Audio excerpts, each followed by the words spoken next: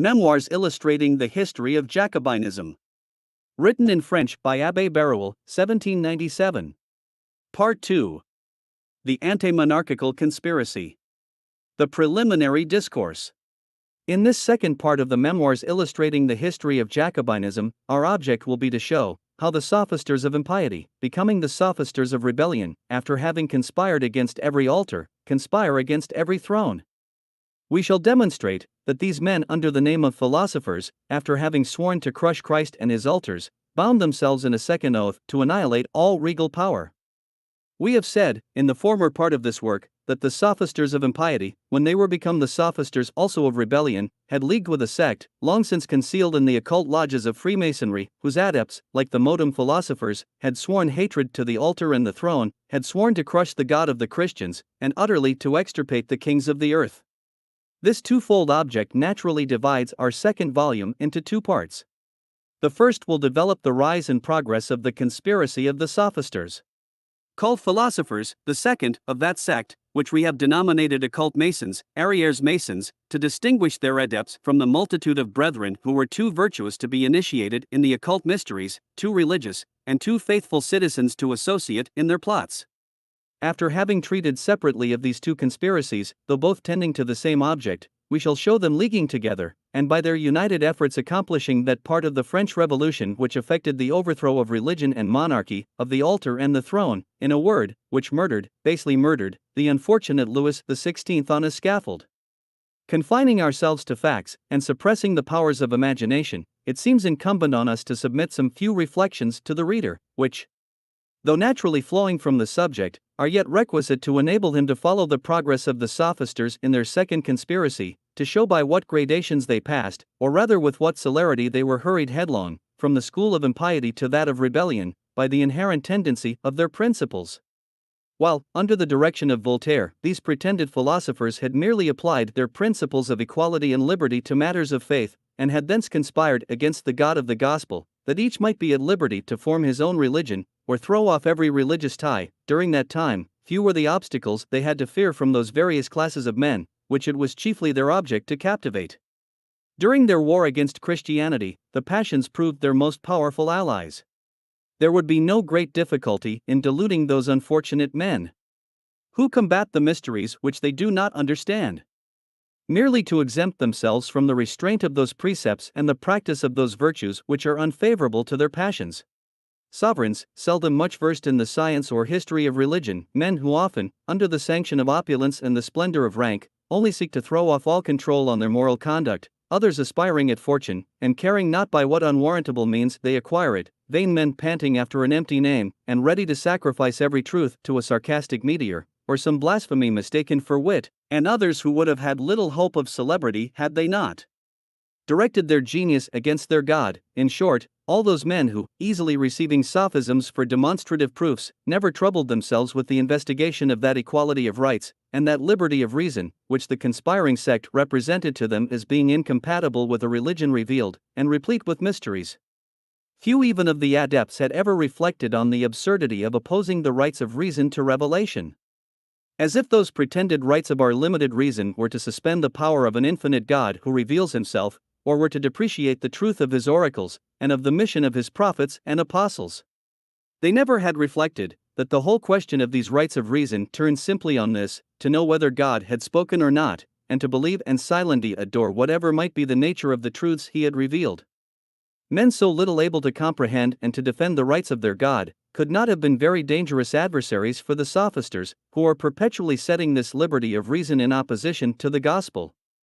But how different the case, when the sect applying this same equality and liberty to the empire of human laws and to civil society, concludes that after having crushed the altar, it was also necessary to overturn every throne, in order that men might be reinstated in their original equality and liberty. A conspiracy on such principles, and drawing after it such consequences, must naturally have been combated by the interests and the passions of the royal sophisters, of the protecting princes, and of all those adepts of the higher classes, who were so docile to the accents of liberty, when those accents only menaced the destruction of the religion of their God. Voltaire and D'Alembert could not expect to find Frederick, Joseph II, Catherine III, or Gustavus of Sweden, much disposed to subvert their respective thrones.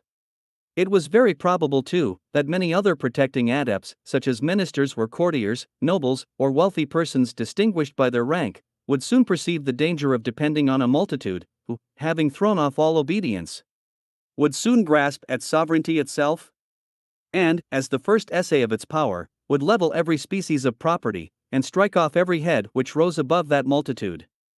On the side of the sophisters themselves, though gratitude could have had but little weight with them, yet their interest, their very existence might have abetted their eagerness against the throne. D'Alembert lived on pensions from the kings of France and Prussia. His very apartment in the Louvre was a gift from Louis XVI. The Empress of Russia alone supported Diderot's ruined fortune, and the Grand Duke pensioned the adept La Harpe. Damolaville would have been a beggar if discarded from his office. The philosophic Sanhedrim of that French academy, composed of so many adepts, owed its existence, its means, its counters, jetons, to the generosity of the monarch. There were few other scribbling sophisters who did not either look up to a pension, or had not already obtained one by the intrigues of the protecting ministers. Voltaire had acquired an independent fortune. But he was not, on that account, the less elated when M. de Choiseul gave him back the pension which, 12 years before, he had lost on account of his impious writings. Beside, nobody knew better than did Voltaire that he was chiefly indebted for the success of his anti-Christian conspiracy to the royal adepts. He was too proud of numbering among his disciples imperial and regal sovereigns to conspire against their very existence on earth. All these motives, therefore, gave quite a different turn to the conspiracy against the throne, from that which we have already seen erected against the altar. In the warfare against the gospel, equality and liberty could have been but a shallow pretense. It was their hatred against Christ by which they were hurried away. It is hardly possible that they could have concealed from themselves that it was rather a war waged by their passions against the virtues of the gospel, than a warfare of reason against the mysteries of Christianity. In the anti-monarchical conspiracy, the pretext had grown into conviction. The sophisters believed their principles of equality and liberty to be demonstrated. They did not even suspect an error in their principles. They believed the war which they waged against kings to be a war of justice and of wisdom. In the former conspiracy, it was the passions inventing principles to combat the God of the Christians; in the latter, it was reason, misled by those same principles, seeking and glorying in the downfall of every crowned head. Rapid had been the progress of the passions. From his very birth, Voltaire's hatred against Christ had been at its height. Scarcely had he known, ere he hated, scarcely hated when he swore to crush the God of the Christians. Not such was the progress of the hatred against kings. This sentiment had, like opinion and conviction, its gradations. The very interest of the sophisters of impiety thwarted for a long time the measures of those of rebellion. Many years were necessary to enable the sect to form its systems, to determine its plots, and resolve on its object. Were we to precipitate its steps? We should be guilty of misrepresentation. As faithful historians, it will be incumbent on us to show this hatred against kings in its infancy, that is, springing from the hatred against Christ, and successively applying those principles invented against the altar to the destruction of the throne. This hatred against kings had even in the chiefs of the conspirators its gradations, but their systems will complete the delusion, and root it in the hearts of the adepts. It will bear absolute sway over their secret academy, and there will the same plots be contrived against the throne as philosophism had framed against the altar. The same means and the same success will combine the conspiracies. The same crimes and the same disasters will combine the revolutions. Chapter 1. First step in the conspiracy of kings. Voltaire and D'Alembert passing from the hatred of Christianity to the hatred of kings. Our attention to truth and justice with regard to a man who is so far from both with respect to religion obliges us to begin this chapter by a declaration which might make Voltaire appear to be the farthest from an enemy, much less from being the author of a conspiracy against the throne. If this man, the most unrelenting chief when conspiring against Christianity, had followed the bias of his own inclinations, or had he been able to sway his adepts in politics as he had in impiety, never would that oath of destroying the throne have issued from his school. Voltaire loved kings; their favor and their caresses were his delight; he was even dazzled with their greatness. His sentiments cannot be mistaken, after having seen him glory in singing the praises of Louis XIV or Henry IV, kings of France, of Charles XII, King of Sweden, of the Tsar Peter, Emperor of all the Russias, of Frederick II, King of Prussia, and of so many other kings, both of ancient and modern times. Voltaire had all the habits and manners of the great, and at his court of Ferney acted the grandee perfectly well. He had too high an opinion of his own abilities to assimilate himself, by equality, to that multitude which he contemptuously styles the beggarly canaille. He was not only partial to kings, but even to the monarchical form of government. When he gives a loose to his own sentiments, and in his historical writings, we see him invariably preferring the dominion of one to that of the many. He could not endure the idea of having so many masters as there were councillors in the parliament. How then could he adopt that liberty and sovereignty of the people which would have given him as joint sovereigns? The towns and suburbs, the peasantry, and his own vassals. He who so much delighted in reigning in his own castle, who was so jealous of his prerogatives in the midst of his estates which he called his little province, how could he wish to sanction an equality and liberty which was to level the castle with the cottage? Beside, Voltaire's principal object was to annihilate Christianity, and he feared nothing so much as to be thwarted by the kings in his undertaking, on pretence that he equally aimed his blows at the throne as he did against the altar. It was for this reason that he perpetually warns the adepts of what consequence it was that the philosophers should be considered as faithful subjects. When assuring Marmontel how much he, Voltaire, was protected by Choiseul and the courtesan Pompadour, he writes that they may send him anything without danger. They know that we love the king and the state. It was not among us that such people as Damien heard the voice of rebellion. I am draining a bog, I am building a church, and I pray for the king. We defy either Jansenist or Molinist to have a greater attachment for the king than we have. My dear friend, the king must be acquainted that the philosophers are more attached to him than all the fanatics and hypocrites in his kingdom. It was the selfsame motive which induced him to write to Helvetius, that sophister whom we shall see so unrelenting in his hatred to kings. It is the king's interest that the number of philosophers should augment, and that of the fanatics diminish. We are quiet, and they are all disturbers of the peace. We are citizens, they are the children of sedition. The faithful servants of the king and of reason shall triumph at Paris, at Vore, and even at the Délices. Apprehensive, however, that the philosophers might be suspected, notwithstanding all his protestations. He had already written thus to D'Alembert: Do you know who the bad citizen is that wishes to persuade the Dauphin that France is overrun with the enemies of religion? They will not pretend to say, I hope, that Peter Damiens, Francis Ravaillac, and their predecessors were deists and philosophers.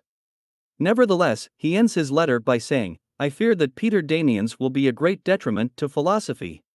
Finally, if anything can paint in strong colors Voltaire's attachment to kings, it will be the method in which he treats those of the adepts who dared attack the authority of the sovereign. The adept Thuriot had sent him a work on the theory of taxation. And Voltaire answers, received the theory of taxation, an obscure theory, and apparently to me an absurd one.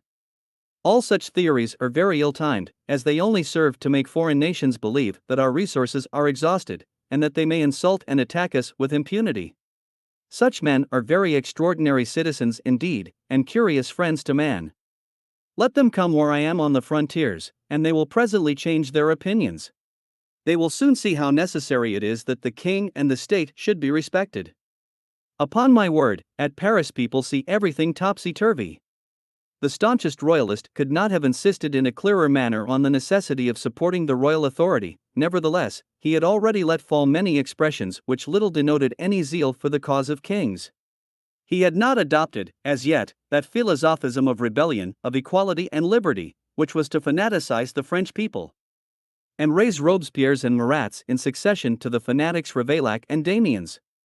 There were times even when he would have treated the Mirabeaus, Lafayettes, and Baileys, as he used sometimes to treat those mad economists who, attacking the authority of kings, saw, through their pretended theory, everything in a wrong light. But this love for his king was but a remnant of his first education, which philosophism had often belied, and of which the very trace would soon be erased from the heart of the sophister.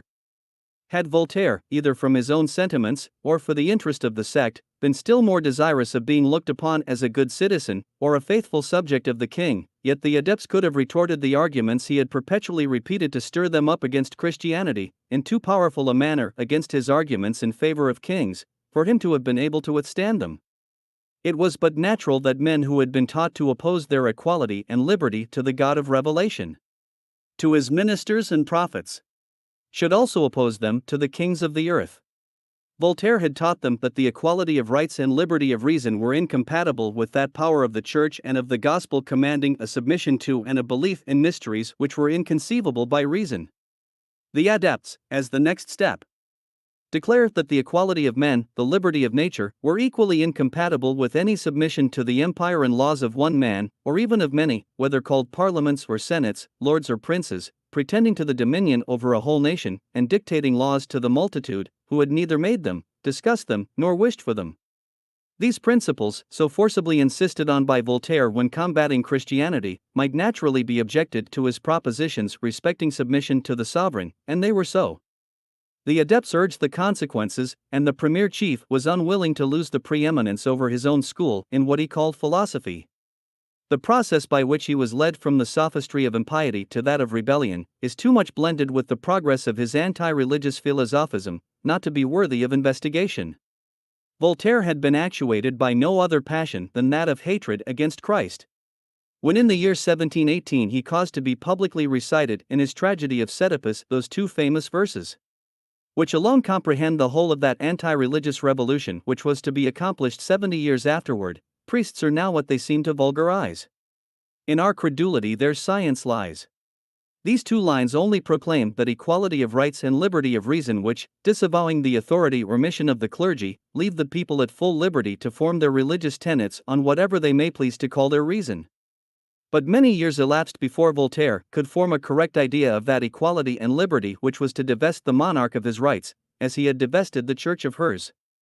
It even appears that he had not at that time any idea of deducing from this equality and liberty principles so fatal to monarchy, that he was perfectly ignorant of what equality and liberty, applied to civil society, meant, when he published his epistles or discourses on equality and liberty in 1738. The first lessons he received on the subject were from his Élève Thériot, whom he had left in England, and from whom he wished to learn what opinion the adepts had formed on those epistles. Or, as is more probable, Thériot, knowing his master's bias for aristocracy, only wrote that he had not sufficiently gone to the point, and that he was not in complete possession of the true principles. Piqued at such a reproach, Voltaire, like a man who did not care to see himself outdone by his disciples, writes, "A word on the epistles. Where the devil do you find that they do not go to the point? There is not a single verse in the first epistle which does not show the equality of conditions, nor one in the second which does not prove liberty." Notwithstanding this reply, the disciple was in the right. He might have rejoined that throughout the whole of the epistles there was not a single verse which, philosophically speaking, was not a misconstruction, since, in the first, all that Voltaire aimed at proving was that in all stations of life the sum total of happiness was nearly the same, and in the second, liberty is considered much more as a physical faculty than as a natural, civil, and political right.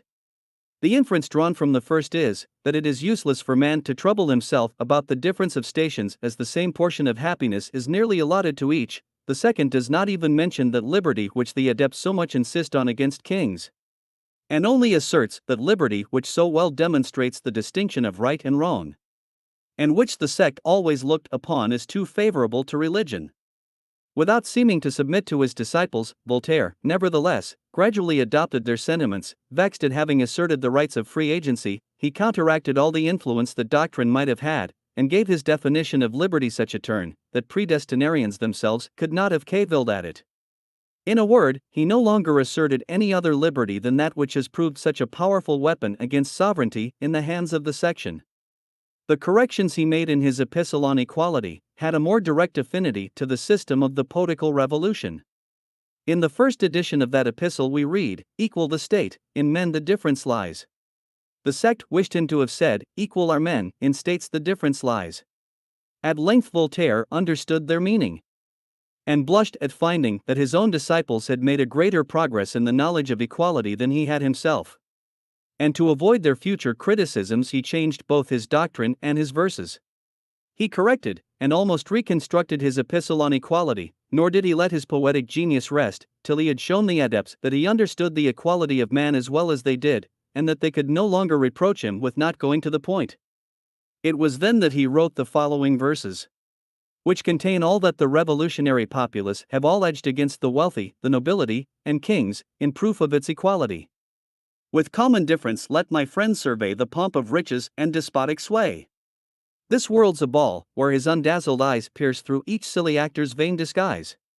My lord, your highness, are the masks that hide their little beings and exalt their pride. But, men are equal, pride do what you can. The mask may differ, hath the same the man.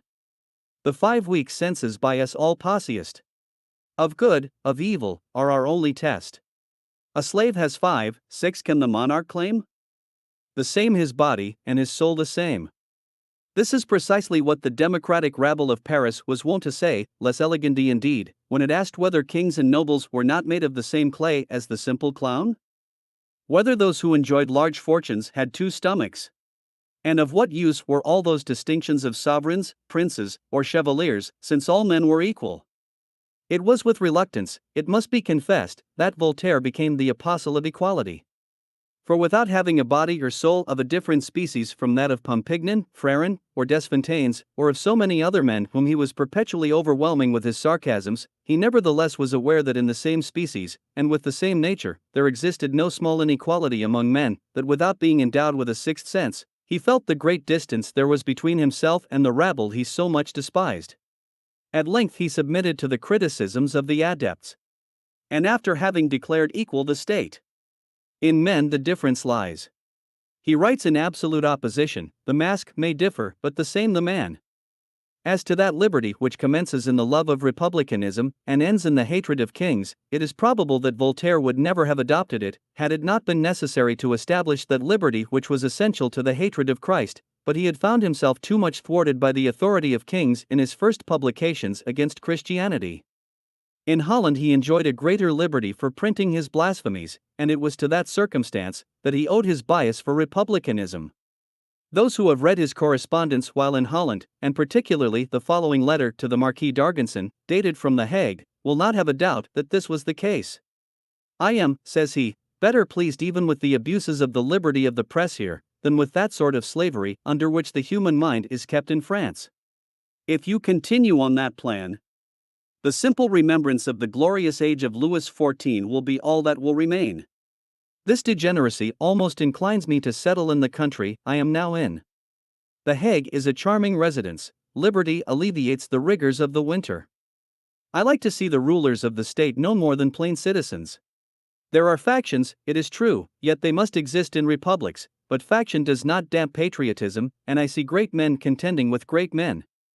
On the other side, I see, with equal admiration, the chief members of the state walking on foot without servants, living in houses worthy of those Roman consuls who dress their own roots. You would like this government extremely, notwithstanding all those imperfections which are unavoidable in it. It is entirely municipal, and that is what you admire. All these expressions naturally denote a man declining towards a republican equality and liberty, and who impatiently bore the yoke of kings. A few years after, we may observe this passion much more predominant in Voltaire, especially in a letter which he is supposed to have written to an academician of Marseilles, and mentioned in Mr. D.C. Bevis's Memoirs. I should accept your invitation, were Marseilles still a Grecian republic, for I greatly admire academies, but am much more partial to republics.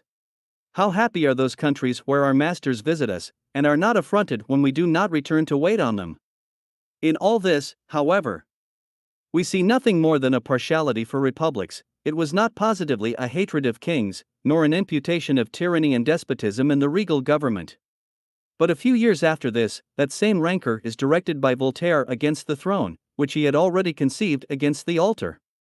Such at least is clearly the purport of a confidential letter which he writes to D'Alembert, wherein he says, as to Luke, the king of Prussia, sometimes biting sometimes bitten, he must be a most unhappy mortal, and those men who put themselves in the way of a musket or a saber for such gentry, are most abominable foob. Don't betray my secret either to kings or priests. This, however, could be no secret to those who had observed the modem sophisters trying to cast all the odium of war and its miseries on kings and the nature of their governments, and wishing to persuade the people that their only way of acquiring happiness and everlasting peace was to take the government into their own hands by wresting it from their royal masters. This proposition, so evidently contradicted by that perpetual state of warfare, interior or exterior, so common to republics, evinces that Voltaire had no care about proof, when he decided in so peremptory a style, that those who were persuaded they were fighting for their country when rallied under the standard of their king, were most abominable fools. We should particularly remark in this letter how much his secret with regard to kings is connected with that respecting the priesthood, and he had more than once publicly divulged them both. The latter he had expressed in the verses already quoted from his tragedy of Oedipus: priests are not what they seem to vulgar eyes, in our credulity their science lies. And as to the former, we see Voltaire by the same means teaching the people what they are to think with regard to sovereigns, their rights, and their origin, or with regard to the nobility, who are perpetually led and spurred on to the defense of their country in emulation of those services by which their ancestors distinguished themselves. It would be in vain to excuse the poet; it is a hatred of kings, and not the genius of poetry, which inspires such artful turns, and makes the dramatic actor speak the sentiments of the sophister. It certainly was not the love of monarchy which dictated the following verses, and caused them to be spoken on the stage of a nation under the dominion of a king, and proud of the achievements of its nobility. In his tragedy of Merope, he says, some lucky soldier was the first of kings who serves the state, no matter whence he springs. When Voltaire taught this doctrine to the French people, the anti-monarchical revolution had made as great a progress in his mind as the anti-Christian formerly had, when the verses already quoted had been spoken against the clergy. But nothing short of the most abandoned Jacobinism could testify applause when Voltaire continues, "Do you wish to be happy? Never, Alma Master." It was thus that Voltaire, carried away by his system of liberty opposed to the altar, daily cherished the sentiments of that liberty which was to combat the throne. Nor was it inadvertently that these maxims escaped from his poetic genius. In his correspondence with D'Alembert, his intention appears clearly when he points out to his confidant all those verses which may teach the subject to rise in judgment against his king, or even to become his assassin or executioner, should he ever choose to view his prince in the light of a tyrant or a despot. Exactly such are the passages which he wishes D'Alembert to notice. When he writes, "Last year I hurried over a play called The Laws of Minos, which presently you will see hissed. In those laws of Minos, Tusser says to Marion the senator, our laws a change, our state a king requires. The senator answers, of me, my treasures, and my life dispose. But should the power this sovereign rank bestows be turned against our laws and native land, then shall my arm that guilty power withstand." Had Voltaire ever met with such verses in the writings of a clergyman, he would immediately have attacked him as an assassin and a traitor. He would have exclaimed, "Behold the subject who raises himself in judgment against his sovereign, who takes upon him the right of deciding between his king and the laws, the right of attacking and combating his king, and of turning his sword against him, every time it may please him to believe, or to persuade the people, that the death of the prince would restore energy to the laws." Voltaire would have immediately added, "There we see the people decidedly created both judge and sovereign over their kings. Such are the maxims which form rebels, and produce revolutions with all their concomitant horrors of democratic anarchy." What Voltaire would very properly have said on this affectation of their making a distinction between the king and the country, history may as properly apply to Voltaire himself. More particularly as nobody knew the consequences and danger of such maxims better than he did. Nor did he even make any secret of their dangerous tendency when writing to his friends. He begins his letter to the Count d'Argental on sending him some of those seditious publications, by saying, "In the first place, promise me upon oath, that you never will let my petit pates out of your hands, that you will send them back to me, and inform me whether they are too highly seasoned, or whether the general taste of the day is more depraved than my own. The forcemeat of my petit pates is not quite palatable to a monarchy, but you told me that a dish of Brutus had been lately served up at the Count de Falkenstein's, the name under which Joseph II travelled, and that none of the guests had left the table." Such language is not very enigmatical, but it paints Voltaire in very different colors from those we have seen him in, when reproaching his Parisian brethren with seeing everything topsy-turvy in their attack on the king's power. It denotes an author who dares not yet show his sentiments so opposite to that power, but who wishes to go as far as possible without exposing himself to danger.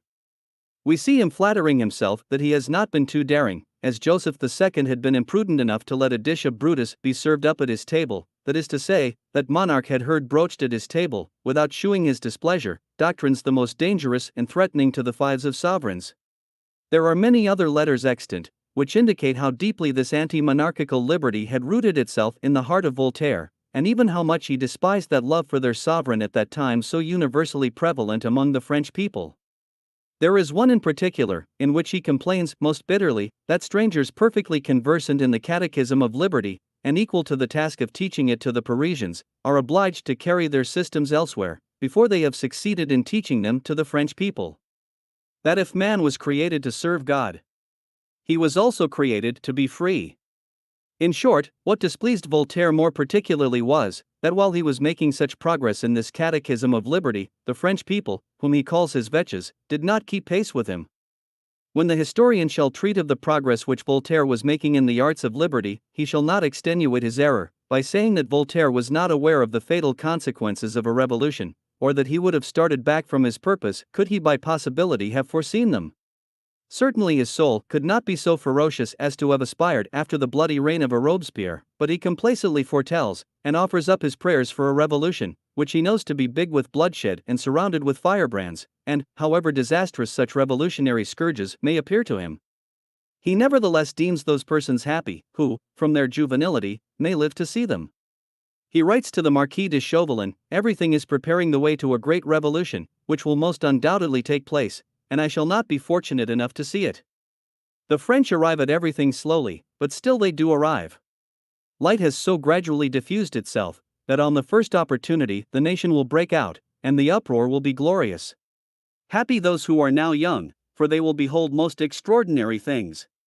Let the reader notice the date of this letter, which is 25 years anterior to the French Revolution. During the whole of that long period we shall never observe Voltaire reproaching the adepts with seeing everything topsy-turvy, when they attacked the royal prerogative. Whether it was that the victories he had obtained over the altar gave him more confidence in his attacks against the throne, or that the success of his sarcastic attacks, gradually made against kings with impunity, had persuaded him that they were not so formidable as he had believed them either to himself or to his adepts, which of these was the true reason we cannot now determine. This, however, is certain, that so far from being startled at the principles of insurrection inculcated throughout the writings of his disciples, he hugs himself in the idea that their productions were becoming the catechisms of all nations. When Diderot published his System of Nature, it was neither his attacks nor his frantic declamations against kings that the philosopher of Femi sought to combat, but a kind of metaphysics the absurdity of which he feared would reflect on philosophy. Yet, notwithstanding this absurdity, and the violent declamations against sovereignty, we find him exulting with D'Alembert in the success of that abominable work, and bragging of its being so greedily read throughout all Europe, that people snatched it from each other. When he saw the courtiers and princes encouraging new editions of Helvetius's work on man and his education, notwithstanding the seditious and anti-monarchical principles it contained, and which will be noticed in the course of this work, Voltaire, so far from fearing the indignation of kings, which such writings would naturally draw down on his school of philosophers, smiles exultingly with D'Alembert at the great success of the work, and receives it as a proof that the flock of sages silently increased. Thus it is that all his fears of irritating sovereigns, by this apostleship of equality and liberty gradually subside, and are succeeded by that thirst of revolution, of riot, and of those tempestuous scenes which were to accompany the downfall of emperors and kings. In a word, of all sovereigns, or, in their philosophical cant, of tyrants and despots. Our readers, in future ages, will naturally inquire whether D'Alembert walked in the footsteps of his dear master, whether, as zealous as Voltaire for the anti-Christian liberty, he also adopted that liberty so inimical to royalty. Let D'Alembert speak for himself. His answer is contained in a letter already quoted, but which may throw new light on this question. "You love reason and liberty, my dear and illustrious brother, and a man can hardly love the one without loving the other. Well then, here is a worthy republican philosopher whom I present to you, who will talk with you on philosophy and liberty. It is Mr. Jennings, Chamberlain to the King of Sweden, a man of great merit and enjoying a high degree of reputation in his own country. He is worthy of your acquaintance, both for his own merit and for the uncommon esteem he has for your writings, which have so much contributed toward disseminating those two principles among persons worthy of feeling them." What an avowal is this for a man like D'Alembert, who was extremely cautious in his expressions, and always on his guard, lest he should utter anything that might expose him to danger. You love reason and liberty, and a man can hardly love the one without loving the other. A few lines lower, we find this reason to be philosophy, and the subsequent liberty to be that of a republican philosopher, who nevertheless lives under a monarchy, loaded with the favors, and enjoying the confidence of his sovereigns. It is D'Alembert then who avows that one can hardly love his pretended philosophy without loving republicanism, or that liberty which he believes not to exist under monarchy. It is D'Alembert again who selects from among the numerous claims which may entitle the sophistical courtier to Voltaire's or his own esteem, that of his love for republican philosophy, though he certainly could not cultivate such a disposition without secretly wishing to betray the cause of his king. In short, it is D'Alembert who extols the writings of his dear and illustrious brother, as peculiarly adapted to disseminate those two principles of republican liberty and republican philosophy among persons worthy of feeling them. Or, in other words, as peculiarly adapted to fulfill the wishes of those pretended sages, who can find no liberty under the government of kings, and who detest monarchy in proportion to their love for republics. He who believes himself worthy of feeling this twofold sentiment, he who acknowledges no philosophy is true if void of these two sentiments, could he, I ask, demonstrate in a more forcible manner how ardently they glowed in his heart, or how much he panted after those revolutions which were to crush the throne and establish republicanism on its ruin? In drawing these inferences, let not the reader suppose that we mean to confound in all cases a bias for republics, or the love of liberty, with the hatred of kings, and the desire of subverting every throne. We are perfectly aware that there exist many worthy republicans, who, while they love their own government, are not unmindful of the respect due to those of other nations. Nor are we ignorant that true civil liberty is no less compatible with monarchies than with republics. Indeed, it might not be difficult to prove that the subject frequently enjoys a more real and extensive liberty under a kingly than under a republican government, especially if a democracy. But when we behold the sophisters perpetually complaining of the government of kings under whom they live, styling their sovereigns despots, and sighing after the liberty of the republican philosopher, we are certainly entitled to view their love for liberty and republicanism as blended with the hatred of kings. If their blasphemies against Christ, if what they call their philosophy be by any means thwarted, impatient of the reign, they burst forth into complaint, and they exclaim that reason is shackled, that despotism, Decius-like, perpetually persecutes them, or that man is unfortunate indeed when he lives under the eye of a monarch or of his ministers. But to confine ourselves to D'Alembert, let us recall to mind that in the warfare against the altar, he acted the part of the fox. We shall see him employing the same cunning in his attack against the throne.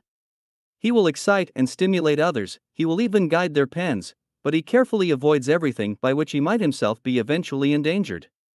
It is thus that he lauds Voltaire, that he extols the zeal with which his dear brother propagates the republican liberty and philosophy, and fearing lest this zeal should sometime abate, he adds, continue to fight as you do, pro eris et fossis. As for me, my hands are tied by ministerial and sacerdotal tyranny, I can only follow the example of Moses, and raise up my hands to heaven while you contend in fight.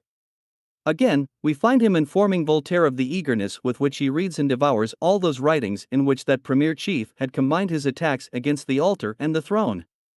We see him applauding his sarcastic wit, and thus addressing him, I am almost angry when I learn from public report that without informing me of it you have given a slap to fanaticism and tyranny, and that without detriment to the swingeing blows which you apply in so masterly a manner on other occasions. You enjoy alone the privilege of covering with odium and ridicule those two pests of society. During this warfare, it was not the good fortune of all the adepts to gain the applause of D'Alembert. They had not, like Voltaire, the art of pleasing or amusing kings, who did not perceive that the sarcastic wit and satire of his romances and historical productions fell on their own heads, though seemingly aimed only at the persons of other kings. It was not every one of the adepts that had the art of throwing the living into contempt, by striking at the dead, of flattering the person of the sovereign, and rendering sovereignty odious, nor shall we find D'Alembert equally pleased with all those who appear in array against the royal cause. Some of them, too eager, said too much, others were awkward in their attacks, and these he styles bunglers who are to be found everywhere. Others again were not sufficiently bold. He will allow them wit, but he wishes them to be less favorable to despotism. And the reader will easily conceive what he would have written himself if his hands had not been tied. When he confidentially writes to Voltaire, I hate despots almost as much as you do yourself. It would be futile to object that the hatred of despotism does not infer the hatred of kings. We know that, but who are the despots implied by our sophisters, if not the kings under whom they lived? Were the emperor of the Turks, or the Grand Mogul, who had nothing to do with our philosophers, the objects of their repeated complaints and hatred? Such objections are unworthy of being noticed. Their language is known, and sufficient proofs will occur to show that with the sect despots or tyrants and sovereigns or kings are synonymous terms. The very affectation of confounding them together shows that the hatred of the one and of the other were blended in the hearts of the chiefs and of their adepts. In short, the compliments of D'Alembert are not the sole proofs with which the adepts have furnished us of the great part Voltaire had taken in that revolution so fatal to monarchy, and which he so exultingly foresaw. Had he never aimed his sarcastic wit, so much admired by the sophisters, at the persons of kings, still he would have been the man, at least in the eyes of his school, who had smoothed the way, who had sealed the rampart, to assail the throne and shiver the scepter of the pretended tyrants, in a word, to contrive what the French Revolution has since accomplished, both with respect to the crown and person of the unfortunate Louis XVI. These important services are thus appreciated by Condorcet, shall, says he, men who would still have been slaves to prejudice if Voltaire had not written, accuse him of betraying the cause of liberty. They cannot understand that if Voltaire had inserted in his writings the principles of the elder Brutus, that is to say, those of the American Act of Independence, neither Montesquieu nor Rousseau could have published their works. Had he, as the author of the System of Nature did, obliged all the kings of Europe to support the ascendancy of the clergy, Europe would still have remained in the bonds of slavery and buried in superstition. They will not reflect that in our writings, as in our actions, we are to make no more than a necessary display of courage. Condorcet, in writing this, seems to have considered himself as having displayed a sufficient courage, as he did not think it necessary to say that the throne would have remained unshaken if Voltaire had not begun by eradicating religion from the minds of the people. His brethren the hebdomadary adepts criticized the panegyrist as not having sufficiently extolled the services which Voltaire had rendered. At that period the French Revolution was at its summit. Louis XVI was reduced to a mere phantom of royalty in his palace, or rather prison, of the Tuileries. The literary part of the Mercure was conducted by La Harpe, Marmontel, and Chamfort, and these reviewers undertake to inform the unfortunate monarch of the hand which had wrought the downfall of his throne. In giving an account of the life of Voltaire, written by the Marquis de Condorcet, the hebdomadary philosophers speak in the following terms: it appears that it would have been possible to show in a clearer light the eternal obligation which human nature has to Voltaire. Circumstances were favorable. He did not foresee all that he has done, but he has done all that we now see. The enlightened observer and the able historian will prove to those who are capable of reflection that the first author of the great revolution, which astonishes all Europe, which infuses hope into the hearts of nations and disquiet into courts, was, without doubt, Voltaire. He was the first who leveled that formidable rampart of despotism, the religious and sacerdotal power. Had he not broken the yoke of priests, that of tyrants never could have been shaken off. Both equally weighed upon our necks, and were so intimately interwoven that the first once slackened, the latter must soon have lost its hold. The human mind is no more to be impeded in the career of independence than it is in that of slavery. And it was Voltaire who shook off the yoke, by teaching it to judge, in every respect, those who kept it in subjection. It was he who rendered reason popular, and if the people had not learned to think, never would it have known its own strength. The reflections of the sage prepare political revolutions, but it is the arm of the people which executes them. Had I no other object in view than to demonstrate that these men, styling themselves philosophers, and glorying in the school and name of Voltaire, chiefly aimed at the overthrow of monarchy when they attacked religion, that it was to the successful warfare which Voltaire had carried on against the religion of Christ that they peculiarly attribute their success against the throne, that by the appellation of tyrant and despot they point at the best of kings and most rightful of sovereigns. Had this been my only object, I say, it would have been useless to continue these memoirs on the anti-monarchical conspiracy, or that of the sophisters of rebellion against every king.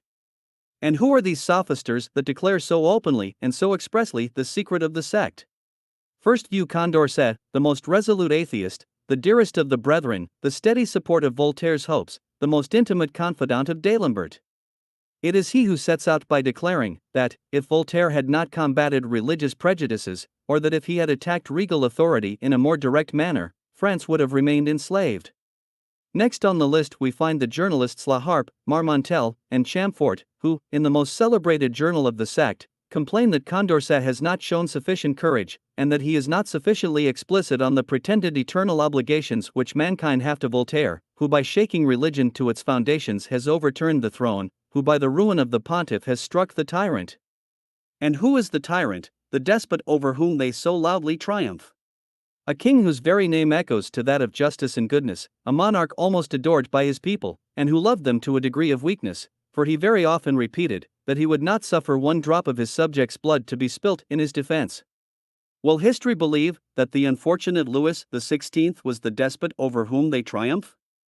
And yet, if any king upon earth should believe that he is not comprehended in the general subversion aimed at by the conspirators, let him hearken. It is not of France alone that they speak, but of all mankind. It is a mankind that they pretend to behold enslaved under kings, and that hope which they had infused into the heart of man is the same which they joyfully observe expanding itself through all nations. If now tranquil on his throne, let him remember that he is destitute of the prudence which even the conspirators suppose him to be endowed with. They believe disquiet to be infused into every court, for they well know that their principles and their lawless attempts openly menaced monarchy. Yes, that their conspiracy was universal is already evident. History needs no farther proof, but before they dared proclaim it, that conspiracy had its gradations, its means are to be laid open. The first step is that hatred against the throne, flowing in the hearts of the chiefs, from the hatred they had conceived against their God. The second will be found in the investigation of those systems devised by the adepts to overthrow regal authority and substitute another in its stead. The teachers of the sect had applied the vague principles of equality and liberty to religious tenets, and hence originated the hatred of Christ and his church. From the same principles applied to politics arose those theories and systems of subversion, with which the sect assails every throne. Chapter 2. Second step of the conspiracy against kings. Political systems of the section. D'Argenson and Montesquieu. Among the adepts who must have foreseen the consequences which naturally ensued from the application of a pretended equality of rights, and of an irreligious liberty, to politics, none could have done so more intuitively than the Marquis d'Argenson. This man, Minister of the Foreign Department, had lived during the greater part of his life near the person of his sovereign, and enjoyed that favor, to which he was thought to be entitled by having consecrated his life to the royal service. Yet he was the man who, during the reign of Louis XV, drew the outlines of those sophisticated systems, which were to oppose regal authority, and gradually metamorphose the French monarchy into a republic. We have seen Voltaire, as early as the year 1743, extolling the affection which this marquis bore to equality, to liberty, and to the municipal government. These praises of the premier chief evidently show that Mr. d'Argenson had already conceived his municipalizing system. And all those wild plans, which the future rebels, under the title of a constituent assembly, were to adopt as one of the leading features of their royal democracy, at once the most senseless and most seditious as well as the most heterogeneous form of government that could be conceived, and more especially for Frenchmen, they also prove that he made no secret of his plans to his confidants and co-operators. His system consists in the division and subdivision of the provinces into small states, first called provincial administrations by Necker, and afterwards termed departments by Target and Mirabeau. According to d'Argenson's plan, resumed and corrected by Turgot and Necker, each of those petty states was, under the inspection of the king, to be charged with the interior administration of its districts, and the levying of taxes, to superintend the different plans adopted for the relief of the people, to inspect the hospitals, the high roads, the establishments useful to commerce, and other such objects. The administrators could not determine on any subject of importance without the orders of His Majesty, and this was judged a sufficient fence to the royal prerogative, especially as at the first formation of these provincial administrations, one half of the members were to be nominated by the king, which half, when assembled, chose the remaining moiety. The distinction of the three orders, of the clergy, the nobility, and the third estate, was preserved, as it used to be in the States General. The towns and boroughs, and even the villages were to have their respective municipalities, all acting on the same plan, and under the direction of the provincial administrations, in their secondary districts. Though at first sight this system appears extremely advantageous, yet, on examination, we shall find that its sole tendency was to apply republican forms, as much as circumstances would permit, to a monarchical government, that its object was to cramp the authority of the monarch, to clog and weaken it, and to annihilate the power of his officers, or direct agents, the intendants of provinces. Soon was France, by means of these assemblies and their committees, or permanent offices, to be filled with ambitious men starting forth in the new political career, men indeed who, in the first instance, would have recognized the authority of a king, but who would soon have considered themselves better informed of the wants of the people, being nearer to them, than his ministers. and therefore more fully acquainted with the means of alleviating their distresses. Remonstrances and philosophic reasonings would soon have followed, and sufficed to justify disobedience. The people, under a fond persuasion that these provincial administrators supported their interests against the court, would easily have been brought to believe them the bulwark of their liberties and privileges, assigning every happy event to them, and attributing every misfortune to the king and his ministers. Each municipality coalescing with the administrators, 100 petty republics start into existence, ready to league against their sovereign, who, under the title of king, would scarcely have retained the authority of a doge. In time we should have seen a swarm of polecasters, or petty tribunes, sallying forth from these administrative bodies, who would have left no means untried to persuade the populace that such a king was rather a burden than an advantage to the state. That it would be proper to lay him aside, since he was unnecessary, that the provincial and municipal administrations would then be able to follow up in a more effectual manner the salutary measures they had conceived for the good of the people, and thus, step by step, the monarchical government would have been overthrown and a municipal administration established, with the freedom of which Voltaire and D'Argenson had been so fascinated in Holland. The man who could not readily foresee that such would be the consequence of this municipalizing system must have been very ignorant of the character of Frenchmen, and especially of French philosophers when drawn into the vortex of modern politics. Even the admission of the clergy into these provisional administrations must have proved a fatal boon to the Church, as it necessarily tended to change the spirit of its ministers. Priests and bishops were admitted, or rather called upon, to form a part of their administrations so foreign to their sacred functions, for the conspiracy had not yet attained sufficient force to cast them off. The zeal for salvation was to be superseded by the wild ambition of moving in a sphere so contrary to their calling. Already were several prelates distinguished by this new title of administrators. Soon should we have seen them become rather the disciples of D'Argenson, Turgot and Necker, than of Christ, soon seen the bishoprics conferred upon none but Morellets and Bodos, with whom religion would have been a very subordinate object, when compared to the glorious enterprise of system-making, or of resisting the ministers and the sovereign. This was a sure method of ruining the Church, by robbing her of the real bishops and substituting petty politicians, who would easily be carried away by the torrent of impiety and ambition, and join with heart and hand a Brienne or an Expilly. Whatever might have been the consequence to the Church, it is very evident that all these new forms of administration tended directly to republicanize the state. Each of these petty administrators would soon have swelled himself into the representative of the province, and the aggregate would have styled themselves the representatives of the nation. The bare appellation of national representative, combined with modum philosophism, sufficed to CMSH the monarchy. D'Argenson did not live to witness the experiment of his system. Some may suppose that he had not foreseen its consequences. But it plainly appears that if he even had foreseen them, so great an admirer of municipalized republics would not have been much alarmed. At a time when the sophisters had not sufficiently erased the love of religion from the hearts of the French to efface their affection for their monarch, this system appeared to make but little impression, but we shall see the sophisters afterward making it the particular object of their dissertations, to accustom the people to the idea of governing themselves. To the great misfortune of France, a man far more capable than D'Argenson of giving to any system the appearance of deep thought and erudition engaged in these political speculations. The love of the commonweal may appear to have directed him toward this study. But the real cause is to be found in the restlessness of philosophism, and in that liberty of thinking which is disgusted with everything around it, and which would continue restless even after having attained the object of which it was in search. This man, who by so many claims commands the public veneration, was Charles Secondat, Baron de la Brede and de Montesquieu.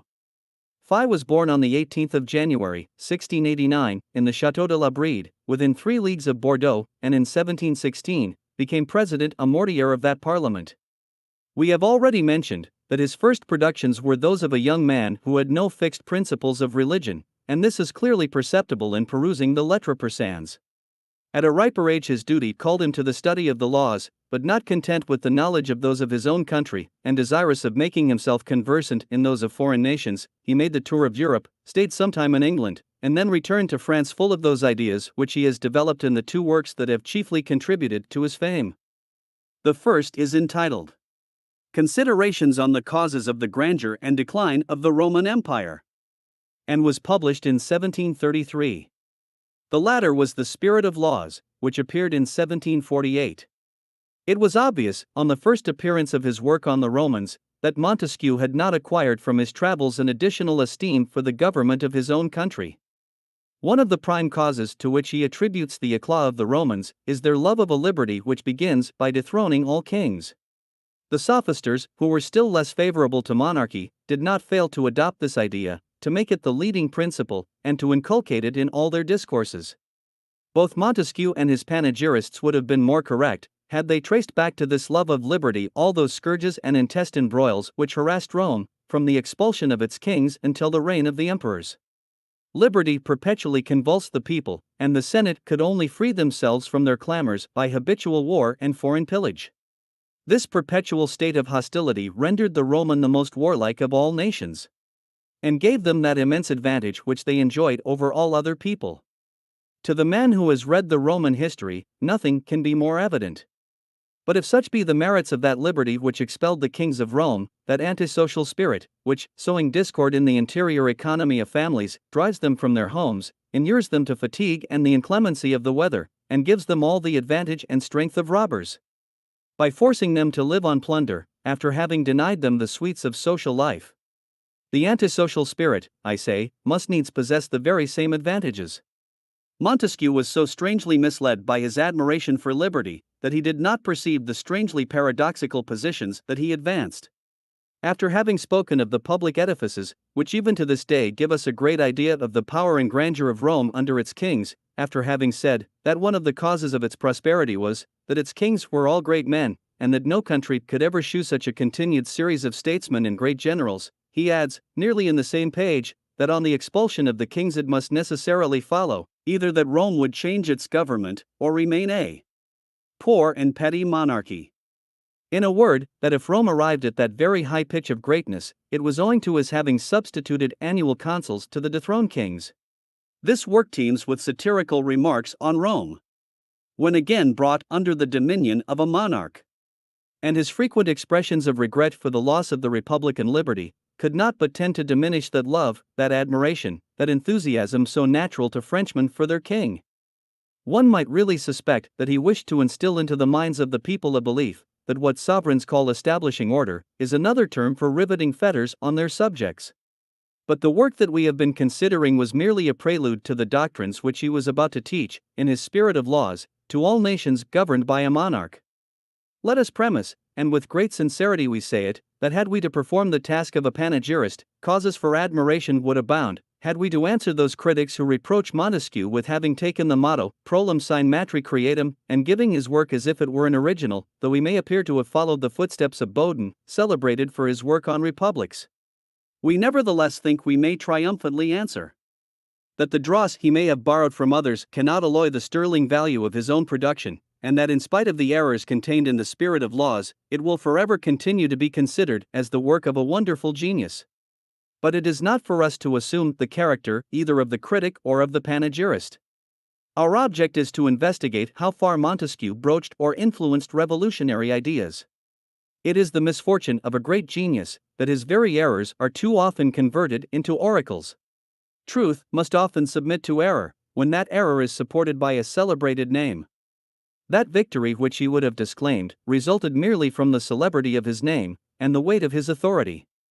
The distinction which he makes between the principles of monarchy and those of republicanism may convince the reader. In an ordinary writer, the whole of that part of the spirit of laws would have been looked upon as the sport of imagination playing upon words. But from Montesquieu they are received as the result of profound thought, sanctioned by the great name of history. Let us examine whether the notions branding monarchy with disgrace can originate from anything but the abuse of terms. Honor, in the general acceptance of his countrymen, was the fear of being despised, and a horror particularly of being looked upon as a coward. It was the sentiment of glory and of courage. When a more moral sentiment attached itself to honor, it was converted into the shame of having done, or of hearing oneself reproached as having done, some act unworthy of an honest man, for instance, as having broken one's word. Montesquieu, observing the despotic influence which this word exercised over his countrymen, adopted honor as the first principle, the mainspring, the prime mover of monarchies, and flatters republics with having virtue for their first principle. The chivalry of the French, pleased with the idea, applauds Montesquieu, but does not perceive that in adopting the word he falsifies the sentiment and metamorphoses it into a false honor, a prejudice, a thirst of fame, an ambition for distinctions or for favor, in a word, into all the vices of the courtier. This was bewildering honor. It was telling those bold knights, so zealous for their king, that they were no more than effeminate courtiers, ambitious men, and slaves to a prejudice, the source of all the vices of courts, an assertion the more evidently false, as many a Frenchman replete with true honor was entirely free from many of those vices. Such a distinction was not only odious and disgraceful, it was also delusive, and the delusion seems to have prevented Montesquieu from perceiving that hereafter philosophism would adopt the principle, but would only repeat the word honor as the opposite to virtue, the principle of republics, and brand the royalists with all the false prejudices, the ambition, and other vices, which he had artfully ascribed to honor. This first error, therefore, was the offspring of delusion. Though, in one sense, as much may be said of the pretended principle of democracies. In another point of view, however, this principle may be introduced with more correctness, and this latter sense appears to be that to which Montesquieu at first alluded. It is undeniable that virtue ought to be more particularly the principle of democracies than of any other form of government, they being the most turbulent and the most vicious of all, in which virtue is absolutely necessary to control the passions of men, to quell that spirit of cabal, anarchy, and faction inherent to the democratic form, and to chain down that ambition and rage of dominion over the people, which the weakness of the laws can scarcely withstand. But it would have been satiric in the extreme to have adopted this latter sense. And Montesquieu's great admiration for the ancient democracies would never permit him to give such an explanation of the principle. He therefore generalizes or particularizes his definitions as suits his purpose. At one time, this virtue, the prime mover of republics, is the love of one's country. That is to say, of equality. Is a political, and not a moral virtue. At another, this political virtue is a moral one, as it is directed to the public good. In one place it is not the virtue of individuals, though in another it is everything that can be understood by good morals, or by the virtue of a people who are preserved from corruption by the goodness of their maxims. Again, it is the most common virtue in that state where theft is blended with the spirit of justice, the hardest servitude with excess of liberty, the most atrocious sentiments with the greatest moderation. In short, it is the virtue of that state where natural sentiments are preserved without the tie of son, husband, or father, and where even chastity is denuded of modesty and shame. Whatever idea the reader may have formed of virtue through the mist which appears to have enveloped the genius of Montesquieu in enigmatic darkness, let us ask, which principle will he adopt, or which will he conceive to be the most clearly expressed? If asked whether virtue was not also to be found in monarchies, he will answer, I know that virtuous princes are no uncommon sight, but I venture to affirm that in a monarchy it is extremely difficult for the people to be virtuous, and this sentiment, so odious and so injurious to all royalists, will in the end be the most clearly deduced of all the new opinions he has broached upon monarchical government. Whether such were his intentions or not, a day will come when the sophisters, repeating his assertions, will say to the people, you only love your king because you have not a sufficient sense of philosophy to raise yourselves above the prejudices of ambition and of false honor, because you are destitute of those moral virtues which direct to the public good, because you are not inflamed with the love of your country, because you admire that form of government where it is extremely difficult for the people to be virtuous. You would admire democracy were your morals good, and were you fired with the amor patris. But, destitute of virtue and unacquainted with philosophy, you are only capable of loving your kings. Such, as every reflecting reader must perceive, is the real explanation of these principles. The Revolution has only brought them into practice. We have heard a Robespierre and a Size proclaiming to the people that in crushing the scepter, murdering their king, and constituting France a republic, they had only put virtue on the order of the day. In the midst of massacres and bloodshed, they profaned the sacred name of virtue, and with virtue in their mouths they plunged the people into the most horrid scenes of vice and debauchery. But have we not seen Montesquieu teaching them how to blend virtue with the most atrocious sentiments, and how it may reign amidst the hardest servitude, or the excess of liberty? To attribute such intentions to this celebrated writer would most certainly be doing an injustice to his memory, but still it is our duty to speak unreservedly on what he has written, and to shew what sentiments nations may have imbibed from his writings. It is awful, whatever may have been his intentions, to reflect on the terrible ravages which his opinions, supported by the authority of his name, have operated in the minds of men. Error is in its infancy with Montesquieu, but it is the same error that was afterwards, in the state of manhood, adopted by Robespierre. Montesquieu would have shrunk back with horror had he heard that democratic villain place virtue for the order of the day with his sanguinary republic, but what could the astonished master have replied, on being told that it was extremely difficult for the people to be virtuous under a monarch? Or under Louis XVI? Let genius shrink back with horror at seeing its errors traverse the immense interval between Montesquieu and Robespierre, let it tremble at its despotic influence over the public opinion. Without designing any convulsion, by its very name it may raise the most dreadful storm. At first, its errors may be tender shoots, but, daily gaining bulk and strength, will they not in the form of massive limbs be wielded by a Condorcet, a Pétion, or a Size?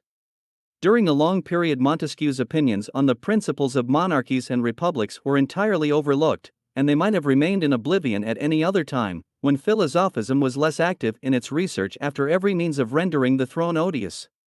Almost as much may be said of that equality which, he believed, in democracy limited ambition to the sole desire of doing greater services to our country than the rest of our fellow citizens, a virtue far too sublime for monarchies. Where nobody aims at equality, it does not so much as enter their thoughts, they all aspire to superiority. People of the very lowest condition desire to emerge from their obscurity only to lord it over their fellow subjects.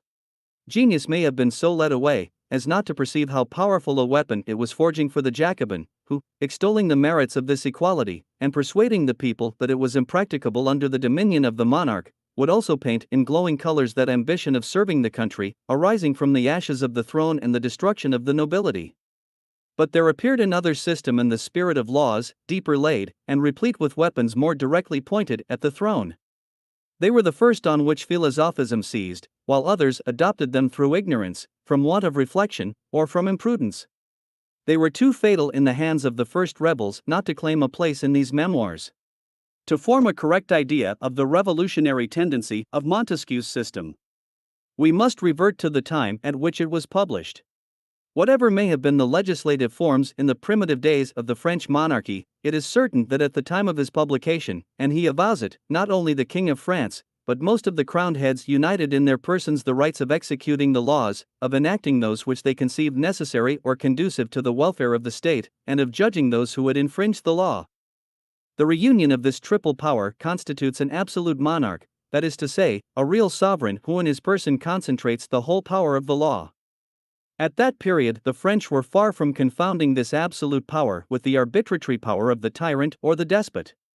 This power was to be found in republics and in mixed states. Here it existed in the Senate, or in the Assembly of Deputies. There in the compound of the Senate and the King.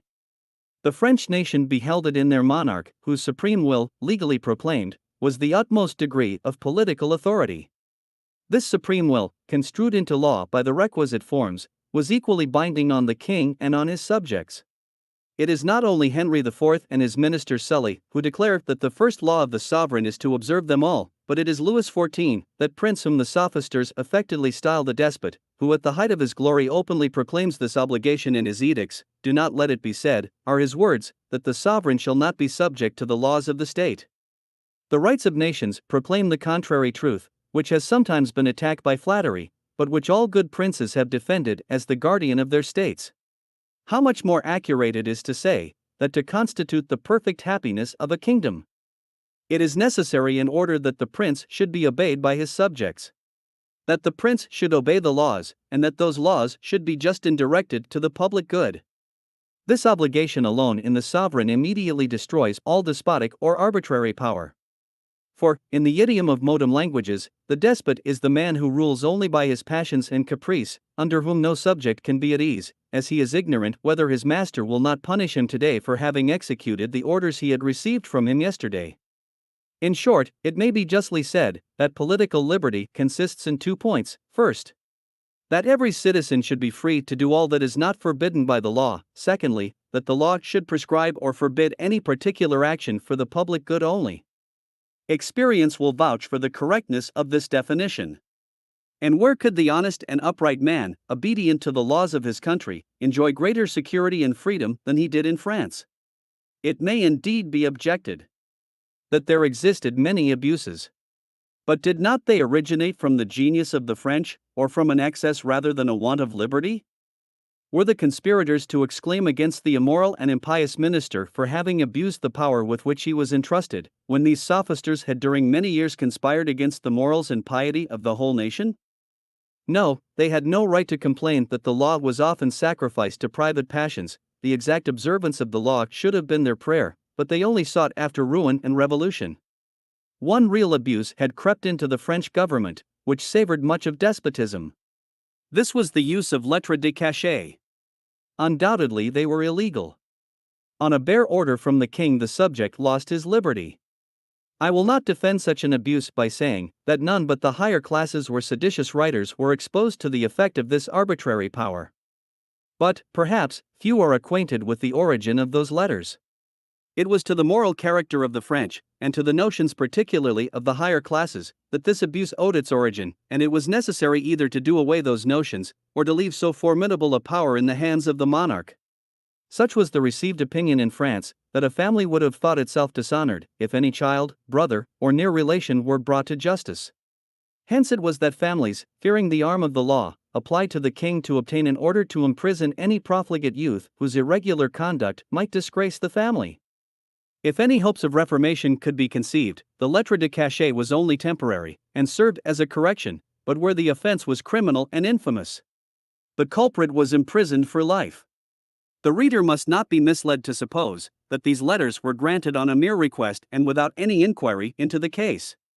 After Mr. de Malesherbes' administration, the petitions sent to the king were transmitted to the intendant of the province, who immediately ordered his subdelegate to call a meeting of the relations and witnesses, and to take minutes of their proceedings.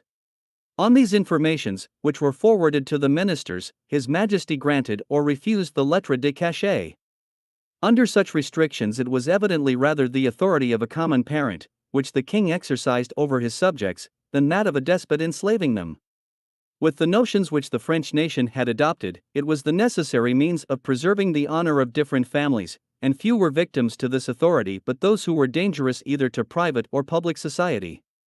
From the use to the abuse of a thing, however, the distance is but small. A profligate minister might exercise this power against the citizen or the magistrate who had fulfilled his duty with the greatest integrity.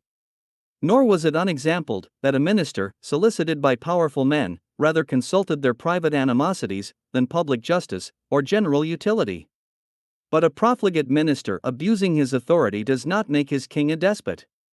The morals of the higher classes being perverted, as we have seen, by philosophism, the abuse of this prerogative might loudly call for reform, but are the sophisters thence justifiable in seeking to overthrow the monarchy? In short, whatever may have been the cause of these abuses at the period when the spirit of laws appeared, it had never entered the minds of Frenchmen that they lived under a despotic government. Let us hear Jean-Jacques Rousseau lay down the law, he who created systems to overthrow it, and let the candid reader judge how far the sophisters are authorized to represent the French government as arbitrary, oppressive, and tyrannical. What, says Jean-Jacques, is the true end of a political association? Is it not the preservation and prosperity of its members? And what is the most certain sign that they are preserved, and that they prosper? Is it not the increasing population?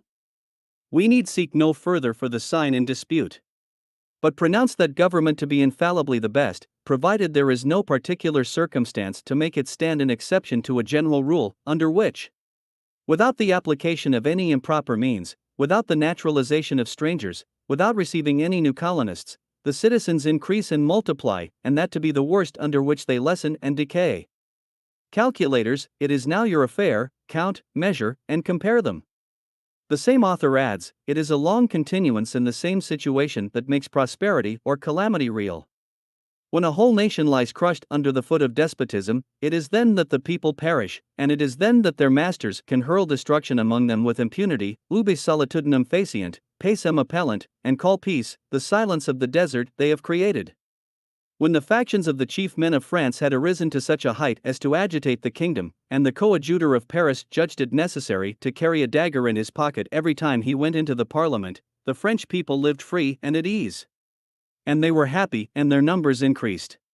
The prosperity of a nation and its population depends much more on liberty than on peace. Thus, without taking on himself the task of calculator, Jean-Jacques confesses that the French people, even in the midst of civil broils, lived free and at ease. But let us attend to one of his most faithful disciples, who undertook to calculate, and that at a time when the revolution had done away every idea of exaggerating the happiness of the French people under the government of their kings. The revolutionist Augustin, in his annotations on the above text, and in his supplement to the social contract, has examined and calculated, year by year, the state of the population, the deaths, births, and marriages of all the principal towns in the kingdom during the course of this century, and then proceeds. The author of the social contract spoke a grand truth when he exclaimed, "Calculators, it is now your affair, count, measure, and compare." His advice has been followed. We have calculated, measured, and compared, and the result of all these calculations has demonstrated that the population of France is really 24 millions, though it had always been supposed to be under 20, that the annual births amount to 1 million, and that the population is daily increasing. Hence we may conclude, after Rousseau, that the government was very good. It really was better than it ever had been at any period since the destruction of that which the Romans had established in Gaul. Such are the words of the same author, and according to his calculations it was in the reign of Louis XIV, whom the sophisters represent as the haughtiest of despots, that the population of France began to increase regularly and uniformly throughout the whole kingdom, notwithstanding all his wars. The long reign of Louis XVII, another all-aged despot, under whose reign the anti-monarchical conspiracy was begun and indefatigably conducted, was not exposed to such calamities, and it is certain, continues the revolutionist Augustin, that during the whole monarchy there has existed no period when population increased in a more constant and uniform progression throughout the whole kingdom than during that reign. It increased to that amazing height, that from 24 to 25 millions of souls were spread over a surface of 25,000 square leagues, which makes about 1,000,000 souls to 1,000 square leagues, or 1,000 inhabitants to every square league, a population so unparalleled in Europe, that it might be almost looked upon as a prodigy. Let us hear the same author on the state of France at the time when the revolution broke out, which he is perpetually extolling, and let us remark, that the work whence we have extracted our documents was so acceptable to the Revolutionary Assembly, that by a particular decree of the 13th of November 1790, it accepted the homage of it. A stronger contrast cannot be sketched between that revolution and its authors, whether distant or immediate, and the necessity of those plans by which they pretended to work the happiness of the empire. The same author continues, the French territory is so well cultivated, that its annual produce is estimated at 4,000 millions. Its currency amounted to 2,200 millions, and the gold and silver employed in plate and jewels may be estimated at a similar amount. The records of the Assange office in Paris attest that the annual consumption or rather waste of refined gold, in gilding furniture, carriages, pasteboard, china, nails, fans, buttons, books, in spotting stuffs, or in plating silver, amounted to the enormous sum of 800,000 livres. The profit on trade was annually computed at between 40 and 50 millions.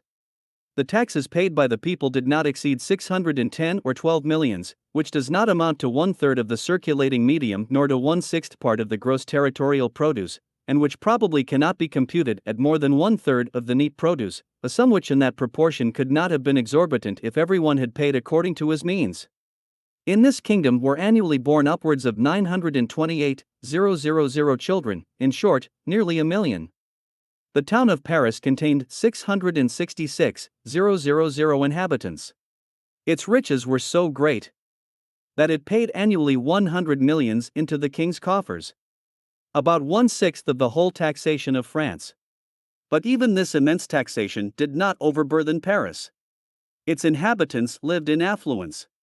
If its daily consumption amounted to 1 million, at least from 80 to 100 millions were necessary for its interior circulation.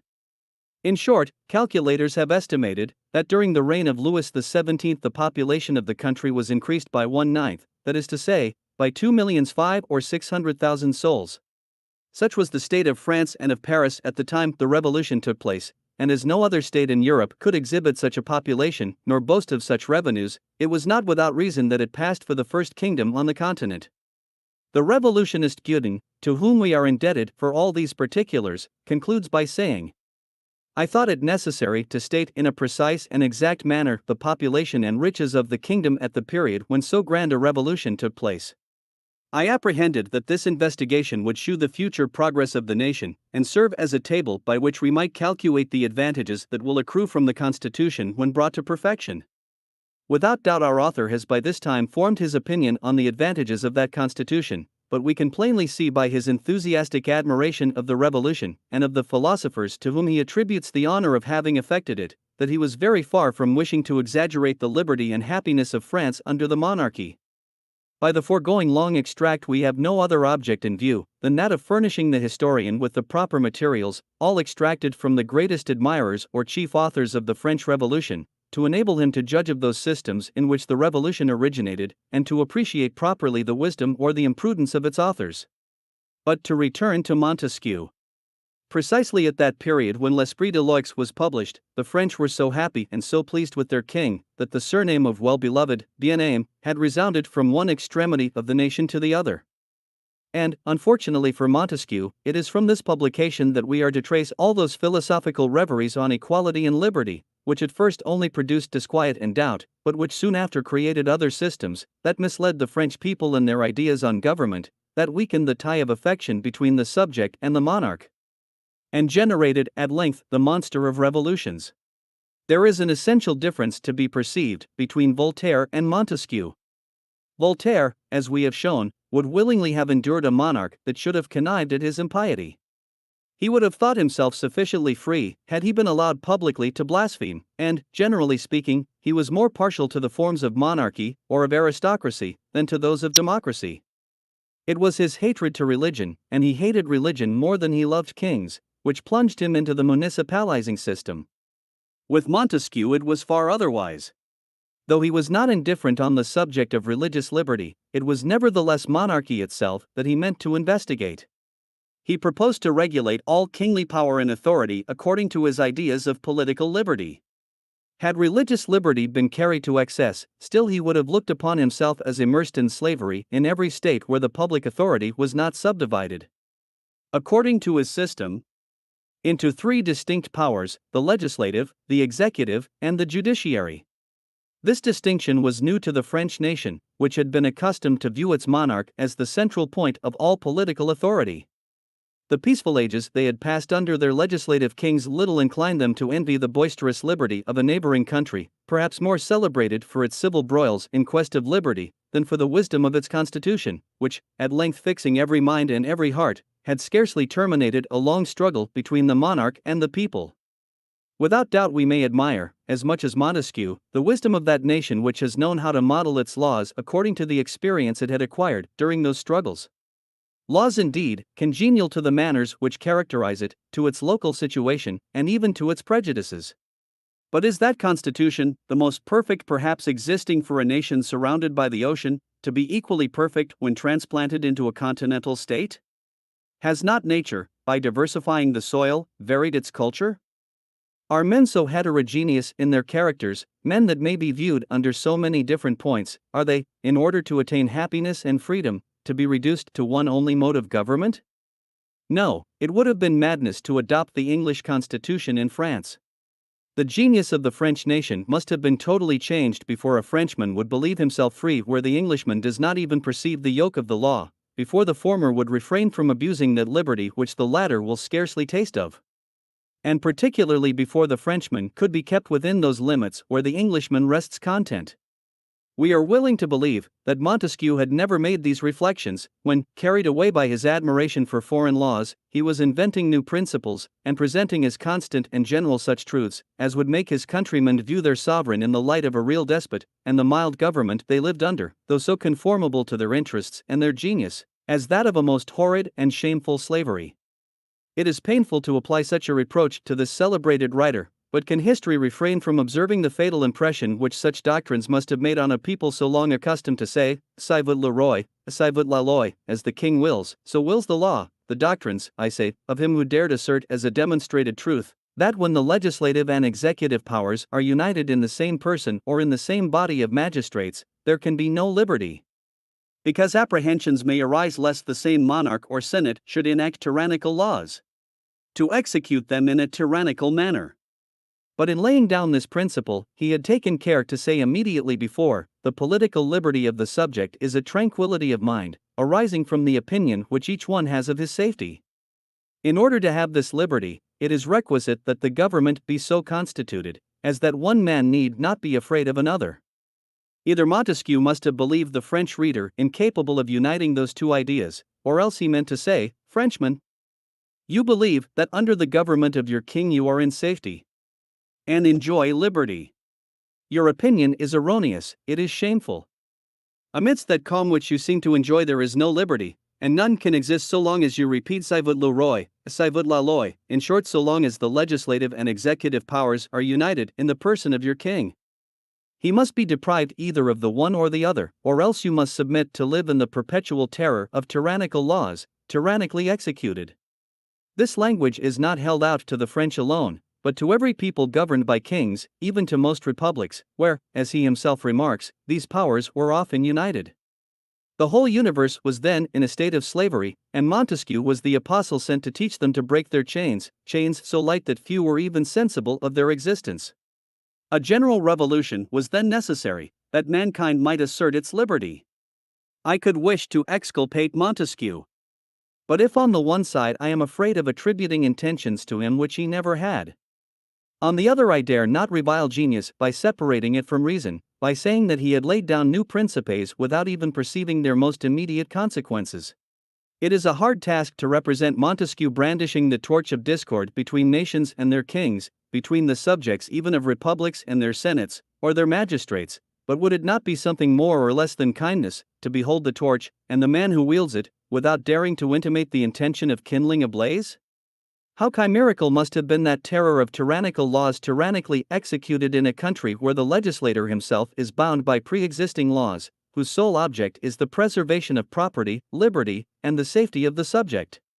What a phantom such a supposition must be in a country where the king was omnipotent in the love of his subjects, and null in tyranny, in a country where, if the representations of the magistrates were insufficient, the monarch could never resist those of the people, whose very silence was sufficient to disarm him, and he would abrogate any number of laws to make them return to their noisy acclamations.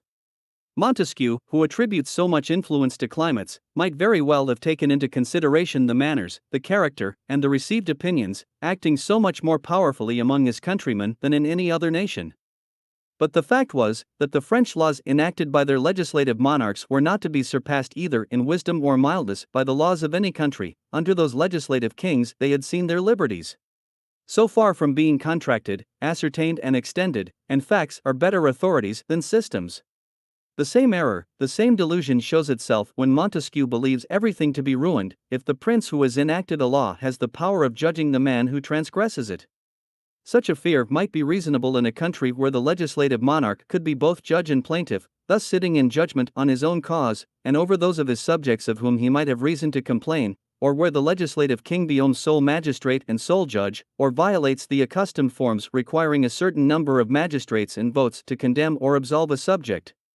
This was a chimerical terror in every true monarchy, where, as in France, the first law is to observe those of nature, which will always preclude either sovereign or magistrate from sitting in judgment on their own causes, and on their private differences with the subject.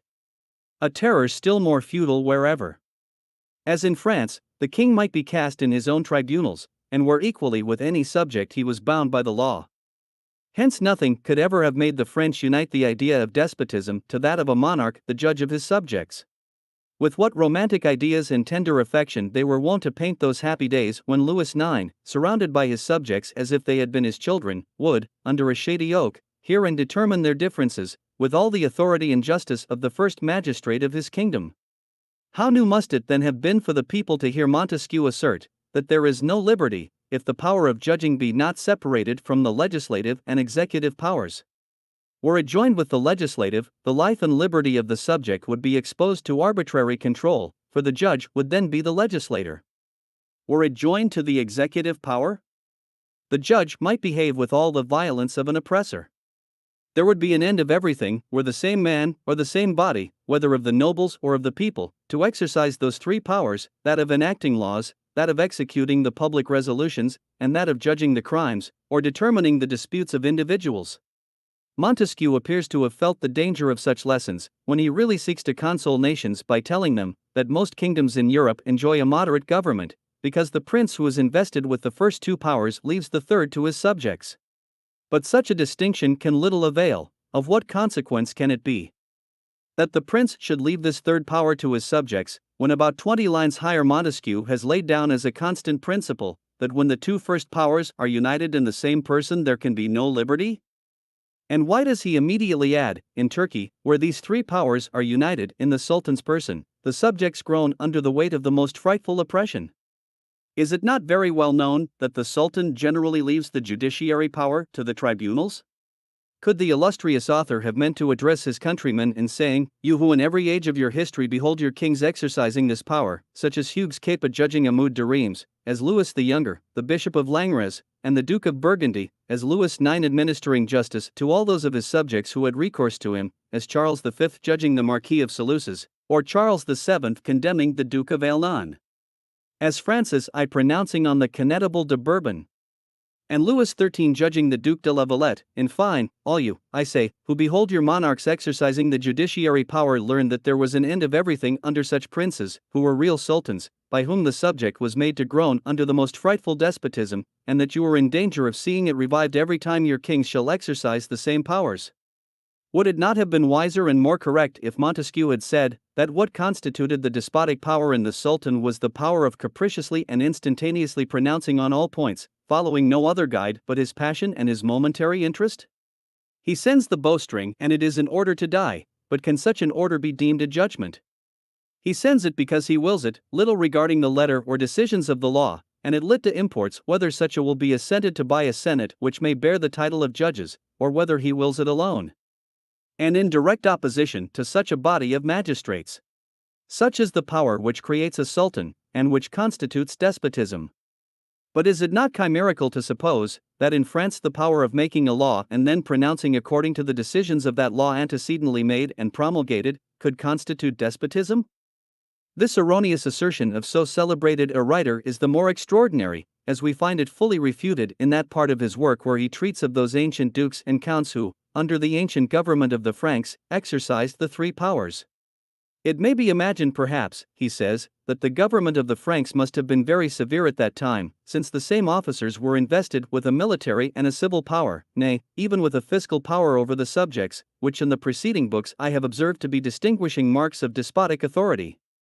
But it is not to be believed that the counts pronounced judgment by themselves and administered justice in the same manner as the bashaws do in Turkey. In order to judge affairs, they assembled a kind of assizes where the principal men appeared. The count's assistants were generally 7 in number, and as he was obliged to have 12 persons to judge, he filled up the number with the principal men. But whoever had the jurisdiction, whether the king, the count, the grafio, the centenarian, the lords, or the clergy, they never judged alone, and this usage, which derived its origin from the forests of Germany, as also did the beautiful system of the admirable constitution, was still continued even after the fiefs had assumed a new form. He was not then to come and tell the French people, whose kings did not judge alone in modum more than they had done in former times, that all was over with them, that liberty was at an end, because the judiciary power was not separated from the legislative and executive powers. It is easy to see what disquiet such principles must have created in the minds of his countrymen, and how they exposed the royal authority to odium and mistrust.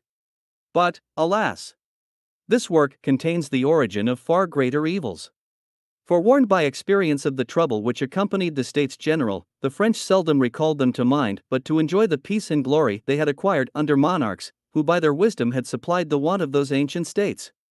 Montesquieu not only spread his false alarms on the legislative and executive powers of the sovereign, but he was unfortunate enough to lay down as law to the people, that every state that wishes to believe itself free must only confide in itself, or its representatives, for the enacting of its laws. He was the first who said, as in a free state every man, who is supposed a free agent, ought to be his own governor, so the legislative power ought to reside in the whole body of the people. But since this is impossible in large states, and in small ones is subject to great inconveniences, it is fit that the people should execute by their representatives what they cannot execute by themselves. This is not the place to observe what a multitude of errors these assertions contain. The chief is that of having converted into a principle what he had observed in England, without considering that often what has conducted one nation to liberty may lead another into all the horrors of anarchy, and thence to despotism. On seeing this opinion laid down as a general principle, the French believed that to become a free state it was necessary for them to return to their former states general, and vest them with the legislative power. And in order to throw the fiscal power also into their hands, Montesquieu adds, if the legislative power were to settle the subsidies, not from year to year, but forever, it would run the risk of losing its liberty, because the executive power would no longer be dependent, and when once it was possessed of such a perpetual right, it would be a matter of indifference whether it held it of itself or of another. The same may be said if it should fix, not from year to year, but forever, the sea and land forces with which it is to entrust the executive power. When we consider how little such a doctrine was ever thought of in France before Montesquieu had written, when we behold that swarm of scribbling copyists, who all repeat that liberty is at an end wherever the people do not exercise the legislative and fiscal powers, either by themselves or by their representatives, when we compare this doctrine with that of the first revolutionary rebels, whether under the denomination of constitutionalists or monarchists, when we reflect that it was on such principles that Necker, Turgot, Barnave, Mirabeau, and Lafayette founded their systematic rebellion, do we not immediately infer, an awful truth indeed for Montesquieu, but which history can never hide, that it is to Montesquieu the French must trace that system which disjoints the scepter and throws the monarch into the hands of the people, who by means of their representatives proclaim their pretended laws, that system which recalls the States General, who soon, styling themselves National Assembly, leave nothing to their king but the theatrical show of royal pageantry, until, carrying their consequences still further, the people assert their unbounded sovereignty by dragging the unfortunate Louis XVI to the scaffold? History will be astonished when it beholds Montesquieu, ignorant of his system having been precisely that which the most inveterate enemies of his country had formerly adopted, in hopes of diminishing the luster and grandeur which it enjoyed under the dominion of its kings. Forever will the memory of those servile copyists, the constitutionalists and monarchists, be odious to their country, when it shall be remembered that their main object was to subject their monarch to the authority of the States General, and thus consummate the very plan concerted by the foreign enemy. All these wonderful men, who were so well versed in the English Constitution, might during their researches have learned what every English schoolboy was acquainted with, who, in his most tender years, on receiving Salmon's Geography must have read the following passage, January 16, 1691, at the Congress of The Hague. Consisting of the princes of Germany, the imperial, English, Italian, Spanish and Dutch ministers, a declaration was drawn up, wherein they solemnly protested before God, that their intentions were never to make peace with Louis XIV, until the estates of the Kingdom of France should be established in their ancient liberties, so that the clergy, the nobility, and the third estate, might enjoy their ancient and lawful privileges, nor till their kings for the future should be obliged to call together the said estates when they desired any supply, without whom they should not raise any money, on any pretence whatever, until the parliaments of that kingdom and all other his subjects were restored to their just rights. And the confederates invited the subjects of France to join with them in this undertaking for restoring them to their rights and liberties, threatening ruin and devastation to those who refused. It is thus that, after 30 years of the most learned discussion and research on the part of Montesquieu, and 40 years of new discussion on the part of his learned disciples, the constitutionalists and monarchists, that they adopt that plan for restoring their country to liberty which every English schoolboy knew to have originated in the mind of the enemy, who wished to overturn the throne, and tarnish the luster which France had acquired under its legislative monarchs.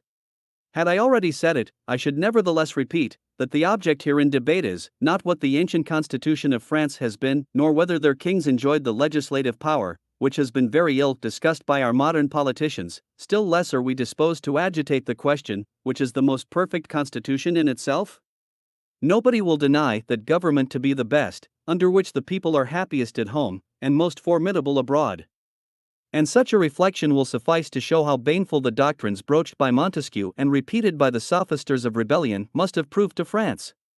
They who came to stun their countrymen with the pretended fears of despotism, alienating their minds from their own constitution to excite their admiration for foreign laws, and that at a time when the love of the subjects for their king was carried to enthusiasm after the tranquil ministry of the Cardinal Fleury, and the brilliant campaigns of the Maréchal de Saxe in Flanders. It may be difficult to decide how far this imprudent doctrine is to be looked upon as the error or as the perversion of genius. Were we to appeal to the testimonies of his greatest admirers, we should not hesitate at the latter decision, and rank him among the sophisters of rebellion, as the sect appears to have done. D'Alembert rather accuses than defends him, when, answering those who complained of the obscurity of the spirit of laws, he says, "All that may appear obscure to common readers is not so to those whom the author had particularly in view. Beside, a voluntary obscurity ceases to be obscure." Mr. de Montesquieu, often wishing to advance certain important truths, which, boldly and absolutely expressed, might have given offense to no purpose, very prudently disguised them, and by this innocent artifice hid them from those who might have been offended, without destroying their intended effect on the sage. It is difficult to pass over this voluntary obscurity in a man who has advanced principles so subversive of the laws and government of his country.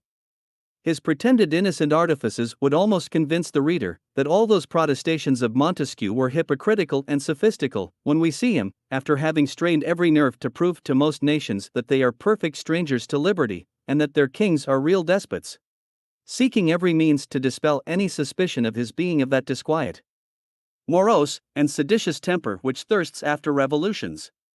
Nor is the suspicion removed by D'Alembert when he compliments him as having diffused the general light on the principles of government which has rendered the people more attached to what they ought to love. What can be the signification of what they ought to love in the mouth of this artful sophister? Why should he not have said more attached to their king and the government of their country? But we have already seen how little this sophister was attached to either the one or the other. It is equally unfortunate that his panegyrist, now that the name of encyclopedist is so justly covered with opprobrium, should extol his zeal for that monstrous digest, whose object remains no longer a secret, or when the most revolutionary among the sophisters positively assert that Montesquieu would not have written had not Voltaire written before him. Condorcet, by advancing such a proposition, clearly means that if Voltaire had not succeeded so well in his anti-Christian conspiracy, Montesquieu would not have contributed so powerfully towards the political revolution, that if the one had been less daring against the altar, the other would have dared less against the throne. In solving this unfortunate problem, what damning proof would be acquired against Montesquieu if the authenticity of a letter which appeared in one of the London papers could ever be ascertained? Voltaire and D'Alembert conspired against the Jesuits, because they believed that society to be one of the firmest props to religion. Montesquieu, if the letter be genuine, presses for their destruction, because he thought them too much attached to the royal authority. "We have a prince," says he, "who is good, but weak. That society employs every art to transform the monarch into a despot. If it succeeds, I tremble for the consequences. Civil war will rage, and streams of blood will inundate every part of Europe. The English writers have thrown so great a light upon liberty, and we have so great a desire of preserving what little of it we enjoy, that we should make the worst slaves in the world. Were those violent and extreme measure which we have since witnessed already taken?" This letter would indicate as much. Beside, it is entirely written in the style of a conspirator. It is full of such expressions as these: "If we cannot write freely, let us think and act freely. We must wait patiently, but never cease working for the cause of liberty. Since we cannot fly to the pinnacle, let us climb." Could it be possible that Montesquieu had already formed the plan of driving out the Swiss guards, and of calling forth the National Guards of the Revolution?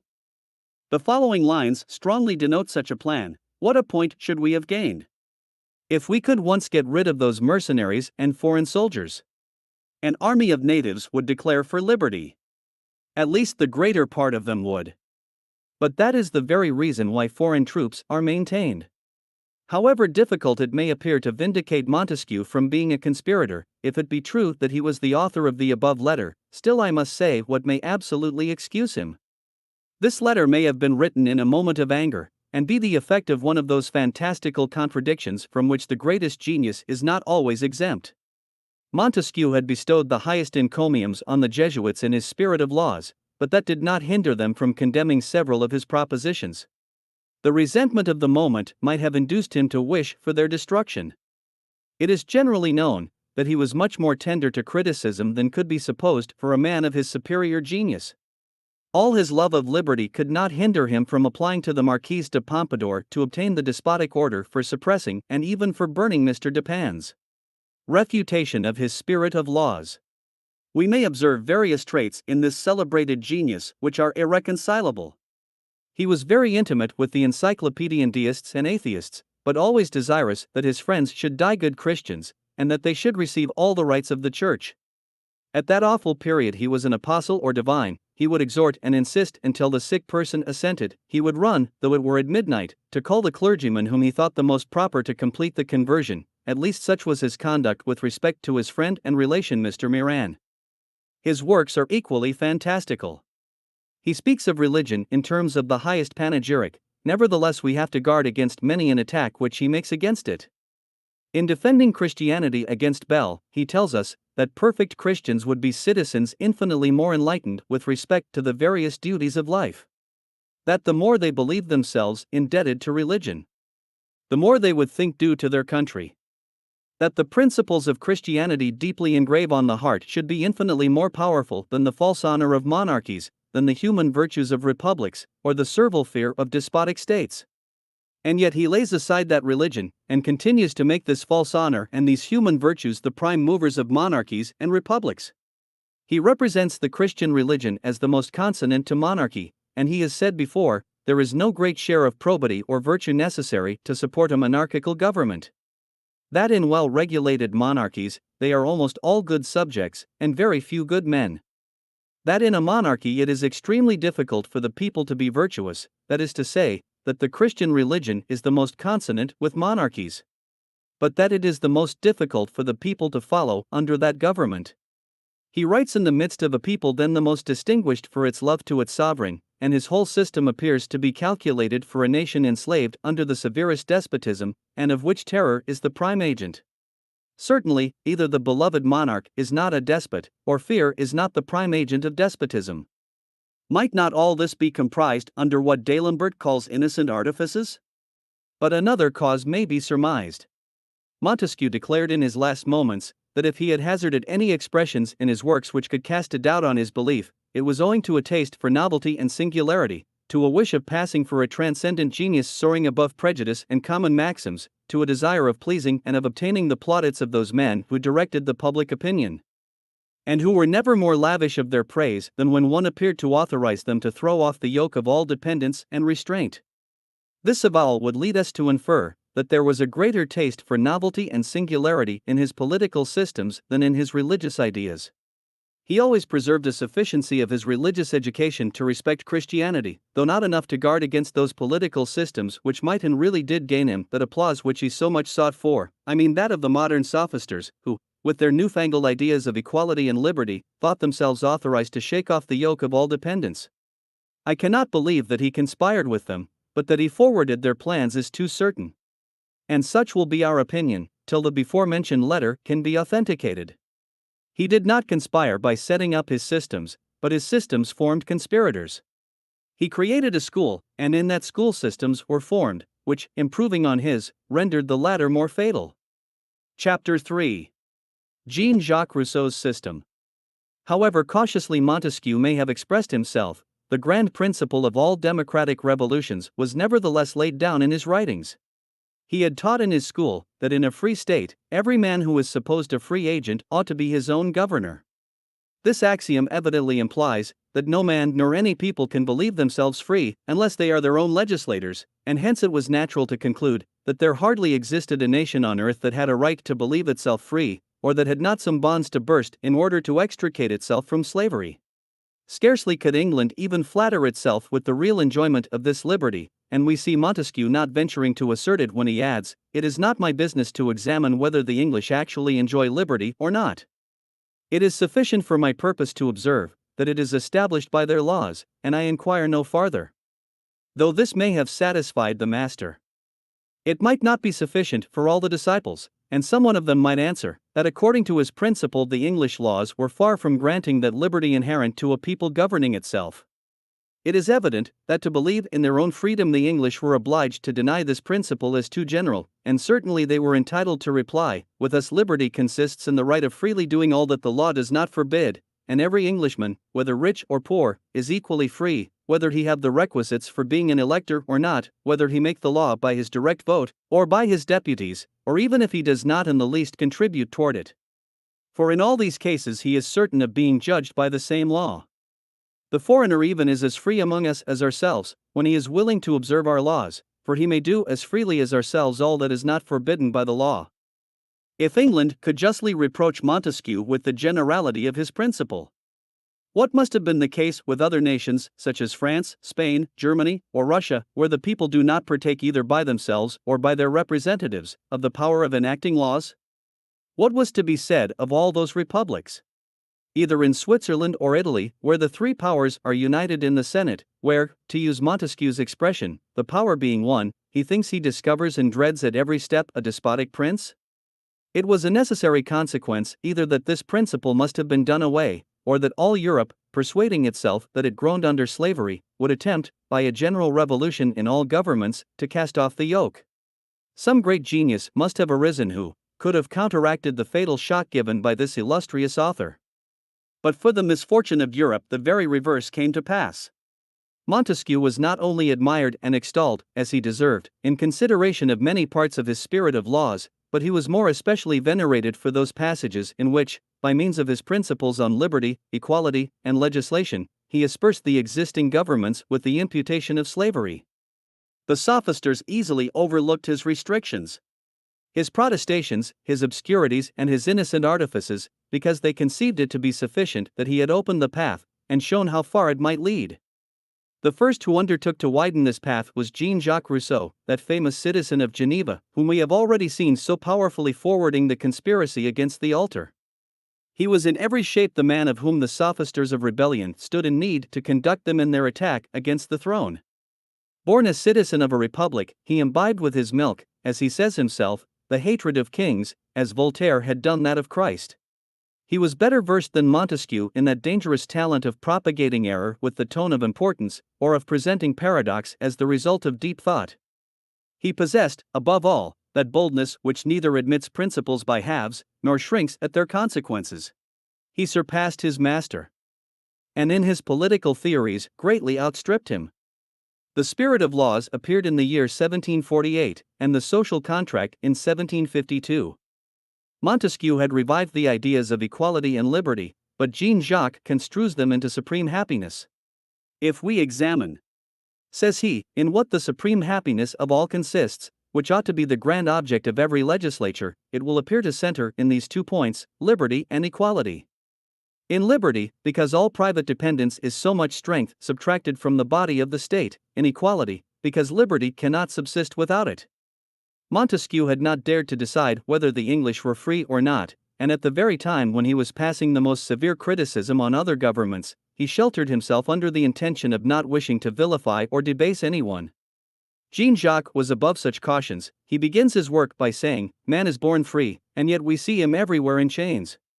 Montesquieu had surmised that to believe himself free it was necessary that man should be his own governor, that he should act according to his own laws, and according to his own will. But he judged the means of execution to be difficult in a small state, and impossible in a large one. Jean-Jacques would have believed that principle false had he found it impossible in practice. But he believed the principle, as laid down by Montesquieu, to be true in theory, and to surpass his master he had only to demonstrate its possibility, and to facilitate its execution.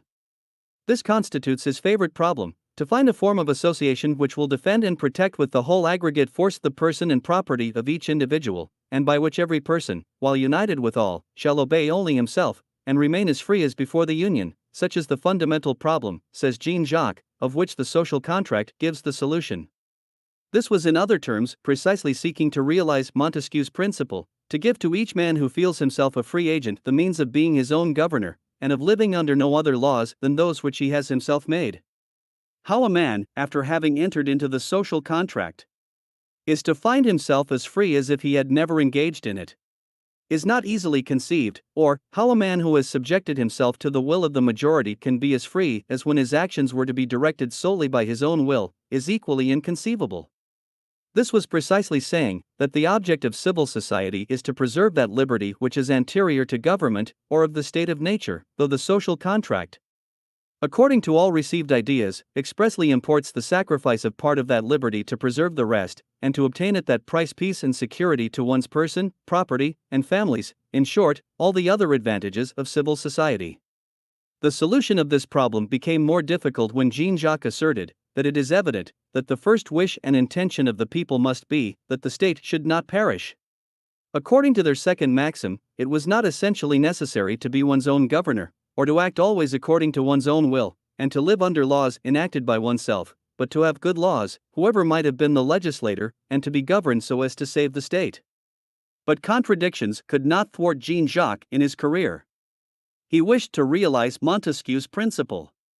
He sets off on the supposition that every man, a free agent, is to be his own governor, that is to say, that every free people are to obey those laws solely which they have themselves enacted, and in future he never views the law in any other light than as the act of the general will. Such a proposition immediately annuls all laws which had ever been enacted by any king, prince, or emperor, without the participation of the multitude, nor does Jean-Jacques hesitate in saying, it is unnecessary to inquire to whom belongs the function of making laws, because the laws are but the acts of the general will. The legislative power belongs to the people, and can belong only to them. Whatever is ordered by any man of his own accord is not law. For the people, to be subjected to laws, must enjoy the right of making them. Such was the first principle which Jean-Jacques deduced from his master's distinction of the three powers. The second was not less flattering for the multitude. All sovereignty, according to Jean-Jacques, resided in the power of legislation. In giving this power to the people, he concluded the people were sovereign, and so much so, that they had not the power of submitting to another sovereign. All submission on the part of the people is represented in this new school as a violation of the very act by which every people exists. And to violate this act was to annihilate their own existence, and as a further consequence he concludes, that all submission on the part of any people is null in itself, for this great reason, that by nothing can be performed, lest he should not be understood. We see Jean-Jacques frequently repeating both the principle and the consequences. The sovereignty, he says, being no more than the exercise of the general will, can never alienate itself. If therefore a people promise unconditionally to obey, the act of making such a promise dissolves their existence, and they lose their quality of a people, for at the moment that there is a master there is no longer a sovereign, and the body politic is destroyed of course.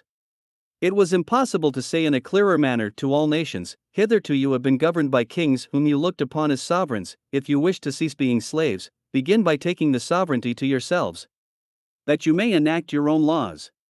And let your kings, if you wish to keep them, be no more than servants, to obey your laws, and to see them observed by others. Montesquieu feared that a legislative people would not be sufficiently enlightened for the discussion of laws and affairs in general, but this fear had not made him relinquish the principle. Jean-Jacques, insisting on the principle, could see nobody more proper than the people to carry both principle and consequence into practice. In this new system, the general will of the people was not only to frame the laws, but in the making of those laws it became infallible. For he says, the general will is always right, and tends always to the public advantage. The people can never be bribed, yet they may be deceived. But in whatever manner they may be deceived, this sovereign people, by its nature, must, while it exists, be everything that it ought to be. To compensate for the incapacity of the people in the framing of laws, Montesquieu proposed representatives, or men who should make the laws for them. Jean-Jacques would not allow these men to be representatives in anything but in name. He contended that Montesquieu, in causing deputies to be chosen, placed the people under atomies and barristers, that is to say, under men who were to plead their cause as a guardian does that of his ward.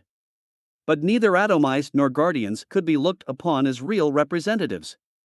That these men, whose judgment the people would be obliged to receive as law, might differ both in will and opinion from the people, in fine, it was giving absolute legislators to the people, and thereby divesting it of the legislative power.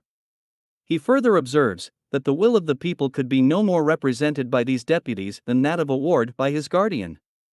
And he adds, in spite of his master, the sovereign, the people, which is only a collective being, cannot be represented but by itself. The power may be transmitted, but not the will.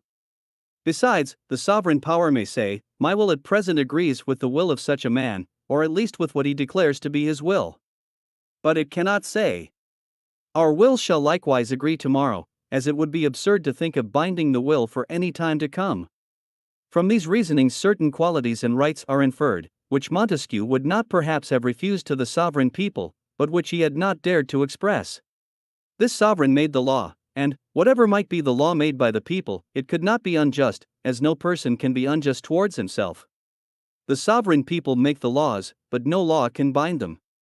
For, continues Jean-Jacques, in every case the people are masters, to change even the best laws, for, if that body is disposed to injure itself, who has a right to prevent it? In short, the great difficulty which Montesquieu found in free men being their own governors and legislators lay in the impossibility of holding, especially in great states, the assemblies of this legislative people. These inconveniences, or even impossibilities, vanish before Jean-Jacques, because he felt that either the principle was to be abandoned, or the consequences to be followed up, and neither parliaments nor states general could suffice for him. He wished for real assemblies of the whole people. The sovereign, having no other force but the legislative power, acts only by the laws, and the laws being only the authentic acts of the general will, the sovereign can never act but when the people are assembled. Some will perhaps think that the idea of the people assembling is a mere chimera, but, if it be so now, it was not so 2,000 years ago, and I should be glad to know whether men have changed their nature? The limits of possibility, in moral things, are not so confined as many are apt to suppose them. It is our weakness, our vice, and our prejudice that narrow the circle. The abject mind distrusts the very idea of a great soul, and vile slaves hearken with a sneer of contempt when we talk to them of liberty. However confidently Jean-Jacques may have laid down this doctrine, still the examples which he adduces to corroborate it were far from demonstrating that these assemblies of the sovereign had ever existed. The citizens, for instance, of Rome or Athens were perpetually flocking to the forum, but those citizens, especially the people of Rome, were not the sovereign people and everywhere sovereign. The empire was immense, and the people in this immense empire, so far from being sovereign, were a people enslaved by a despotic metropolis, by an army of 400,000 soldiers called citizens, always ready to burst forth from an entrenched camp called Rome, to crush any town or province which should dare to assert its own liberties. Athens followed the same conduct with respect to its colonies and allied towns. These examples adduced by Jean-Jacques only showed what the French Revolution has, since, so well demonstrated, that when the inhabitants of an immense town, like Rome or Paris, take up their arms, they may style their revolutions by the names of equality and liberty, but all the real distinction is that in place of one king whom they may have banished or murdered, the inhabitants are transformed into 400,000 or 500,000 despots and tyrants over the provinces, while they in their turn are tyrannized by their tribunes. Are not the ashes of lions, are not the unfortunate people of Rouen or Bordeaux the unhappy examples that may be cited to show what fate awaited the miserable town that might attempt to shake off the yoke of the suburbs of Saint-Marceau, Saint-Antoine? Or of the citizens of Paris? And has not that immense town paid its tribute to a Robespierre at one time, and at another to the 5 kings? At some times, however, Jean-Jacques was sensible of these inconveniences. But he would not on that account abandon his grand principle of the sovereignty of the people, nor even the general assemblies. He would, after Montesquieu's example, have recourse to the virtue of republics or of the sovereign people, but he would even reproach Montesquieu with a frequent want of precision in not making the necessary distinctions, and not perceiving that, the sovereign authority being everywhere the same principle must prevail in every well-constituted state. Then he would add that there is no government so subject to civil wars and internal agitations as the democratic or popular one, that is to say, as the state of which virtue is the basis, because there is not one which has so strong and so continual a tendency to change its form, which can only be preserved by the vigilance and courage employed to maintain it. He even then confesses that if there were a nation of gods, they might be governed by a democracy, but so perfect a government will not agree with men. Yet then, lest, after Montesquieu's example, he should be wanting in precision, he prescribes all great empires from the sweets of liberty, he would allow of none but small states, of one town in each state, and capitals are in his plan particularly excluded.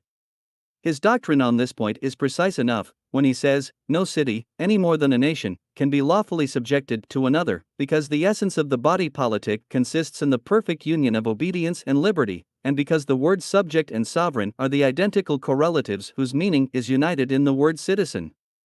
That is to say, in a plain style, that all the sovereigns and subjects of a given state are only the burgesses of the same town. That a citizen, subject and sovereign of London, has no authority at Portsmouth or Plymouth, and the citizens, subjects and sovereigns of these latter or any other towns cannot be subject to a sovereign which inhabits another town.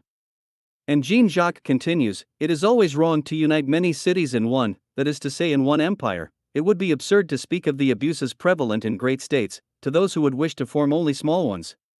But is it proper to consider how sufficient strength can be communicated to small states to defend them from the attacks of great ones? The reply here is that they must follow the footsteps of the Grecian cities, which formerly resisted the power of the great king, and of Holland and Switzerland, who more recently withstood the House of Austria. All which meant that in this system of liberty and equality applied to the sovereign people, it was necessary to subdivide the greater states into small federative democracies. In fine, if it be impossible to reduce a state within proper limits, notwithstanding his admiration for Rome, there is still one measure to be adopted. That of not allowing a capital, or settled seat of government, but moving it in rotation to every city, and assembling the states of the country alternately in the same manner. Lest it should be objected to our philosopher, that to form these litta democracies would only be subdividing the larger states into so many lesser provinces, which would be forever a prey to civil war and intestine divisions, and always tending to change their form, which he declares to be the lot of all democracies. He is pleased to grant existence to aristocracies. These, and particularly the elective aristocracy, which is the true one, are the best of all governments. But whether democracy, aristocracy, or monarchy be adopted, the people always remain sovereign. The general assemblies of the sovereign are always requisite, and they were to be frequent, and so ordered as to assemble of course at the stated period, without being formally convened, not leaving it in the power of any prince or magistrate to prevent the meeting without openly declaring himself a violator of the laws, and an enemy to the state. Jean-Jacques, more consequent than his master, follows up the principle he had borrowed from Montesquieu, and continues, at the opening of these assemblies, whose object is the maintenance of the social treaty. 2 questions should always be proposed, and never on any account omitted, and the suffrages should be taken separately on each. The first should be, does it please the sovereign, the people, to preserve the present form of government? And the second, does it please the people to leave the administration with those who are at present charged with it? That is to say, to continue the magistrate, the prince, or the king, whom they had chosen. These 2 questions in the system of the sovereignty of the people are only consequences of the great principle laid down by Montesquieu, that every man feeling himself a free agent ought to be his own governor. For this man, or people, feeling themselves free agents, might not just to be governed today after the same manner they were governed yesterday. If they were unwilling, how could they be free agents, when obliged to maintain that government and those chiefs which they had formerly chosen? Such a consequence would have made any philosopher less intrepid than Jean-Jacques abandon the principle. Without pretending to philosophy, one might have told him that every people which foresaw the misfortunes that perpetual revolutions in their government exposed them to, might without vilifying or enslaving themselves, have chosen a constitution and sworn to maintain it. They might have chosen chiefs, magistrates, or kings, who were bound by oath to govern according to that constitution, a compact which it would be no less criminal to violate than the most sacred oath, and equally so tomorrow as today. If the people are supposed to sacrifice their liberty by a compact of this nature, you will call every honest man by the degrading name of slave, who shall think himself bound by the promise he made yesterday, or the oath he took to live according to the laws of the state?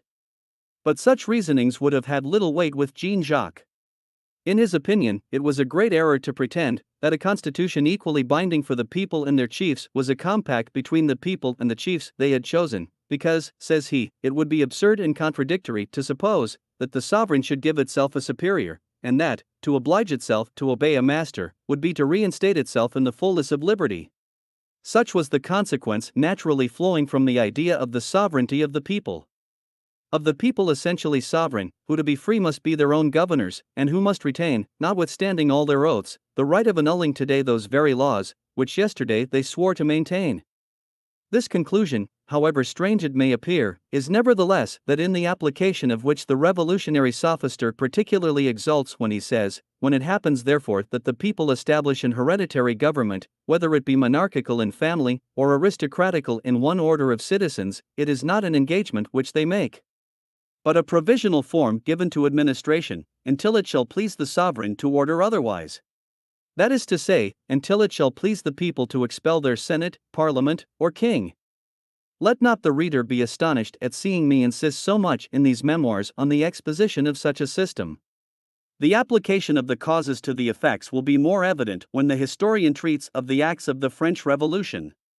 But should he wish to know more particularly how much our philosopher of Geneva influenced the warfare which the Revolution had kindled against every throne, let him examine how this sophister applies his principles to monarchies, and the lessons that he teaches to all nations respecting their kings. Here again it was Montesquieu who had laid the groundwork, and Jean-Jacques raised the superstructure. He, walking in the footsteps of his master, admits the absolute necessity of separating the legislative from the executive power, but always more daring than Montesquieu, he scarcely leaves to monarchy its very name. I therefore denominate every state a republic which is regulated by laws, under whatever form of administration it may be, for then only the public interests governs, and the affairs of the public obtain a due regard. To be legitimate, the government should not be confounded with the sovereignty, but be considered as its administrator, and then the monarchy itself would be a republic. These last words seem to imply that Jean-Jacques recognized at least the legitimacy of a king who would receive the law from the people, and who, acquiescing in their sovereignty, would submit to be a simple administrator, in a word their slave. For, according to this system, the only free man is he who makes the laws, and the only slave he who receives them. The people were to make the law, the king to receive it, the king therefore is only the slave of the sovereign people. On such conditions Jean-Jacques consents to recognize a king in great empires. But he teaches the people at the same time that it is owing to their own faults if a king be necessary in such a state. They would have learned to govern themselves without one if they had reflected that the greater the enlargement of the state, the more liberty is diminished, that their real interest would have been to occupy a space of ground 100 times less extensive, in order to become 100 times more free, that if it be difficult for a large state to be properly governed, it is still more so for it to be well governed by one man. In fine, whatever states these may be, we are never to forget, according to this philosopher, that the whole dignity of those men called kings is certainly no more than a commission, under which, simply as officers of the sovereign power, they exercise in the name of the sovereign the power delegated to them, and which may be limited, modified, or recalled at the will of the sovereign. Even on these conditions, had Jean-Jacques succeeded according to his wishes, kings, though reduced to mere officers or commissioners for the sovereign people, would not have had a long existence. This wish is clearly expressed throughout the whole of his chapter on monarchy. There he has heaped up every argument against royalty, whether hereditary or elective. There, extolling the supposed virtues of the multitude, he beholds the throne invaded by tyrants, or vicious, covetous and ambitious despots.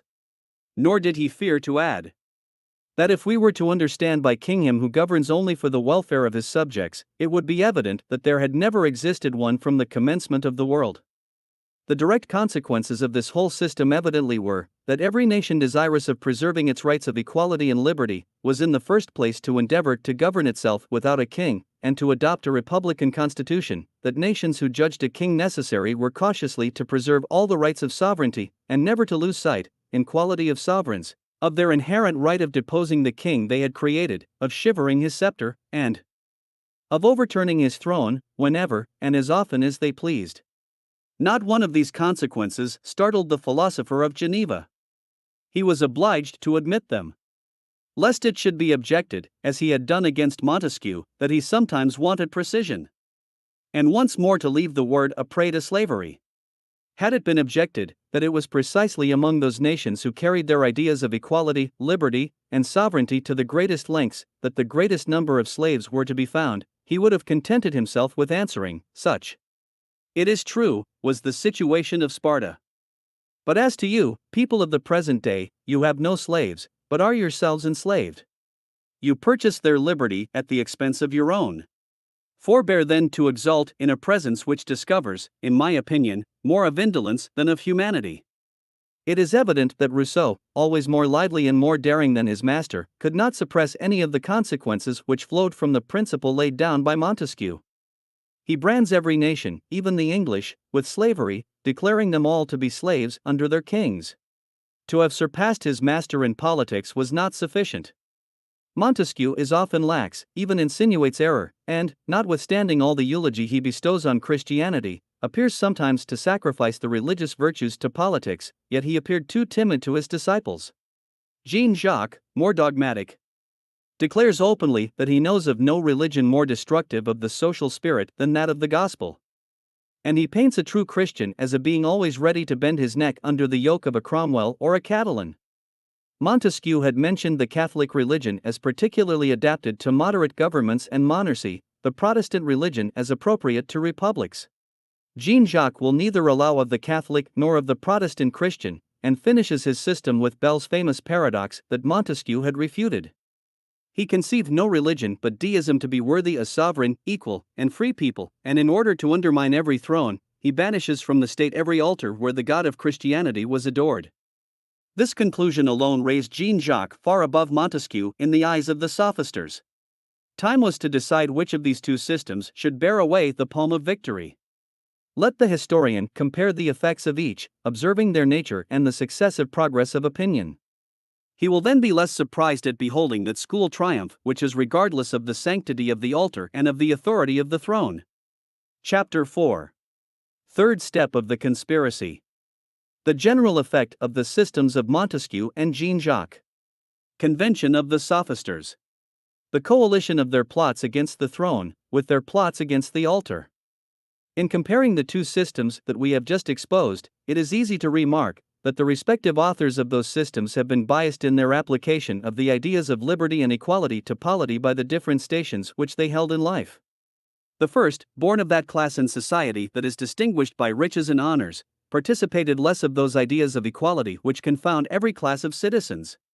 Notwithstanding his great admiration for ancient republics, he observes that in every state there are always persons distinguished by their birth, riches, or honors, but were they to be confounded with the common people, and to have only the weight of a single vote like the rest, the common liberty would be their slavery, and they would have no interest in supporting it, as most of the popular resolutions would be against them.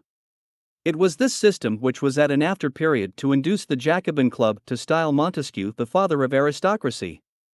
And it appears that he was led to the adoption of this idea by the supposition that the class of citizens, the parliament, to which he belonged, would become legislators and thus, enjoying his distinctive mark of liberty, would be their own governors, and would never obey any but their own laws.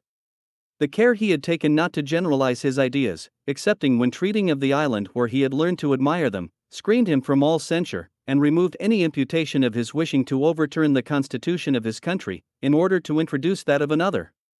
But such a precaution did not repress the desire which he had kindled in the breasts of many of his readers, a desire of seeing that constitution, which he so much extolled, established in their own country, a desire also of the only laws congenial to liberty, those of a country where each person is his own governor. The French at that period, little accustomed to political discussions, rather enjoyed the advantage of their government under the laws of their monarch than cavilled at his authority. They were free under their laws, nor did they lose their time in disquisitions on the possibility of being so, though they had not participated in the making of them. The novelty of the subject irritated the curiosity of a nation with whom the bare title of spirit of laws was sufficient to captivate their suffrages. Besides, it contained an immense fund of learning, and in spite of many witty reflections, even bordering on epigram, a strong feature of moderation and candor laid further claim to the public esteem. The English also admired it.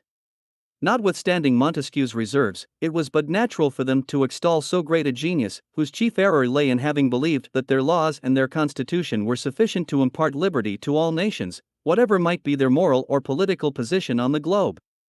The esteem in which a nation, perhaps at that time its most worthy rival, had always held Great Britain, added much to the high repute of the spirit of laws. It was translated into several languages, and it would have been a disgrace for a Frenchman not to have been acquainted with it. I hope the expression I am going to make use of will be forgiven, that poison, that true source of the most democratic of all revolutions, infused itself without being perceived. The groundwork is entirely comprised in the principle that every man who is supposed a free agent ought to be his own governor, which is absolutely synonymous with another, viz. It is in the body of the people that the legislative power resides. Those members of the aristocracy who admired Montesquieu had not sufficiently weighed the consequences of this grand axiom. They did not perceive that the sophisters of rebellion would one day only change the terms, when they proclaimed that the law was but the expression of the general will, and hence conclude that it is a right inherent in the people or multitude to enact or abrogate all laws, and that should the people change and overturn everything at pleasure, they would do no more than exercise a right. When Montesquieu passed over these consequences, or rather pretended not to see them, when viewing the different monarchies of Europe, he finds himself obliged to confess that he knew of no people, one excepted, who exercised the pretended right of governing themselves and of making their own laws, when he adds that the less they exercised that right, the more the monarchy degenerated towards despotism. When, declaring that liberty was at an end wherever those powers which were generally concentrated in the person of the sovereign were not distinct, he seems to console nations by flattering them with a greater or smaller portion of liberty, for which they were indebted to what he calls prejudices, to their love of the subjects, the states. And the prince's glory, in what cloud could he have enveloped himself? After having laid down principles which stigmatize all nations as in a state of slavery, will he pretend to appease their minds by speaking of what little liberty prejudice may have left them? Are not these some of the voluntary obscurities which D'Alembert styles innocent artifices? Or, are we to join with Jean-Jacques in accusing Montesquieu of not being precise, and being often obscure? Be this as it may, such were Montesquieu's principles, that it was impossible to adopt them either in France or elsewhere, without inviting those awful revolutions which, snatching the most important branch of the royal prerogative from the monarch, invest the people with his spoils. After the spirit of laws, only one thing was wanting to operate such a revolution, and that was a man who, sufficiently daring, would assert these consequences without fear, perhaps even complacently, because he beheld in them a means of annihilating all titles or distinctions which decorate stations of high superior to his own. The son of a poor artisan, in a word Jean-Jacques Rousseau, bred in a watchmaker's shop, proved to be this daring man. He grasped the weapons which Montesquieu had forged to assert the privileges of the multitude, and ascertain the rights of legislation and sovereignty in the poor workman as the former had in the rich man, in the commoner as in the nobleman. The whole aristocracy of Montesquieu was no more than a scaffolding for the sophisters of rebellion, and if he ever uses the word aristocracy as expressing the best government, it was only in its original signification. He does not understand by it the government of the wealthy and noble classes, but that of the best of each, whether rich or poor, who were to be chosen magistrates by the people. And then, in the very aristocracy, he constitutes the people legislators and sovereigns. Montesquieu believed the nobility to be necessary intermediates between the king and the people. Jean-Jacques detested these intermediate bodies, and thought it absurd that a sovereign people should stand in need of them. Montesquieu parcels out the authority of kings, to adorn the aristocracy of riches and nobility with one of its fairest branches. Jean-Jacques, penniless, shivers the scepter of his king, and prescribes the prerogative of nobility or wealth, and to assimilate himself to the peer or nobleman he invests the sovereignty in the multitude. Both foreboded revolutions, both taught nations that they labored under the yoke of slavery, whatever may have been their protestations to the contrary. Both led nations to believe that the liberty of the subject could never be ascertained until they had adopted new constitutions and new laws, and had chosen chiefs who, more dependent on the people, would ensure the liberty of the subject at the expense of their own. Both, in giving their ideas upon liberty, instructed nations in what they ought to do to acquire this supposed liberty. Public opinion, like the two systems, was to be restrained within certain limits with Montesquieu, or expand itself to any lengths with Jean-Jacques, according to the strength, preponderance, or multitude of disciples which interest might have enrolled under the banners of either of these modem politicians. Every reflecting person could already foresee that all the rebels of aristocracy would follow Montesquieu as their chief, but that all the lower classes, and all the enemies of aristocracy, whether from hatred or jealousy, would fight under Jean-Jacques. Such must have been the natural effect of these two systems according to the progress they made in the public opinion. This effect, it is true, might have been counteracted by opinions still predominant among many nations, whom these false ideas of liberty had not misled so far as to make them believe they lived in slavery because they were governed by the laws of their princes. All these revolutionary principles must have been fruitless in nations whose religious tenets teach and ordain submission to their lawful sovereign, in nations where the gospel was followed and respected, a gospel which equally prescribes injustice, arbitrary and tyrannic power in the prince, and rebellion in the subject, which, teaching the true worship of the King of Kings, does not instill pride into nations by stunning them with the repeated proclamation of their sovereignty. But the sophisters of impiety had undermined the foundations of the religion of the gospel, and numerous were their impious adepts. Many had been led to impiety by their ambition, and by the jealousy they had conceived against those who enjoyed distinctions or exercised power, and they soon perceived that by means of these two systems, the same ideas of equality and liberty, which had proved such powerful agents against Christianity, might prevail also against all political governments. Till this period, the hatred which the school of Voltaire, or the Brethren of D'Alembert, had conceived against kings was vague and without any plan. In general, it was a mere thirst after equality and liberty, or a hatred of all coercive authority. But the necessity of a civil government stifled all their cries. Here they were convinced that to destroy it was not sufficient, and that in overturning the present laws, it was necessary to have another code to replace the former. Their writings teemed with epigrams against kings, but they had not attacked their rights. Despotism and tyranny were represented in the most fantastic light, though they had not yet decided that every prince was a despot or a tyrant. But this was no longer the case when these two systems had appeared. Montesquieu taught them to govern themselves and make their laws in conjunction with their kings, and Jean-Jacques persuades them to expel all kings and to govern and make their laws themselves. The sophisters no longer hesitate, and the overthrow of every throne is resolved on, as they had before resolved on the destruction of every altar. From that period the two conspiracies are combined in form but one in the school of the sophisters. It is no longer the isolated voice of a Voltaire, or of any particular adept who, following the explosions of his brain, raises a sarcastic cry against the authority of kings. It is the combined efforts of the sophisters leagued in plots of rebellion and impiety, aiming all their hatred, their means, their wishes, and their artifices at teaching all nations to destroy the throne of their kings, as they had formerly excited them to overturn the altars of their God. Such an accusation is important, it is direct, and the proofs are taken from the words of the conspirators themselves. It is not only the simple avowal of the conspiracy, but the exulting pride of the sophister who glories in his crime. He paints the hypocrisy, the wickedness, the hideousness of his crime in as glowing colors as if he had delineated the triumph of genius and wisdom, in a word of true philosophy, in the cause of the happiness of mankind. Let us attend, and we shall hear them tracing the history of their plots, which they represent as the climax of human understanding in philosophical learning. The French Revolution had hurled the unfortunate Louis XVI from his throne. When the most unrelenting conspirator, that monster Condorcet, thinks it incumbent on him to celebrate the glory of philosophism, and trace the progress of this fiend which had kindled the torch of discord and had reared the republic on crime, bloodshed, and the ruins of the throne. Lest the school whence these horrid deeds had issued should not be known, he describes it from its origin, and histories all the monsters of iniquity and rebellion which each century had produced. He then descends to the new republican era. That history may carefully weigh his evidence and appreciate his avowal. His words shall suffer no alteration, without interruption from us he may extol his school and its pretended benefactions. He supposes us at the middle of this century, considers his reader as arrived at that period when the delirium of superstition is dispelled by the first rays of modern philosophy. Then it is that he develops the following plot as the history and triumph of his false philosophy.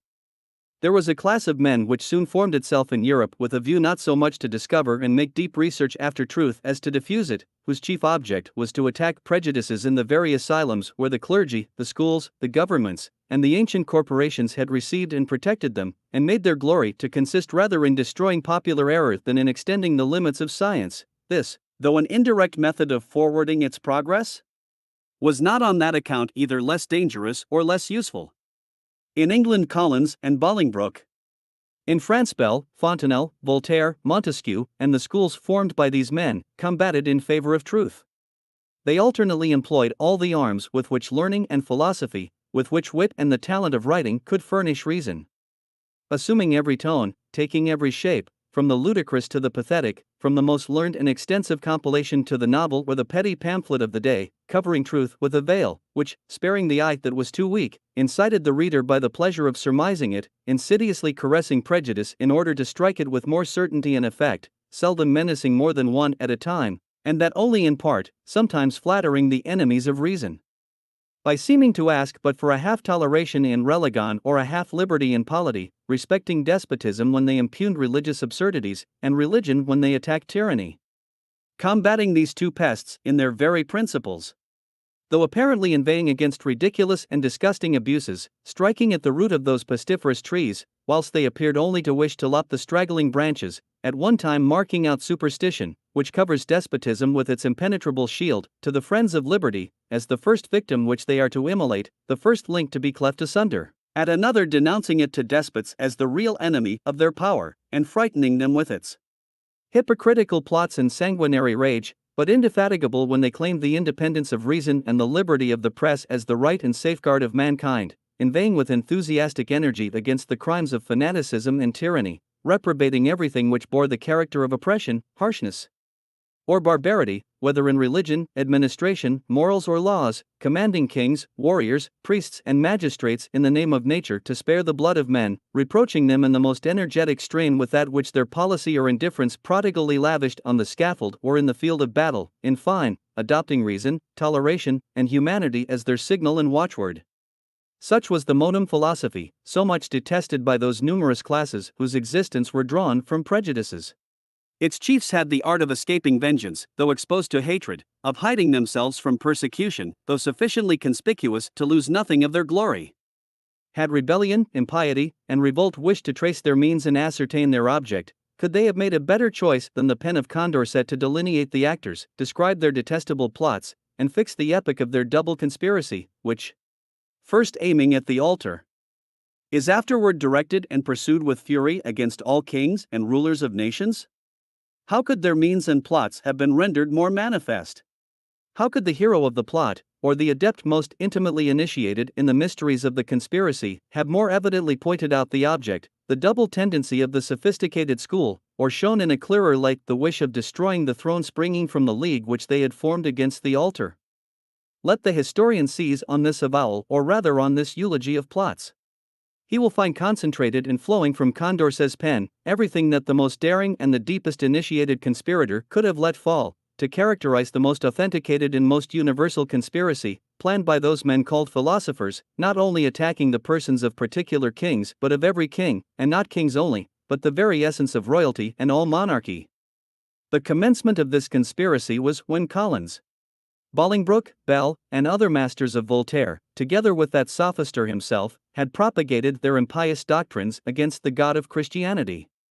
We see it fast rising into eminence when Montesquieu and Jean-Jacques, nearly his contemporary, applying their ideas of equality and liberty to polity, had given birth to that disquiet spirit which sought to investigate the rights of sovereigns, the extent of their authority, the pretended rights of the free man, and without which every subject is branded for a slave, and every king styled a despot. In fine, it is that period when their systems, by means of empty theories, furnish the sophisters with a means of supplying the want of kings in the government of nations. Until that period, the sect seem to have carried their views no further than to the establishment of philosophic kings, or kings at least who would let themselves be governed by philosophers, but, despairing of success, they league in the oath of destroying all royalty, the very instant they shall have found in any system the means of governing without kings. The persons who compose this school of conspirators are strongly marked. They are the authors and adepts of this modem philosophy, who, before they resolved on the destruction of monarchy, began by raising their heads against religion, who, before they depicted every government in the colors of despotism and tyranny, represent fanaticism and superstition as the sole growth of Christianity. The extent, the means, the constancy of the conspiracy all are shown in the clearest light. Our conspiring sophisters pretend to ask but for a half-toleration in religion or a half-liberty in polity, respecting the authority of kings when they impugned religion, and religion when they attacked royalty. They pretend to inveigh only against abuses, but both religion and the authority of monarchs are but two pestiferous trees, at whose very roots they strike. They are the two giants whom they combat in their principles, that every vestige of their existence might be annihilated. They assume every tone, they take every shape, and artfully flatter those whose power they wish to destroy. They spare no pains to deceive the monarch whose throne they undermine. They denounce religion as the real enemy of their power, and never cease reminding their adepts that it is religion which covers kings with an impenetrable shield, that it is the first victim to be immolated, the first link to be deft asunder, in order to succeed in shaking off the yoke of kings, and in annihilating monarchy, when once they should have succeeded in crushing the god of that religion. The whole of this wicked game is combined among the adepts, their action, their union cannot be better delineated. Their watchword is independence and liberty. They all have their secret, and during the most vigorous prosecution of their plots they sedulously conceal them. They nevertheless pursue them with an indefatigable constancy. What can be called conspiracy, if this is not conspiring against all kings, and how could the philosophers more clearly demonstrate that the war which they waged against Christ and his altar, against kings and their thrones, was a war of extermination. I still fear its being objected that the philosophers did not mean to point at royalty by the words despotism and tyranny. I have already said that the despots and tyrants whom the sophisters were to destroy could be no other than those monarchs under and against whom they did conspire, and if the unfortunate Louis XVI was a tyrant and a despot in their eyes, the mildest and the most moderate of monarchs must have been guilty of tyranny and despotism. But let it not be thought that these conspiring sophisters were always restrained by a sense of shame from casting aside the veil of despotism and tyranny with which they had shrouded the hatred they had conceived against royalty. The same Condorcet who may be supposed, at the head of the sophisticated bands, to have attacked only tyranny and despotism, leaves us no room to doubt. Scarcely had the original rebels called constitutionalists left the name or phantom of a monarch to France in the unfortunate Louis XVI, so greatly had they abridged the regal authority, and most unjustly could that unfortunate prince, in his degraded state at least, be accused of despotism or tyranny. Nevertheless, the designs of the sophisters had not been fulfilled, and it is Condorcet who undertakes to shew the extent of their views. Royalty was still preserved as to the name, and Condorcet now no longer exclaimed, "Destroy the tyrant, the despot, but destroy the king." Speaking in the name of the philosophic sect, he proposes his problems on royalty in the most direct language. He entitled them Of the Republic. And the first question he proposes is, whether a king is necessary for liberty? He answers it himself, and declares that royalty is not only unnecessary and useless but even contrary to liberty, that it is irreconcilable with liberty, and after having solved this problem, he continues, as to the reasonings which may be brought against us, we will not do them the honor of refuting them, much less shall we trouble ourselves to answer that swarm of mercenary writers, who have such good reasons for believing that a government cannot exist without a civil list, and we will give them full liberty to treat those persons as madmen who have the misfortune to think as the sages of every age and nation have done before them. It is thus that, from the mouth of that sophister, who was the most deeply initiated of the adepts, we learn, without the least subterfuge, the extent of their plots. Such were the wishes of his pretended sages. It is not only despotism but royalty itself. It is even the empty name of an imprisoned king that is incompatible with liberty. What then is necessary to accomplish their last views with respect to kings as well as to the priesthood? These views are not confined to France alone, no, not even to Europe, but they extend to all nations, to the whole globe, to every region on which the sun shines.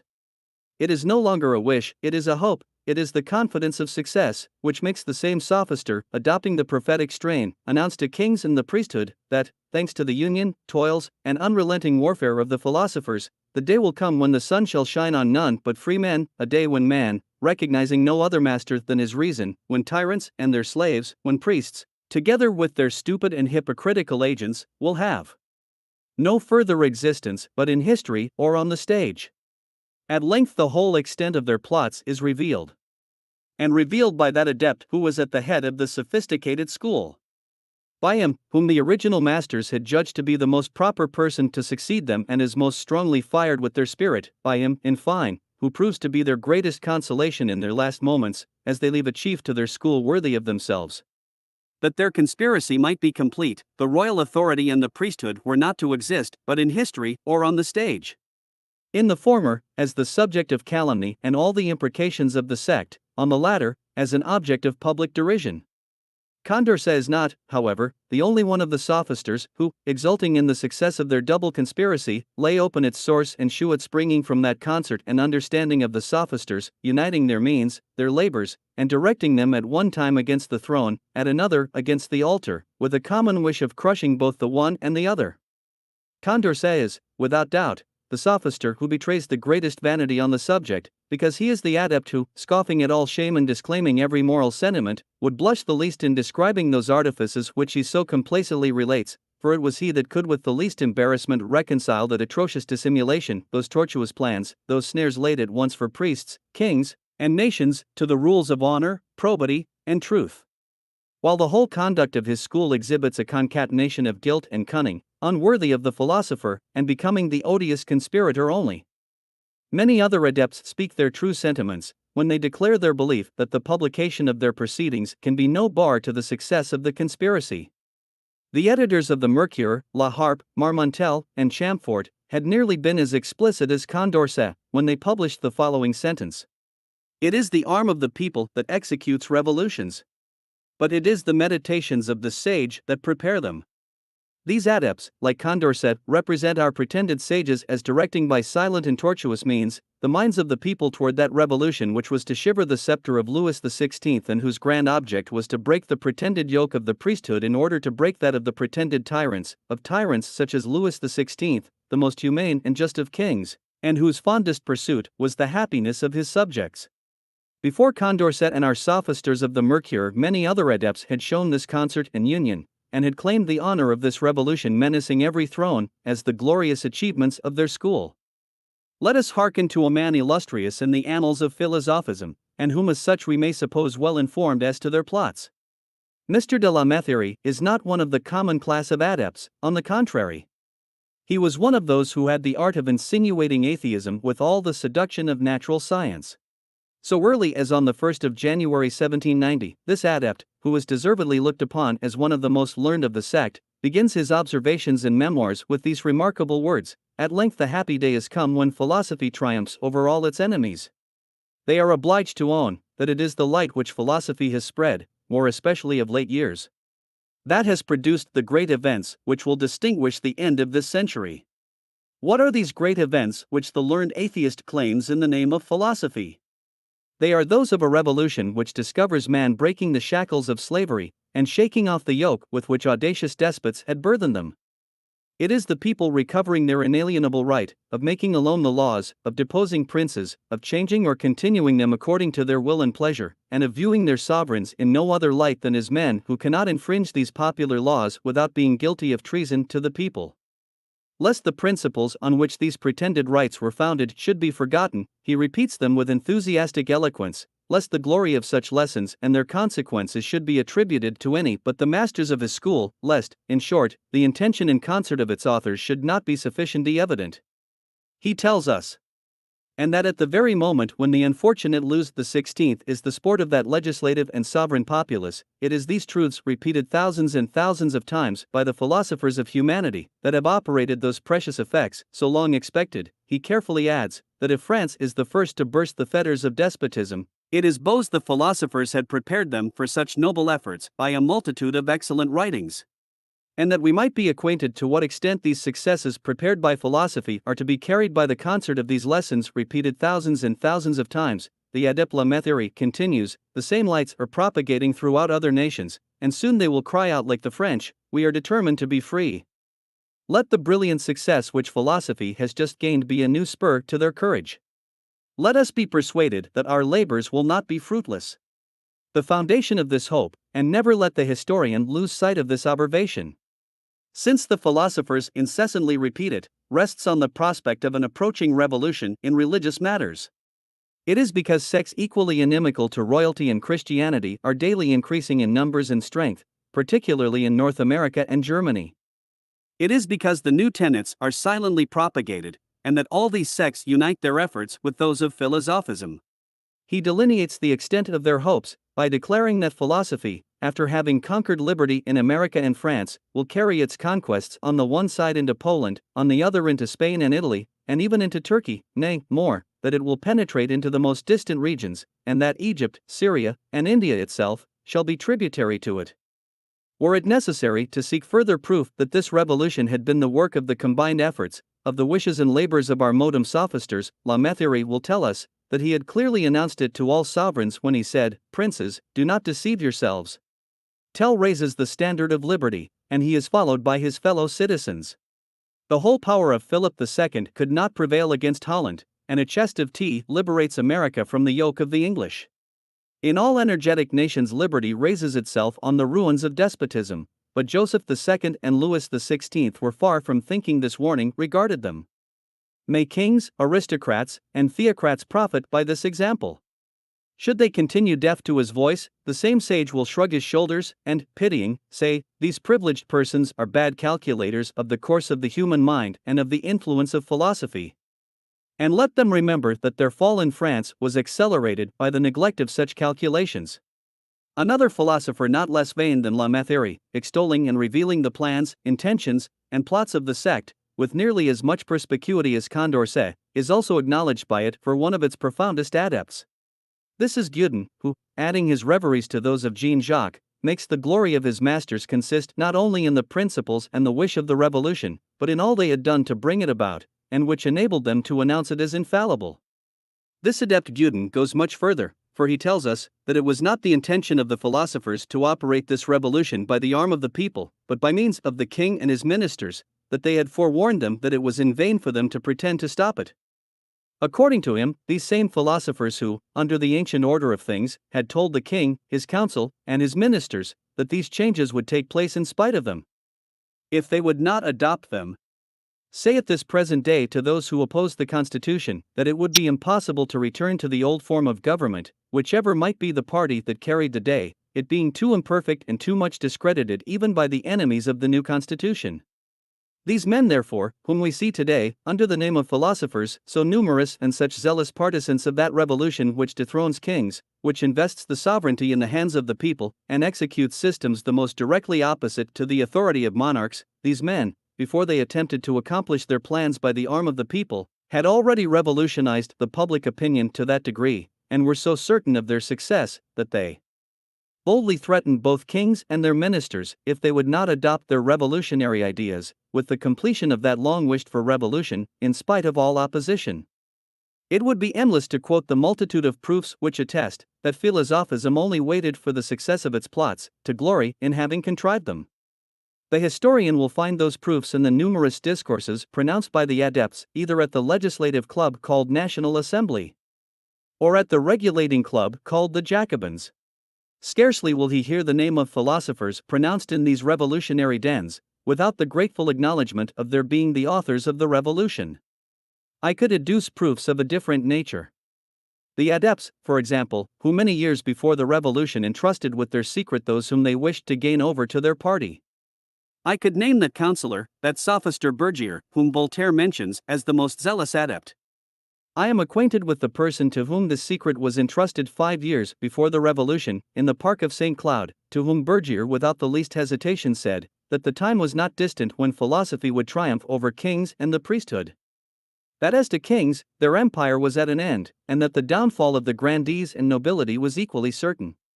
That the plans had been too well laid, and things were too far advanced, to leave room for any doubt of success. But the man who has since entrusted me with these secrets, though he gave them to me in writing, will not consent to have his name mentioned. He, like many others, at that time believed the dogmatic assertions of the sophister, whom he knew to be one of the most profligate of the sect, to be those of folly. And at present, like many others, not conceiving how much it imports to history that facts of this kind should be authenticated by witnesses of known veracity, he sacrifices that grand object to the delicacy of not betraying what appears to have been but a confidential communication.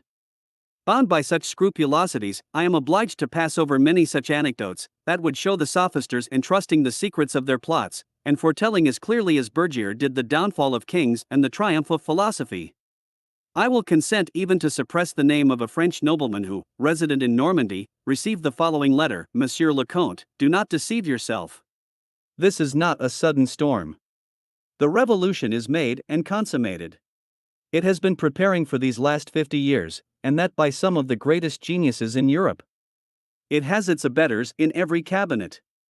There will be no other aristocracy but that of the mind, and you certainly will have a greater claim to that than anybody else.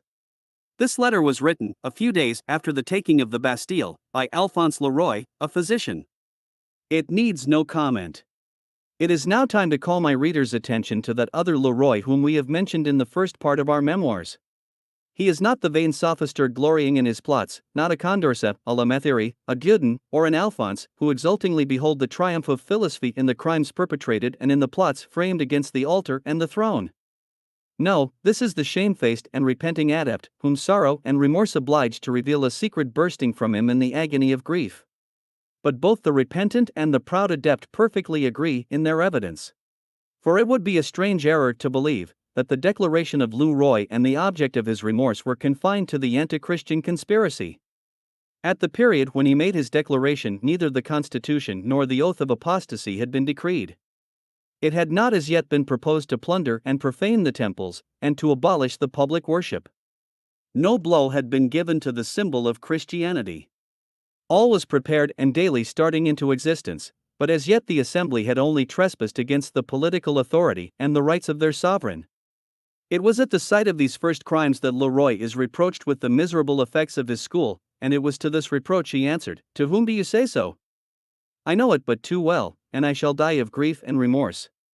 When he disclosed all the heinousness of the plot framed by his secret academy at the Hotel de Holbach, when he declares that it was there that the conspiracy, whose dire effects they then beheld, had been formed and carried on, the plots which he detests are those that he sees attacking the throne. If he declares those at the same time which had been formed against the altar, it is because they had been the forerunners of the above, because it was necessary to show that the hatred which the people had conceived for their king arose from that which had been instilled into them against their God. Thus, while the declaration of this unhappy adept authenticates the conspiracy of the sophisters against religion, it equally demonstrates that contrived against the throne.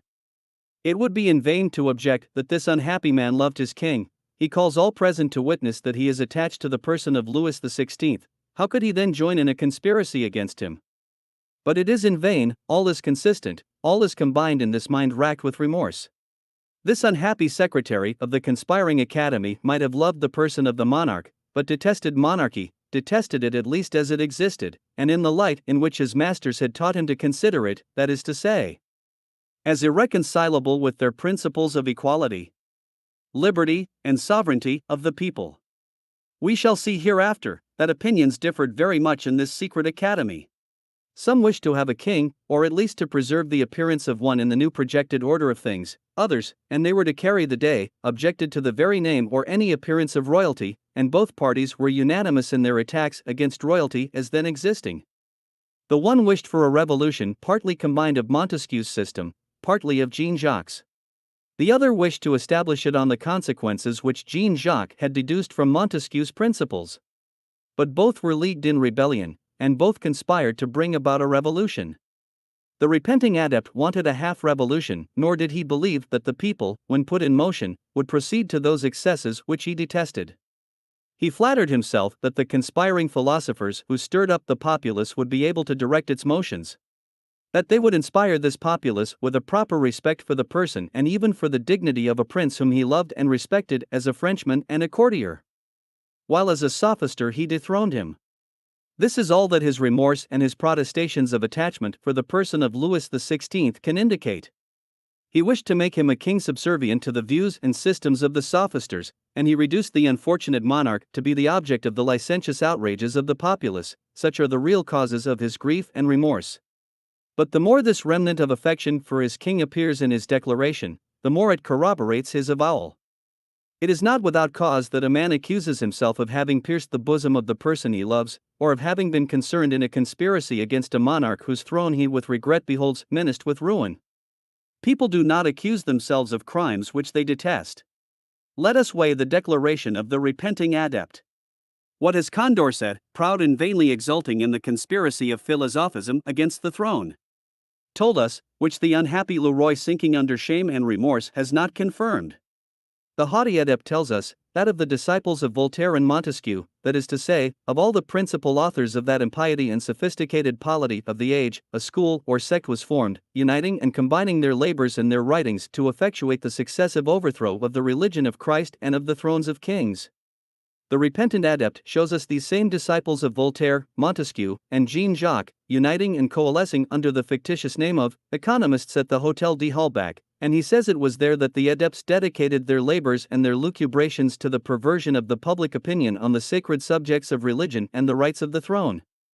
Most of those works, his declaration says, which have appeared for a long time past against religion, morality, and government, were ours, or those of authors devoted to us.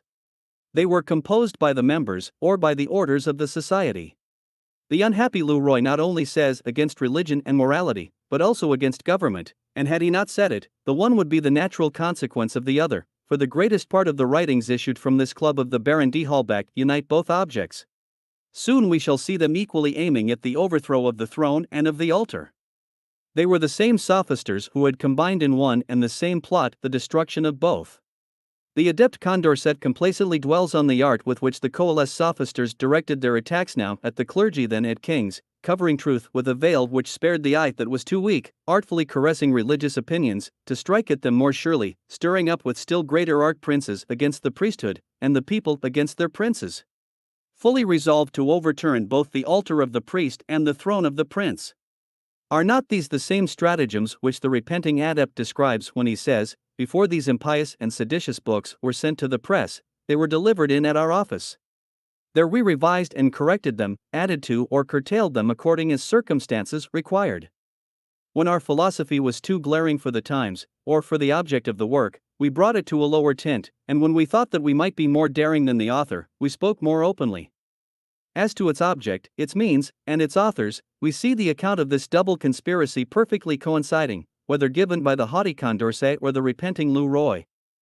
Both demonstrate this school conspiring against their God and against their king, flattering themselves with success against monarchy, and generating that revolution which was to overturn their thrones, but not till that period when the faith of nations, long before disordered, weakened, and at length misled by the snares of the sophisters, threatened but a slight resistance to their attacks either against the altar or the throne.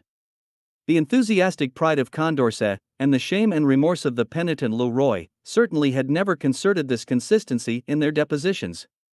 The one, hardened in impiety and rebellion, preserves his secret till that period when he thinks he may violate it without endangering the success of his wicked pursuits. He enjoys at length, he glories in this success, and represents his accomplices as men to be revered, as the benefactors of mankind. The other, as it were to extenuate his crime, the very instant his eyes are open to the heinousness of his past conduct, names those who have seduced him, discloses the place where they conspired, but to curse it, and throws all the weight of his crimes on his perfidious masters. On Voltaire, D'Alembert, Diderot, and their accomplices. He beholds these men who have seduced him in no other light than as monsters of rebellion. When such opposite passions, such different interests and sentiments agree in their depositions on the same conspiracy, on the same means, and on the same conspirators, truth can require no further proofs, it is evidence, it is demonstration itself. Such then is the first problem of that revolution so fatal to monarchy. Voltaire forwards it with all his might in conspiring against his God, in spreading his doctrine of modem liberty, and in artfully attacking with his sarcastic wit and satire the pretended despots of his own country and of Europe. Montesquieu traced in his systems the first steps toward that disorganizing liberty. Jean-Jacques adopts Montesquieu's principles and enlarges on their consequences. From the equality of the legislative peep, he deduces the equality and liberty of the sovereign people. From the people essentially free and exercising the right of deposing their kings at pleasure, he teaches the people to govern without them. The disciples of Voltaire, Montesquieu, and Jean-Jacques, united and coalesced in their secret academy, league also in their oaths, and of those oaths that of crushing Christ and of annihilating kings form but one. Had the proofs of these plots been supported neither by the boasting of the haughty sophister exulting in success, nor by the declaration of the penitent adept ready to expire at the sight of such successes, still what we have to unfold of this mazy coalition would equally demonstrate both its existence and its object from the publicity of the means employed by the section. Chapter 5. Fourth step of the conspiracy against kings. Inundation of anti-monarchical books. Fresh proofs of the conspiracy. The very fact of the conspiracy against monarchy having been carried on by the same men and in the same secret academy where the anti-Christian conspiracy had been debated and conducted with such unrelenting fury, will induce the reader to suppose that many of the artifices employed against the altar were equally directed against the throne. The most fatal attack on Christianity, and on which the sophisters had bestowed their chief attention, was that which they made with the greatest success to imbue the minds of the people with the spirit of insurrection and revolt. Nothing proves this with more certainty than the care with which they combined their attacks against the throne with those against the altar, in that inundation of anti-Christian writings which we have seen flowing like a torrent through every class of society. This second inundation of anti-monarchical writings, by which the sophisters were in hopes of perverting that sentiment of confidence and respect which the people had for their sovereign into hatred and contempt, was only a continuation of those means which they had employed against their God. These writings are issued from the same manufactory, composed by the same adepts, recommended and reviewed by the same chiefs, spread with the same profusion, hawked about from the town to the village by the same agents of Holbach's Club, sent free of cost to the country schoolmasters, that all classes of people from the highest to the most indigent might imbibe the venom of their sophistry.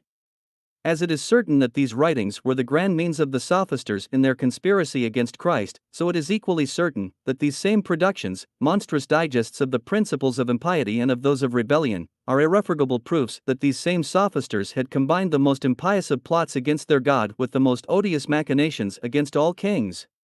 One only difference is to be observed: that the first productions of the secret society were not so strongly tainted with the blast of rebellion. The grand attack against monarchy was reserved until the sect should have reason to expect that their principles of impiety had prepared the multitude for their declamations against royalty, as they had gradually swollen those against the pretended superstitions of Christianity.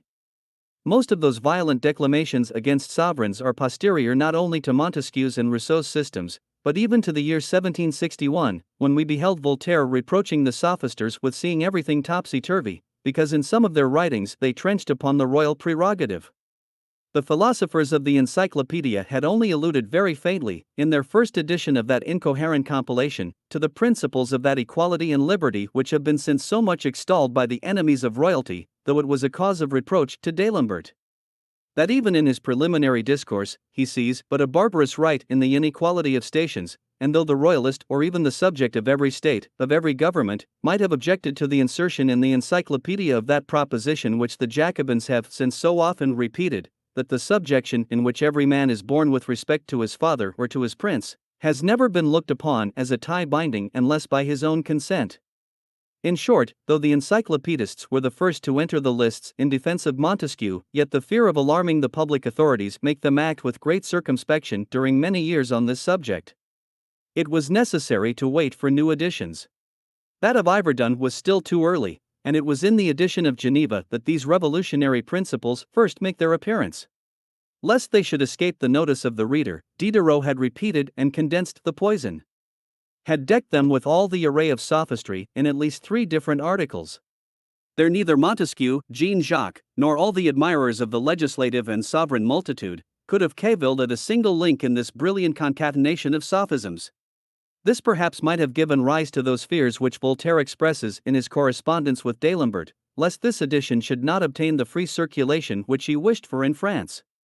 These fears, however, were ill-grounded, for it became the most common in use, but at that period, that is to say, in 1773, the conspirators had begun the inundation of those anti-monarchical writings from the secret academy, which the slightest examination will prove to have had no other tendency, as Leroy has since declared, than to overthrow religion, morals, and government, and particularly those governments where the chief power is invested in the monarch.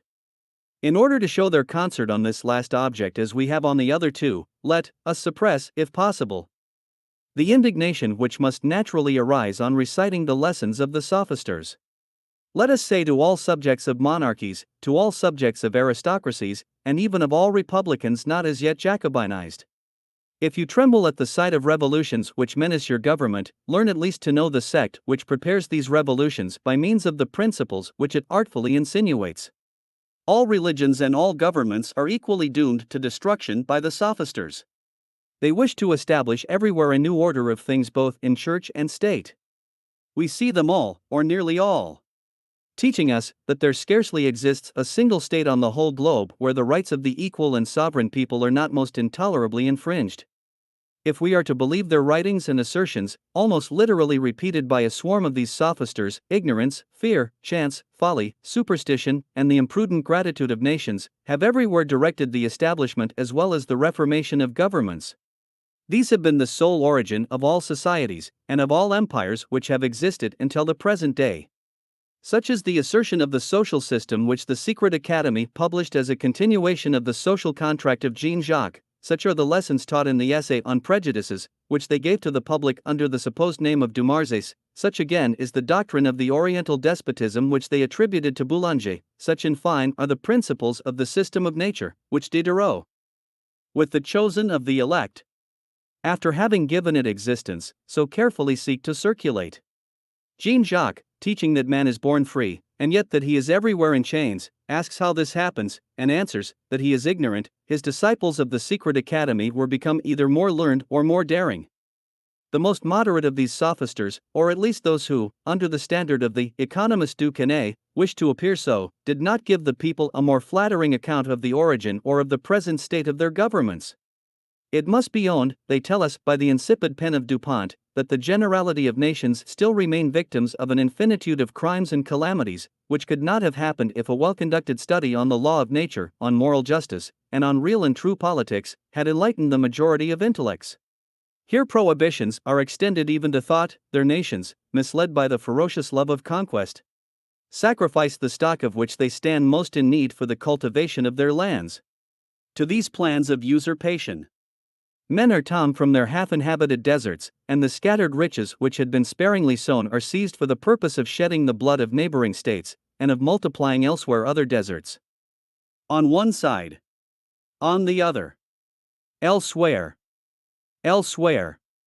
This fable picture is terminated by 20 or 30 lines of dots, leaving to the imagination of the reader to fill them up, or to tell us, as the gentle author will, such is still the state of the world, such has always been the state of our Europe, and nearly of the whole globe. The reader will remark that the men who broach such doctrines on governments, and wish to instill them into the people, take care to insert them in those works which are peculiarly devoted to the instruction of country farmers. He will also remark how exactly they follow the steps of their master Jean-Jacques. This latter, refusing to accept England from the general sentence, that man was everywhere in chains, did not hesitate at saying, the people of England deceive themselves when they fancy they are free. They are so, in fact, only during the interval between a dissolution of one parliament and the election of another, for as soon as a new one is elected, they are again in chains and lose all their virtue as a people. And thus, by the use they make of their few moments of liberty, they deserve to lose it. Reflecting adepts would have questioned Jean-Jacques to know how his equal and sovereign people could enjoy a greater degree of liberty than the English, and how it came to pass that they were not as much enslaved everywhere else as they were in their assemblies, since it was only in these assemblies that the people could exercise their sovereignty, and in these assemblies even their sovereignty was null. Their acts were illegitimate and void unless they had been convoked by the proper magistrate, since on all other occasions the sole duty of this sovereign people was to obey. But our passive adepts preferred viewing the English government in the light of one that was to be cried down with the rest. Nations even that flatter themselves with being the best governed, such as England, for example, have no further pleasure but that of perpetually struggling against the sovereign power, and of rendering their natural imposts inadequate to the public expenditure, of seeing both their present and future revenues, the fortunes and mansions of their posterity, in short of half their island, sold and alienated by their representatives, etc. England at this price, too dear by 3/4, forms a republic, in which, luckily for her, a couple of excellent laws are to be found, but as to her constitution, notwithstanding all that Montesquieu has said to the contrary, it does not appear much to be envied. Our respect for that nation forbids us to continue our citations from this declamatory work.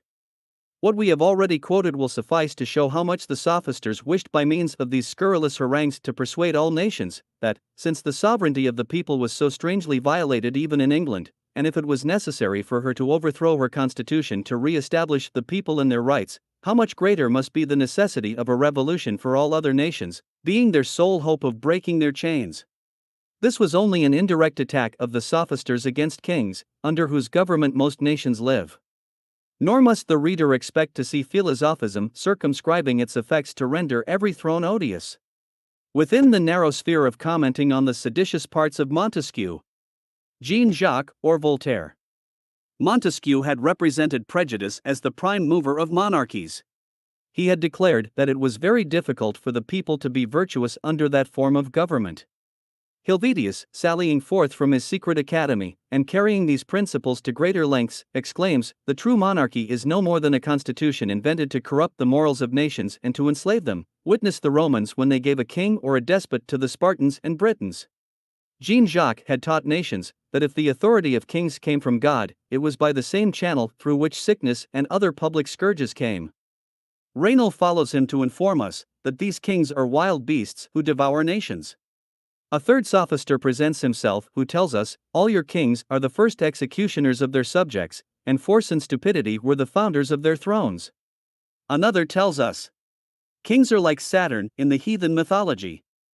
who devours his own children. Others again say, the monarchical form of government, placing such great force in the hands of one man, must by its very nature tempt him to abuse his power, and by that means, placing himself above the laws, he will exercise tyranny and despotism, which are the two greatest calamities that can befall a state. The most moderate of their declamations on royalty supposes too great a distance between the sovereign and the subject for it ever to be looked upon as a wise government, and that if a king be absolutely necessary, we never should forget that he only ought to be the first commissioner of the nation. But this necessity grieved the sophisters to such a degree that, to make their countrymen triumph over it, they incessantly repeat that France is under the yoke of despotism, whose peculiar property is to debase the mind and degrade the soul, that their country, even governed by kings, can find no remedy for its misfortunes but in falling a prey to a foreign enemy, that as long as they are swayed by the scepter of kings, they are invincibly, and by the very form of government, brought down to brutal degradation, and that it is in vain to diffuse light on the French, as it will only show them the misfortunes of despotism without enabling them to withdraw from its oppression. What they say to their countrymen, they proclaim to all the nations of the earth. They have consecrated whole volumes to persuade them that it is a pusillanimous fear alone that has created and still maintains kings on their thrones. They proclaim to the English, the Spaniards, the Prussians, the Austrians, indiscriminately with the French, that the people are as much slaves in Europe as they are in America. That the only advantage they enjoy over the Negroes is that they may leave one chain to take another. They proclaim that the inequality of power in any state whatever, and particularly the reunion of the supreme power in their chiefs, is the height of folly, that the spirit of liberty and of independence which cannot bear with a superior, much less with kings and sovereigns, is the instinct of nature enlightened by reason. They brandish that parallel sword which was to glide along the heads of kings, and mow off those which rose above the horizontal plane. If nations, wise in experience, and despising the declamations of a seditious philosophism, sought an asylum under the protection of a king, or if to crush anarchy they had extended the authority of the monarch, it was then that one might behold the adepts exclaiming in their rage, at this humiliating sight, of a nation of the north, of Sweden, re-establishing the rights of its monarch. Who is there that does not ask himself, what then is man? What is that profound and original sense of dignity with which he is supposed to be endowed? Is he then born for independence or for slavery? What, then, is that silly flock, called a nation? Mean populace. Silly flock. What, content to groan when you ought to roar? Cowardly, stupid populace. Since this perpetual oppression gives you no energy. Since you are millions, and, nevertheless, suffer a dozen of children, called kings, armed with little sticks, called scepters, to lead you as they please. Obey, but submit without importuning us with your complaints, and learn to be unhappy, if you don't know how to be free. Had every nation murdered its sovereign at the time when philosophism broached such doctrine, what would they have done more than practice the lessons of the sophisters? When we see that it was the very leaders of the sect who held such language, an Helvetius or a Boulanger, a Diderot or a Raynal, when we know that it was those very productions in which such sentiments were advanced that endeared them to the sect, what can we suppose was the meaning of this concert, of this union of the most celebrated adepts? What could be their plans? Where did they aim their blows, if not at the throne as well as the altar? Was it not against them that their rage was constantly let loose? What other revolution did they meditate, if not that which buries the altar and the throne beneath the ruins of the state? I know what is incumbent on history to add with respect to some of these sophisters. To Raynal, for example. I know that when this adept beheld the revolution, he shuddered at the sight of its excesses, that he even shed tears, and that when he appeared at the bar of the new legislators, he dared reproach them with having overstepped the limits which philosophy had prescribed. But this apparition of Raynal at the bar, or rather this comic scene which had been vainly prepared by the humbled and jealous revolutionists, in opposition to the revolutionists triumphant in their successes, only furnishes us with a new proof of the plots of the sophisters. For it was in their name that Raynal dares address the new legislators, saying, "That is not what we wished for, you have broken through the revolutionary line which we had traced." What can such language mean, and are we not authorized to answer the man who holds it? These rebels do not follow the line which you and your sages had traced for the revolution.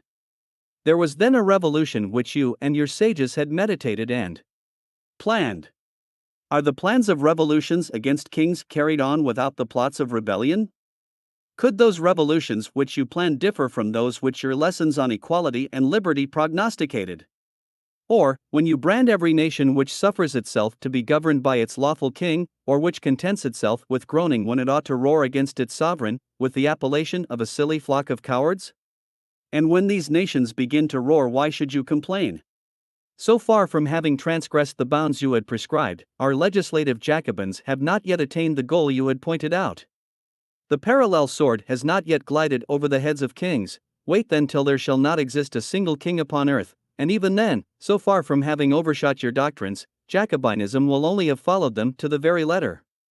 To such an answer, which Raynal so richly deserved, the National Assembly might have added: before you complain, begin by thanking us for the justice we have rendered you. One of our members, friendly to philosophers like you, has represented to us the injustice of kings whom you had set at defiance. He has shown us in your person the sacred liberty of philosophy oppressed by despotism. At the very name of philosopher, we discovered our master, the worthy rival of Voltaire, D'Alembert, Jean-Jacques, and of so many others, whose writings in concert hastened our successes. We have listened to the prayer of your friends. We have restored you to liberty under the eye of that very king, whom you taught us to revile. Go and peacefully enjoy the advantages of friendship, and of the decrees of the National Assembly, while it will continue to run the course which you have marked out. Thus even the vain protestations of humiliated philosophism, reduced to blush at the excesses naturally attendant on its doctrines, everything in short concurs to demonstrate the existence of their conspiracies. But partial attacks of the adepts are not sufficient. The reader must behold them encouraging each other, pressing the execution of their plots, and the insurrection of the people against their sovereigns. Let him hear the same Raynal convoking the adepts, and calling out to them, sages of the earth, philosophers of all nations, make those mercenary slaves blush who are always ready to exterminate their fellow citizens at the command of their masters. Make nature and humanity rise in their souls against such a perversion of the social laws. Learn that liberty is the gift of God, but authority the invention of man. Bear to the light those mysteries which encompass the universe with chains and darkness, and may the people, learning how much their credulity has been imposed upon, avenge the glory of the human species. The art and solicitude with which the sophisters seek to preclude kings from the succor they might one day have drawn from the fidelity of their troops is worthy of attention. We see in these discourses by what means the French army first imbibed those principles which have been so often and so successfully employed by the revolutionists to restrain and damp their courage and their activity.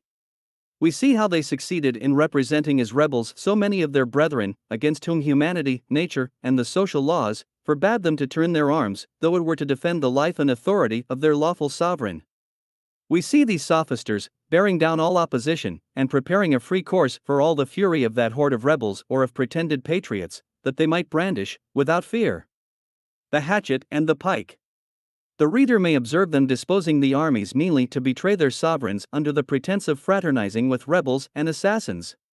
To these villainous precautions, which destroyed in the rebels the fear of the royal forces, let us add the pains they took to rob kings of what support religion and heaven itself might have given them, that affectation of extinguishing all remorse in rebellion, and of pointing out the God who protects kings as an object of detestation.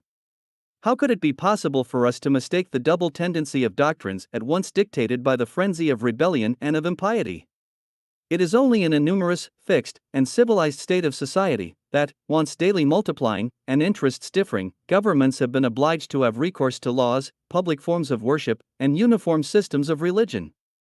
It is then that the governors of the people invoke that fear of invisible powers, to restrain them, to render them docile, and to oblige them to live in peace. It is thus that morality and policy form a part of the religious system.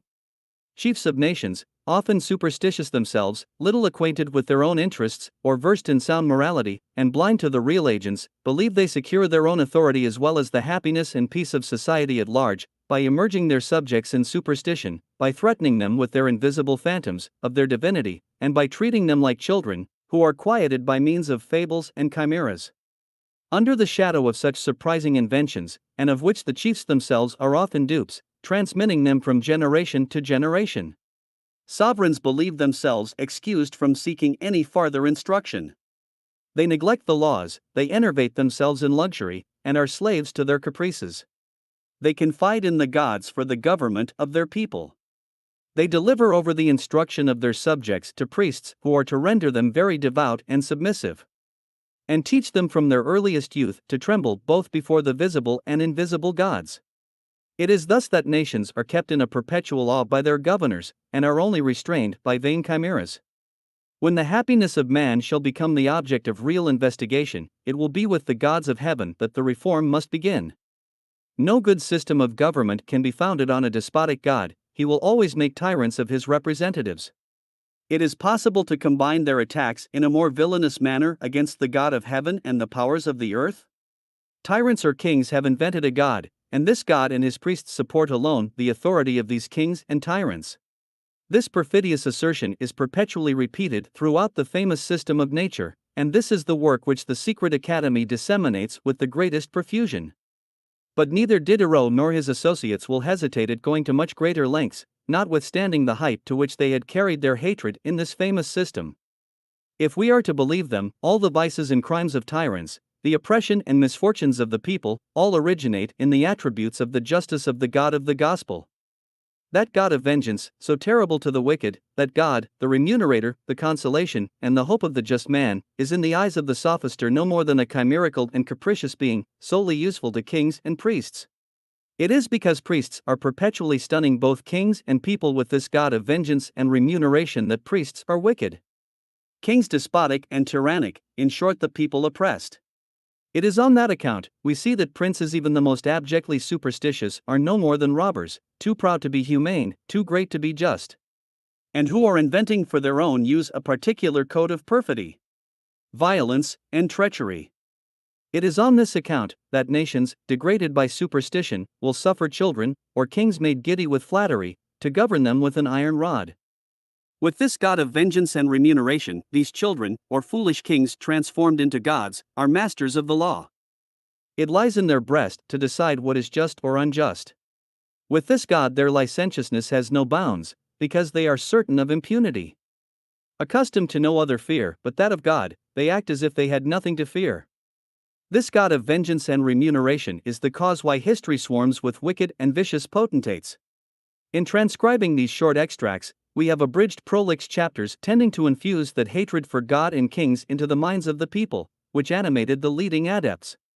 Nobody could better express to what degree he was inflamed by it than Diderot himself.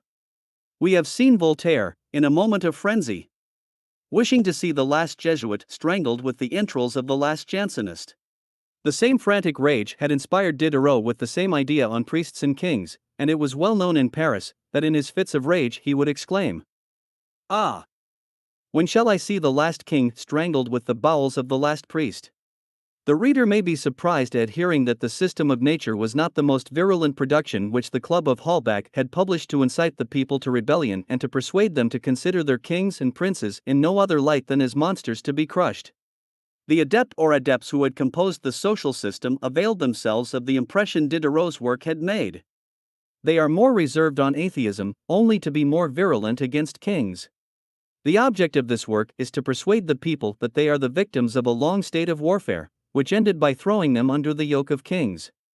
But they were not to abandon all hope of breaking their chains, and even of loading their kings with them, though they had been hitherto unsuccessful. There the imagination is worked upon, and the meanest subject is taught to say to his sovereign, "We have proved the weakest. We have submitted to force, but should we ever become the strongest, we would wrest that usurped power from you whenever you exercised it for our unhappiness. It is only by your attention to our prosperity that you can make us forget the infamous titles by which you reign over us. If we are not strong enough to shake off the yoke, we will only bear it with horror. You shall find an enemy in each of your slaves, and every instant you shall tremble on the thrones which you have unlawfully usurped." Such menaces will certainly be looked upon as the last stage of their conspiring fury. Nevertheless, they found a higher tone, and, to teach nations to shudder at the very name of monarchy, they roar like monsters. Many years before the French Revolution, their productions had teemed with everything that a Pétion, a Condorcet, or a Marat could have invented in their frantic rage against sovereigns to excite the populace to bring the head of the unfortunate Louis XVI to the scaffold.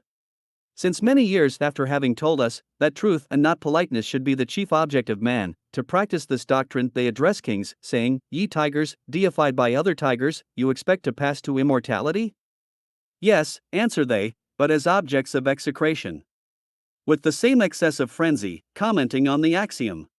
Some lucky soldier was the first of kings, full of his Voltaire, like the Pythoness inspired by the devil, from the summit of his fiery tripod the same adept, addressing himself to all nations, tells them, thousands of executioners crowned with laurel and wreaths of flowers, returning from their expeditions, carry about in triumph an idol which they call king, emperor, sovereign. They crown this idol and prostrate themselves before it, and then, at the sound of instruments, and of repeated, senseless and barbarous acclamations, they declare it in future to be the sovereign director of all the bloody scenes which are to take place in the realm, and to be the first executioner of the nation. Then, swelling his chest, foaming at the mouth, and with haggard eyes he makes the air resound with the following frightful declamation: to the pretended masters of the earth, scourges of mankind, illustrious tyrants of your equals, kings, primes, monarchs, chiefs, sovereigns, all you, in fine, who, raising yourselves on the throne, and above your equals, have lost all ideas of equality, equity, sociability and truth, in whom sociability and goodness, the beginnings of the most common virtues, have not even shown themselves, I cite you all at the tribunal of reason. If this miserable globe, silently moving through the ethereal space, drags away with it millions of unhappy beings fixed to its surface, and fettered with the bonds of opinion, if this globe, I say, has been a prey to you, and if you still continue to devour this sad inheritance, it is not to the wisdom of your predecessors, nor to the virtues of the first inhabitants, that you are indebted for it, but to stupidity, to fear, to barbarity, to perfidy, to superstition. Such are your titles. I am not the person who pronounces against you, it is the oracle of ages, it is the annals of history which depose against you. Open them, they will assuredly furnish you with better information, and the numerous monuments of our miseries and of our errors will be proofs which neither political pride nor fanaticism can controvert. Descend from your thrones, and, laying aside both scepter and crown, go and question the lowest of your subjects, ask him what he really loves, and what he hates the most. He will undoubtedly answer that he really loves but his equals, and that he hates his masters. It is thus that, assuming every tone from that of the epigram, pamphlet, romance, system, or tragic sentence, to the declamations of enthusiasm or the roaring of rage, Voltaire's and Montesquieu's school, so well described by Condorcet, had succeeded in inundating all France and all Europe with works naturally tending to efface from the earth the very memory of a king, to place in their true light the intention and the concert of the sophisters. The illustorian must never lose sight of the den from whence these productions were issued, and of the art with which and the men by whom they were spread from the palace to the cottage, by the secret society of the Hôtel d'Holbach, in Paris, by the numerous editions in the provincial towns, by the hawkers in the country, by D'Alembert's office of instruction and tutors in wealthy families, and by the country schoolmasters in the villages, and among the workmen and day laborers. In their various attacks, let him remark the uniformity of their principles, of their sentiments, and of their hatred, and let him particularly remember that the same authors who declaim most virulently against kings had already distinguished themselves by their hatred against religion. Should he hesitate at declaring the sophisters of impiety to be also the sophisters of rebellion, should the very evidence of the conspiracy lead him to doubt of its reality? In that case, let us not refuse to solve even the doubts of the historian. And may the very objections be turned into fresh demonstrations. I feel that it may be objected to me that my proofs differ in their nature from those which I had chiefly drawn from the very correspondence of the conspirators. In answer, it may be remarked that if any cause of surprise existed, it would not be that the letters of the conspirators made public should contain nothing respecting the conspiracy against kings, but it would be, on the contrary, that they had furnished us with so much evidence.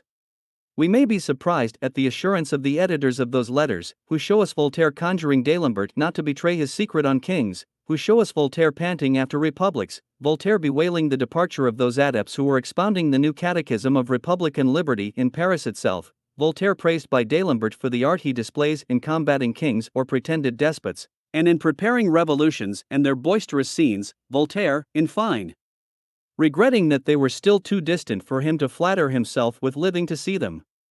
It is the same correspondence which points out D'Alembert furious at his hands being tied, and at not being able to deal the same blows on the pretended despots as Voltaire did, but seconding him at least with his wishes in this rebellious warfare. When all these letters were made public by Condorcet and the other editors in 1785, Louis XVI was still on the throne, and the revolution at some distance. They had reason to fear the discovery of their plots, and it is easy to see that many of the letters had been suppressed. Most certainly Condorcet and the other adepts must have had even then a strange confidence in their success, not to have suppressed many more. Besides, had these letters been entirely silent as to the conspiracy against kings, could even that silence invalidate the avowals of Condorcet and of so many other adepts? The same artifices, the same calumnies, the same wishes against the throne being combined with those against the altar in the productions of the sect, could that silence weaken the evidence of the common plot for the destruction of both? But if these plots were so visible, it will be said, are not the magistrates to be blamed for their negligence and silence? How is it possible that these conspirators could have escaped the severity of the laws? Here it would be sufficient to recall the favorite maxim of the conspirators, strike, but hide your hand. It would suffice, were we merely to repeat Condorcet's words when, after having exposed in the clearest terms the double conspiracy, the labors, and the concert of the philosophers against the altar and the throne, he adds, that the chiefs of the philosophers always had the art of escaping vengeance, though they exposed themselves to hatred, and of escaping persecution, though sufficiently conspicuous to suffer no diminution of their glory. But this silence of the magistracy is a false imputation. The conspirators may have concealed themselves from the tribunals, but the conspiracy was not on that account less evident to the sight of the magistracy, and juridical denunciations will give new force to our demonstrations.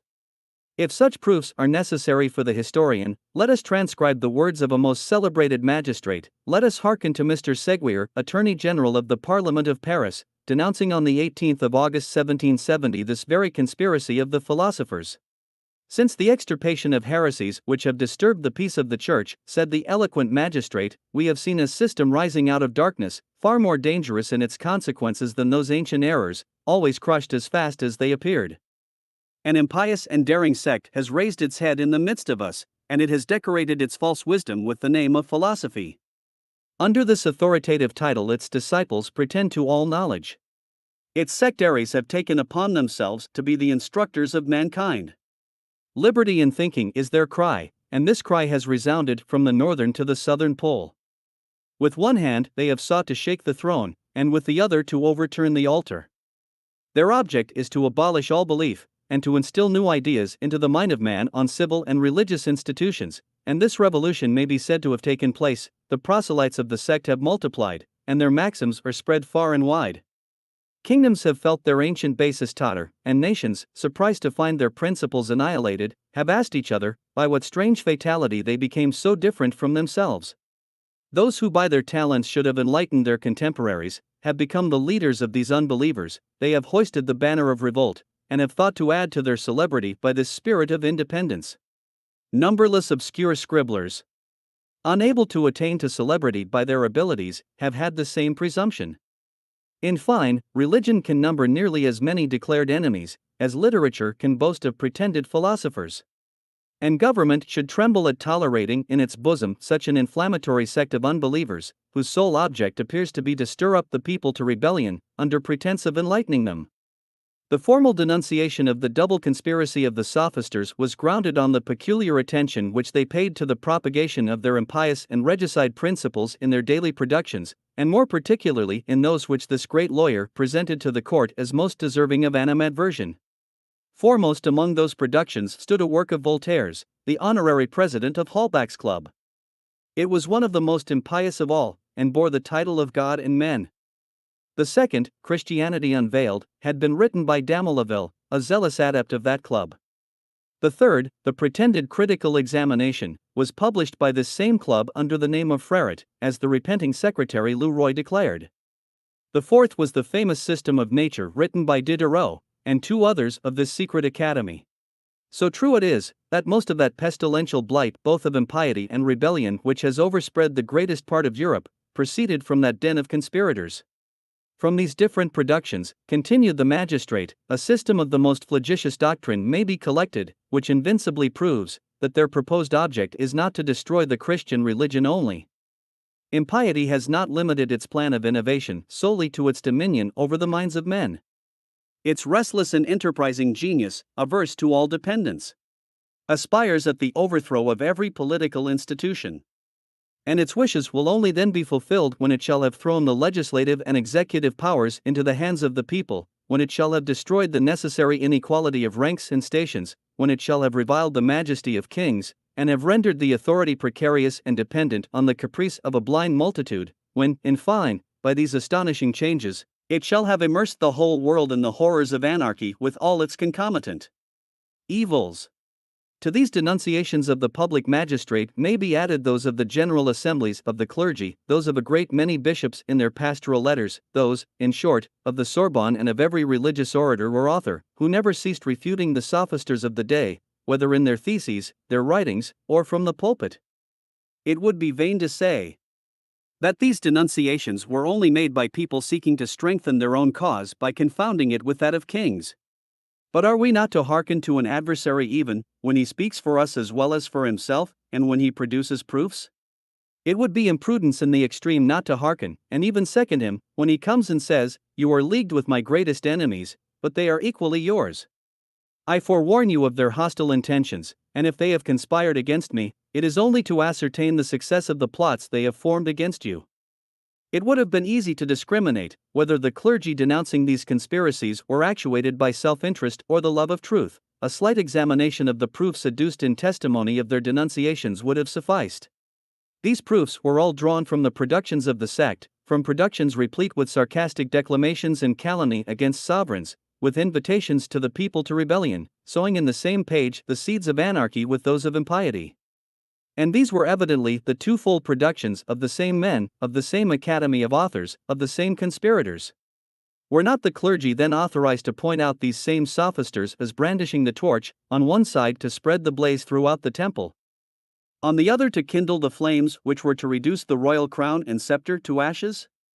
Might they not be said to have conspired more desperately against the throne than against the altar, and might not the latter conspiracy have been merely a preparatory step to the completion of the former? So far then from excluding the destruction of the throne from their wishes, and confining them to the overthrow of religion, say that to overturn government was their chief object, examine and compare their doctrines, behold their concert, their constancy, their assurance, and then candidly pronounce. But the evidence of the clergy shall, if it be required, be thrown aside as suspicious, though it is now too late to addend it with falsehood. Will the testimony of a man who certainly had every reason to spare the sect also be thrown aside? I have heard it asked, how it was possible, since the sophisters were said to have conspired against the throne, that Frederick II, the royal sophister, could have been deceived by and could have leagued during so long a time with the sworn enemies of his throne. In short, with the sophisters of rebellion? But she an objection will only serve to throw new light on the conspiracy. Let the royal sophister be the accuser, let him cover his sophistical masters with ridicule. The inveteracy of his hatred against religion, his protection of the irreligious encyclopedists, all his conduct in short, will corroborate his testimony when he paints these sophisters as empty sages conspiring equally against the altar and the throne. And the time came when Frederick II perceived that his dear philosophers, by initiating him into their mysteries of impiety, had let him into but half their secret, that by employing his power to crush Christ, they had planned the destruction of his throne and the extirpation of monarchy. Frederick was not the repenting adept, like the unhappy Leroy, for his soul was too deeply immersed in impiety. But he was certainly ashamed of having been so strangely duped. Indignation and revenge succeed his admiration, and he blushes at having been so intimate with men who had made him their tool to undermine that power which he was most jealous of preserving. He became the public accuser of those very encyclopedists who owed the greatest part of their success to his protection. He warned kings that the grand object of those sophisters was to deliver them over to the multitude, and to teach nations that subjects may exercise the right of deposing their sovereign when they are displeased with him. He gives notice to the kings of France that their conspiracy is more particularly aimed at them. The denunciation is clearly and formally expressed in the following terms: the encyclopedists reform all governments. France, according to their plans, is to form a great republic, and a mathematician is to be its legislator. Mathematicians will govern it and work all the operations of the new republic by flux ions. This republic is to live in perpetual peace and support itself without an army. This ironic and sarcastic style was by no means in Frederick's natural disposition. The repute of the pretended wisdom of the sophisters had given weight to the adepts, and contributed to the seduction of the people, and contempt was the most powerful weapon that could be employed against them. It is on this account that he represents these pretended sages as puffed up with their own merits and their ridiculous pride. But whatever may be his style, it is to guard kings and nations against their plots that he writes. The encyclopedists, says he, are a set of pretended philosophers who have lately started into existence. They look upon themselves as superior to every school which antiquity has produced. To the effrontery of the cynic, they add the impudence of uttering every paradox their brain can invent. They are a set of presumptuous men, who never will own themselves to be in the wrong. According to their principles, the sage can never be mistaken, he is the only enlightened person, it is from him that the light emanates which is to dissipate the dreary darkness into which the silly and blind multitude have been deluded. And God knows how they enlighten them. At one time it is by unfolding the origin of prejudices, at another, it is by a book on the mind, or a system of nature, in short, there is no end to them. A set of puppies, whether from fashion or an air they assume, call themselves their disciples. They affect to copy them, and take upon themselves to be the deputy governors of mankind. While painting in such colors the pretensions and ridiculous pride of both masters and scholars, Frederick declares that the madhouse would be their most proper habitation, where they might legislate over their crazy equals, or else, to show the ignorance of their systems, and what innumerable disasters they would engender. He wishes that some province which deserved a severe punishment should be delivered over to them. Then they would learn, says he, by experience, after having thrown everything topsy-turvy, that they were a set of ignorant fellows. They would learn that to criticize is easy, but that the art of criticism is difficult, and above all, that no one is so apt to talk nonsense as he that meddles with what he does not understand. And Frederick, in support of regal authority, would sometimes lay aside his epigrammatic style, and think it incumbent on him to condescend to the refutation of the gross calumnies which his sophistical masters had invented against the throne. It is thus that we see him refuting the system of nature and the essay on prejudice, which latter the secret academy had published under the name of Dumarsais. There he principally devotes himself to exposing the cunning of the sophisters. He shows with what wicked art the conspirators, calumniating the sovereigns and the pontiffs, only seek to instigate the hatred of all nations against them. Among others we may distinguish the author of the System of Nature, who in an especial manner has undertaken to disparage all sovereigns. I can venture to assert, he says, that the clergy have never spoken to princes all that nonsense which the author pretends. If ever they may have represented kings as the images of the deity, it was doubtless only in an hyperbolical sense, to guard them by the comparison against any abuse of their authority, and to warn them to be just and beneficent, that they may imitate the general attributes given to the deity by all nations.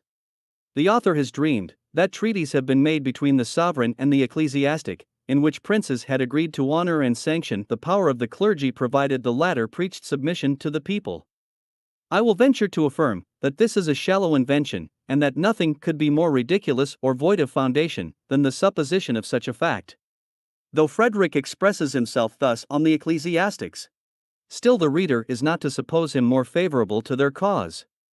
On the contrary, his anti-Christian prejudices blind him to such a degree that he does not so much blame the sophisters for attacking religion as for having done it unskillfully. He even points out the weapons with which he wishes it had been assailed.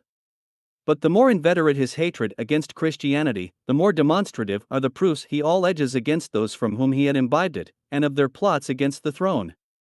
He pardons their attacks upon the altar, he even supports their advances, but he defends the throne.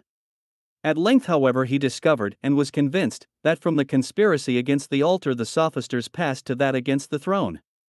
It is this latter conspiracy which he wishes to lay open. And it is with these latter plots that he charges the whole school in the person of Diderot, when he says, the true sentiments of the author, on governments, are only to be discovered toward the end of his work. It is there that he lays down as a principle that subjects ought to enjoy the right of deposing their sovereigns when displeased with them. And it is to effectuate this that he is perpetually crying out against great armies, which would prove too powerful an obstacle to his designs. A person would be tempted to think it was Fontaine's fable of the wolf and the shepherd that he was reading. If ever the visionary ideas of our philosophers could be realized, it would be necessary to new-mold every government in Europe, and even that would be a mere trifle. It would be necessary again, though perhaps impossible, that subjects setting up as the judges of their masters should be wise and equitable, that those who aspired to the crown should be free from ambition, and that neither intrigue, cabal, nor the spirit of independence should prevail. Nothing could have been more masterly applied in these observations than the comparison of the wolf and the shepherd. Frederick perfectly comprehended that the object of these declamatory repetitions of the sect against the vainglory of war was not so much to instill the love of peace into the minds of the sovereign as to deprive him of the necessary forces to repress that rebellious spirit which philosophism sought to infuse into the people.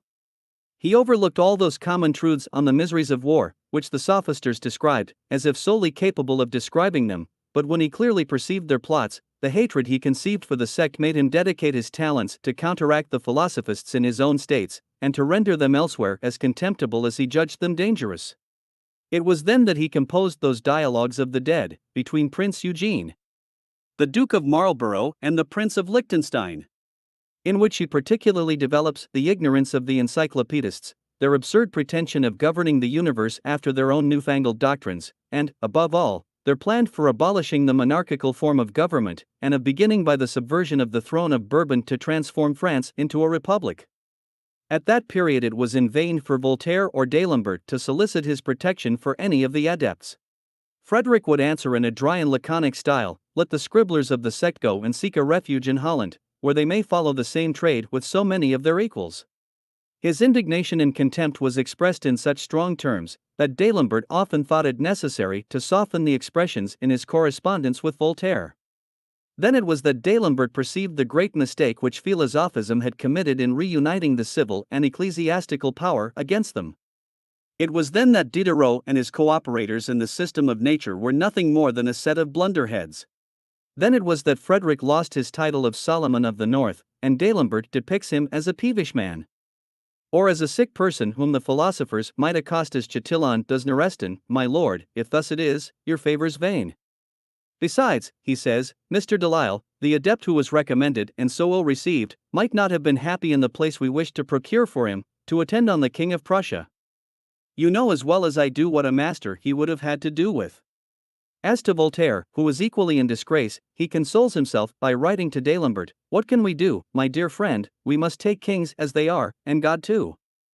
It is worthy of remark that neither D'Alembert nor Voltaire seek to deceive Frederick as to the double conspiracy which he attributed to their school.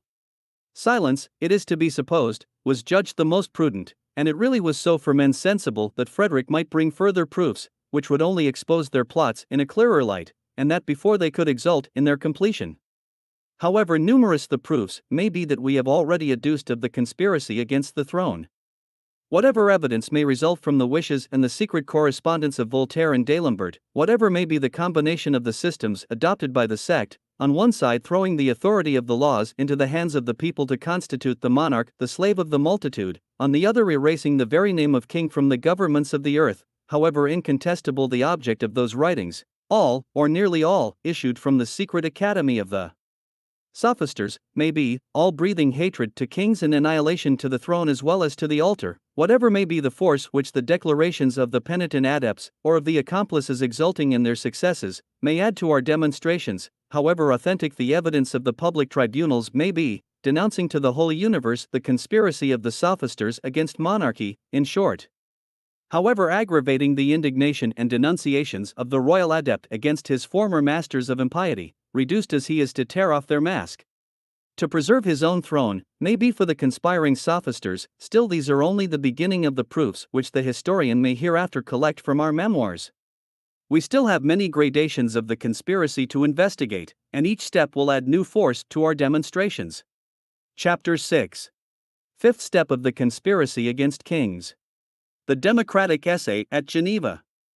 At the very time when Frederick II was denouncing this impious sect, which he had heretofore protected with so much tenderness, as inimical to all authorities, he was far from being acquainted with the real depth of their plans.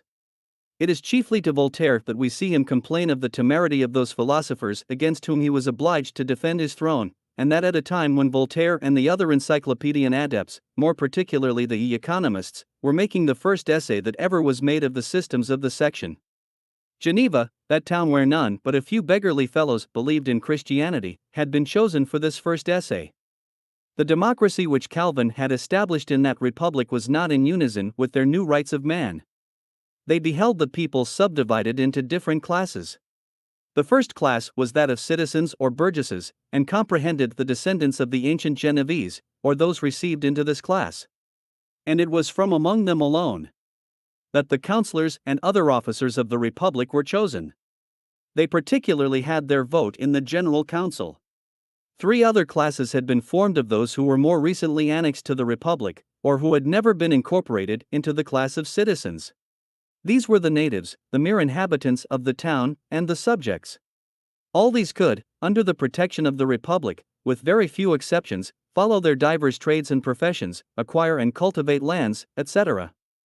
But were excluded from the councils and principal dignities of the Republic. However odious such distinctions may have appeared to the sophisters, nevertheless the man who appeals to sound judgment and real principles will easily agree that a republic, or any state enjoying sovereignty, has a right to admit new inhabitants on certain conditions which may be just and oftentimes necessary, without establishing on that account a perfect equality between the real and the adoptive children of the state. He who asks to be admitted knows the conditions of his admission, and the exceptions he is exposed to.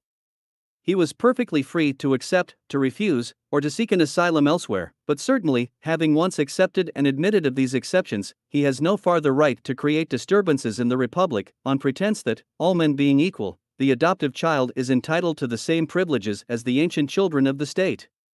But such self-evident principles were not consonant with those of the section. Even Voltaire had laid them aside. From the perpetual repetition of his equality and liberty applied to religion, he had adopted the same doctrine with respect to politics.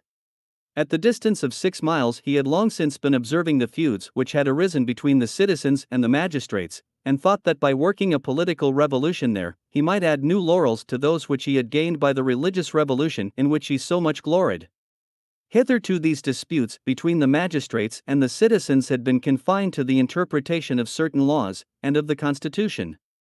The natives, and other classes who were excluded from the legislative power, were only spectators of the quarrel, when Voltaire and the other sophisters judged this a favorable moment to change the very constitution of the Republic, and to make an essay of their new systems of equality and liberty, of the legislative and sovereign people. All Europe is acquainted with the troubles which agitated Geneva from the year 1770 till 1782. The public prints were filled with accounts of the disordered state into which the Constitution of Geneva had been thrown, but the public prints have been entirely silent as to the part which the sophisters took in it, and which it will be the particular object of our memoirs to reveal. We shall lay open those intrigues and secret artifices, by which they hoped to establish an absolute democracy according to the system of Jean-Jacques Rousseau. To form a sound judgment on these occult dealings, let men be questioned who, present on the spot, were capable of observing, and who acted the part of real citizens. Such has been the plan that we have adopted, and such inquiries will attest the authenticity of the accounts which we have followed. Most certainly, the systems of Jean-Jacques, their countrymen, first gave rise to the pretensions of the natives or inhabitants of Geneva to the legislative power. They were stimulated by the insinuations of Voltaire and of the other adepts who flocked to second him. The part which Voltaire acted was, on one side to encourage the citizens in their disputes with the magistrates, whilst on the other he would insinuate to the natives and inhabitants that they had rights to assert against the citizens themselves. He would invite first one party, then the other to his table, and to each he broached the sentiments which he wished to instill into them. To the citizens he would urge that their legislative power absolutely made the magistrates dependent on them, and he would persuade the natives or inhabitants that living in the same republic and subject to the same laws, the equality of nature assimilated their rights to those of citizens, that the time was come when they should cease to be slaves, or to obey laws which they had not made, that they were no longer to be victims of such odious distinctions, or subject to taxes. Disgraceful, inasmuch as they were levied without their having consented to them. Such insinuations acquired new vigor from the numerous pamphlets flowing from the fertile pen of the premier chief. Under the name of a Genevese he published the Republican ideas, which will always bear testimony of his hatred for kings, and show how much ground Republican liberty had gained in his heart as he advanced in years. As to this hatred, he expresses it in the above pamphlet, by saying, "There never yet has existed a perfect government, because men are prone to their passions. The most tolerable, without doubt, is the Republican, because, under that form, men approach the nearest to the equality of nature. Every father of a family should be master in his own house, but is to have no power over the house of his neighbor. Society being an aggregate of many houses, and of many lands belonging to them, it would be a contradictory proposition to pretend that one man should have the sole dominion over all those houses and lands, and it is natural that each master should have his vote for the general welfare of society. This article alone was sufficient to incite the Genoese to revolt, particularly the natives and others who had acquired lands under the dominion of the Republic. He told them that to deprive them of the right of voting was to rob them of a natural right inherent to them. But to express himself in still clearer terms, the true disciple of Montesquieu and Jean-Jacques, he repeats their fundamental tenets. He tells the Genoese that civil government is the will of all, executed by one or many, by virtue of laws which all have enacted. With respect to finance, it is well known that it is the right of the citizens to regulate and determine what is to be granted for the expenses of the state. It was not possible to tell all those who lived under the Genoese dominion without having voted at the enacting of the laws, or at the imposition of the taxes, that they were bound by no tie under their present government, and that no government could exist for them until the ancient constitution was overthrown. Let the reader judge what an impression such writings must have made, profusely spread about, and distributed with that art which we have seen Voltaire describing, when he wished to infuse his venomous doctrines into the lowest classes of the people. But means still more perfidious were made use of. The sophisters have been seen extolling the generosity of their premier, and, as a proof, they cite the multitude of Genoese artisans who, taking refuge at Femi, found a new country and protection in Voltaire's little province, and partook sufficiently of his riches to continue their trades and support their families. But when we interrogate those who on the spot could observe the secret motives of such a perfidious generosity, we hear them answer, Voltaire, it is true, has been in some sort the founder of Femi, of a new town, but they will add, how did he people it, if it was not with those factious citizens whom he had stirred up against their country, and which he reunites at Femi and Versailles to form a focus of insurrection, which was to force the unhappy republic, by the desertion of its natives and inhabitants, to receive the law from the sophisters, and to substitute their systems to the ancient laws of the republic? Unsatisfied with all these means and intrigues, the leveling sect had other agents who forwarded the revolution at Geneva. It had already acquired that Clavier, who was hereafter to continue his revolutionary career at Paris. It had acquired a sort of petty size in the person of Berenger, and a true firebrand in Ségur, but above all it gloried in seeing a French magistrate leaving his country, and laying aside the comely habit of the bench for the filthy round head of the Jacobin. This was Mr. de Servan, that Attorney General of Grenoble, whom Voltaire in his correspondence with D'Alembert represents as one of the greatest proficients in modern philosophy, and as one of those who had chiefly forwarded its progress. It is remarkable that this letter bears date the 5th of November 1770, the very year of the Genoese Revolution. Like a time apostle of equality and liberty, Mr. Servan had hurried away to Geneva to unite his efforts to those of Voltaire. But philosophism had not confined its succors to his talents and reputation alone. An attorney of the name of Bouvier, of the same parliament, powerfully aided it with his pen. He appeared with all the arms of sophistry. Whilst the other adepts were stirring up, in their clubs and private companies, the citizen against the magistrate, and the native and inhabitant against the citizen, Bouvier, to raise his constitution of equality from the midst of discord and civil broils, pretends to assert the real rights of the ancient constitution, not to form a new one, and from antiquity alone he appears to draw all his arguments in favor of the equality and sovereignty of the people. The most revolutionary among the Genoese were surprised to see a foreign sophister informing them that till then they had been ignorant of their own laws, that all those distinctions of citizens, inhabitants, or natives, and all the privileges of the first, were novelties which had been usurped and introduced into the Republic so lately as the year 1707, that before that period a very short residence entitled every newcomer to the rights of citizen, and to be admitted into the General Sovereign and Legislative Council. That after 1 year's residence at Geneva, every man enjoyed his share of sovereignty in the Republic, in short, that the most perfect equality had reigned among all the individuals of the state, whether of the town or country. This was nearly the same plan which the sect followed at that time in France, always calling for the States General in order to re-establish the pretended constitution of the sovereign and legislative people. Bouvier was refuted in the most complete manner, but the sophisters knew too well that a people in a state of revolution swallow every falsehood that favors their sovereignty. They succeeded in putting them in motion, nor were they ignorant of the means of accelerating and perpetuating their vibrations. At that time they published at Paris a periodical work under the title of Éphémérides du Citoyen. The economists had the direction of it, and that class of adepts was perhaps the most dangerous. They, with all the appearance of moderation, with all the show of patriotic zeal, forwarded the revolution more efficaciously than the frantic rebels of Holbach's club. The sect had ordained that this journal should support the efforts of Voltaire, Servin, and Bouvier until they had succeeded in their democratic essay on Geneva. It was the hypocritical and smooth-tongued Dupont de Nemours who was entrusted with the care of giving monthly a new impetus to the revolutionists. His periodical publications, carefully directed towards that object, were regularly sent from Paris to Geneva to second the fury of the democratizing zealots. To form a proper judgment of the artful manner in which Dupont fulfilled his trust, it would be necessary to run over all the articles which the ephemeris citizen has given us under the head of Geneva.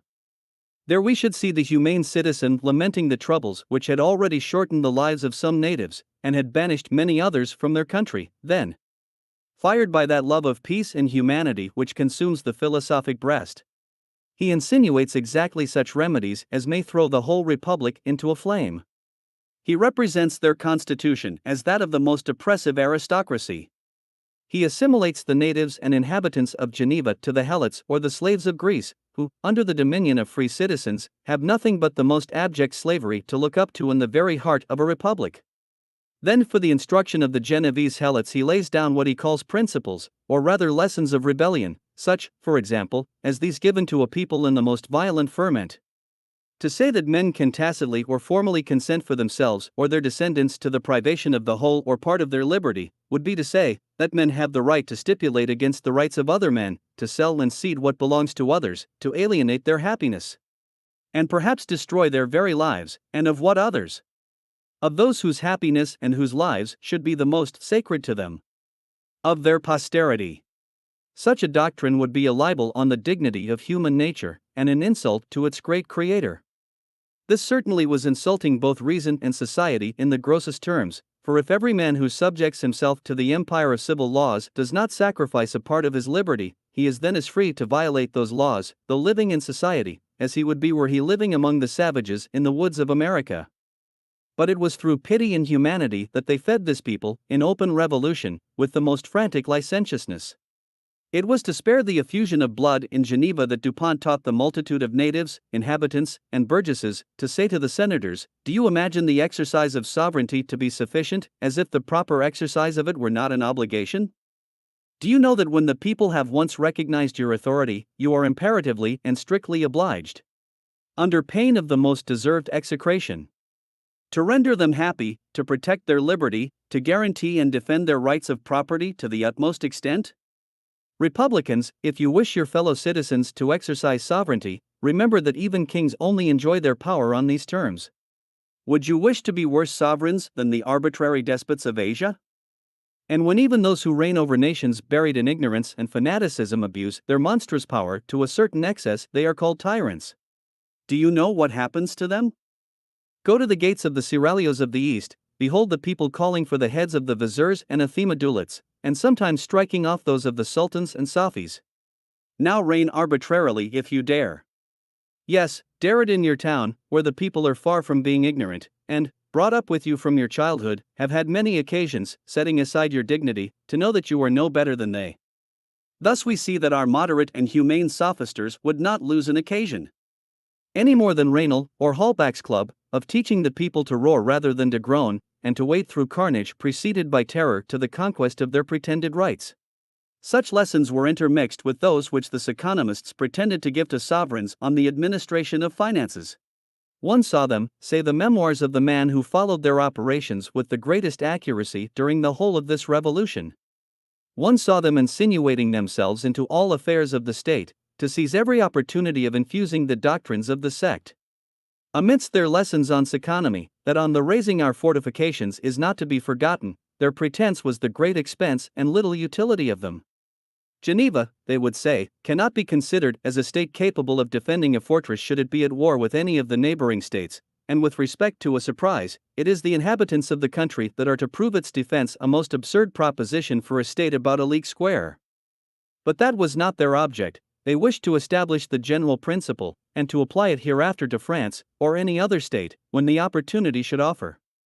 In other words, it was the means of exposing the sovereign to all the fury of a revolted people reclaiming by force of arms that equality and liberty which the sophisters were perpetually representing to them as their inherent rights. This also was the object of those perfidious lessons which they pretended to give to the magistrates, representing them as oppressors, and presupposing the existence of that hatred against them which the adepts themselves had infused into the minds of the people. With the same art they thus again addressed us, says our observer, the natural defenders of Geneva are the people of the country, the subjects of the Republic. It is possible, nay, it is easy, to attach them so much to the Republic, that they would form the most secure advanced posts possible.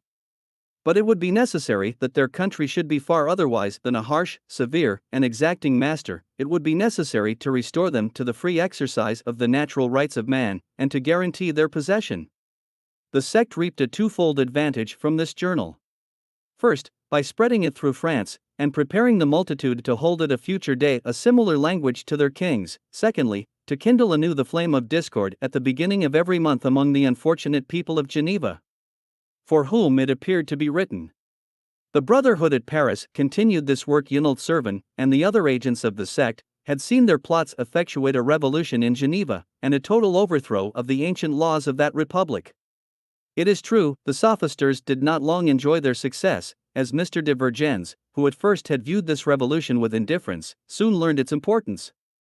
Evidence at length convinced him that all that had come to pass at Geneva was nothing more than an essay which our modem sophisters were making of their principles and systems, that neither their plans nor their plots were to be concluded by these first successes, that they were nothing more than a prelude to the revolutionary scenes with which they threatened all Europe, and which might ere long involve France itself in the common mass of men. The sophisters had the mortification to see these first fruits of their revolutionary principles blasted by a few battalions of French troops. It was reserved to Clavière, and afterwards to Robespierre, to resume their plans, and to send the apostate Salavi to consummate them by murder and exile, in short, by all the revolutionary means which philosophism had invented in the castle of Femi for the future benefit of the Jacobinical den. Chapter 7. Aristocratic Essay in France. In laying before the reader the proofs of the conspiracy formed against monarchy, we have said that there existed a set of philosophers who held themselves so secure of bringing about a revolution, that they had not scrupled to advise both the king and his ministers to make the revolution themselves, lest philosophy might not be sufficiently powerful to direct the motion when once imparted. Among this class of philosophers, who wish to be styled the moderates, but whom Jean-Jacques calls the inconsistents, we are to distinguish Mr. de Mably, the brother of Condillac, and one of those abbés who bore nothing of the ecclesiastic but the dress, and who, bestowing great application on profane sciences, was almost entirely ignorant of those necessary for an ecclesiastic.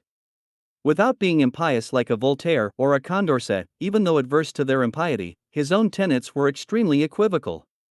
At times his morality was so very disgusting that it was necessary to suppose that his language was ambiguous, and that he had been misunderstood, lest one should be obliged to throw off all esteem for his character. At least such has been the defense I have heard him make to justify himself from the censures of the Sorbonne. He had the highest opinion of his own knowledge in politics, and during his whole life that was his favorite topic. He believed himself transcendent in that science, and he met with others who were led to the same belief. His mediocre talents would have been better appreciated had he been viewed in the light of a man led away by the prejudices he had imbibed from a scanty knowledge of antiquity, and who wished to reduce everything to the standard of his own ideas. Mr. de Mably had also been led away by all those systems of liberty, of the sovereignty and legislative authority of the people, of the rights of self-taxation and of contributing to the public expenses only inasmuch as they had voted the moneys themselves or by their representatives. He was persuaded that he had found these systems of government among the ancient Greeks and Romans, and more particularly among the ancient Gauls. He was perfectly persuaded that without the States General the French monarchy could not exist, and that to re-establish the ancient and real constitution, it was necessary to resume those States General. Mably and his disciples, or more properly the adherents of Montesquieu, detested the feudal laws, but they did not reflect that it was to those very laws the States General owed their former existence. When Philip le Bel and some other princes had found themselves under the necessity of applying to those states for subsidies, the reason was, because under the feudal system the king, like the counts of Provence, Champagne, and Toulouse, or the Dukes of Brittany, had their fixed revenues and particular desmines which were supposed to suffice for the exigencies of the state. And in fact, wars of the longest duration could be carried on without its being necessary to augment the revenues of the sovereign. Armies at that time were composed of the lords and knights serving at their own expense and defraying that of their vassals whom they led after them into the field.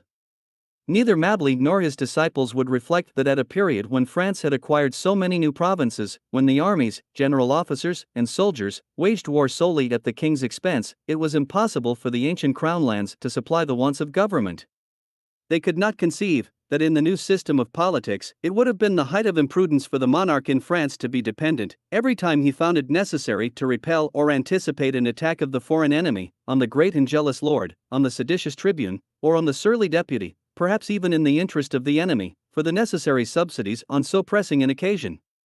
Such reflections as these never occurred to the minds of our sophisters. Filled with the idea that revolution and the States General were necessary to break the chains of the French people, we are told by his strongest adherents that Mably went still farther than merely inviting the sovereign and his ministers to commence the revolution themselves. He upbraided the people in his treatise on the Rights of Citizens, written in the year 1771, with having missed the opportunity of making the revolution, and he lays down the means of effecting it. He advised the Parliament in future to refuse to enregister any bussel edict, to declare to the king that he had no right to impose taxes on the people, who alone were vested with the fiscal power, to ask pardon of the people for having cooperated during so long a time in the levy of such unjust taxes, and to supplicate His Majesty to convoke the States General. A revolution, he adds, brought about by such means would be the more advantageous as it would be founded on the love of order and of the laws, and not on licentious liberty. This system of a revolution to be accomplished, according to Montesquieu's ideas, by vesting the legislative and fiscal powers in the hands of the people, or of their representatives in the States General, found many supporters and abettors, and particularly among the aristocracy, as the distinction of the three states was still preserved. All that class of men which impiety had enrolled under the banners of sophistry from among the Duc de la Rochefort's society viewed this as a means for the grandees to reassume their ancient influence in the state, and to conquer from the king and court that power which they had gradually lost under the preceding reigns. They were ignorant that other sophisters were already prepared to enforce their systems of equality in those States General, and to assert that the three estates, being separate, of opposite interests, and jealous of each other, mutually destroyed each other's strength. And that to this distinction was to be attributed the inefficacy and the very little good that had arisen from all the former States General. The grandees did not perceive this snare which the leveling sophisters had laid for them. The levelers had conceived the greatest expectations from the dissensions which reigned at that period between Louis XVII and the parliaments, and believed themselves on the eve of obtaining the convocation of those States General where they were to consummate their revolution.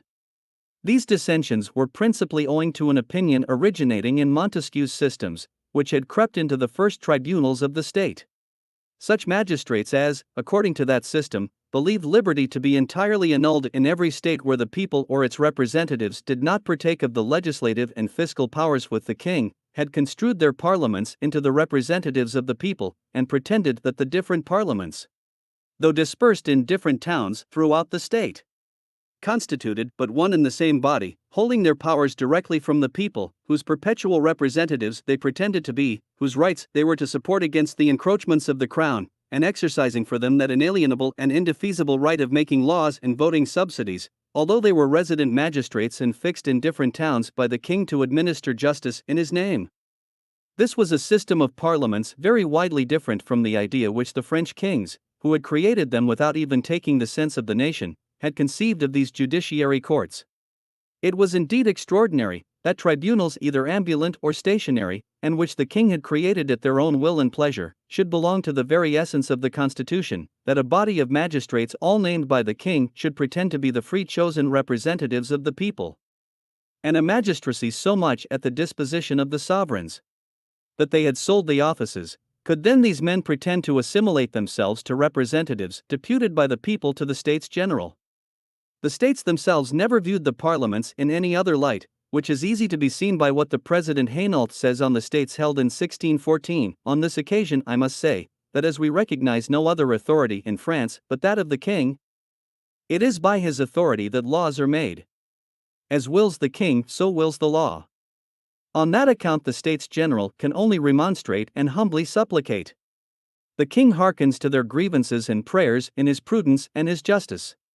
For, was he obliged to grant all that was asked of him, says one of our most celebrated authors, he would cease to be their king. It is for that reason that during the sittings of the States General the authority of the Parliament suffers no diminution, as exercising no other power but that of the king, which may be easily seen in the minutes of the last States. It was therefore a most extraordinary claim of these parliaments, all created by, and exercising the authority of the king only, to pretend to be the representatives of the people in order to resist the power of that same king, styling themselves the habitual and permanent representatives of the States General, who had never formed the least idea of such representatives, and who had always looked upon them as the king's magistrates. But when new systems had spread disquietude in every breast, and produced the thirst of revolution, illusion easily banished truth. The most respectable magistrates, overpowered by the weight of Montesquieu's authority, and spurred on by the sophisters, were easily persuaded that every country was enslaved, and groaned under the most severe despotism, where the legislative and fiscal powers were not in the hands of the people or of their representatives. And, lest the whole code of laws which the king had made and the parliaments proclaimed, should suddenly become null and void, these magistrates, who had enregistered and proclaimed them, constituted themselves the representatives of the people. These claims served as a pretense for the most invincible resistance to the orders of their sovereign. The King's Council, and particularly Mr. de Maupaou, surmised a coalition aiming at nothing less than to disorder the monarchy, to diminish the authority of the throne, to put the sovereign under the habitual dependence of the 12 parliaments, and to create disturbances and disputes between the king and his tribunals as often as any factious magistrate, assuming the character of a tribune of the people, should oppose the pretended will of the nation to his sovereign. Louis XVII resolved to annihilate such parliaments, and to create new ones more limited in their powers, and which might be restrained within the bounds of their duty with greater ease. This resolve was being put in execution, and the sophisters rejoiced to see the disputes daily increase. Convinced that these dissensions would necessarily oblige the king to assemble the States General, where they should be able to find means of publishing their plans and of operating, at least in part, the revolution they so ardently wished for, they brought forward that same Malherbe, whom we have seen so active in seconding the sophisters of impiety. He was at that time president of the Comte d'Aides, the first tribunal in Paris after the Parliament. He engaged his company to make the first signal step towards opposing the States General to the authority of the monarch. He formed those remonstrances since so famous among the philosophers, because, under the cloak of a few respectful expressions, he had broached all the new principles of the sect and all their pretensions against the authority of their sovereign. In those remonstrances we see the demand for the States General couched in the following terms: until this period at least the reclamations of the courts supplied, though imperfectly, the want of the States General, for, notwithstanding our zeal, we cannot pretend to say that we have been able to make amends to the nation for the great advantages which must have accrued to it by the intercourse between its representatives and the sovereign. But at present the sole resource which had been left to the people is torn from them. By whom shall their interests be asserted against the minister? The people dispersed have no common organ by which they may prefer their complaints. Sire, interrogate then the nation itself, since that alone remains to which your majesty can hearken. The other parliaments who followed Malherbe's example were ignorant of the intentions of the sect which had prompted him to act. They abandoned themselves to the torrent, and were hurried away by the impulse given by the sophisters and by the public opinion, which the system of Montesquieu on the legislative and fiscal powers had new modeled. Misled by Malherbe's example, the Parliament of Rouen also asked for the States General in their remonstrances of the March 19, 1771. Sire, since the efforts of the magistracy are fruitless, deign to consult the nation assembled. But the former colleagues of Montesquieu, the Parliament of Bordeaux, thought it incumbent on them to show more than ordinary zeal for his principles, as is to be seen by the pressing style in which their remonstrances of the February 25, 1771, are couched.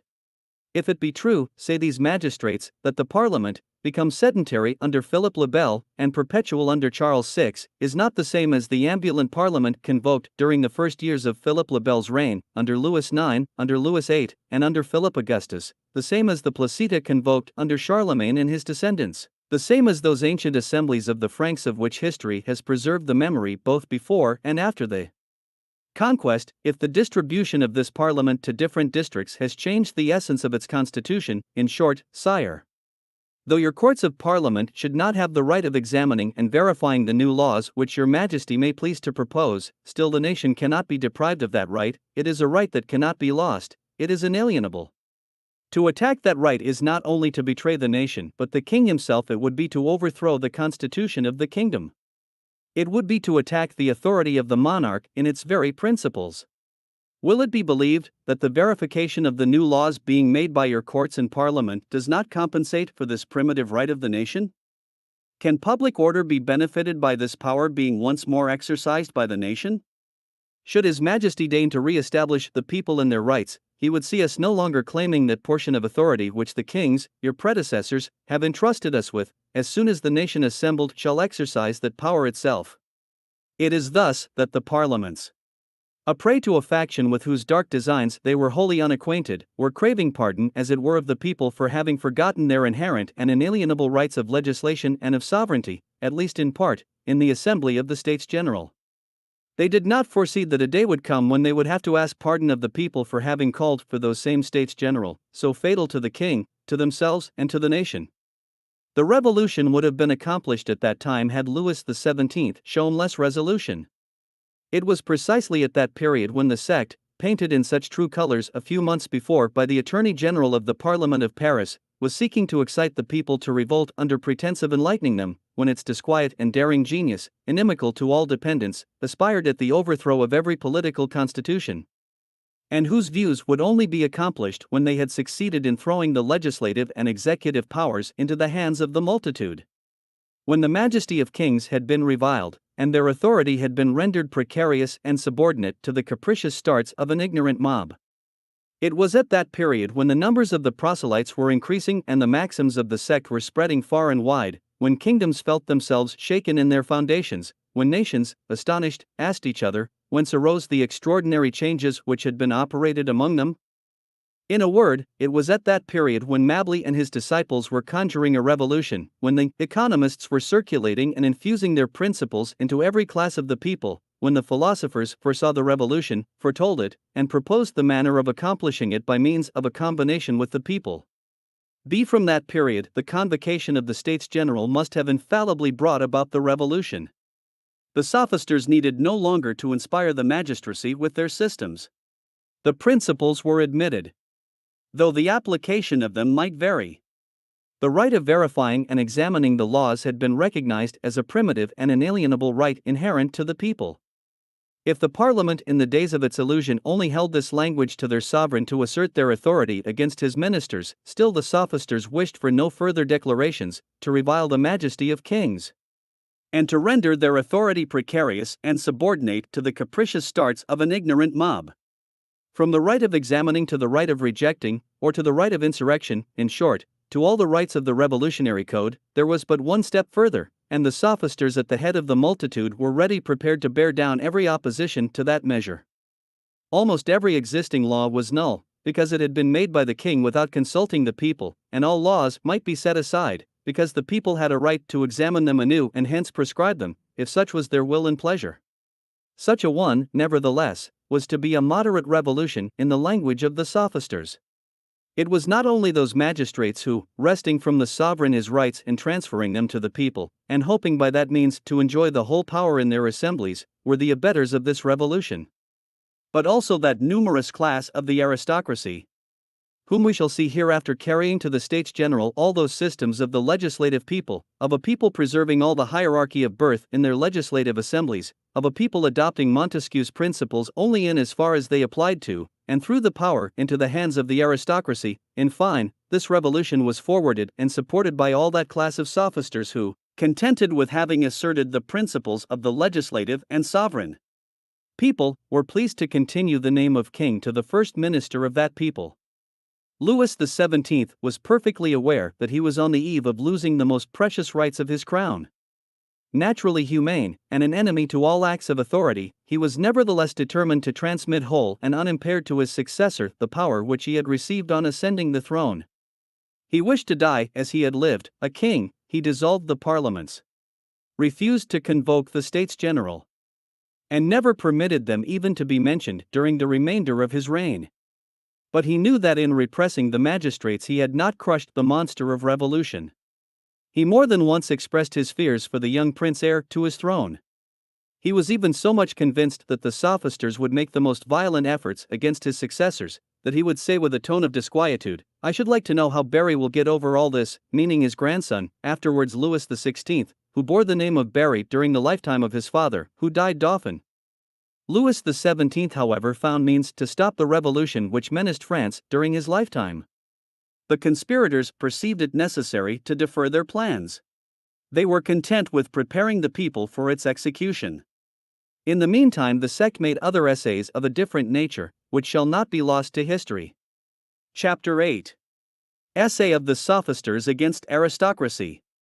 The distinctions of king and subject, of the sovereign making and the multitude obeying the law, were not the only points which militated against the principles of a school that recognized no other law, whether religious or political, than equality and liberty.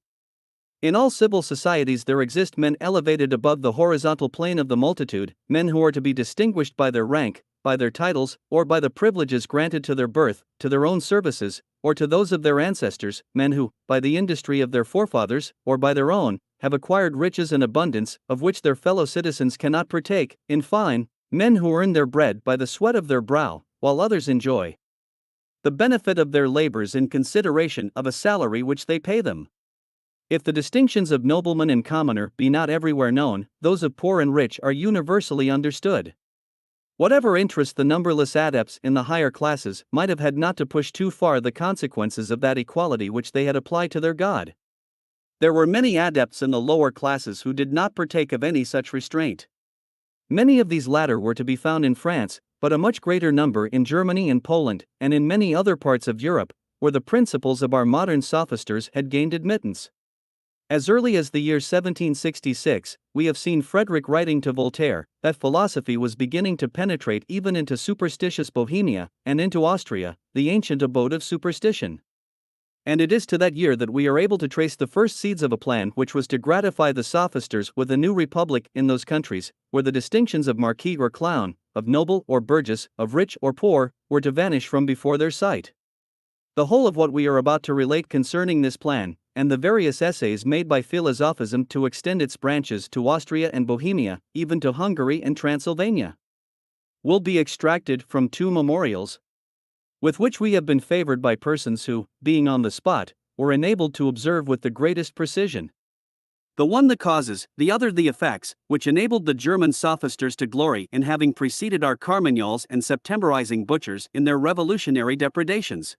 Scarcely had the French philosophism penetrated to the banks of the Moldau, when those baneful principles of equality and liberty which formerly had led the Hussites and Taborites to the enthusiastic murder of the clergy and nobility, to the laying in ashes the castles and monasteries, were seen to ferment anew. A conspiracy was formed at Prague, and it was to break out on the 16th of May. It was customary on that day for multitudes of the common people to throng into town, to celebrate the feast of Saint Jean Nepomucene.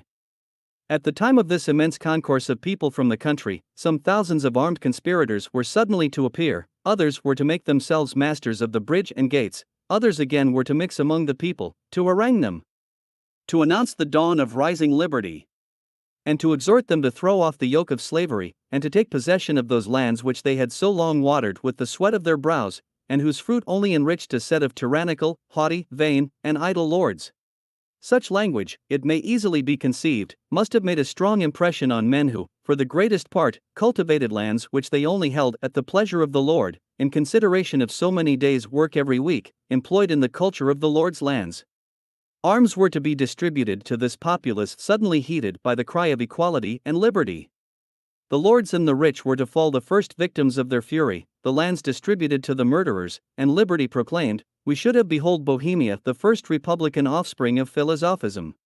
Secretly, however, as this plot was carried on, some of the adepts ere long betrayed the secret. Maria Theresa, the Empress Queen, found means of stifling the whole, and her council behaved with so much prudence and dexterity, that the public journals of the time scarcely mention it. Perhaps the court judged wisely, and thought it prudent to gain over the chiefs, rather than by executions to call the attention of the public to principles which have but too often stained Bohemia with the blood of its best citizens. Notwithstanding the very small success that had attended their attempt, the sophisters of the Danube and Moldau did not lose all hopes of effectuating their schemes of equality. They invented a plan which drew the Empress Queen into the delusion, and still more her successor Joseph II. The apparent object of this plan was that proprietors whose lands were so extensive that they were unable to cultivate them should be obliged to cede a part of such lands to the peasantry. These, in return, were to pay an annual rent to the former proprietors equal in value to the estimated revenue.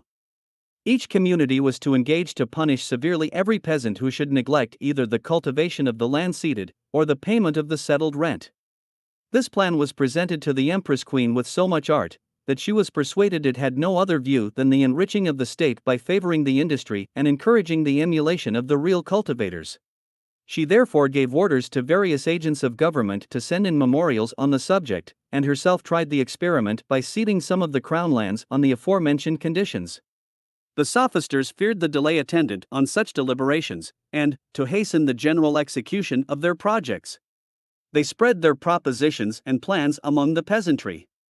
Their most ardent missionary was an intriguing priest, who ran to and fro throughout the country, preaching up this reformation of property which he thought admirable. He found it no difficult task to infuse a portion of his enthusiasm into his rustic auditors. The nobles, viewing this plan in no other light than as a means of despoiling them of their property under the pretense of a just compensation, objected that the peasantry, become masters and proprietors of the land, would soon find means of turning the whole profit to their own use, and that philosophism would soon invent new reasons for paying no retribution whatever to the lords, for would it not be doubly unjust to carry any part of the produce of lands to lords who neither cultivated nor had any property in them? In fine, should it ever please the peasantry to league together and refuse all payments, the lords would have lost both their lands and money, and the nobility, thus reduced, would be able to find no other means of subsistence than by entering into the service of their quondam tenants.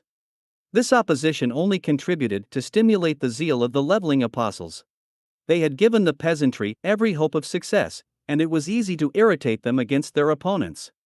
It was soon to be perceived that those vassals who had always been so mild and humble with respect to their lords had now assumed a haughty and insolent mien. It was necessary to resort to punishments, which only added to their complaints and murmurs. The Empress Queen, still misled by the apparent justice of the plan, and the Emperor, whose philosophism and ambition secretly enjoyed the hopes of humiliating the nobility, were imprudent enough to receive the complaints of those whom the lords had thought necessary to punish. This sort of connivance gave our rustic revolters reason to believe that they had nothing to fear on the part of the government. The sophistical emissaries persuaded them that they ought to obtain by force what in justice could not be refused them.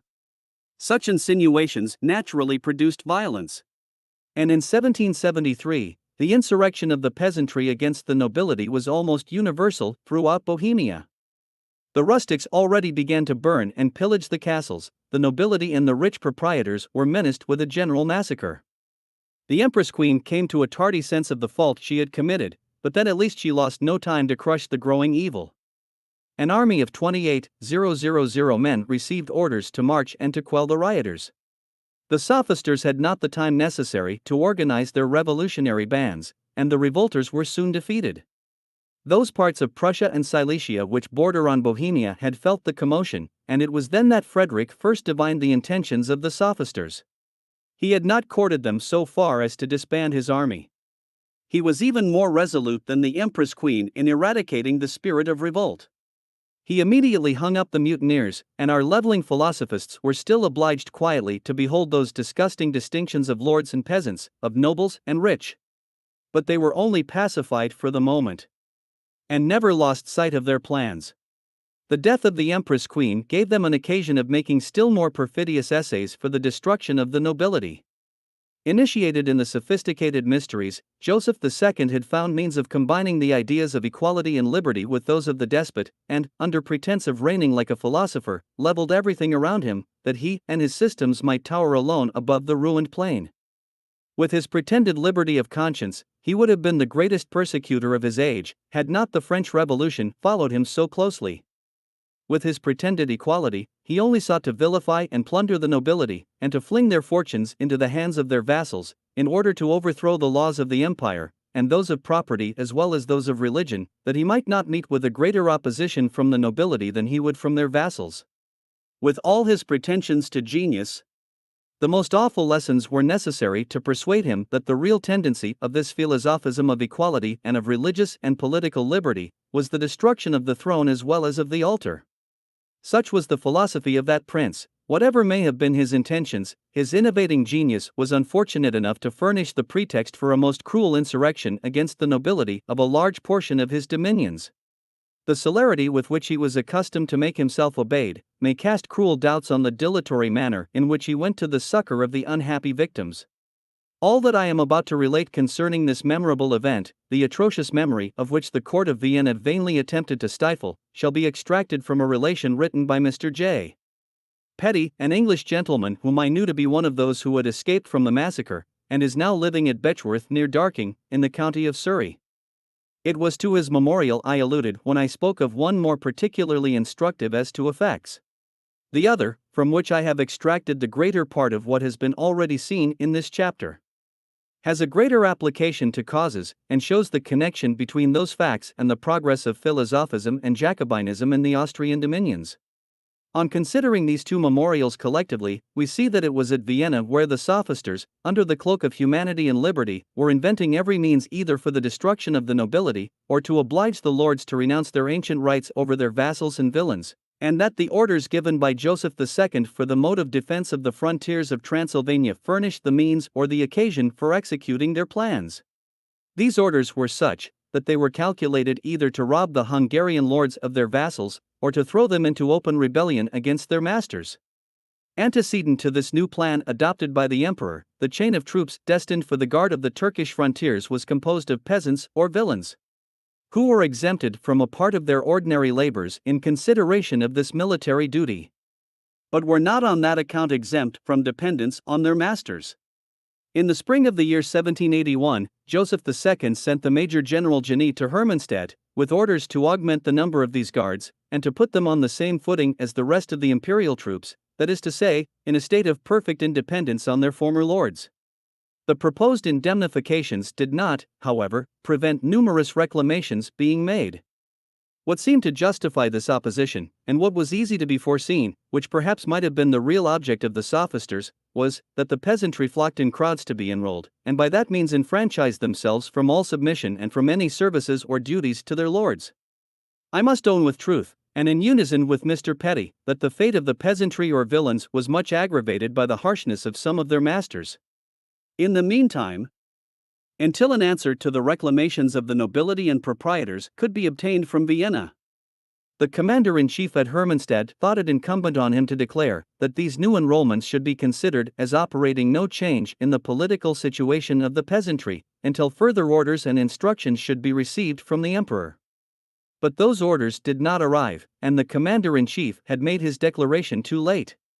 Those villains who had enrolled themselves not only looked upon their enfranchisement as complete, but committed such excesses against their former masters, that the magistrates were obliged to apply to the commander-in-chief for the revocation of all the enrollments, as the only method of restoring order. But the revocation proved useless. It was well known that the emperor had returned no answer. The peasantry, in lieu of peaceably submitting to their injured lords, persisted in looking upon themselves as independent soldiers. When on a sudden there appeared a Wallachian peasant of the name of Hoja who gathered a multitude of them around him. He, decorated with a large star and bearing a patent written in golden letters, declared himself sent by the emperor to enroll them all. He offered to put himself at their head and to restore them to their liberty. The peasantry flocked to their new general. The lords and proprietors sent daily information to the government and to the commander-in-chief at Hermannstadt of what was passing, of the secret committees which were held in different parts, and of the insurrection which was on the eve of bursting forth. Reproaches for their apprehensions and timidity were the only answers they received. The day marked out high the conspirators was approaching, and on the November 3, 1784 Hoja appeared at the head of 4,000 men. He formed different detachments and sent them to burn the castles and murder the lords and proprietors. These forerunners of the Jacobin galley slaves of Marseilles executed his orders with that sanguinary fury which they had imbibed against the nobility from the doctrines of equality, and the rebels soon counted 12,000 men following their leveling standards. In a very short space of time 50 noblemen were murdered. Carnage and desolation now spread from county to county, the houses of the nobility were everywhere burnt and ransacked, and mere assassination could no longer satiate their sanguinary fury. The unhappy noblemen who fell into their hands were put to the most excruciating tortures. Some were impaled alive, their hands and feet cut off, and roasted at a slow fire, for such is the humanity of levelers. But we will not attempt to comment on the relation we have before us. To extract is a task sufficiently distressing. Among the castles which were reduced to ashes the most remarkable were those of the Counts d'Esterhazy and Tekeli, and of the noblemen who were murdered the most distinguished were the two counts and brothers Ribisi. The eldest was spitted and roasted, many others of the same family, men, women and children, were cruelly massacred. The unfortunate Lady Bradisator, with whom I had spent a few days, says Mr. Petty, also fell a melancholy victim. These barbarians seized her, cut off her hands and feet, and then left her to linger in that state till she expired. But let us turn from such horrid subjects. They recall to my mind persons forever dear to me, who fell a most wanton sacrifice to cruelty, on which I have not the courage to dilate. We also would gladly have withheld such bloody recitals from our readers, but, when compared to our Septemberizing Jacobins, they become marking features in history. And how much more striking would these lessons be, was it here the place to enumerate the many similar attacks against the nobility with which our memoirs on ancient Jacobinism are replete. We should there see that same philosophism of equality and liberty forming the same plots and perpetrating the same atrocities against that part of society distinguished by its titles, rank, or riches, and the aristocracy may learn from their own history the danger of encouraging sophisticated levelers, who never fawn on them but in hopes of tearing to pieces and devouring the whole of that class which is distinguished by riches and honors. In making a comparison between the Jacobins of the present day and their forefathers, I should not conceal those horrid sights of noblemen roasting, of women mutilated, of whole families massacred, or of the palpitating members of fathers, mothers, and children in Transylvania. Nor should I pass over those cannibals of the Place Dauphine burning at a slow fire, on the 3rd of September 1792, the Countess of Perignon and her daughters, Madame de Chevreuse, and so many other victims, offering the flesh of those whom they had already butchered as food to those who were next to be sacrificed. Such horrid deeds are far from being novelties in the annals of the section. Nor was it reserved to the Carmagnols of Paris or of Transylvania to show the example of such cruelties. These statements I know will make my readers shudder with horror, but it is a salutary tremor. At length perhaps they will cease to hearken to those sophistical apostles of an equality and liberty less chimerical than atrocious, and whose systems assimilate man to the ferocious beasts of the forest. The error is too fatal. Let us therefore guard against the delusions of pride by the remembrance of deeds humiliating to nature itself. We have witnessed the sanguinary consequences of these vain systems of equality and liberty in our own times. Let us venture to examine for a moment what course they took in the days of our ancestors. In 1358 France had its Jacobins, and their system was equality and liberty. Froissart, one of the most esteemed French historians, paints their conduct as follows. In the month of May 1358 France was stricken with a strange desolation. Some country people, without a chief, and at first not 100 in number, assembled in the Beauvoisis, declaring that the nobility were a dishonor to the nation, and that it would be a meritorious act to destroy them all. Their companions answered, "It is true, an evil fall upon the man who shall not do his utmost to destroy the nobility." They then gathered together, having no other arms than sticks tipped with iron and knives, and immediately proceeded to the neighboring mansion of a nobleman. After having murdered him, his wife and children, not sparing the infant babes, they set fire to his house. They then proceeded to another castle, where seizing on the chevalier, they offered violence to his wife and daughter, and afterwards murdered them in his presence, with the rest of his children. They then butchered him, and leveled his castle with the ground. They treated several other country houses and castles in the same manner. Their numbers increased to 6,000, and they were joined everywhere as they went by their equals. The others fled through terror, carrying their wives and children with them to the distance of 10 or 20 leagues, leaving their houses and valuables at the mercy of the robbers. These wicked wretches, without chiefs, buffeted, burnt, and massacred every nobleman they met with, and offered the most unheard of violences to the wives and daughters of their victims. He who committed the greatest excesses and horrors, deeds that neither can nor ought to be described, was the most exalted among them, and looked upon as the most distinguished leader. I could not dare recite the treatment which women met with from them. Among other horrors which they committed, they seized a nobleman, murdered him, spitted him, and roasted him in the presence of his wife and children. They forced this unhappy woman to eat of the flesh of her husband, and then made her undergo a most shocking death. These wicked wretches burnt and destroyed above 60 castles in the Beauvoisin and in the neighborhood of Corbie, Amiens, and Montdidier. They destroyed above 100 in the county of Valois, and the bishoprics of Laon, Noyon, and Soissons. It is worthy of remark that when these wretches were asked what induced them to commit such horrors, they answered that they did not know.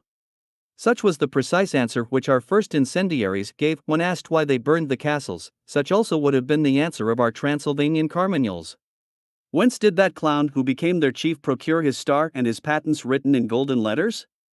Who had forged them, if not the same sect that in 1789 forged the pretended orders of Louis XVI sent to the peasantry in Dauphine to burn the castles and chase the nobles? The pretext was everywhere the same, and the like evils flowed from the same, though hidden, source. Besides, there is a most terrible cloud impending over this insurrection of the peasantry in Transylvania against the nobility. In the commencement, the government of Hermannstadt refused to send succors on pretense that their alarms were groundless, when it was impossible to deny the horrors committed by the insurgents. Soldiers were sent, but without orders to act. At first appearance, one would have thought they were in an understanding with the banditti, who continued their devastations without fearing to be repressed by the soldiery. The troops, having no orders, were reduced to be tranquil spectators of the castles in flames, the incendiaries even marching before them, and heard the unhappy victims calling for succor in the agonies of death, but in vain, they had not the power to act. At length such of the nobles as had escaped the general massacre, being joined by those of the neighboring counties, formed themselves into a body, marched against the insurgents, and defeated them in various encounters, and Horja, with his followers who were still numerous, was obliged to retire into the mountains. He there gathered fresh forces, and renewed his devastating and sanguinary course. Then at least it was impossible not to give the troops orders to act. But the cloud becomes still more impenetrable. When the insurgents pillaged a Brudbunga, the caisse d'escompte, belonging to the royal Cayamber, fell into their hands. But they would not touch it because it belonged to the emperor, and soon after a detachment of a lieutenant and only 24 men came to escort the chest to Zalatna. On their march a numerous party of Hotja's followers might have seized it again, when one of the insurgents advancing proposed a parley between their chief and the lieutenant. The chief advanced, saying, "We are not to be considered as rebels. We love and adore the emperor in whose service we are. Our sole object is to throw off the tyrannical yoke of the nobility, which we can bear no longer. Go and tell the officers of the chamber of Zalatna that they have nothing to fear from us." Notwithstanding the fidelity with which they adhered to their promise, it was necessary to order the troops to act, and in various encounters many prisoners were made from the insurgents. I could wish that it had fallen to my task to praise the generosity of the nobility on this occasion. But my historian accuses them of having cruelly revenged themselves on a multitude of unhappy persons, who had only joined the revolters through compulsion. A cruel magistrate condemned them all indiscriminately, and in such numbers, that an Austrian major threatened to make him responsible to the emperor for all the innocent blood which he had spilt. This harsh treatment of the prisoners stimulated Horja and his followers to new cruelties against the nobility. He entrenched himself again in the mountains, and they in vain offered him a general amnesty. He was beginning to renew his depredations the following year, when he was taken by a stratagem. The insurgents, disconcerted, craved peace, and laid down their arms.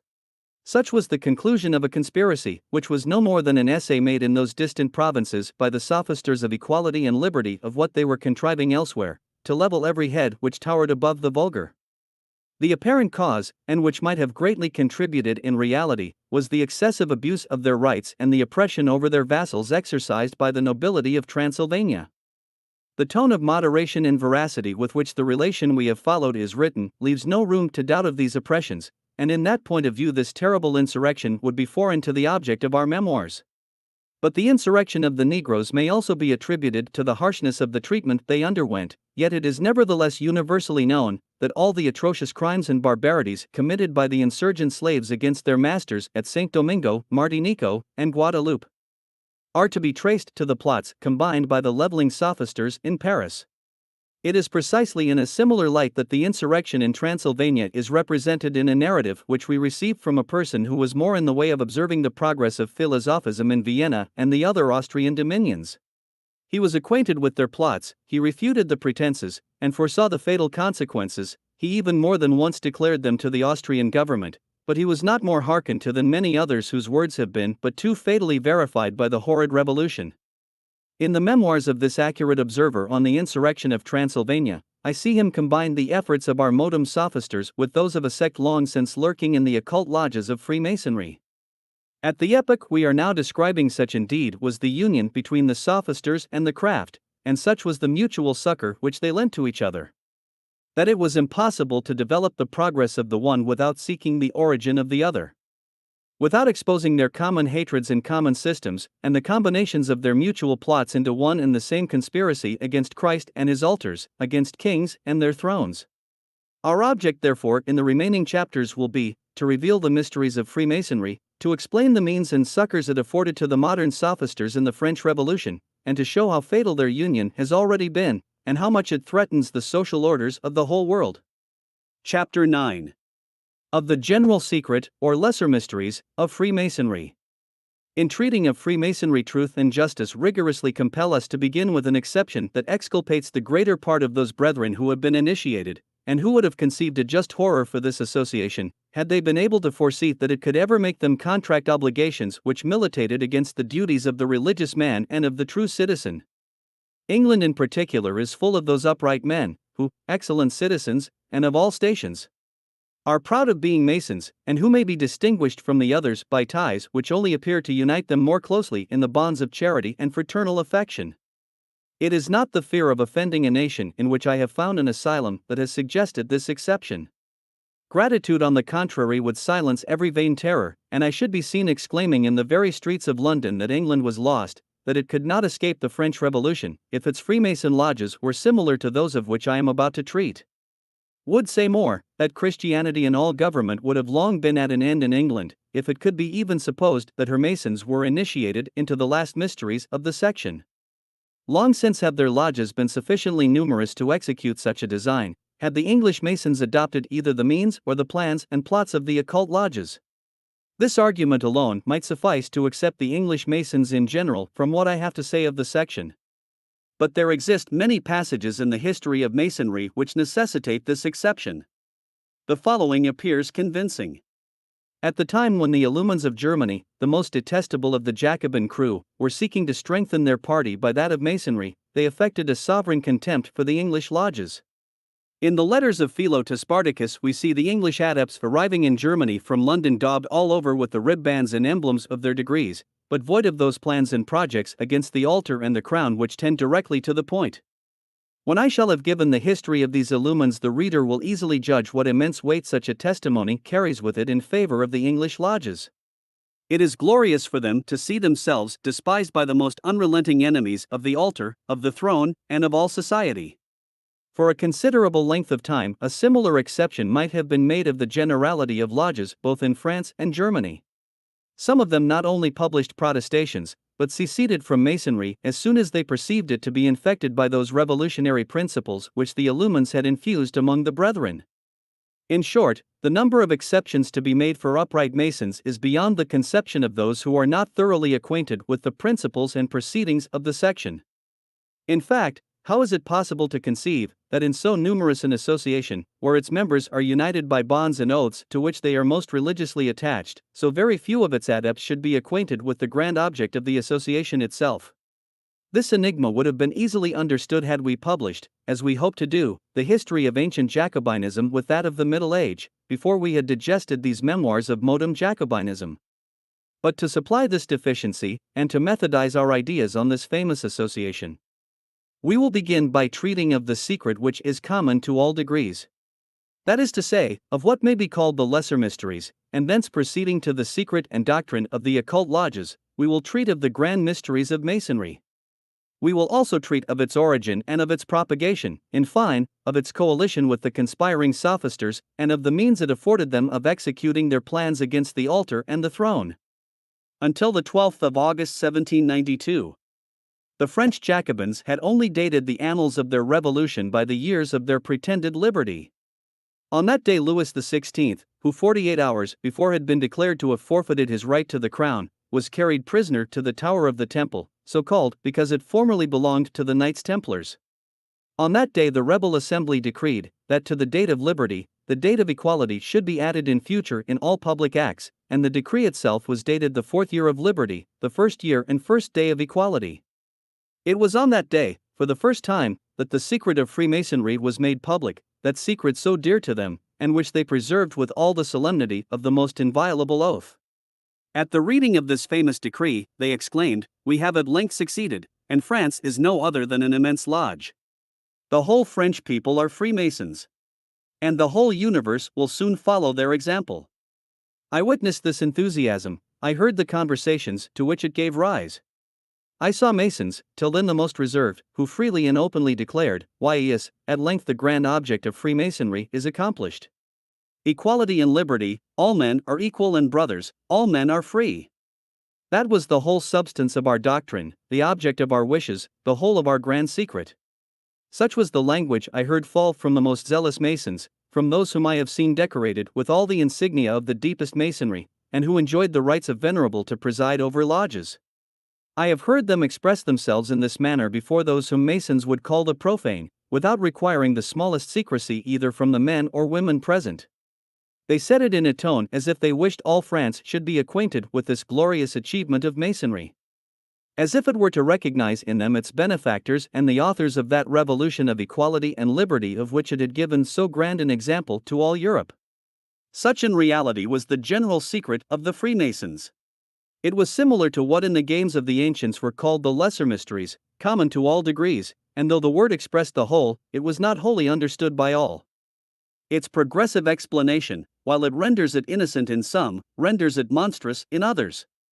In the meantime, before we have accounted for this difference, let not the Mason, whatever may be his degree, inculpate us if as in Paris this famous secret ceases to continue one. Too many of the profane were acquainted with it in that revolutionary country, for it to remain a secret in others. Even those in England who may still wish to keep it, will vainly object that we have been misled. They will soon see whether it was possible for us to be so. Were we destitute of other evidence, we might safely assert that those Masons did not mislead us, who were actuated by no other passion than that of the glory of the sect when they revealed those mysteries which when secure of their execution ceased to be mysterious. Those again did not mislead us, who, formerly initiated into those mysteries, at length owned that they had been dupes, that all that equality and liberty which they had treated as mere play had already proved a most desperate game for their country, and might bring ruin on the whole universe. And I have met with many of these adepts since the Revolution, both in France and elsewhere, who had formerly been zealous Masons, but latterly confessing with bitterness this fatal secret, which reduces the whole science of Masonry, like the French Revolution, to these two words: equality and liberty. I once more conjure the upright Masons not to look upon themselves as accused of wishing to establish a similar revolution. When I shall have verified this article of their doctrine, the essence and the basis of all their mysteries, I will show how it came to pass that so many noble and virtuous characters were initiated without even suspecting the ultimate design. But for the history of the Revolution, it is necessary that the most distant doubt should not subsist as to this fundamental secret. If this were not made clear, it would be impossible for the reader to comprehend the help which the sophisters of rebellion and impiety acquired from Masonry. I shall therefore seek other proofs, beside these avowals, which many others must have heard like me from the adepts, since their successes in France had made them regard secrecy in future as superfluous. Antecedent to these avowals, there was an easy method of discovering that equality and liberty were the grand objects of Masonry. The very name of Freemason carries with it the idea of liberty. As to equality, it was disguised under the term fraternity, which has nearly a similar signification. But who has not heard the Mason brag of the equality which reigned in their lodges, where princes and nobles, the rich and the poor, all were equal, all were brothers, that distinctions of rank no longer existed when once past the Tyler, and that the sole appellation used among them was that of brother, the only name also which gives us an idea of perfect equality. It is true that it was expressly forbidden to any Mason ever to write these two words equality and liberty consecutively, or give the least hint that their secret resided in the union of these two grand principles, and that law was so exactly observed by their writers, that I do not remember ever to have seen it transgressed among the numerous volumes which I have read, though of the most secret sort, on the different degrees. Mirabeau himself, when he pretended to reveal the secrets of Masonry, only dared reveal them in part. The order of Freemasonry, which is spread all over the world, he says, has for its objects charity, equality of stations, and perfect harmony. Though this equality of stations seems pretty well to denote the liberty which must exist in this equality, still Mirabeau, who was a Mason himself, knew that the time was not yet come when his brethren would pardon him for avowing that in these two words consisted their general secret, but this very reservedness sufficiently denotes how much both the one and the other were held precious in their mysteries. If we refer to the hymns and songs sung in chorus at their festivals, we shall generally find some verses or stanza in honor of equality or of liberty. In the same way we may often remark either the one or the other to be the subject of the discourses they have pronounced, and which are sometimes printed. Were I even deprived of these proofs, still it would be incumbent on me to declare what personal knowledge I may have acquired. Though I have seen so many Masons who since the famous decree of equality have spoken in the most open manner of this famous secret, though the oath which they had taken should have made them more reserved on it than me, who never took any oath either in their lodges, or to the revolution of equality and liberty, I should nevertheless be perfectly silent on all that I have witnessed, were I not thoroughly convinced how much it imported all nations to be acquainted with the ultimate tendency of Masonry. I should be sorry to see thousands of upright Masons, especially in England, take offense at the discovery of their secret, but such virtuous and upright men are not those who would prefer the vainglory of their secret to the public welfare, or to the proper precautions to be taken against the abuses of Masonry, in a word against an abominable sect who, under the pretense of virtue, wish to mislead the universe. I shall speak openly and without the fear of displeasing those Masons whom I esteem and revere, and shall but little trouble myself about the displeasure of others whose persons I condemn and whose plots I abhor. During the last 20 years it was difficult, especially in Paris, to meet persons who did not belong to the Society of Masonry. I was acquainted with many, and some were my intimate friends. These, with all that zeal common to young adepts, frequently pressed me to become one of their brotherhood. As I constantly refused, they undertook to enroll me notwithstanding my refusal. The plan settled, I was invited to dinner at a friend's house and was the only profane in the midst of a large party of Masons. Dinner over and the servants ordered to withdraw, it was proposed to form themselves into a lodge and to initiate me. I persisted in my refusal, and particularly refused to take the oath of keeping a secret, the very object of which was unknown to me. They dispensed with the oath, but I still refused. They became more pressing, telling me that Masonry was perfectly innocent, and that its morality was unobjectionable. In reply, I asked whether it was better than that of the gospel. They only answered by forming themselves into a lodge. When began all those grimaces and childish ceremonies which are described in books of Masonry, such as Jachin and Boaz. I attempted to make my escape, but in vain. The apartment was very extensive, the house in a retired situation, the servants in the secret, and all the doors locked. I am questioned, and answer most of the questions laughing. I am received apprentice, and immediately after fellowcraft. Having received these 2 degrees, I was informed that a third was to be conferred on me. On this I am conducted into a large room. There the scene changes, and takes a more serious appearance. And though they dispensed with my undergoing all the more toilsome tests, they nevertheless were not sparing in a multitude of tiresome and insignificant questions. On finding myself obliged to go through this farce, I had taken care to say that since they had cut off every means of retreat, I was forced to submit, but that, if I perceived anything either against honor or conscience, they should soon find with whom they had to deal. As yet I had only perceived a mere childish play and burlesque ceremonies, in spite of all the gravity which the brethren affected, but I had given no offense by any of my answers. At length the venerable with the utmost gravity put the following question: Brother, are you disposed to execute all the orders of the Grand Master, though you were to receive contrary orders from a king, an emperor, or any other sovereign whatever? My answer was no. What no? Replies the venerable with surprise. Are you only entered among us to betray our secrets? Would you hesitate between the interests of Masonry and those of the profane?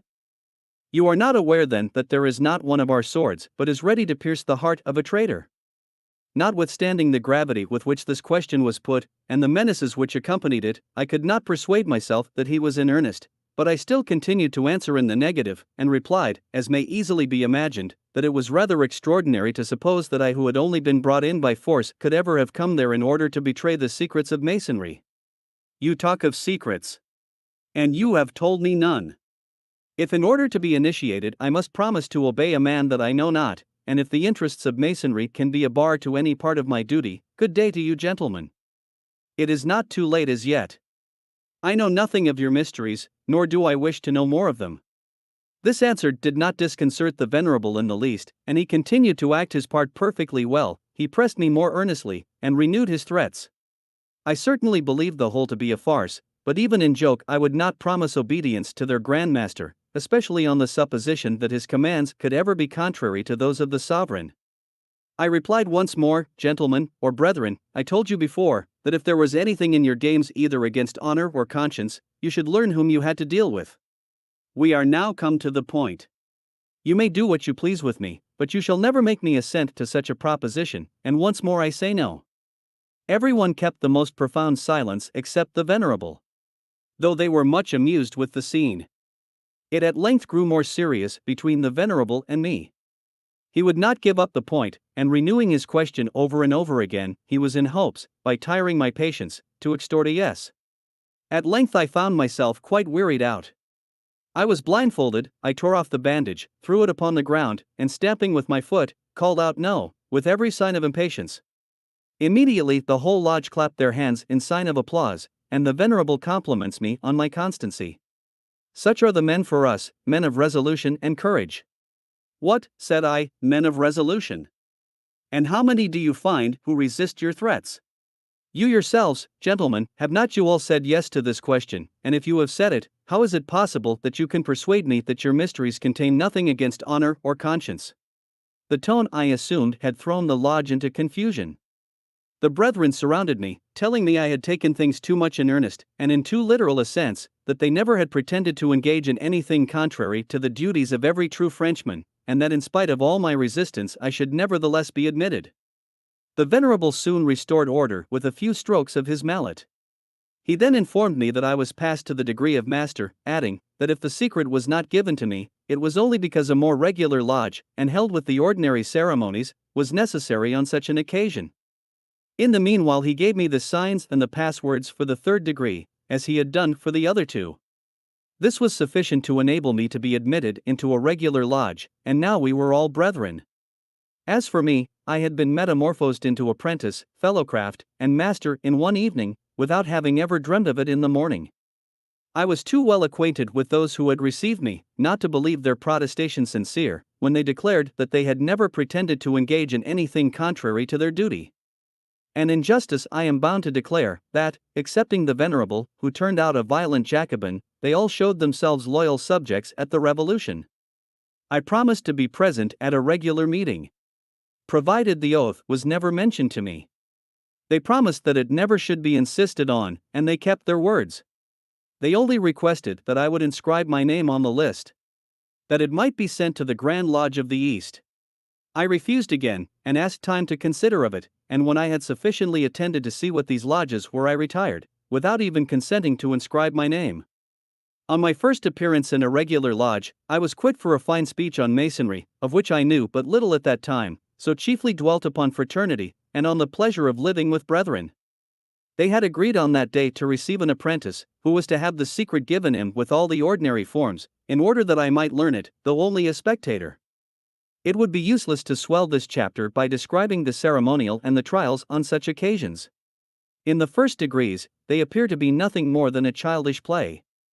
I may refer my readers to the Key of Masonry, La Clef de Masons, or to the Freemasons' Catechism, and some other books of the sort, which are perfectly exact as to the ceremonial of the 3 degrees which I received and saw conferred upon others.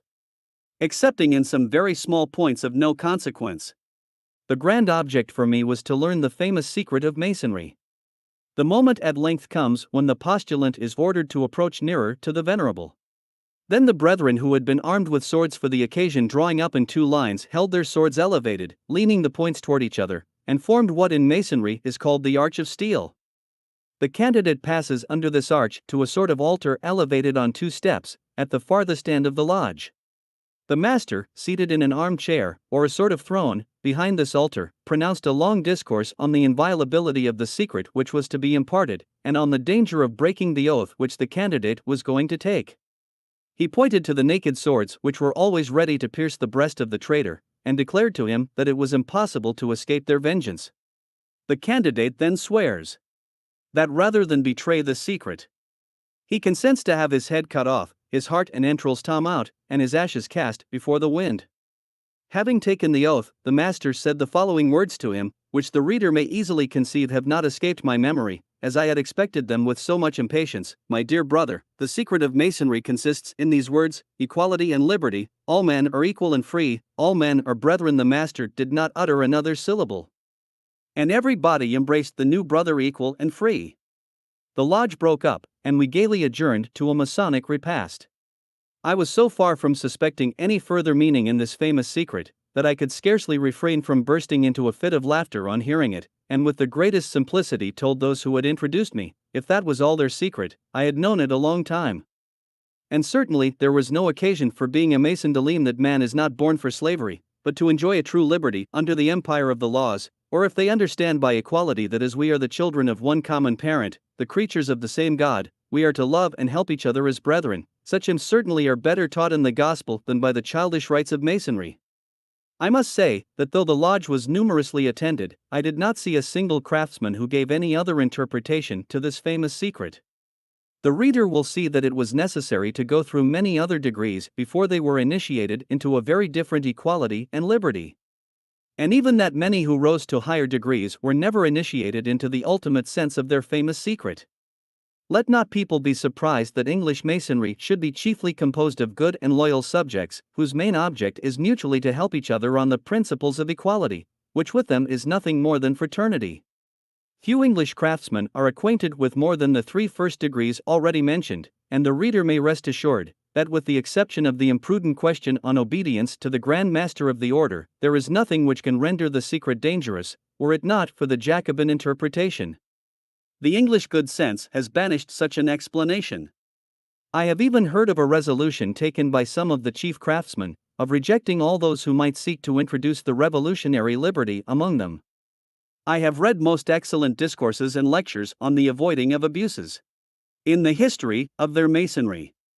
I have there seen the Grand Master telling the brethren that the true equality of the craft does not authorize the brother when out of the lodge to derogate from that respect and deference due to the rank which any person bears in the world, or their different political degrees and titles. I have also remarked in the secret instructions of the Grand Master many excellent lectures to conciliate the equality and liberty of the craft, with fidelity and submission to the laws, in short, with all the duties of a loyal subject. Hence it arises, that though the English have everything in common with the craft of other nations, as far as the degree of master inclusive, though they have the same secret, the same word, and the same signs to know each other by, yet as they generally stop at this degree, they never are initiated into the grand mysteries, or we should perhaps be more correct, if we said they had rejected them. They have found means of purifying masonry. We shall soon see how little these grand mysteries could agree with the character of a nation which has given so many proofs of its wisdom. Chapter 10. Of the Grand Mysteries or Secrets of the Occult Lodges.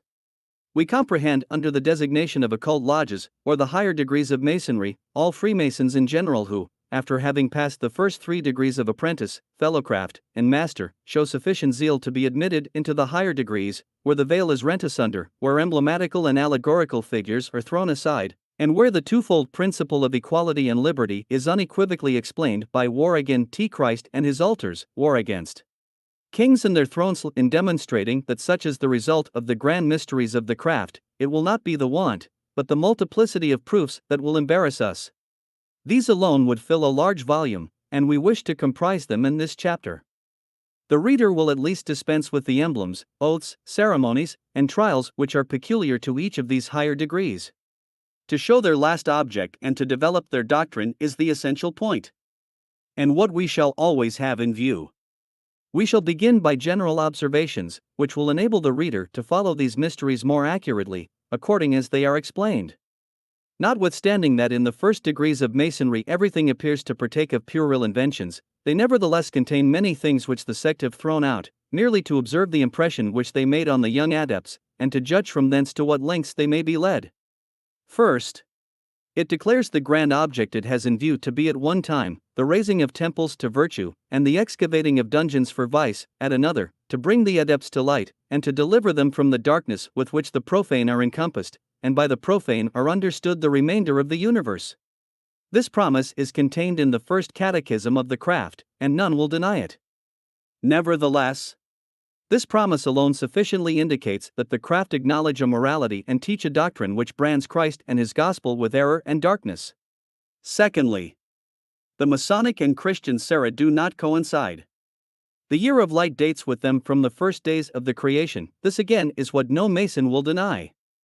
But that custom clearly demonstrates that their lights, their morality, and their religious doctrines are anterior to the evangelical revelation, or even to Moses and the prophets. They will, in short, be whatever incredulity may please to style the religion of nature. Thirdly, in the Masonic language, all their lodges are but one temple representing the whole universe, the temple which extends from the east to the west, from the south to the north. They admit into this temple with equal indifference the Christian or the Jew, the Turk or the idolater, in fine, without distinction of sect or religion. All equally behold the light, all learn the science of virtue, of real happiness, and all may remain members of the craft, and rise in its degrees up to that where they are taught that all religious tenets are but errors and prejudices.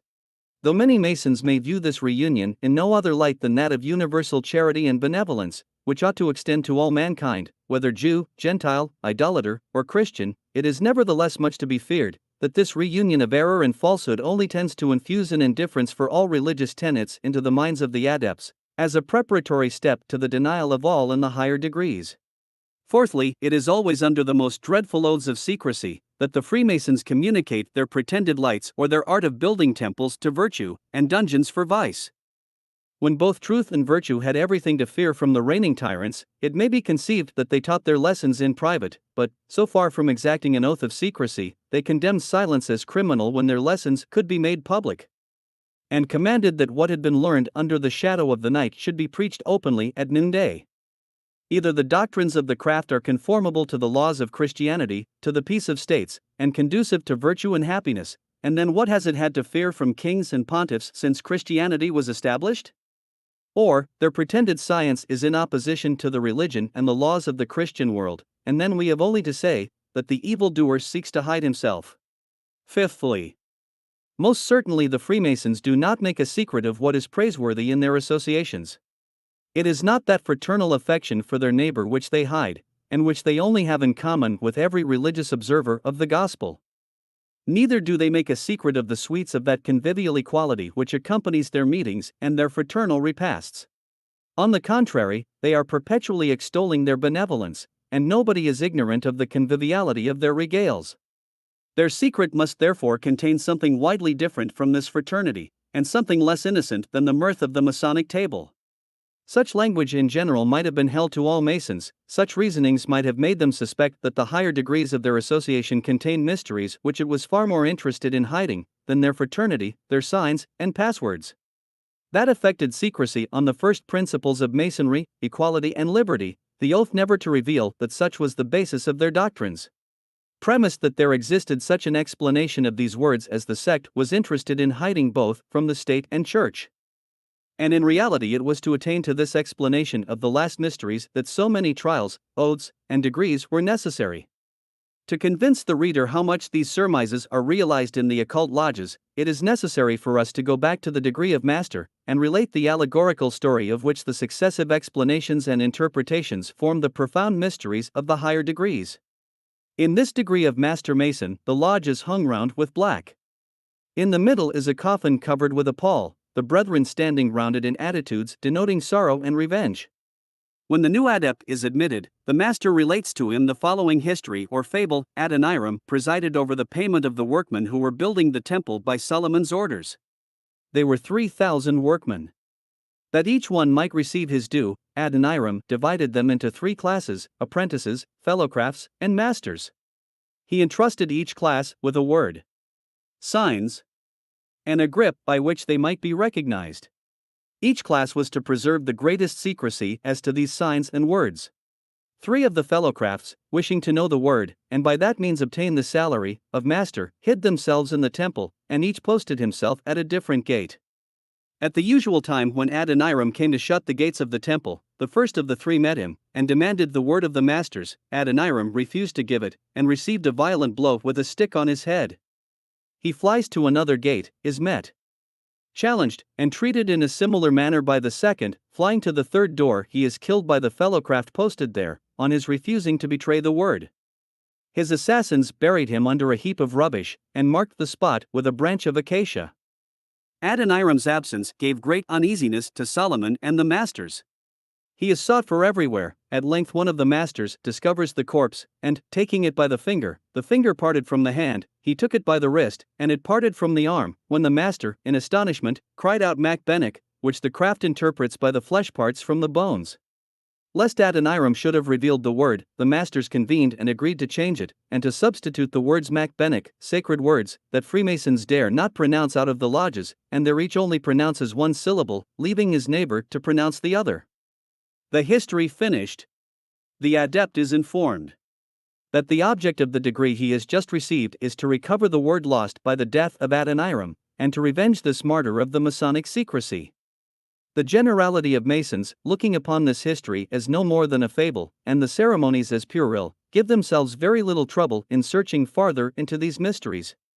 These sports, however, assume a more serious aspect when we arrive at the degree of elect. This degree is subdivided into 2 parts. The first has the revenging of Adoniram for its object, the other to recover the word, or rather the sacred doctrine which it expressed, and which has been lost. In this degree of elect, all the brethren appeared dressed in black, wearing a breastpiece on the left side, on which is embroidered a death's head, a bone, and a poniard, encircled by the motto of Conquer or Die. The same motto is embroidered on a ribband which they wear in Saltire. Everything breathes death and revenge.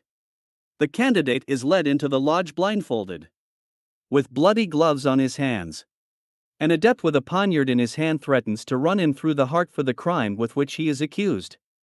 After various frights, he obtains his life, on condition that he will revenge the father of Masonry in the death of his assassin. He is shown to a dark cavern. He is to penetrate into it, and they call to him, "Strike all that shall oppose you, enter, defend yourself, and avenge our master. At that price you shall receive the degree of elect." A poniard in his right hand, a lamp in his left, he proceeds. A phantom opposes his passage. He hears the same voice repeat, "Strike, avenge Hiram, there is his assassin." He strikes, and the blood flows. "Strike off his head," the voice repeats, and the head of the corpse is lying at his feet. He seizes it by the hair, and triumphantly carries it back as a proof of his victory, shows it to each of the brethren, and is judged worthy of the new degree. I have questioned divers Masons whether this apprenticeship to ferocity and murder had never given them the idea that the head to be cut off was that of kings, and they candidly owned that the idea had never struck them until the Revolution had convinced them of the fact. It was the same with respect to the religious part of this degree, where the adept is at once pontiff and sacrificer with the rest of the brethren. Vested in the ornaments of the priesthood, they offer bread and wine, according to the order of Melchizedek. The secret object of this ceremony is to re-establish religious equality, and to exhibit all men equally priests and pontiffs, to recall the brethren to natural religion, and to persuade them that the religion of Moses and of Christ had violated religious equality and liberty by the distinction of priests and laity. It was the Revolution again which opened the eyes of many of the adepts, who then owned that they had been dupes to this impiety, as they had been to the regicide essay in the former part. These mysteries are not sufficiently explained in the degree of elect for all to comprehend them. The generality of Masons initiated in this degree give themselves little trouble to understand the real signification of them, and as long as they have any sentiments of religion or attachment to their prince, they reject with indignation all interpretations which militate against either. Many of them are disgusted with the multiplicity of trials, and are content to remain in the inferior degrees, which suffice to give them the title of Masons. Admit them to all the Masonic repasts, and even entitle them to the alms and benefactions which the lodges bestow on their indigent brethren. Those whose zeal is not cooled by this multiplicity of trials are generally admitted from the degree of master, or from that of elect, to the 3 Scotch degrees. We shall not seek for the history and tendency of these 3 degrees in books which have been written to discredit the craft. The German adept who translated them into his language for the instruction of his brethren is one of the most zealous knights for the doctrine therein contained. His whole genius is exerted in their defense, nor could we follow a more unexceptionable author. His object was to infuse light into his brethren, and we profane beings may draw the following conclusions from his lectures. Every Mason who wishes to be admitted into the Scotch degrees, and even into all other degrees of Masonry, is first taught that until that period he has lived in slavery. And it is on that account only that he is admitted into the presence of the other brethren with a rope about his neck, praying that he may be delivered from his bonds.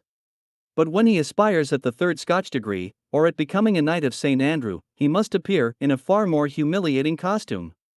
The candidate is shut up in a dark cell, a rope with 4 flipknots is twisted round his neck, he is stretched upon the floor, there, by the dull light of a twinkling lamp, he is abandoned to himself to meditate on the wretched state of slavery in which he exists, and to learn properly to estimate the value of liberty.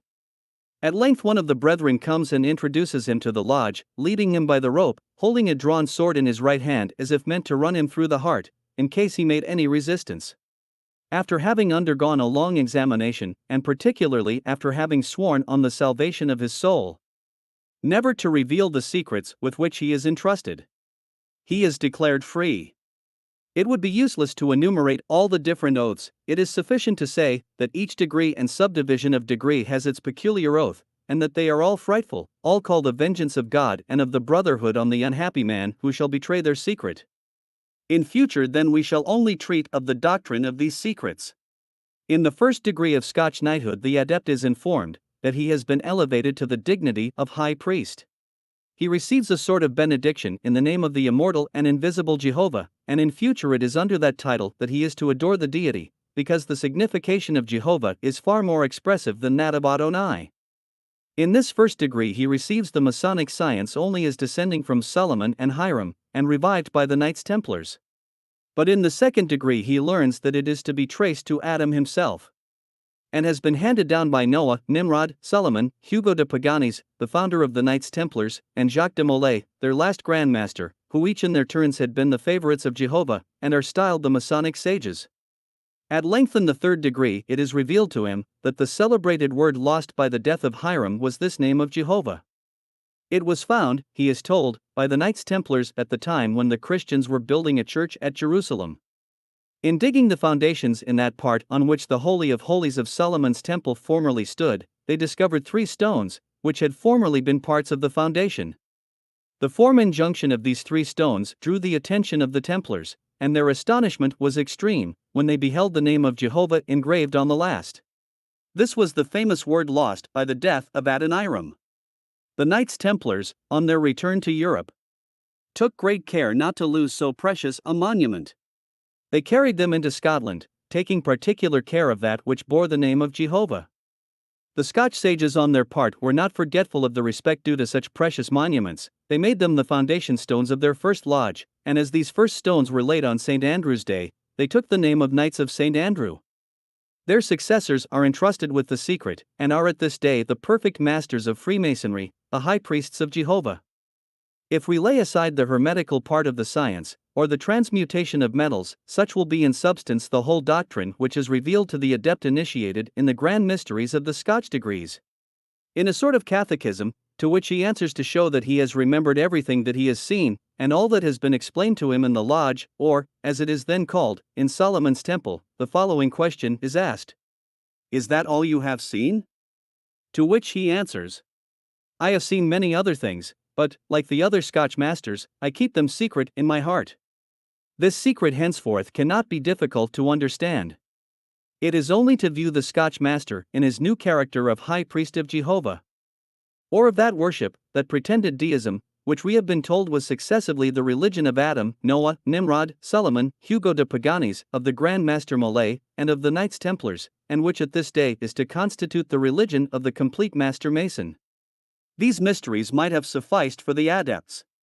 All who had obtained the Scotch degrees were declared free in future, and all were equally priests of Jehovah. This priesthood ridded them of all the mysteries of the gospel, and of all revealed religion.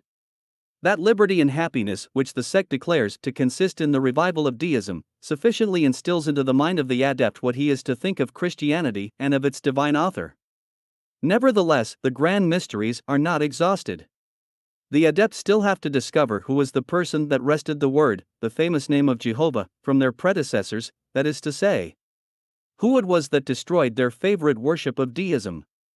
It was but too evident that the whole fable of Hiram or Adoniram and of his assassins was no more than an allegory, the explanation of which must naturally answer the questions: who was the real assassin of Adoniram?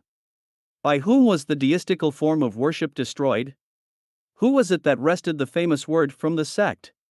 He is the person against whom the vengeance and the hatred of the sect is directed, and it was necessary to instill the same spirit into the minds of its profound adepts. To effectuate this, we ascend to a new degree called the Knights Rosicrucis, or the Rosicrucians. It is certainly a most atrocious blasphemy to accuse Christ of having destroyed by his religion on the doctrine of the unity of God, when on the contrary the most evident and the most attested of all facts is, that to his religion we owe the banishment of thousands and thousands of false gods, which the idolaters had made to themselves. The Gospel, in declaring the unity of God, teaches us the Trinity of persons. But this mystery, like all others which we learn from Revelation, humbles the sophisters in their own minds. Fraught with ingratitude against him who has cast the idols on the dust, they have sworn an eternal hatred against the eternal Word, because he reveals a God whom in their madness they are not able to comprehend. Christ himself in their eyes is the destroyer of the unity of God, he is the great enemy of Jehovah, and to infuse the hatred of the sect into the minds of the new adepts, constitutes the grand mystery of the new degree which they have called Rosicrucian. As the adept was seldom initiated into this new degree before he had passed through the Scotch degrees, he is already aware, as the reader must observe, that Jehovah is no longer the word sought after, and here we shall see everything related only to the author of Christianity. The ornaments of the lodge appear to be solely intended to recall to the candidate the solemn mystery of Mount Calvary. The whole is hung in black, an altar is to be seen at the bottom, and over the altar is a transparent representation of the three crosses, the middle one bearing the ordinary inscription. The brethren in sacerdotal vestments are seated on the ground, in the most profound silence, sorrowful and afflicted, resting their heads on their arm to represent their grief. It is not the death of the Son of God, who died victim of our sins, that is the cause of their affliction. The grand object of it is evident by the first answer which is made to the question with which all lodges are generally opened. The master asks the senior warden, "What o'clock is it?" The answer varies according to the different degrees. In this it is as follows: "It is the first hour of the day." The time when the veil of the temple was rent asunder, when darkness and consternation was spread over the earth, when the light was darkened, when the implements of masonry were broken, when the flaming star disappeared, when the cubic stone was broken, when the word was lost.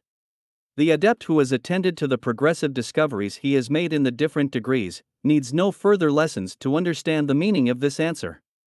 He thereby learns that the day on which the word Jehovah was lost is precisely that on which the Son of God dying on a cross for the salvation of mankind consummated the grand mystery of our religion, destroying the reign of every other, whether Judaic, natural, or sophistical. The more a Mason is attached to the word, that is, to his pretended natural religion, the more inveterate will his hatred be against the author of revealed religion. Neither is this word, which he has already found, any longer the object of his researches. His hatred has further views.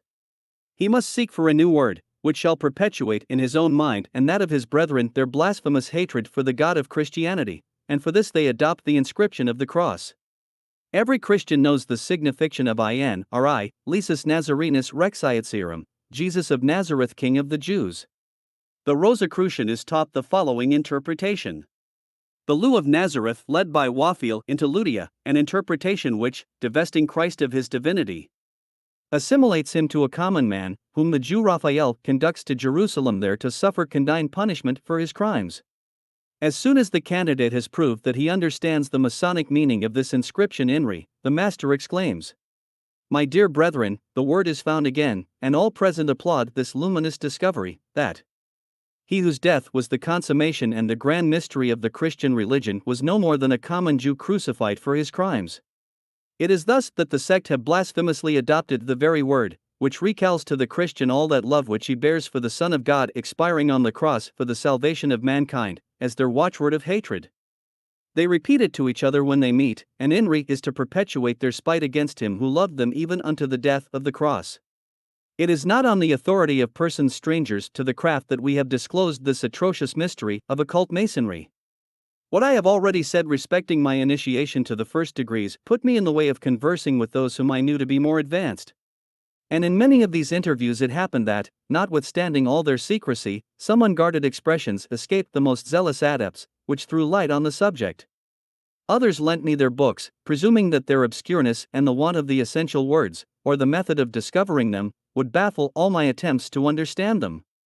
I nevertheless discovered some of these words, such as Jehovah, by uniting several pages and only taking the bottom letter of each. This famous word discovered, I soon got knowledge of that of INRI. I then combined all I had seen, all that I knew of the different degrees, with what I had collected from divers conversations I had had with certain Masons, whose philosophism was otherwise known to me. I afterwards conversed with the most candid men whom I knew to be in the same degrees. I reprobated particularly those ceremonies so evidently in derision of religion, and which they had never beheld but as games without any object. I never met with one who denied the facts as I have stated them. They owned the different reading of the word INRI in the degree Rosus Crucis, but they denied the most distant idea of the consequences which I had drawn. Some, on reflection, acknowledged them to be well-founded, while others considered them vastly exaggerated. At the time when the revolution took place, I combined my preceding discoveries, the decrees of the National Assembly, and the secret of the first degree, and no longer doubted that Masonry was but a society formed by men who, on the first initiation of their adepts, gave them the words equality and liberty as their secret, leaving to well-meaning and religious Masons to interpret them according to their own principles, yet reserving to themselves to interpret, in their occult degrees, these same words according to the full extent of the French Revolution. One of these brethren, who had long since been admitted to the degree Rosa Crucis, but who was at the same time a very virtuous and religious man, was much concerned at seeing me in this opinion. He tried every means to give me a better idea of a society in which he was proud of having filled the most honorable posts. This was a topic on which we had often conversed, and he wished much to make me a convert to Masonry. He was indeed almost affronted with me for saying that he was not initiated into all the mysteries of Masonry, though a Rosicrucian, or else that this degree had its subdivisions, and that he was only partially acquainted with them. At length I convinced him of the fact by asking the explanation of some of the Masonic hieroglyphics. He owned that he had asked their meaning, but the explanation of them had been refused him, yet he had no doubt of their being as innocent emblems as the square, the compass, the trowel, and many others. I knew that he had but one degree more to take, and the veil would be rent asunder. I proposed or rather marked out the means by which he might acquire that degree, and then, I told him, all illusion as to the real object of the occult Masons would vanish. He was too eager for being initiated not to make a trial of the means I proposed, but he was convinced that it would prove ineffectual, and only furnish him with new arms to combat my unjust prejudices against Masonry. A few days after I saw him enter my room, but in such a state of agitation that his lips could scarcely utter, "Oh, my dear friend, my dear friend.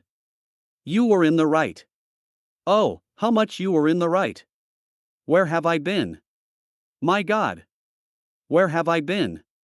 I easily understood these exclamations. But the poor man could scarcely recover himself so as to continue. He threw himself into a chair as if he were exhausted, perpetually repeating, "Where have I been? Oh, how much you are in the right." I earnestly desired him to give me some particulars with which I was unacquainted. "Oh, how much you were in the right." He repeated again, "But that is all I can tell you." "Oh, unhappy man!" I exclaimed, "You have then taken that execrable oath, and I am the person who has exposed you to that rash deed. I sincerely ask your pardon, but I protest upon my word that I never reflected on that execrable oath when I suggested the means by which you might convince yourself and lean to know those detested beings who have so horribly abused your credulity. I know that it had been better for you to have been forever ignorant of that fatal secret, than that you should leam it at the expense of so horrid an oath. I really did not reflect on it, or I should never have exposed you to it. No, I could not in conscience. It was really true, that I never had reflected on this oath. Without examining whether such wicked oaths are binding, I feared being indiscreet. But it had been sufficient for me to have shown this gentleman that I was acquainted, at least in part, with these occult mysteries. He saw clearly by my questions that he had taught me nothing new by an avowal which alone proves the very essence of these occult degrees. His fortune had been mined by the Revolution, and he declared to me that it would from that moment be retrieved, provided he accepted of a proposal which had been made to him. If I chose, said he, to go to London, Bruxelles, Constantinople, or any other town I please, neither I, my wife, nor my children, will ever want for anything. Yes, I replied, but on condition only that you go there to preach equality and liberty, in short, all the horrors of the Revolution. You are right, replied he, but that is all I can say. Oh my God, where have I been? I beg you will not question me any farther. This was sufficient for my present purpose, but I hoped in time to learn farther particulars. Nor were my hopes vain. The following is what I have gathered from various Masons who, finding me acquainted with the major part of their secrets, spoke the more openly to me, till at length, feeling how much they had been duped by this occult sect, they would willingly have revealed all its mysteries, could they have done it without exposing themselves to danger. The explanation which was given to an adept of all that he had seen before on his admission to the degree of Rosicrucis, depended entirely on the disposition they observed in him. If they had to do with a man who was proof against their impiety, they sought to divert him from the church under pretense of regenerating his faith. They represented to him that there existed an infinity of abuses in Christianity at present, with respect to equality and liberty of the children of God. With them the word to be recovered was, a wish for a revolution which should revive those times when everything was common among Christians, when the distinctions of rich, of poor, or of high and mighty lords were unknown. They were taught to look forward to the most happy regeneration of mankind, and almost to a new heaven and a new earth. Credulous and simple minds were caught by such magnificent promises. They looked upon the revolution as that sacred fire which was to purify the earth, and these credulous adepts were seen to second the revolution with the enthusiastic zeal of a holy cause. This may be called mystical masonry.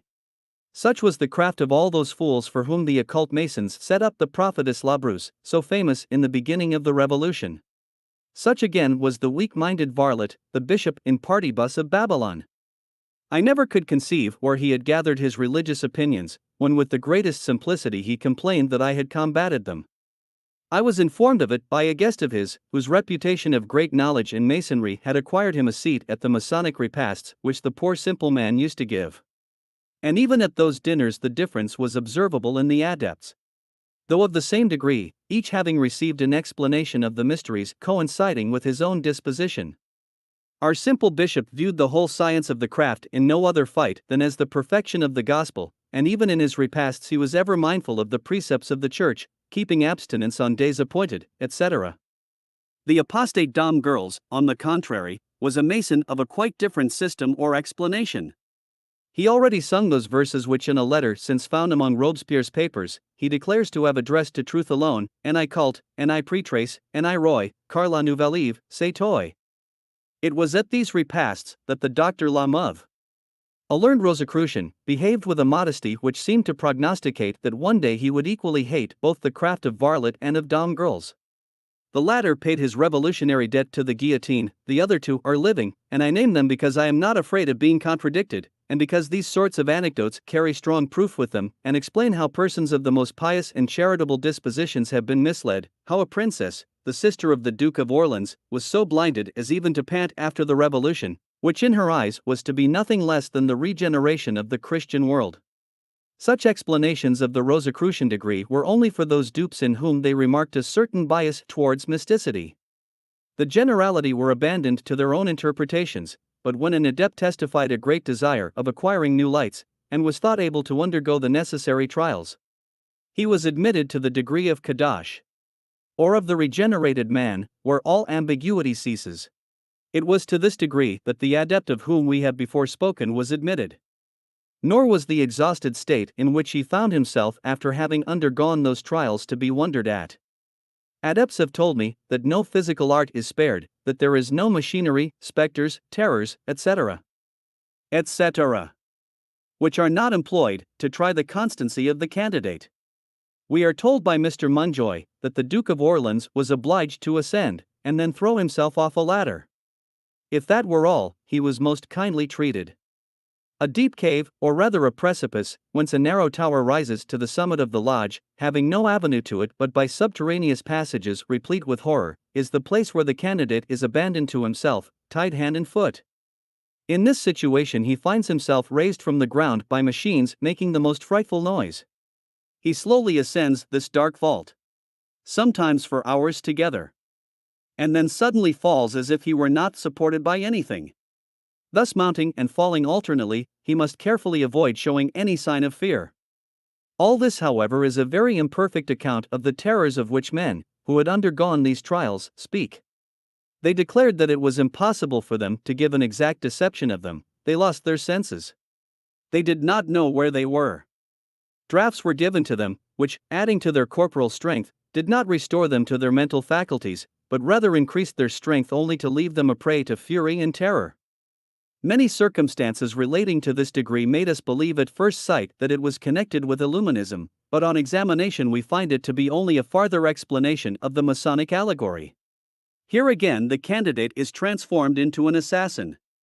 Here it is no longer the founder of Masonry, Hiram, who is to be avenged, but is Molay, the Grand Master of the Knights Templars, and the person who is to fall by the assassin's hand is Philippe le Bel, King of France, under whose reign the order of the Templars was destroyed. When the adept sallies forth from the cavern with the reeking head, he cries Necum, I have killed him. After this atrocious trial he is admitted to take the oath. I learned from one of the adepts that at the time when he was about to take the oath, one of the knights Kadash held a pistol at his breast, making a sign that he would murder him if he did not pronounce it. On my asking if he believed that it was in earnest, he said that he certainly did believe so, though he could not be sure. At length the veil is rent asunder. The adept is informed that till now he had only been partially admitted to the truth, that equality and liberty, which had constituted the first secret on his admission into Masonry, consisted in recognizing no superior on earth, and in viewing kings and pontiffs in no other light than as men on a level with their fellow men, having no other rights to sit on the throne, or to serve at the altar, but what the people had granted them, and of which they had the power of depriving them whenever they pleased. They are also informed that princes and priests have too long abused the goodness and simplicity of the people, that the grand object of Masonry, in building temples to equality and liberty, is to rid the earth of this double pest, by destroying every altar which credulity and superstition had erected, and every throne on which were only to be seen despots tyrannizing over slaves. These documents concerning the degree of Kadash are not merely taken from the works of Messrs. Munjoy and Lefranc, but from adepts themselves. Besides, it is easy to perceive how exactly this account corresponds with the avowal of the adept, who was obliged to own that I was quite in the right when I told him that this was the final object of Freemasonry. Oh, how profound the combination of these mysteries! Their progress is slow and tortuous, but how artfully each degree tends to the grand object. In the first two degrees, that is to say, in those of apprentice and fellowcraft, the sect begins by throwing out its equality and liberty. After that, it occupies the attention of its novices with puerile games of fraternity or Masonic repasts, but it already trains its adepts to the profoundest secrecy by the most frightful oaths. In that of Master, it relates the allegorical history of Adoniram, who is to be avenged, and of the Word, which is to be recovered. In the degree of elect, it trains the adepts to vengeance, without pointing out the person on whom it is to fall. It carries them back to the time of the patriarchs, when, according to them, men knew no religion but that of nature, and when everybody was equally priest and pontiff. But it had not as yet declared that all religion revealed since the time of the patriarchs was to be thrown aside. This last mystery is only developed in the Scotch degrees.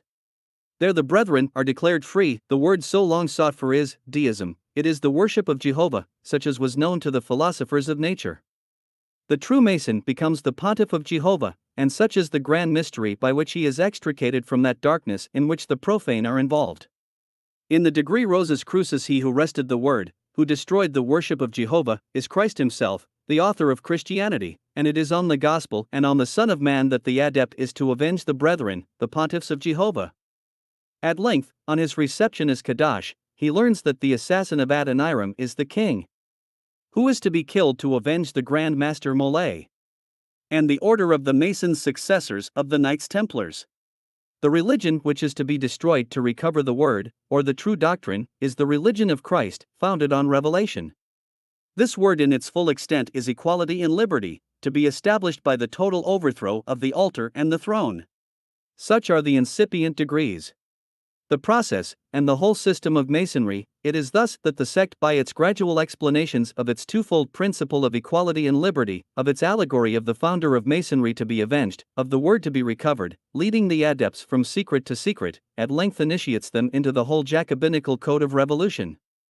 We are not to lose sight of the extreme care with which the adept is questioned on all that he has seen before, whenever he is initiated to a new degree, lest he should overlook the intimate connection subsisting between each, and thus in the first degrees equality and liberty are given to him as the secret, while the complete explanation and application of them form the mysteries of the last.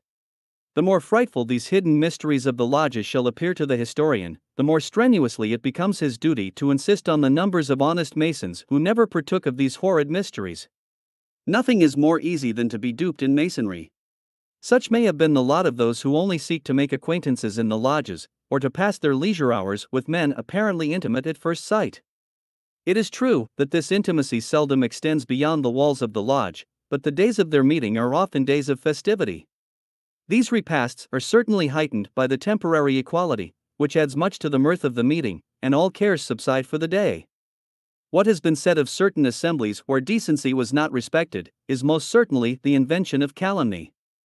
The extreme order and morality of these meetings has often proved a snare to captivate those who are to be caught with outward appearances, and Cagliostro's infamous behavior would have made many desert the lodges.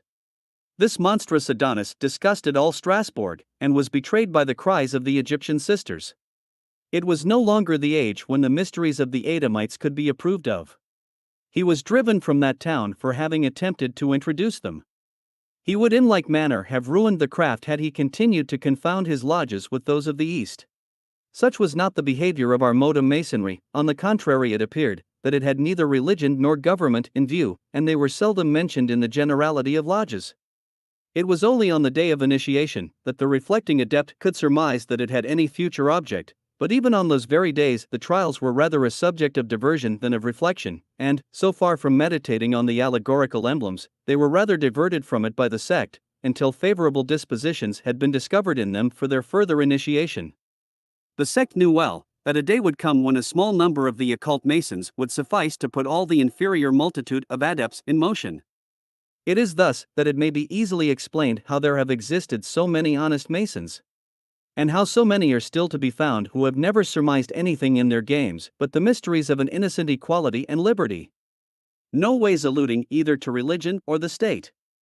In defense of English Masonry, we may add that they allow only of the 3 first degrees. Prudence and wisdom have made them reject the wish of avenging the death of Adoniram on his pretended assassin, a wish that we have seen converted in the occult lodges into a desire of revenging the Masons and their founder Molay, and then into a wish of avenging the Masonic equality and liberty by the extinction of all kings. Nothing of this is to be found in the English Masonry, nor is that mysterious pursuit of the word which was lost by Adoniram to be traced. You are immediately informed that it is Jehovah. He who could wish to draw certain inferences from this, would have a long course of reasonings to run through, none of which appear to have ever been thought of by the English Masons. With them Jehovah is no more than the universal God of human nature. It is to be sure rather extraordinary that they should pretend to be the only people who have any knowledge of that God, but their conclusion is, that all mankind, and particularly the Freemasons, ought to live with and succor each other like brethren. Nothing appears in their mysteries tending towards the hatred of Christianity, or that of kings. Their laws and institutes with respect to religion are comprehended in declaring that a Mason will never be a stupid atheist nor an irreligious libertine. That though in former times every Mason was obliged to profess the religion of the state or nation he lived in, at present, leaving everyone to enjoy his own private opinions, they are only bound to follow the religion in which everybody agrees, a religion which consists in being good, sincere, modest, and men of honor. Certainly such laws do not oblige the English Mason to be a deist, but only to be an honest man, whatever may be his religion. With regard to the civil powers, a part of their laws are expressed as follows: a Mason shall be a peaceable subject, and cheerfully conform to the laws of the country in which he resides. He shall not be concerned in plots or conspiracies against government, and he shall pay proper respect to the civil magistrate. Should a brother be implicated in rebellion against the state, he shall not be supported in his rebellion. Such are the laws to be found in Thomas Wollaston and William Preston, the one full of contempt, the other full of zeal, for English Masonry. Both nevertheless agree as to the laws of the lodges. We are not therefore to confound English Masonry with the occult lodges, which they have prudently rejected.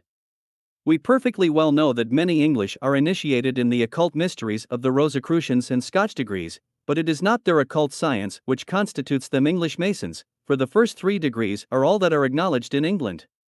Having made these exceptions, we shall continue our proofs. For it is not on their degrees alone that we have founded our judgment of the occult Masons. Were we strangers to their rites and ceremonies, the reader will judge what opinions we should form on perusing the doctrines of their most celebrated writers. Chapter 11. New proofs of the system and mysteries of the occult Masons. In order to form a proper idea of the extent of the system of the occult lodges of Freemasonry, let us combine in this chapter 2 essential points. First, the general doctrine of the most zealous and learned Masons. Secondly, their divers opinions as to their origin. Masonic writers in general divide Freemasonry into 3 classes: the Hermetic, the Kabbalistic, which comprehends the Martinists, and the Eclectic Masonry. Let us first take a view of the religious tenets of these different classes, and we shall find that, like our modem sophisters, they only agree in one point, and that is in their hatred to Christianity and revelation. In all other points we shall find them in perfect opposition to one another with respect to their religious tenets, or rather blasphemous impieties. The Hermetic Masonry, or the Scotch degrees, who work in chemistry, have adopted pantheism or the true Spinozism. With them everything is God. And God is everything.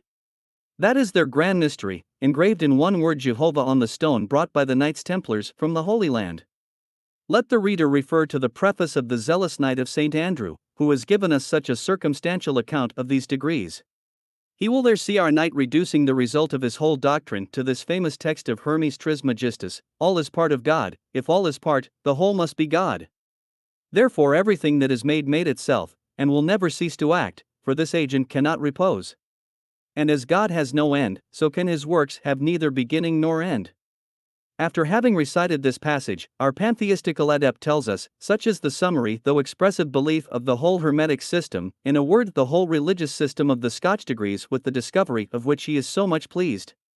Let not the reader suppose that he attempts to explain away the expression all is God. In his opinion nothing but the grossest ignorance and prejudice can disapprove of the assertion. It is in vain to object that, making the grade of sand, the heavens, the earth, the animal, or man, a part of God, is rendering the deity divisible, for he will answer that it is only the grossest ignorance which hides from us that those millions of parts are so united together and so essentially constitute a God whole, that to separate a single particle would be to annihilate the whole itself, or the great Jehovah. But, lest the knight of the craft should be vain on finding himself a part of God, our Hierophant informs us that as the little finger is always less than the whole body, so is man, though a small particle of God, infinitely smaller than Jehovah. Our adept may nevertheless rejoice, however small a particle he may be of the deity, as the day will come when he is to be reunited to the great whole, the day when, everything being reunited to the great Jehovah, harmony will be complete, and true pantheism will be established forever. It is to be hoped that the reader does not expect us to trouble ourselves with the refutation of so monstrous a system. The preface, however, is not the only part of that work which lays down this system as the tenets of these degrees, for, after the description of them, we find what are called Solomon's thesis, also the archetype world, and these are productions all tending to strengthen them in their impiety. We shall not therefore be accused of calumniating this branch of Masonry by attributing to it a system which makes the villain, like the just man, a constituent part of the deity, and represents vice and virtue as the very action of the deity, a system which promises the same destiny to the good and to the wicked, of being reunited to the deity, and thus, after having ceased to be man, of being God to all eternity. The Kabbalistic system, without being less impious, is far more humiliating for the human understanding, and that especially in an age which pretends to the high-sounding appellation of the philosophic age, of the Age of Light.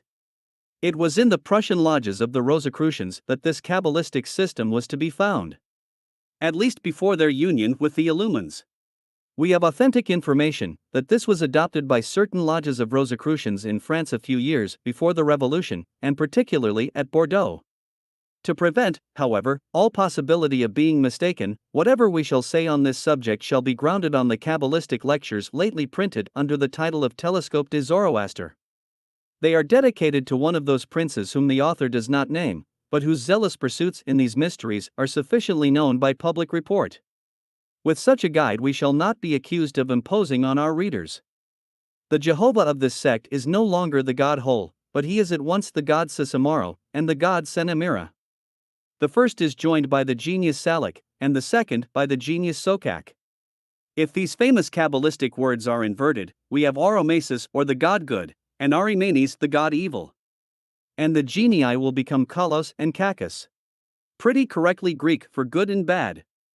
Thus, in attributing to Oromesis a multitude of good genii or spirits like himself, and to Arimanes evil genii participating of his own wickedness, we have the Jehovah of Kabbalistic Masonry, that is to say, the word to be recovered in their lodges, or the tenets to be substituted to those of Christianity. Of these good and evil genii, some are more perfect spirits and preside over the planets, the rising and setting of the sun, the increase and decrease of the moon; others, inferior to the first, but superior to the human soul, exercise their empire over the stars and constellations. But in both these classes, the good are the angels of life, victory and happiness, while the bad are the angels of death and calamity. All know the secrets of the past, present, and to come, and can impart this great science to the adepts. To captivate their favor, the Kabbalistic Mason is to study what we should call the conjuring book. He must be well versed in the names and signs of the planets and constellations.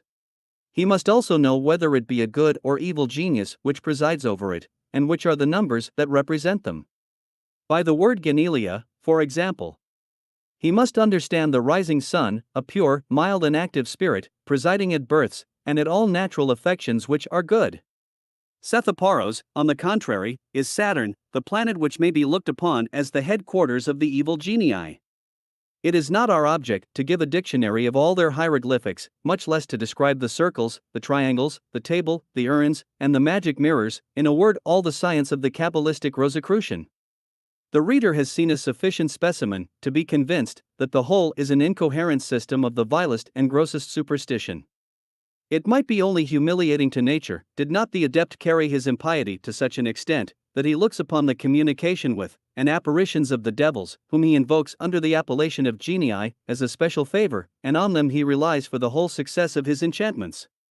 If we are to credit the masters of the art, the Kabbalistic Mason will be favored by these good and evil genii. In proportion to the confidence he has in their power, they will appear to him, and they will explain more to him in the magic table than the human understanding can conceive. Nor is the adept to fear the company of the evil genii. He must firmly believe that the worst among them, the most hideous of those beings which the vulgar call devils, are never bad company for mortals.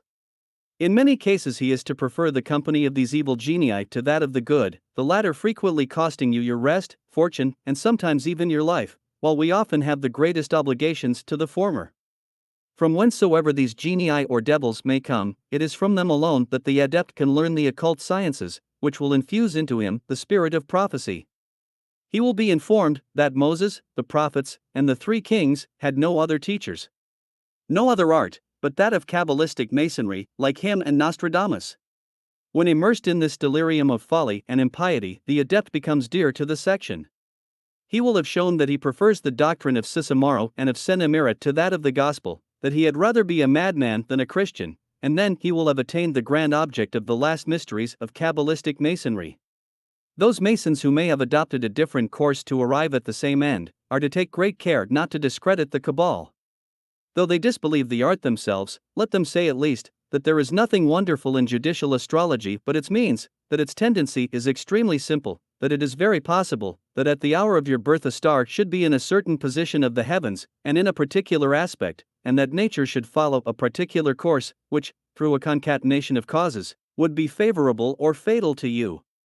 Then let them add a few sophisms to corroborate this idea, and give themselves out for learned philosophers, and the sect will approve their conduct as tending to avenge the Kabbalistic Mason, and bring his science into repute. Were I not writing for the historian, I should fear to abuse my reader's patience with the enumeration of these absurdities of occult Masonry. But in describing the grand causes of a revolution which threatens all Europe, it is necessary at least to give a general idea of those systems of impiety and rebellion whence it originated. We spare him the trouble of research, he will only have to verify our quotations, he will know from what sources he is to derive his proofs. Beside, one of the most dangerous arts of the sect is not only to hide its tenets and its variegated means of attaining its revolutionary object, but it wishes even to conceal the very names of its different classes. That which may appear to be the farthest from impiety or rebellion may be the most strenuous in its attempts to revive the antique systems of the bitterest enemies to governments and to Christianity. It may be matter of surprise to many to see me comprehend the Martinists among the latter. They are, nevertheless, the persons whom I had in view. As to the origin of Mr. de Saint Martin, who has given them his name, we are ignorant, but we defy anybody to show a greater appearance of probity, or to assume a more devout and mellifluous mystical strain, than the hypocrisy of this spurious offspring of Curbicus the slave. We have been acquainted with men whom he had seduced, with others that he wished to seduce, and all spoke of his great zeal and respect for Christ and his gospel, and for governments. We shall seek his doctrines and his views in his own writings, in the Apocalypse of his adepts, in his famous Book of Errors and of Truth. We have learned to our cost what labor and what pains are necessary to unravel this work of darkness, but surely the same perseverance should be shown by the disciples of truth as by the adepts of darkness. Much patience is requisite to understand and to elucidate the code of the Martinist Mason, amidst its mysterious language of numbers and enigmas. We will spare as much as possible this trouble to our readers. Let the hero of these doctrines appear, and he will be found to be no other than the servile copyist of the absurdities of the heresiarch slave, and a rival of his hypocrisy. With all the tortuosities of Manes, we shall behold him leading his adepts through the same paths, infusing into them the same hatred for the altars of Christianity, for the thrones of sovereigns, and for all political establishments whatever. We will begin with his religious systems, but though we shall compress whole volumes of impious absurdity into a few pages, still we must again appeal to the patience of the reader, for as their Martinist Masons contributed much to the revolution, it is necessary that their sophistical reveries should be known. We are, then, to form an idea of a first being, one, universal, of himself, and the beginning of all principle. At first sight, this first being appears to be the God whole, or the Jehovah of pantheism, and such really is the first being of the Martinists. But this God whole comprehends a twofold God, one the principle of good, the other of evil. The former, though produced by the first being, holds of itself the whole of its power, and all its worth. It is infinitely good, and can only do good. It produces another being of its own substance, a first good like itself, but which soon becomes infinitely bad, and can do nothing but evil. The God good, though it holds all its power of itself, could neither create this world, nor any corporeal being, without the means of the God evil. The one acts, the other reacts, and from their conflicts the world is framed, and bodies are formed of the sparks, as it were, emanating from this struggle between the God or principle of good, and the God or principle of evil. Man already existed at that time, as no origin can be anterior to man. He is antecedent to any being in nature, he existed before the birth of the genii, nevertheless he only came after them. Man at that time existed without a body, and a much preferable state to that in which he is at present, for, inasmuch as his actual state is limited, and replete with disgust, so was his former unlimited and abounding in delights. By the ill use he made of his liberty, he erred from the center at which the God good had placed him. He then acquired a body, and that was the period of his first fall.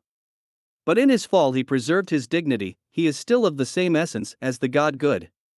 To convince ourselves of it, we have only to reflect on the nature of thought. And we shall soon perceive that it being simple, one, and unalterable, there can be but one sort of being capable of it, as nothing can be common between beings of different natures. We shall observe that if man has in himself an idea of a supreme being, of an active and intelligent cause which executes his will, he must be of the same essence as that superior being.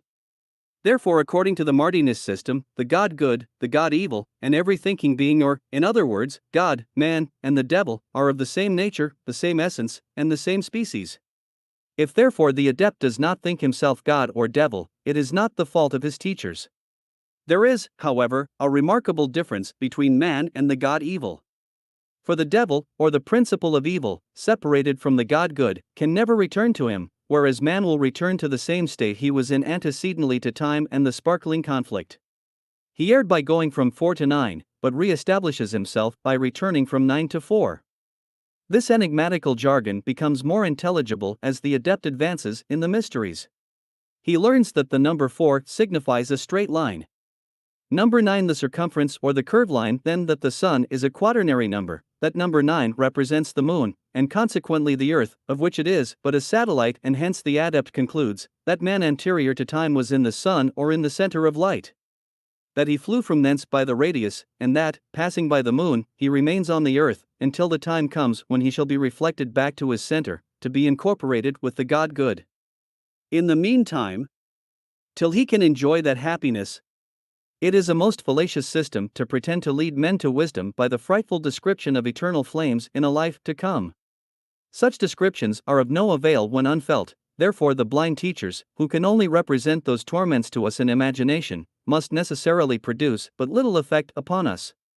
The enlightened Martinist, soaring above such teachers, erases the pains of hell from his moral code, and it is worthy of remark that this is the leading feature in the systems of the sophisters of the occult lodges, as well as of the sophisters of the secret academy.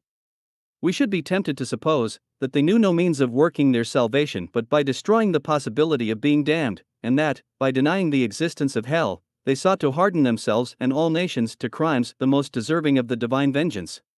The Martinist substitutes 3 temporal worlds. There are but 3 degrees of expiation, or 3 degrees of real Freemasonry.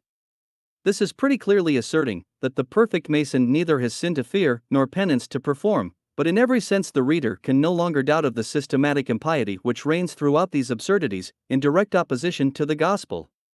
It was not sufficient for the sect to renew in their hatred the ancient blasphemies of a senseless philosophy, but the detestation of laws, sovereigns, and governments was to mingle with their mysteries, and in this our Martinist adept only primes over the Jacobin, by the art and cunning with which he infuses his spirit of rebellion, and broods over the downfall of the throne.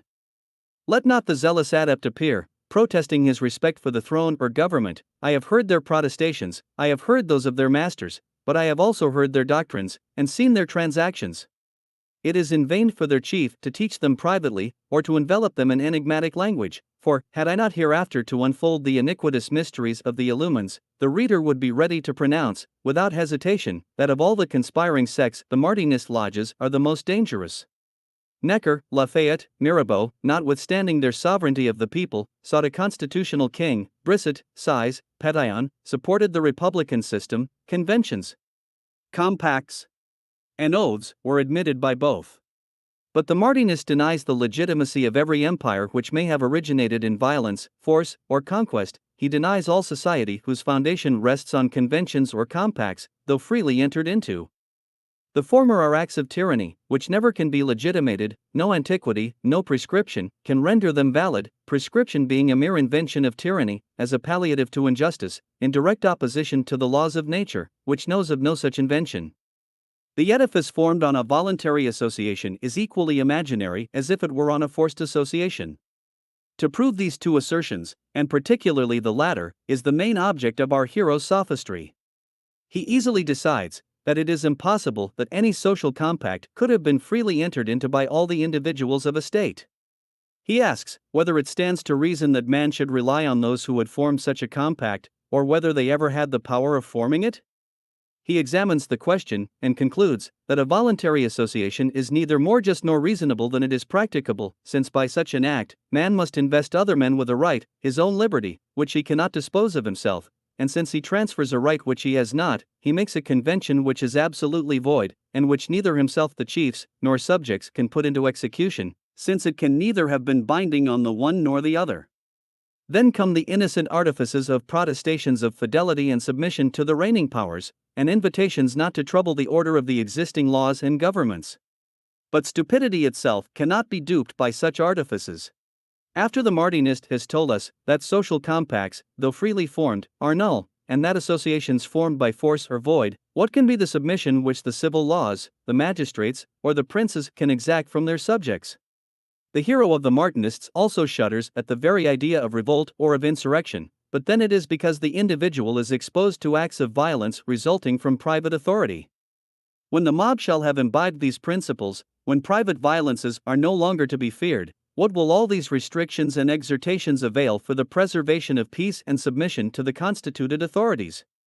Does not the Martinist try every means to persuade that same mob that there never existed a legitimate prince, nor a lawful government? Is he not perpetually recalling them to their first origin, when the rights of one man over another were not known? Because it was impossible that such rights could exist among equal beings? With them, it is sufficient to observe the variations of governments, and their succession, that some have perished, others are perishing, or will perish before the end of the world, to be convinced that they are no more than the offspring of the caprice of man, or of their disordered imaginations. In fine, I know that the Martinist makes profession of a true government, a real authority of man over men, and that he pleases to call it a monarchy. But notwithstanding all the subtleties of his mysterious language, this very profession will prove to be the most universal conspiracy against every existing government. He tells us that there is a superiority to be acquired by one man over others, the superiority of learning, of means, of experience, which bring him nearer to his original state, and this is a superiority of fact, and of necessity, because other men, having applied less and not having reaped the same advantages, will stand in need of him, from the poverty and dimness of their faculties. The reader will naturally conclude that according to this system nobody could exercise a lawful authority over his equals, but in right of his virtues, his experience, and his means of being useful. And that is in reality the first artifice of the sect, which immediately overthrows all idea of hereditary succession, which submits the rights of the sovereign to the reveries of the factious and of the populace on the virtue, talents, and success of him who governs. But let us follow their windings, and unfold their mysterious writings. If every man, say they, attained to the same degree of his own power, then every man would be a king. These words evidently show that, in the sense of the Martinist, he only is not king who has not arrived at the last degree of his power, or of his strength in the natural state. A little further it appears that this difference alone can constitute a real political authority, that such is the principle of unity, the only one by which nature allows the exercise of a legitimate authority over men, the only light which can reunite them in a body.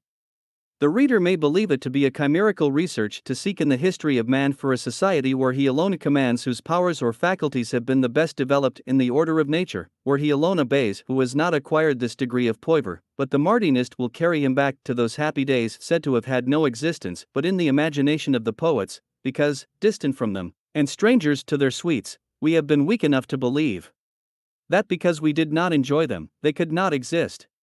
Should you not immediately perceive that the only legitimate authority is that exercised of old? Or in the Golden Age, when each father of a family was the sole king, when the son, acquiring sufficient strength and age to develop his powers, became king himself, should you deny these consequences?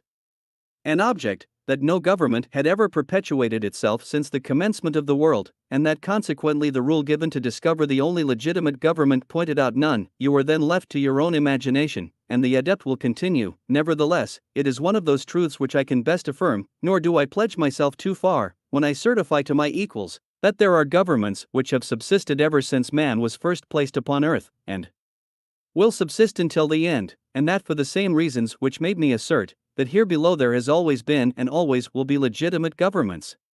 What then are or can be these legitimate governments which the Martinist recognizes?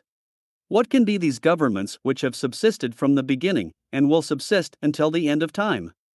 None can be surmised, but that of the patriarchs, or of the first families governed by the sole paternal authority. In later ages can any other be found than that of isolated families? Or of the nomades, the Tartars, or the savages roaming through forests without any other chief than the father of the family? And it is there alone that those whose age has equally developed their strength and their power will find themselves all equal and each a king, that is to say, each one recognizing no other law than his own, and each acquiring at the same age all the power of a father over his children. This government may perhaps be traced in civil society. Each private family abstractedly taken may be said to perpetuate this government, and it has existed and will perpetuate itself until the end of time. Now let the reader reflect on what has been said on governments formed by force or free compact, on those governments which have perished, do perish, or will perish before the end of time, and which by this distinctive mark are known to be illegitimate. He will clearly perceive that all the zeal of the Martinists for the true monarchy, for the only legitimate government, the only one consistent with nature, the only one lasting as the world, is nothing else but the wish of reducing all society, all legitimate authority, to that of a father governing his children, to overturn every throne and annihilate every law but that of the ancient patriarchs. Such is the whole tendency of the political system of the Martinists. Many more blasphemies, both religious and political, might be extracted from this work, nor would it be impossible to prove that, in the sense of the Martinists, the great adultery of man, the true cause of all his misfortunes in this world, the real original sin of mankind, was his having divorced himself from the laws of nature, to subject himself to laws which nature condemns, to those of emperors, of kings, and even of republics, in a word, to any other authority except the paternal. But this matter would require us to follow all the windings of their mysterious language, a task that would be as tedious to my reader as to myself. I trust, therefore, that he will not be displeased with me for having spared him the labor of research, which I have endured in the task of gathering from amidst these voluntary obscurities some of those luminous traits which now and then escape the sect, and the reunion of which leave no doubt as to the grand object of this apocalypse. In reading over and studying this extraordinary code, one would be tempted to decide with Voltaire that there never was printed a more absurd, obscure, mad, or foolish work, and we should be equally surprised that such a code had produced so many enthusiasts, or that we know not what dean of philosophy had been so much enchanted with it. But in all probability this dean had not sent the word of the enigma to Voltaire. He had not told him that this voluntary obscurity was one of the most powerful means employed by the sect to crush the altar and the throne. The works of Voltaire himself had not the celebrity of Mr. de Saint Martin's Apocalypse. The greater the obscurity, the more it attracted the curiosity and piqued the vanity of his disciples. The adepts of the first class tutored and explained it to the young novices, and none were more eager than those of the fair sex. Their dressing rooms were metamorphosed into secret schools, where the interpreting adept developed the mysteries of each page, and the novice in ecstasy applauded the mystery which was hidden from the vulgar. Little by little the novice herself became an interpreter, and founded a species of school. This is not a mere assertion. Such schools for the explanation of the code existed at Paris and in the provinces, particularly at Avignon, the headquarters of the Martinists. I was and am acquainted with several persons who were introduced to these schools. They were the preparatory steps to initiation. There they learned the art of imposing on the simple by factitious apparitions, which ended by casting ridicule on the sect, the art of conjuring up the dead, the art of making absent persons speak, or of seeing them at 1,000 miles distance, in fine, all those arts which quacks and mountebanks of all ages have invented to delude the populace, and rob them of their money. The Martinist studied to enable them to make converts to impiety and rebellion. This sect made great progress in France and Germany, some even have reached England, and everywhere their grand object is to represent the French Revolution as the fire which is to purify the world. Notwithstanding the multitude of the Martinist Masons, they are not nearly so numerous as the eclectic Masons, and these indeed should naturally predominate in an age where the philosophism of the atheists and deists only succeeds to the ancient heresies in order to absorb them all. The appellation of eclectic is applied to a Freemason, as it was formerly to certain philosophers. We are to understand by this word those of the adepts who, after having passed through the different degrees of Masonry, attach themselves to no particular system, either political or religious, into which they have been initiated, but adopt from them all whatever may best suit their political or religious views. They are neither Hermetic, Kabbalistic, nor Martinist Masons. They are what they please, deists, atheists, skeptics, an aggregate of all the errors of the philosophism of the day. They, like the simple sophisters of the age, have a twofold point of union. With respect to religion, they all admit that equality and liberty which denies every authority but their own reason, and rejects all revealed religion. As to governments, they admit of no kings, unless subservient to the will of the people in right of its sovereignty. I shall be very brief on this class. It is that of the Brissets, Condorcets or Lalandes, in a word of the sophisters of the day, whom we shall soon see combining with Masonry to operate their revolution. Were we to expose their systems, it would only be a repetition of what has been said of the Sophsiders conspiring against the altar and the throne, and the multitude of these abettors of impiety who were in our time aggregated to the Masonic lodges would alone prove how peculiarly such plots coincided with their principles. I know that there is another species of eclectic Masons lately established in Germany. These not only make profession of appertaining to no particular system of Masonry, but assert also that they depend on none. According to them, all are independent, all have the right of making their own laws. It is for that reason that they have abolished the very names of Grand Lodge and of Scotch Lodge, and in this respect they may be said to have improved upon Masonic equality and liberty. In this light the eclectic Masons could not have been very numerous in France, as the major part of them were under the inspection of the Grand Parisian Lodge called the Grand Orient.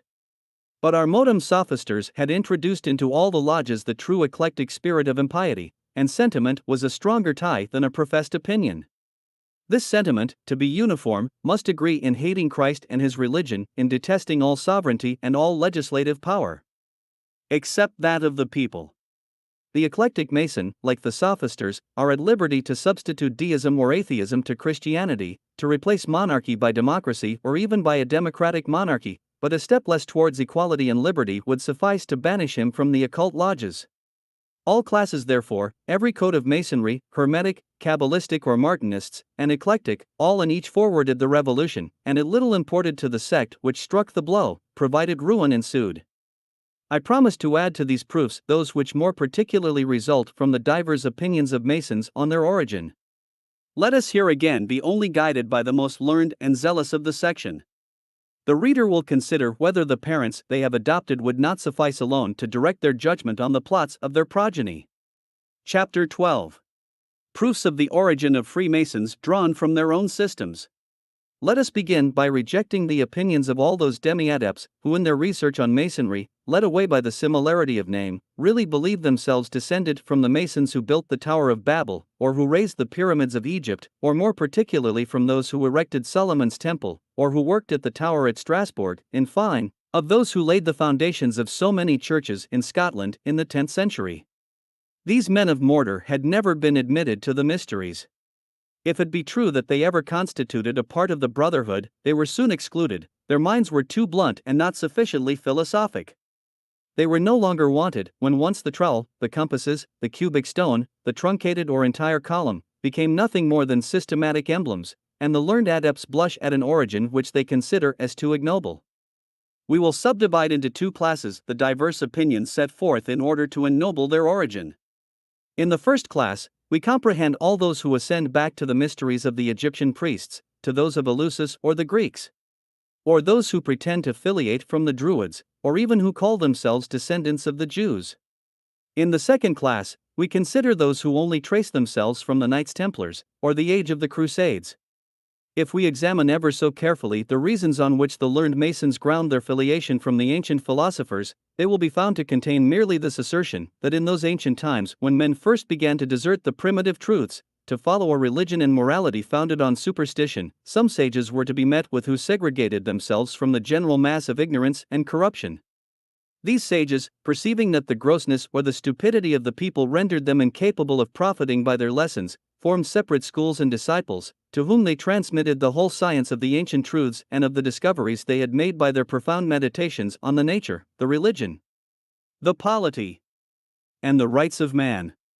In these lessons, some insisted on the unity of God or true deism, others on the unity of the great being, or pantheism. The morality deduced from these principles was pure, it was grounded on the duties of charity, on the rights of liberty, and on the means of living peaceably and happily. Lest these doctrines should lessen in value, should be falsified or be entirely lost, these sages commanded their disciples to keep them secret. They also gave them signs and a particular language by which they were to recognize each other. All those who were admitted to this school and to these mysteries were the children of light and liberty, while all the rest of mankind were with respect to them but slaves and profane beings, and hence their contempt for the vulgar. This was also the reason why the disciples of Pythagoras observed such a profound silence, the origin of that particular and secret science of the divers schools. Hence the mysteries of the Egyptians and afterwards of the Greeks and of the Druids. Even the very mysteries of the Jews themselves, or of Moses, initiated in all the secrets of the Egyptians. These divers schools and the secrets of these mysteries have not been lost, the philosophers of Greece transmitted them to those of Rome, and the philosophers of all nations followed the same line of conduct after the establishment of Christianity. The secret was always preserved, because it was necessary to avoid the persecutions of an intolerant church and of its priests. The sages of divers nations, by means of the signs which had been originally established, recognized each other, as the Freemasons do everywhere at this present day. The name only has been changed, and the secret has been handed down under the denomination of Freemasonry, as it was formerly under the sanction of the Magi, of the priests of Memphis or of Eleusis, and of Platonic or eclectic philosophers. Such is the origin of Masonry, such are the causes which perpetuate it, and which render it the same in all parts of the world. This is the faithful result of what the most learned Masons have published on their origin. It is not our object to examine how false are such ideas on the pretended doctrine of the Persian, Egyptian, Grecian, Roman or Druid sages, nor how contrary to all history. In the first place, can anything be more absurd than to suppose that there existed a unity of religious opinions, of morality, and of secrets among philosophers who have left behind them systems as variegated and as opposite to each other, and as absurd as those of our modern sophisticated philosophists? Nor do I undertake to examine the erroneous assertion that the mysteries of Eleusis had no other secret but the unity of God and the purest morality. How is it possible to suppose that those mysteries were not universally known to the people, when it is certain that all the citizens of Athens were initiated into both the lesser and the greater mysteries, according to their age? Nor do I ask how it came to pass that these same Athenians underground were all taught their catechism on the unity of God, and how in above ground they adored such a multitude of gods, or, again, how it happened that they condemned Socrates to death on the accusation that he did not adore all the gods, or else, why all the priests of the different idols only acquired by their initiation new zeal for the defense of that multitude of gods and their altars. In fine, I will not ask how it is possible to persuade oneself that those priests, so ardent and so zealous in their temples for the worship of Jupiter, of Mars, of Venus, and of so many other deities, should be the very persons who assembled the people during the solemnity of the grand mysteries, to tell them that all their worship of the gods was nothing but imposture, and that they themselves were the authors, ministers, or priests of imposture.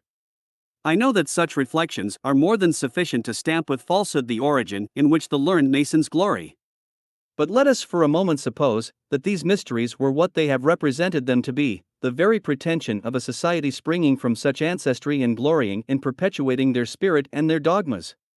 This pretension alone, I say, must class this brotherhood among the most ancient conspirators. It would entitle us to say to the craft, such then is the origin of your mysteries, such the object of your occult lodges.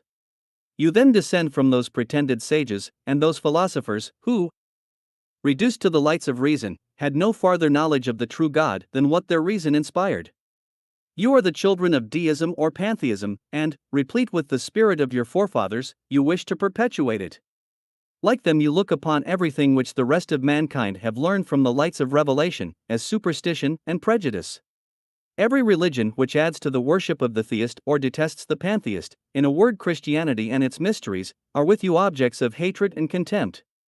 You abhor whatever the sophists of paganism or the sophists initiated in the mysteries of the idolatrous priests abhorred, but those sophists detested Christianity and showed themselves its most inveterate enemies. From your own avowals, then, in what light can we view your mysteries? If not as a perpetuation of that hatred and of that wish of annihilating every other religion but the pretended deism of the ancients. You also say that you are what those Jews were, and still are, who, for all their religious tenets, only acknowledge the unity of God, provided there have existed Jews who did not believe in the prophets and in Emmanuel, the Savior. You have then the same sentiments toward the Christian which the Jews have. Like them, you insist on Jehovah, but to curse Christ and his mysteries. The more the Masonic works above mentioned are read, the more conspicuous will be the justice of the reproaches we make. With some, matter is eternal; with others, the Trinity of the Christians is only an alteration of Plato's system. Others again adopt the follies of the Martionists, or of the ancient dualism. Nothing then can be more evident. All these learned Masons who pretend to descend from the Egyptian priests, from those of Greece, or from the Druids, only seek to establish what may appear to each to be the religion of nature.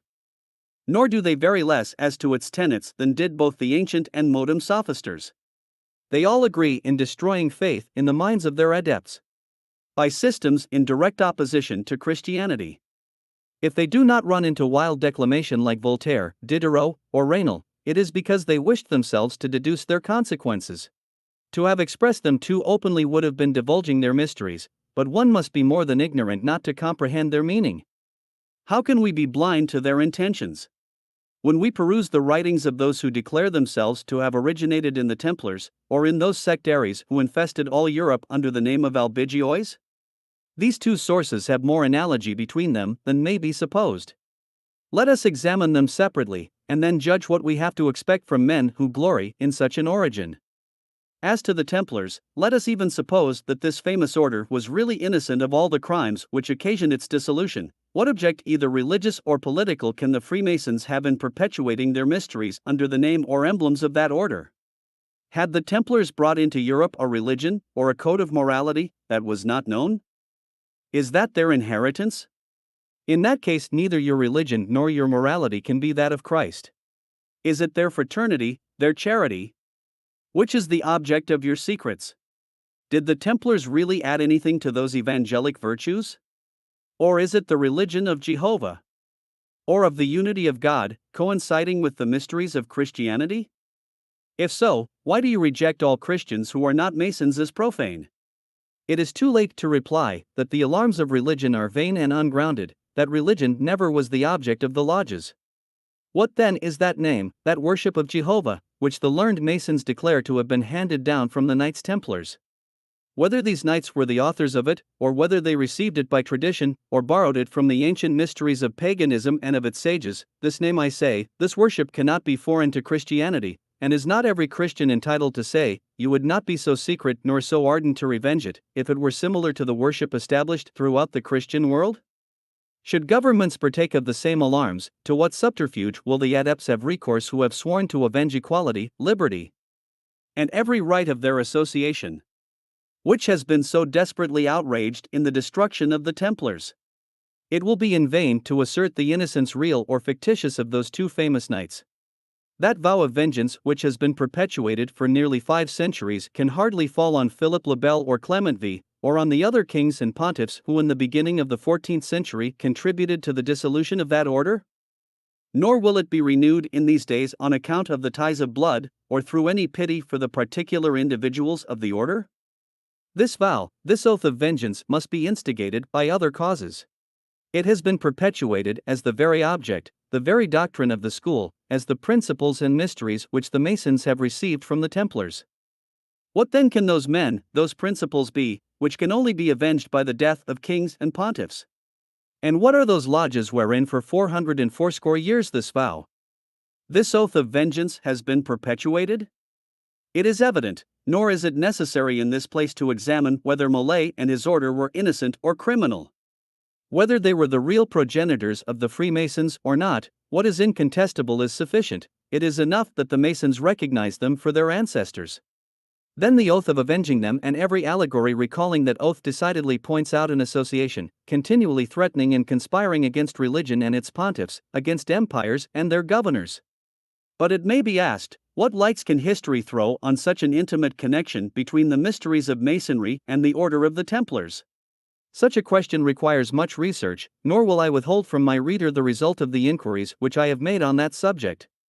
The Order of the Knights Templars, established by Hugo de Paganis, and confirmed by Pope Eugenius III, was originally founded with all that charity which Christian zeal could inspire, for the service of those Christians who, according to the devotion of the times, went to visit the Holy Land.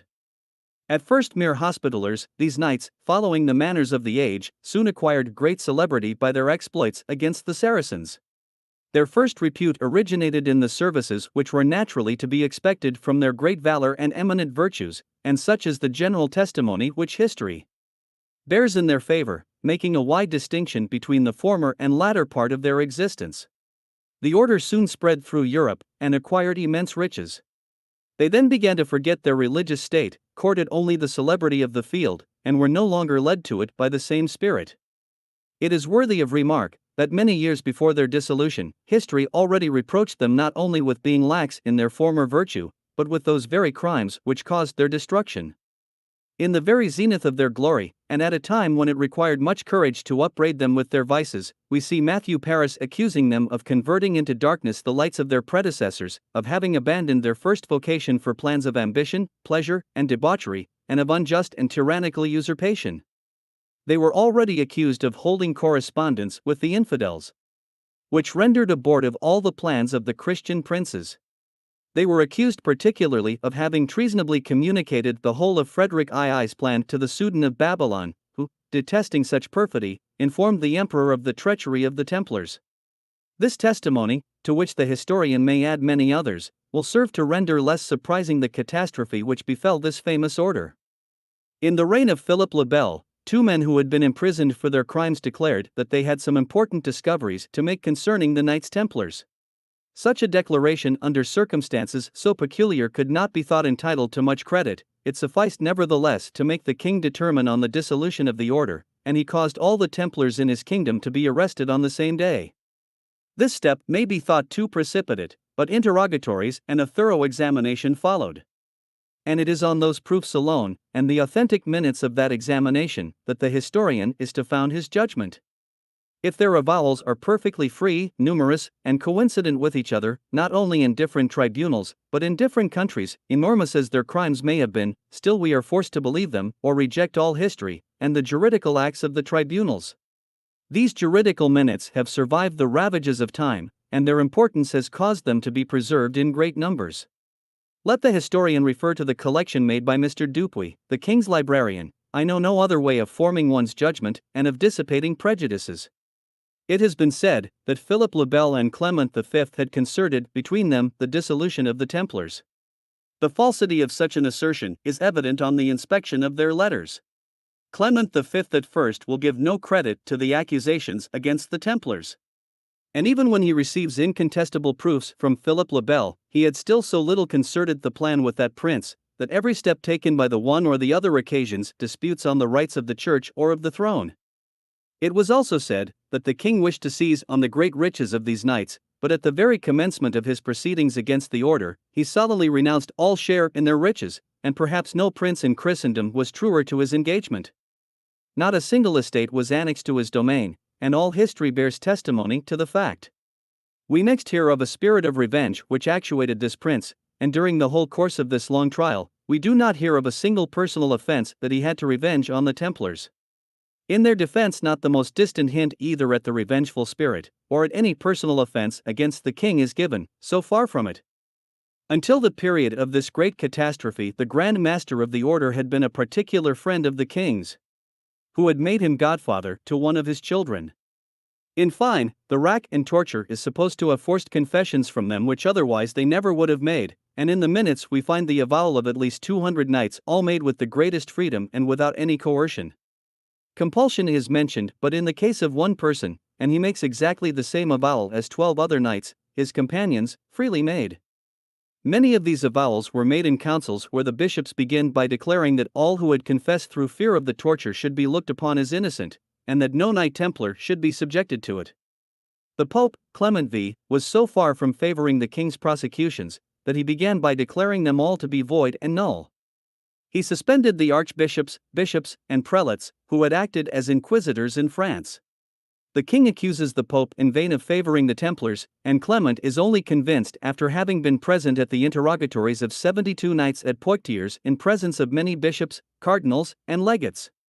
He interrogated them not like a judge who sought for criminals, but like one who wished to find innocent men, and thus exculpate himself from the charge of having favored them. He hears them repeat the same avowals, and they are freely confirmed. He desired that these avowals should be read to them after an interval of some days, to see if they would still freely persevere in their depositions. He hears them all confirmed. Ca perseverance in illis, eas expressati spont, prat recitats fuerent approberunt. He wished still further to interrogate the Grand Master and the principal superiors, preceptors majors, of the diverse provinces of France, Normandy, Poitou, and of the transmarine countries. He sent the most venerable persons to interrogate those of the superiors whose age or infirmities hindered them from appearing before him. He ordered the depositions of their brethren to be read to them, to know if they acknowledged the truth of them. He required no other oath from them than to answer freely and without compulsion, and both the Grand Master and the superiors of these diverse provinces depose and confess the same things, confirm them some days after, and approve of the minutes of their depositions taken down by public notaries. Nothing less than such precautions could convince him of his error. It was then only that he revoked his menaces and his suspension of the French bishops, and that he allows the king to proceed in the trials of the Templars. Let such pretexts be forgotten. And let us only dwell on the avowals which truth alone forced from these criminal knights.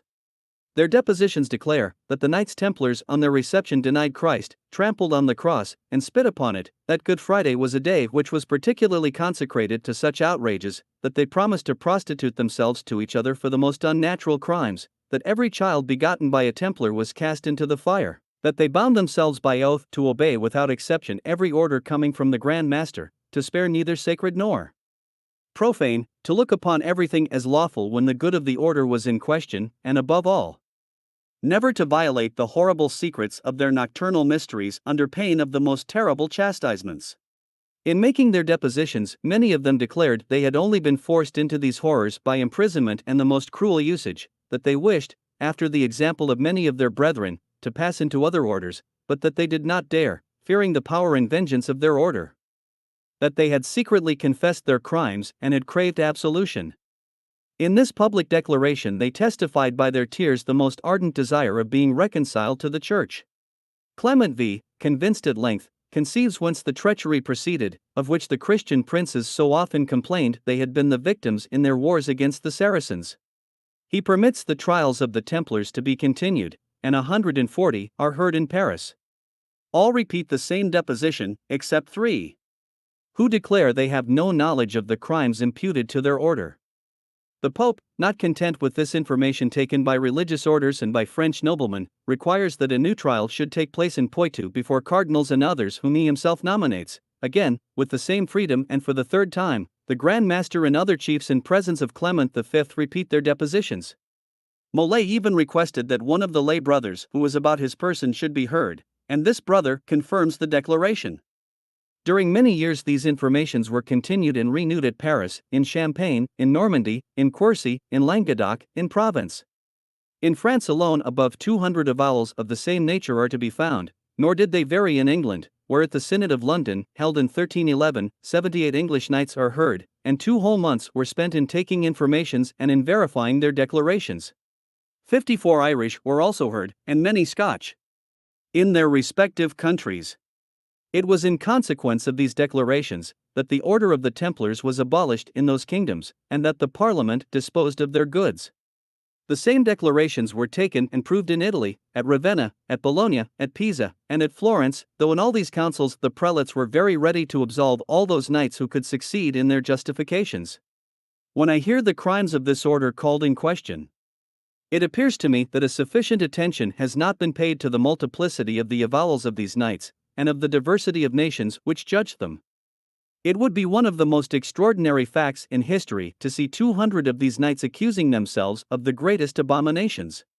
It would be a still greater atrocity to see so many bishops, noblemen, magistrates, and sovereigns of different nations sitting in judgment on the Templars and publishing to the world, as free and uncontrolled, declarations which had only been extorted from them by the fear of torture.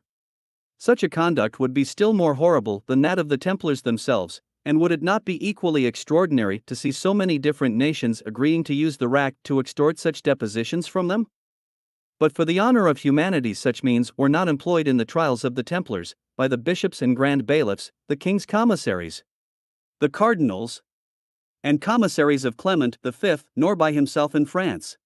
Such methods were not resorted to by the councils nor by the tribunals of other nations. Never was a cause of greater importance pleaded, and, from the numerous and authentic documents which are still extant, it is evident that judges never were more fearful of confounding the innocent with the guilty. Let not the dissolution of another celebrated order, though in a very different way, be objected. The Jesuits were abolished, but they were not brought to trial. Not a single member of the order has been heard in its defense, nor have any members deposed against it. I should be the first to condemn them, could proofs similar to those against the Templars be adduced against them.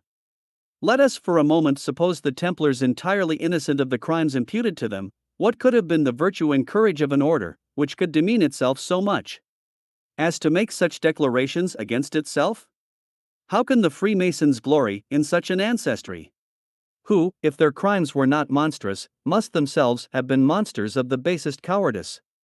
The vulgar may be led away by the tardy protestations of Guy and Molay, but do the vulgar ever distinguish between the obstinacy of despair and that serene firmness and constancy which are the attendants on virtue? They are not aware that false honor, like truth, may have its martyrs. During 3 years Molay persevered in his avowal, and he repeated it at least 3 times, when he pretends at length to deny it. His expressions are those of rage, and he throws down the gauntlet to whoever shall pretend to assert that he had made any deposition against his order. At the place of execution he declares that all that he has said against his order was false, and that if he deserved death it was for having accused his order falsely both before the Pope and the King. Amidst these contradictions, can the historian receive such protestations of innocence? Much less is he to attend to the popular fable of Molay having cited Philip le Bel and Clement V to the tribunal of God within a year and a day, and that both the Pope and the King died within the year, for history not only varies as to the day, but even as to the year of Molay's execution. As a last resource in defense of the order, the very nature and infamy of the crimes of which the Templars were accused have been alleged as a proof of their innocence. But most certainly the more infamous those crimes, the more debased must have been the members of the order to accuse each other of them.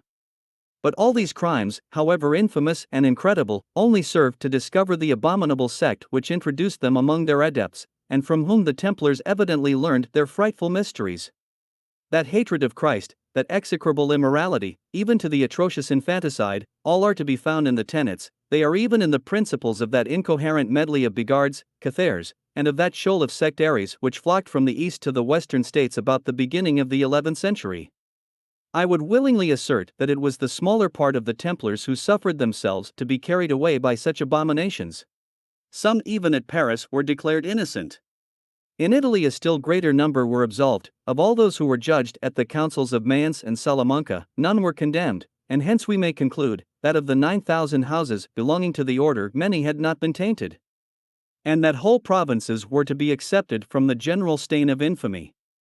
But the condemnations, the juridical depositions, the method of initiating the knights, almost become general. The secrecy of their receptions, where neither prince nor king nor any person whatever could be present during the last half-century, are so many testimonies which corroborate the diverse accusations contained in the articles sent to the judges, that is to say, that at least 2/3 of the order knew of the abominations practiced, without taking any steps to extirpate them. Quod omnes, vel quasi dux parties ord innociens dictos errors corriger neglexerint. This certainly cannot mean that 2/3 of the knights had equally partaken of these abominations. It is evident, on the contrary, that many detested them as soon as they were acquainted with them, and that others only submitted to them, though initiated, after the harshest treatment and most terrible threats. Nevertheless, this proves that the greatest part of these knights were criminal, some through corruption, others through weakness or connivance, and hence the dissolution of the order became necessary. Another reflection which strikes me as being of weight, though I do not know that anyone has made it, is that between 30 and 40,000 knights not only survived the condemnation of the order, but also survived Philip le Bel and Clement V. The greater part of these had only been condemned to canonical penance, to so many days' fasting or prayer, or to a short imprisonment. They lived in different parts of the world, where they had nothing to fear from their persecutors and tyrants. Conscience, honor, and many other motives should have induced these survivors to make their recantations after having made juridical depositions of such an abominable nature against their order. Most certainly, if they had made them through fear or seduction, it was a duty incumbent on them. Nevertheless, of those thousands of knights heard in so many different states, there is not a single one that makes his retractation, not one who leaves such a declaration to be published after his death. What men are these knights? If their depositions be true, how monstrous must that order have been by its crimes? If they be false, what monsters of calumny was it composed of? That fear may have made them swerve from truth during the reign of Philip le Bel, I will admit, but that king being dead, what becomes of such a plea? Such nevertheless are the men whom the Masons glory in their descent from. Yes, and their descent is real. Their pretensions are no longer chimerical. Were they to deny it, we should force them to recognize as their progenitors not the whole of the order, but that part whose ancient corruption and obstinate hatred against the altar and the throne, when added to their thirst of revenge, must render them still more formidable to both kings and pontiffs. Were we to trace the descent of the Freemasons by the Templars, we should not have the assurance of those who supposed the Grand Master Molay, when in the Bastille, creating the 4 lodges, that of Naples for the east, of Edinburgh for the west, of Stockholm for the north, and of Paris for the south. Yet, following nothing but the archives of the Freemasons themselves, and the apparent affinities which subsist between them and the Knights Templars, we are entitled to say to them, yes, the whole of your school and all your lodges descend from the Templars. After the extinction of their order, a certain number of criminal knights, who had escaped the general proscription, formed a body to perpetuate their frightful mysteries. To their pre-existing code of impiety they added the vow of vengeance against kings and pontiffs who had destroyed their order, and against all religion, which prescribed their tenets. They formed adepts who were to perpetuate and transmit from generation to generation the same mysteries of iniquity, the same oaths, and the same hatred against the God of the Christians, kings, and priests. These mysteries have descended to you, and you perpetuate their impiety, their oaths, and hatred. Such is your origin. Length of time. The manners of each age may have varied some of your signs and of your shocking systems, but the essence is the same. The wishes, oaths, hatred, and plots are similar. You would not think it, but everything betrayed your forefathers, and everything betrays their progeny. Let us then compare the tenets, language, and signs. What a similarity, and how many are common to both? In the mysteries of the Templars, the initiator begins by opposing the God who cannot die to the God who dies on the cross for the salvation of mankind.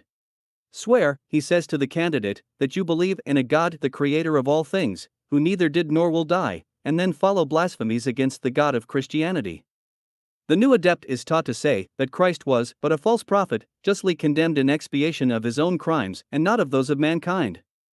Receptors dispend illis quos recipibant, Christum non esse verum deum et ipsum fuis falsum prophetam. Non fuis possum pro redemption humani generis. Sed pro celeribus sui?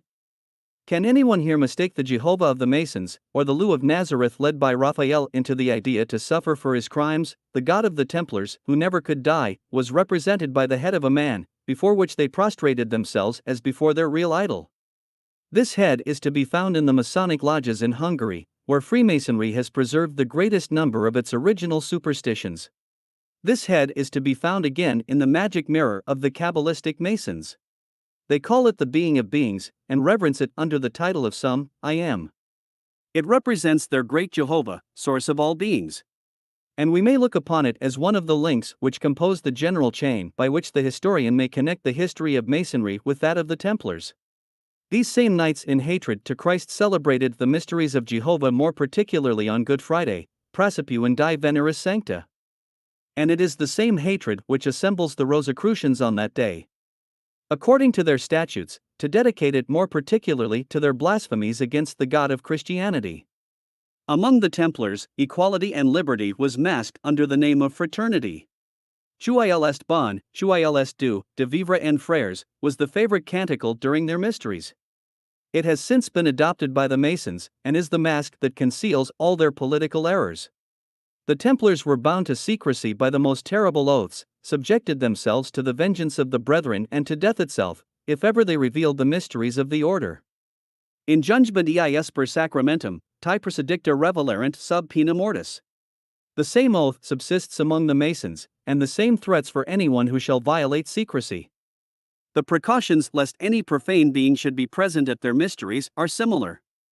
The Templars always began by sending out of their houses whoever was not initiated. Armed brethren were placed at the doors to keep off all curious people. And sentries were placed on the roofs of their houses, which they always called temples. Hence originates the brother, terrible, or the tiler, who stands at the doors with a drawn sword, to defend the entrance of the lodge against the profane multitude. Hence that common expression among Masons, the temple is covered, to say the sentries are placed, no profane being can gain admittance, not even by the roof, we may now act with full liberty.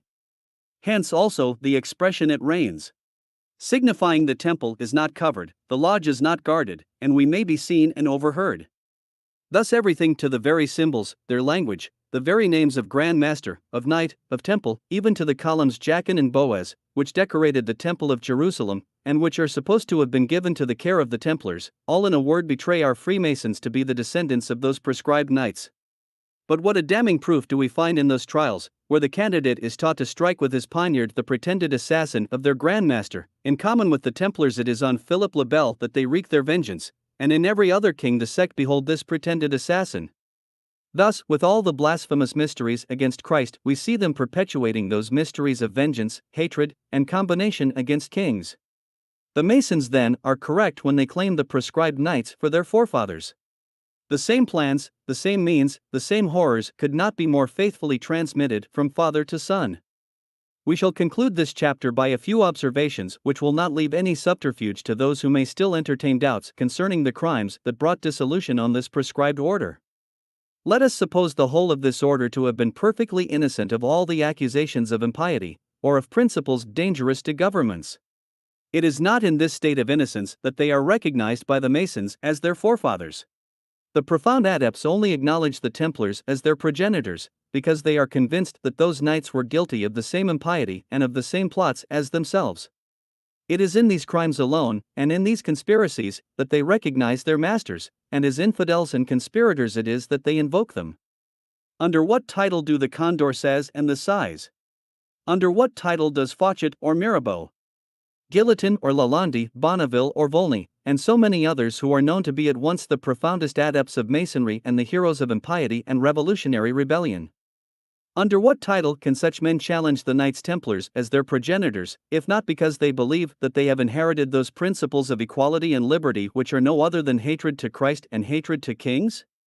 When Condorcet, summing up the studious research of 30 years, falsifying all the facts of history, and combining all the cunning of sophistry to extort our gratitude for those secret associations destined to perpetuate privately and without danger among a few adepts, what he calls a small number of plain truths, as certain preservatives against the predominant prejudices, when he extols the French Revolution as the triumph so long preparing and expected by these secret societies, when he promises to solve the question hereafter, whether the Knights Templars, whose dissolution was the summit of barbarity and meanness, are not to be numbered among these associations.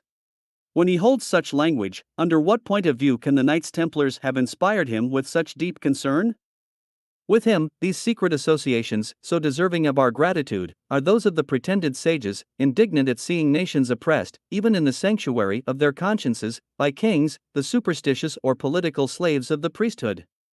They are the associations of those generous men who dare examine the foundations of all power or authority, and who reveal to the people the great truths, that their liberty is inalienable, that no prescription can exist in behalf of tyranny, that no convention can irrevocably subject a nation to any particular family, that magistrates, whatever may be their titles, functions, or powers, are only the officers, and not the masters of the people, that the people always preserve the right of revoking those powers emanating from them alone, whether they judge it has been abused, or consider it to be useless to continue them. In short, that the people have the right of punishing the abuse as well as of revoking the power. Thus we see Condorcet tracing back the germ at least of all the principles of the French Revolution to these secret associations, which he represents as the benefactors of nations, and as preparing the triumph of the multitude against the altar and the throne. All therefore he does or promises to do in future, when he proposes the question, whether the Knights Templars are not to be numbered among those secret associations, can only originate in the hope of tracing to them principles, oaths, and means which in time would operate similar revolutions. All this zeal of Condorcet for the secret association of the Templars is no other than the hopes of finding them guilty of that same hatred against royalty and the priesthood with which his own heart is inflamed. The secret which he has half disclosed, more daring adepts have betrayed. It has escaped them amidst their declamations. In the delirium of fury, and in the cavern as it were of their regicide trials, they publicly invoke the reeking dagger, they exclaim to their brethren, "Let the interval of ages disappear and carry nations back to the persecutions of Philip le Bel. You who are or are not Templars, help a free people to build in 3 days and forever a temple in honor of truth. May tyrants perish, and may the earth be delivered from them." Such then is the explanation which the profound adepts give of the mysterious names of Philip le Bel and of the Templars. The first recalls to their mind that in all revolutions kings are to be immolated, and the second, that there existed a set of men leagued in the oath of delivering the earth from its kings. That is what they call restoring liberty to the people, and building the temple of truth. I had long feared to exaggerate the depravity and the plots of the proscribed knights, but what crimes can history impute to them which are not comprehended in this terrible invocation of the adepts at the dawn of the Revolution? It is when they grow more daring, and stimulate each other to those crimes which overthrow the altar and the throne, it is at that period that the most furious adepts, at once Masons and Jacobins, recall the name and the honor of the Templars to be avenged, and their oaths and plots to be accomplished. The Templars were then what the Jacobin Masons are at this day, their mysteries were those of the Jacobins. It is not to us that objections are to be made on this accusation. Let the profound adepts of Masonry and Jacobinism defend their own assertions, let the offspring be persuaded that they have wronged their forefathers, and even could that be demonstrated, still it would be evident that the mysteries of the occult lodges consist in that hatred of the altar and the throne, and in those oaths of rebellion and impiety, which the adepts extol as their inheritance from the Templars. Still, it would be evident that the oath, the essence of Jacobinism, of overturning the altar and the throne, is the last mystery of the occult Masons, and that they only recognized the Templars as their progenitors, because they believed the mysteries of those famous though prescribed knights contained all the principles, oaths, and wishes which operated the French Revolution. Chapter 13. Farther declarations of the Freemasons as to their origin. The real founder of Masonry. True and first origin of their mysteries and of all their systems. The learned adepts were not mistaken when they numbered the Knights Templars in the ancestry of Freemasons. We have seen by the comparative statement of their mysteries how much they coincided with each other, but it still remains to be shown whence the Templars had received their systems of impiety.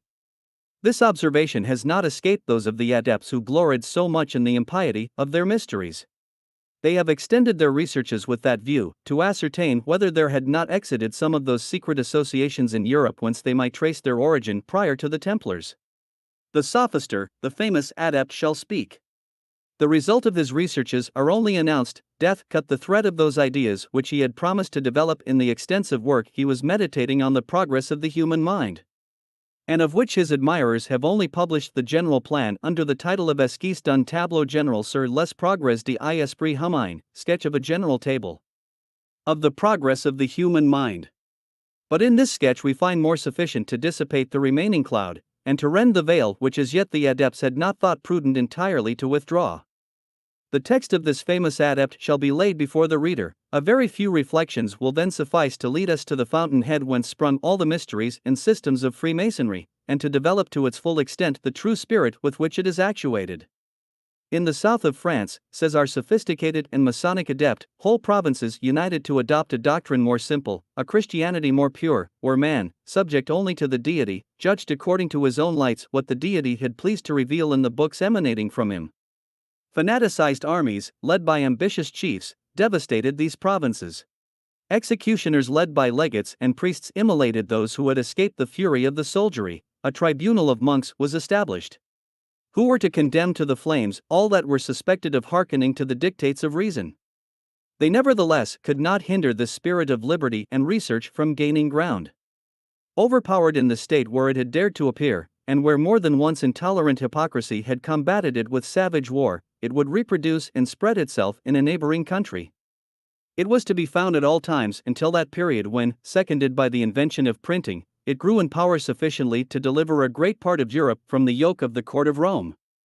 At that time there existed a class of man who, despising all superstitions, were content secretly to despise them, or who at most took the liberty of making them, now and then, the objects of their sarcastic wit, the more stinging as they were worded in terms of the utmost respect.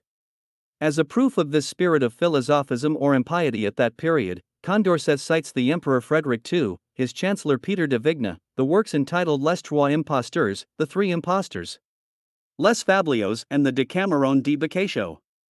It is then that he adds those words already cited in the preceding chapter, but necessary to be repeated. We will examine whether at a time when philosophic proselytism would have been attended with danger, secret associations were not formed, destined to spread and perpetuate privately and without danger, among a few adepts, a small number of simple truths as certain preservatives against the predominant prejudices. We will examine whether that celebrated order, the Templars, against which the popes and kings so barbarously conspired, are to be numbered among these associations. I will avail myself of this indication of Condorcet. Those men of the South, among whom he promised to seek the origin of these secret associations, are known.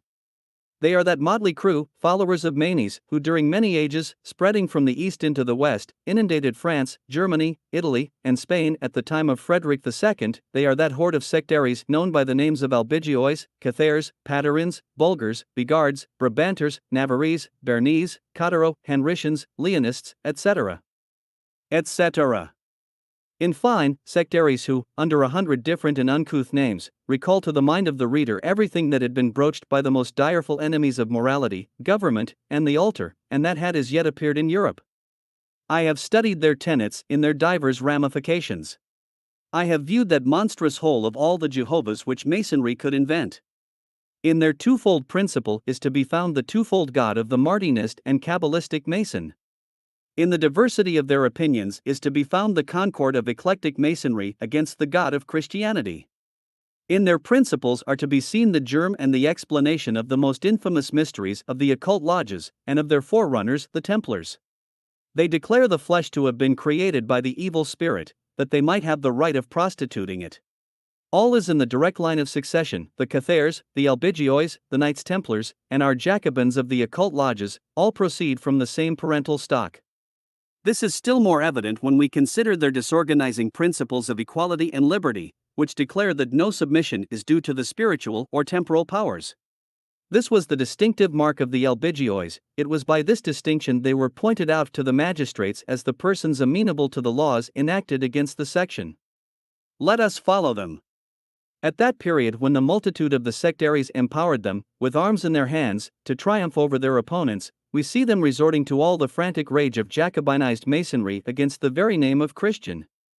Even before the spiritual and temporal authorities had united their efforts to subdue their savage rage, they had already exercised all the cruelties and ferocities of a Robespierre. Jacobin-like, they went beating down the churches and the religious houses, killing without mercy the widow and the fatherless, the aged parent and the infant child, making neither distinction of age nor sex, and, as the sworn enemies of Christianity, ravaged and destroyed everything both in church and state. When at length the public authority had triumphed over these ferocious sectaries, they shrunk back into their dens or occult lodges, and reduced themselves again to secret associations.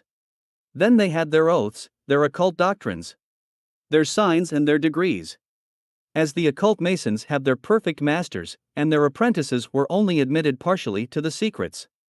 In future we may dispense with Condorcet's researches on the secret associations of these famous sectaries.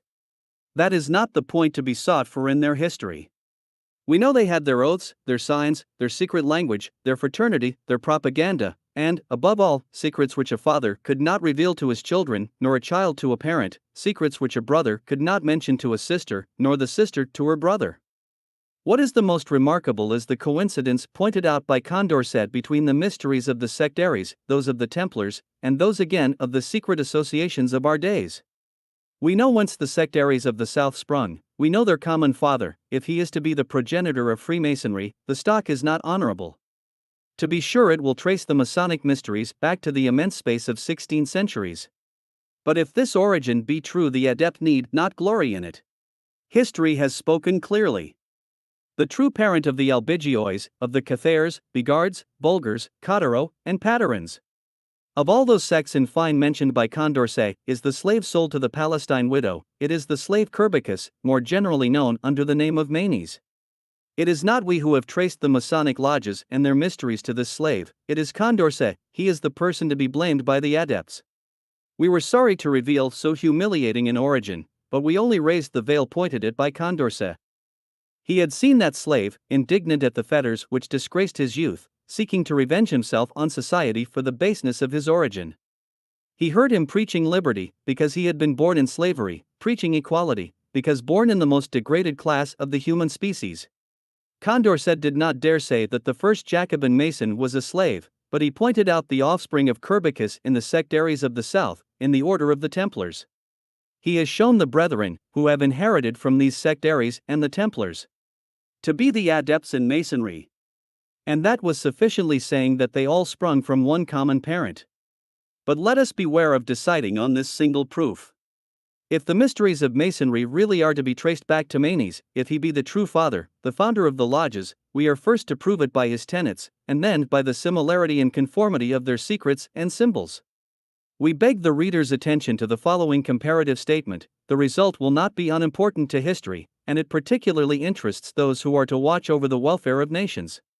1. With respect to tenets, till the existence of eclectic Masonry, that is to say, till the impious sophisters of the age introduced into the rites of the lodges their impious mysteries of deism and atheism, no other God, no other Jehovah is to be found in the Masonic code but that of Manes, or the universal being, subdivided into the God good and the God evil. It is that of the Kabbalistic Masonry, and of the ancient Rosicrucians. It is that of the Martinists, who seem to have only copied Manes and his Albigeois adepts. A most extraordinary fact is, that in an age when the gods of superstition were to disappear before the gods of our modem sophisters, the god of Manes should have preserved his ascendancy in so many branches of Masonry. 2. At all times the follies of the cabal, and of magic founded on the distinction of this twofold God, had been received in the Masonic lodges. Manes also made magicians of his elect. 3. Manes in particular is the founder of that religious fraternity which the occult Masons interpret into a total indifference for all religion. That heresiarch wished to gain over to his party men of every sect. He preached that they all tended to the same end, and he promised to receive them all with the same affection. But above all, what we should particularly attend to, and compare both in the code of Manes and of the occult lodges, are the principles of disorganizing equality and liberty. That neither princes nor kings, superiors nor inferiors might exist, this heresiarch taught his adepts, that all laws and all magistracy was the work of the evil principle. 5. Lest there should be either poor or rich, he inculcated that the whole belonged to all, and that no person had the right of appropriating to himself a field, a house, etc. Such doctrines must naturally have suffered many modifications in the occult lodges as well as among the disciples of Manes. He aimed at the abolition of all laws and of Christianity, at the establishment of equality and liberty. By means of superstition and fanaticism, our modern sophisters were to give his systems a new direction, that of their impiety. The altar and the throne were equally to be victims to them, and equality and liberty, in opposition to kings and to God, were the last mysteries of Manes, as they are of our modem sophisters. 6. The same conformity is to be found between the degrees of the adepts before they are initiated in the profound secrets. The names are changed, but Manes had his believers, his elect, and his perfects. These latter were impeccable, that is to say, absolutely free, because no violation of any law could inculpate them. These 3 degrees correspond with those of apprentice, fellowcraft, and perfect master. The name of elect has been preserved in Masonry, but it constitutes the 4th degree. 7. The same terrible and inviolable oaths bound the disciples of Manes as bind the adepts of the occult lodges, to keep the secrets of their degree. St. Augustin had been admitted to the degree of believer 9 yen, without being initiated into that of elect. Swear or forswear yourself, but be true to your secret, was their motto. 8. The same number and almost identity of signs. The Masons have 3 which they call the sign, the gripe, and the word. The Manichaeans also had 3, that of the word, of the gripe, and of the breast. This latter was suppressed on account of its indecency. It can be traced to the Templars. The other 2 are still extant in the lodges of Masonry. Every Mason who wishes to know whether you have seen the light, begins by offering his hand to know whether you are acquainted with the gripe. It was precisely by the same method that the Manichaeans recognized each other, and felicitated a brother on having seen the light. 9. If we penetrate into the interior of the Masonic lodges, we shall find representations of the sun, of the moon, and of the stars. These are nothing more than Manes' symbols of his God good whom he brings from the sun, and of the different genii which he distributed in the stars. If the candidate is only admitted into the lodge blindfold, it is because he is yet in the empire of darkness, whence Manes brings his God evil. 10. I do not know whether any of the Masonic adepts are sufficiently informed of their own genealogy to know the real origin of their decorations, and of the fable on which the explanations of the occult degrees are founded. But the following is a striking proof of their descent from Manes. In the degree of master, everything denotes mourning and sorrow. The lodge is hung in black. In the middle is a sarcophagus resting on 5 steps, covered with a pall. Around it the adepts in profound silence mourn the death of a man whose ashes are supposed to lie in this tomb. This man is at first said to be Adoniram, then Mole, whose death is to be avenged by that of all tyrants. The allegory is rather inauspicious to kings, but it is of too old a date not to be anterior to the Grand Master of the Templars. The whole of this ceremonial is to be found in the ancient mysteries of the disciples of Manes. This was the ceremony which they called Betna. They also assembled round a sarcophagus resting on 5 steps, decorated in the like manner, and rendered great honors to him whose ashes it was supposed to contain. But they were all addressed to Manes. It was his death that they celebrated, and they kept this feast precisely at the period when the Christians celebrated the death and resurrection of Christ. The Christians frequently reproached them with it, and in our days the same reproach is made to the Rosicrucians, of renewing their funeral ceremonies precisely at the same time, that is, on the Thursday in Holy Week. 11. In the Masonic games Mac Benek are the 2 words which comprehend the secret meaning of this mystery. The literal signification of these words, we are told by the Masons, is the flesh parts from the bone. This very explication remains a mystery, which only disappears when we reflect on the execution of Manes. This heresiarch had promised by his prayers to cure the king of Persia's child, on condition that all the doctors were dismissed. The young prince died and Manes fled, but, falling again into the hands of the king, he was flayed alive with the points of reeds. Such is the clear explanation of Mac Bennick, the flesh leaves the bones, he was flayed alive. 12. The very reeds bear testimony of the fact. People are surprised at seeing the Rosicrucians begin their ceremonies by seating themselves sorrowfully and in silence on the ground, then raising themselves up and walking each with a long reed in his hand.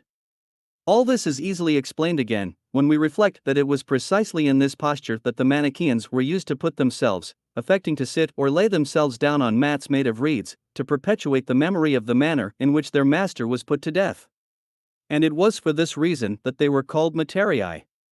Were we to continue our comparative statement, we should meet with many other similarities. We should find, for example, that fraternity so much extolled by the craft, and which would be deservedly applauded were it not confined solely to their own body. A similar reproach was made to the Manichaeans, that they were always ready to succor one of their own sect, but extremely hard on the poor of other descriptions. The same zeal for the propagation of their mysteries is also observable in both. The modum adepts glory in their lodges being spread all over the world. Such also was the propagating spirit of Manes and of his adepts. Adas, Herman, and Thomas went by his orders to establish his mysteries, the first in Judea, the second in Egypt, and the third in the East, while he himself preached in Persia and Mesopotamia. Beside, he had 12 apostles, though some say 22, and in a very short space of time we see his doctrines, like the Freemasons, spreading all over the world. Attending only to the most striking similarities, we have seen the occult degrees of Masonry founded on the bema of the Manichaeans. It was Manes whom they were to avenge on all kings, on kings who had condemned him to be flayed alive, and who, according to his doctrines, had only been instituted by the evil spirit, and the word to be recovered was that doctrine itself, to be established on the mints of Christianity. The Templars, taught by the adepts dispersed throughout Egypt and Palestine, substituted, at their dissolution, their Grand Master Molay for Manes, as the object of their vengeance, and the spirit of the mysteries and the allegory remained the same. It is always kings and Christianity that are to be destroyed. Empires and the altar to be overturned, in order to re-establish the equality and liberty of human nature. The result of these researches are certainly not flattering to the craft. It traces the origin of their lodges and of their doctrines on equality and liberty to a slave flayed alive for his impostures. However humiliating such an origin may be, still such must be the result of the researches of him who seeks the source whence all their mysteries are derived. Their occult secrets are all founded on this man who is to be avenged, and on that word or doctrine which is to be recovered in their third degree. The whole of this third degree is an evident repetition of the bema of the Manichaean degree of elect. The famous Mac Bennick is clearly explained by the species of punishment inflicted on Manes, and everything leads us back to the Palestine widow's slave.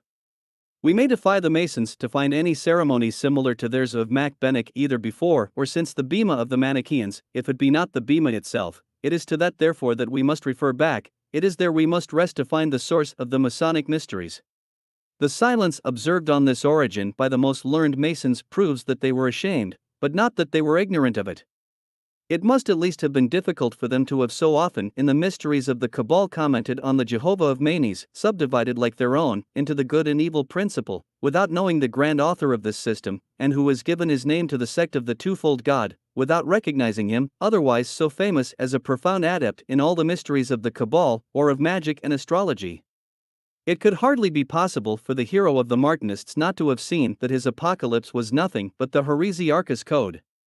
It cannot be supposed that Condorcet, tracing the origin of the secret associations, and bringing the Templars so near to the Albigiois, could have been ignorant of what all history asserts, that the Albigiois and all the ramifications of those sects of the South, the Vaudois excepted, were really no other than Manichaeans. Beside, that all those infamous proceedings of the Templars had long since been attributed to the children of Manes, and that all those horrors are easily explained by his doctrines.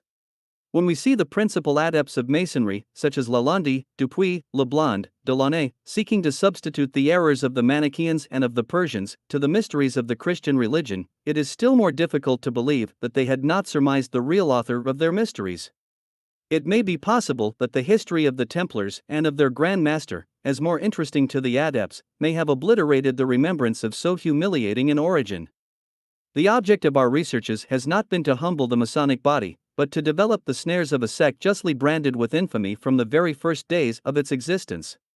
Our object is particularly to make men sensible at length how much it interests both religion and the state to investigate the grand object of a secret association spread throughout the universe, an association whose secret is beyond a doubt contained in those two words equality and liberty, confided to the adepts in the very first degrees of Masonry, of an association whose last mysteries are no more than the explanation of these words to the full extent which the Jacobinical Revolution has given to them. The hatred which a slave had conceived for his bonds makes him invent the words equality and liberty. The detestation of the condition in which he was born makes him believe that the evil spirit alone could have been the creator of those empires which contain masters and servants, kings and subjects, magistrates and citizens. He declares empires to be the work of the evil spirit, and he binds his disciples by an oath to destroy them. He at the same time inherits the books and all the absurdities of a pagan philosopher, a great astrologer and magician, and composes his code, a monstrous digest of these absurdities, and of the hatred he had conceived against the distinctions and laws of society. He creates mysteries, distributes his adepts into different classes or degrees, and establishes his section. Though justly punished for his impostures, he leaves them his execution as a new motive to stimulate their hatred against kings. This sect spreads itself from the east to the west, and by means of its mysteries perpetuates and propagates itself. It is to be met with in every age. Crushed a first time in Italy, France, and Spain, it spreads anew from the east in the 11th century. The Knights Templars adopt its mysteries, and the dissolution of that order lends a pretense to new model their games. The hatred of kings and of the God of the Christians is only stimulated by these new motives. The times and manner of the age may vary the forms or modify the opinions, but the essence remains. It is always the pretended light of equality and liberty to be diffused. It is the empire of pretended tyrants, whether religious or political, of pontiffs, of priests, of kings, of Christ himself, which are to be destroyed, in order to re-establish the people in that twofold equality and twofold liberty, which prescribes the religion of Christ and the authority of kings. The degrees in mysteries are multiplied and precautions are redoubled lest they should be betrayed, but their last oath is always hatred to the God who died on the cross. Hatred to the monarch seated on the throne. Such is the historical sketch of Masonry, and the main point of its secrets. Let the reader compare the proofs we have adduced from the very nature of its degrees, the proofs taken from the dissertations of the most learned adepts of the most zealous Masons on their mysteries, all those, in fine, which we have drawn from their various opinions on the origin of their association, and I do not think he can entertain any doubt as to the grand object of this institution. Let him then reflect on the manner in which we were led back by Condorcet from the Masons of the day to the slave Kerbicus, and how we discover in this heresiarch and his adepts the real authors of the code and mysteries of Freemasonry, and I do not apprehend that he can any longer entertain a doubt as to their first and real progenitors. Still it remains for us to show how these same mysteries promoted the plans of the sophisters of impiety united with those of rebellion in the execution of their plots for effecting the grand revolution. But let us not terminate this chapter without repeating our protestations in favor of the immense number of Masons who have never been initiated in the occult mysteries of the section. Let us admire the wisdom of English Masonry in rejecting all those degrees where an explanation of the mysteries begins to develop their dangerous principles. Let us admire and applaud them for having transformed this conspiring sect of other states into an association evidently useful to their own. The more strongly we have insisted on the importance to all empires of investigating the dangerous principles of the occult lodges, the better pleased and the more ready we are to do justice to those whom we have seen so generally adopting the principles of a benevolent equality, and of a liberty secured by subjection to the laws. Chapter 14. Sixth degree of the conspiracy against kings. Coalition of the sophisters and of the Freemasons. The generality of Freemasons of the present day do the Scotch the honor of looking upon their Grand Lodge as the stock whence all the others sprang. It is there, they tell us, that the Templars convened for the preservation of their mysteries. It is thence that they suppose Masonry spread through England into France, Germany, and other states. This is not an improbable conjecture with respect to the actual form and present aspect of their mysteries, but, from whatever part they may have spread throughout Europe, it is an undoubted fact that lodges existed in France and in most other states in the beginning of this century.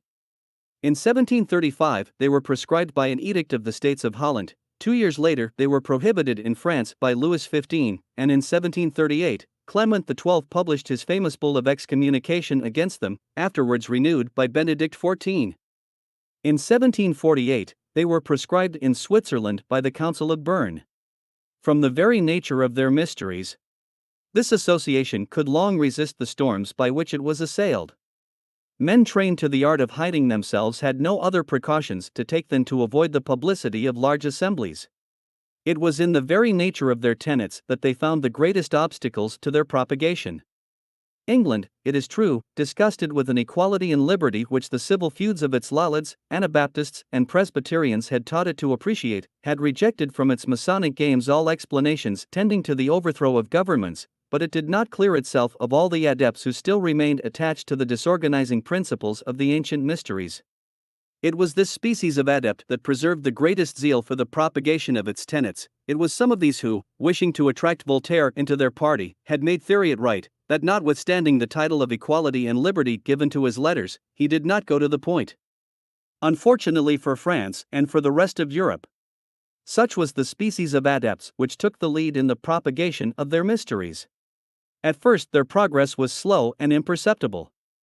It had cost Voltaire much to adopt their disorganizing principles, and it would necessarily cost many young men much more, who, not having stifled all sentiments of religion, repressed not only that spirit of independence but even that of curiosity and the desire of knowing a secret only to be acquired by an oath which might be perjury in itself.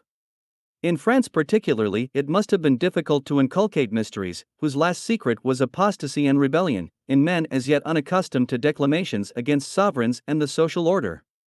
Policy at first, and afterwards the progress of the sophisters, removed every difficulty.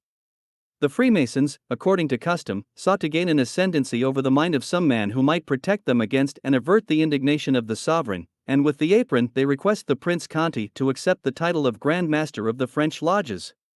The prince consented to be initiated. And on that occasion the construction was put upon the mysteries which is artfully given whenever a candidate is received, whose sentiments, rank, or grandeur is known to militate against the disorganizing principles of equality and liberty. Many princes and some sovereigns fell into a similar error. The Emperor Francis I would also be initiated, and he protected the brethren, who never revealed any secret to him which could shock his known piety. Frederick II was also a Freemason. The adepts told him all their secrets against Christ, but guarded against the most distant hint of applying equality and liberty to the rights of the throne, which he was so jealous of maintaining. In fine, the policy of the craft went so far as to gain protectors even among the princesses by initiating them in the lesser mysteries. Maria Charlotte, at present Queen of Naples, believed, without doubt, that she was only protecting most faithful subjects. She petitioned in favor of the proscribed brethren, who were even in danger of suffering. A medal struck on the occasion. Her health drank with that of the Grand Master at the Masonic feasts. Appeared to be an infallible pledge of the gratitude of the craft, and under her auspices they spread far and near. But when the conspiracy burst forth at Naples, this protected brotherhood were found to be a nest of conspiring Jacobins. The plot had been contrived in their lodges, and the protecting queen stood foremost on the list of proscriptions. Many lords and noblemen, true and accepted Masons, had joined in the conspiracy, but the court soon discovered the occult plot, in which it had been decided that all the nobles, though Jacobin Masons, should be massacred immediately after the royal family by the equal and clout-shoed brethren. In animadverting on these facts, of which the historians of the Revolution will have to treat hereafter, my design is to draw the attention of my reader to that policy of which so many great personages have been the miserable dupes. The occult Masons would go in quest of them, and initiate them in all the mysteries against religion. The initiation of these noblemen quieted the fears and averted the attention of government from the lodges, seeing them frequented by men who were the natural allies of the throne. And this policy of the occult lodges proved one of the most successful tools for their success. The names of the most faithful servants of the crown screened the rebellious plots of their occult mysteries, and that of Conti easily quieted Louis XVII with respect to the Masons. The police of Paris made no farther inquiries, and the lodges were tolerated. The sophisters and the progress of impiety furnished them with new and more efficacious means of multiplying their lodges. According as Voltaire and Holbach's club succeeded in inundating Europe with their impious writings, the craft extended its conquests. It was then easy for the philosophists to make themselves be listened to by men already disposed to the secret mysteries by their anti-Christian and anti-monarchical publications, and to inspire them with desire for a new order of things to be learned in their lodges. Curiosity, stimulated by impiety, daily made new converts to the section. Impiety continued, propagated, and spread wide the spirit and fashion of Masonry, and that was the great service rendered to it by the sophisters of the age. On their side, the sophisters of impiety and rebellion soon perceived the connection between the mysteries of Masonry and their philosophism. They were desirous of being acquainted with those mysteries whose profound adepts were their most zealous disciples, and soon all the French philosophists became Masons. Many years before the Revolution, it was difficult to meet with a sophister who was not a Freemason. Voltaire alone had not been initiated. The craft had too great obligations to him, it was indebted to him for too many of their adepts, not to testify their gratitude to him. Scarcely had this octogenary infidel arrived at Paris when they prepared the most pompous fete for his admission to the mysteries. At 80 years of age, he was admitted to the light. After having taken the oath, the secret which flattered him the most to learn was, that the adepts, in future his brethren, had long since been his most zealous disciples. That their secret consisted in that equality and liberty which he had himself opposed to the gospel of his God and to the pretended tyrants of the earth. The lodge resounded with such applause, the adepts rendered him such honors, and he so perfectly felt the cause of them, that, thinking his pride gratified and his vow of hatred accomplished, he blasphemously exclaimed, "This triumph is well worth that of the Nazarene." The sacred formula of the mysteries was so dear to him, that the ancient adept Franklin having meanly presented him with his children to bless, he only pronounced over them the words equality and liberty. If, after all the proofs we have given of the meaning attached to those words of the profound adepts, anyone should doubt of their application to Christ and the throne, let him reflect on the interpretation of them given by Voltaire to the Genevese, and particularly what extent he gave them on his admission among the brethren of equality and liberty. Let him be carried back to this initiation, let him behold the crowned adept, those who crown him, and those who surround him, and can any other proof be required of the object of their mysteries than the list of these attendant brethren? There on the same line he would behold sophisters and Masons, and particularly those who by their writings have prepared the downfall of the altar and the throne, who by their votes have decreed it, and by their crimes have consummated so iniquitous an undertaking. There he would meet the impious brethren, such as Voltaire, Condorcet, Lalande, Dupuy, Bonneville, Volney, and all the other blasphemers, both modern and ancient. There again he would see the rebellious brethren of Fauchet, Bailly, Guillotin, Lafayette, Manu, Chapelier, Mirabeau, and Size. There in the same lodge he would find the adepts of Holbach's club, and those of Philippe Égalité.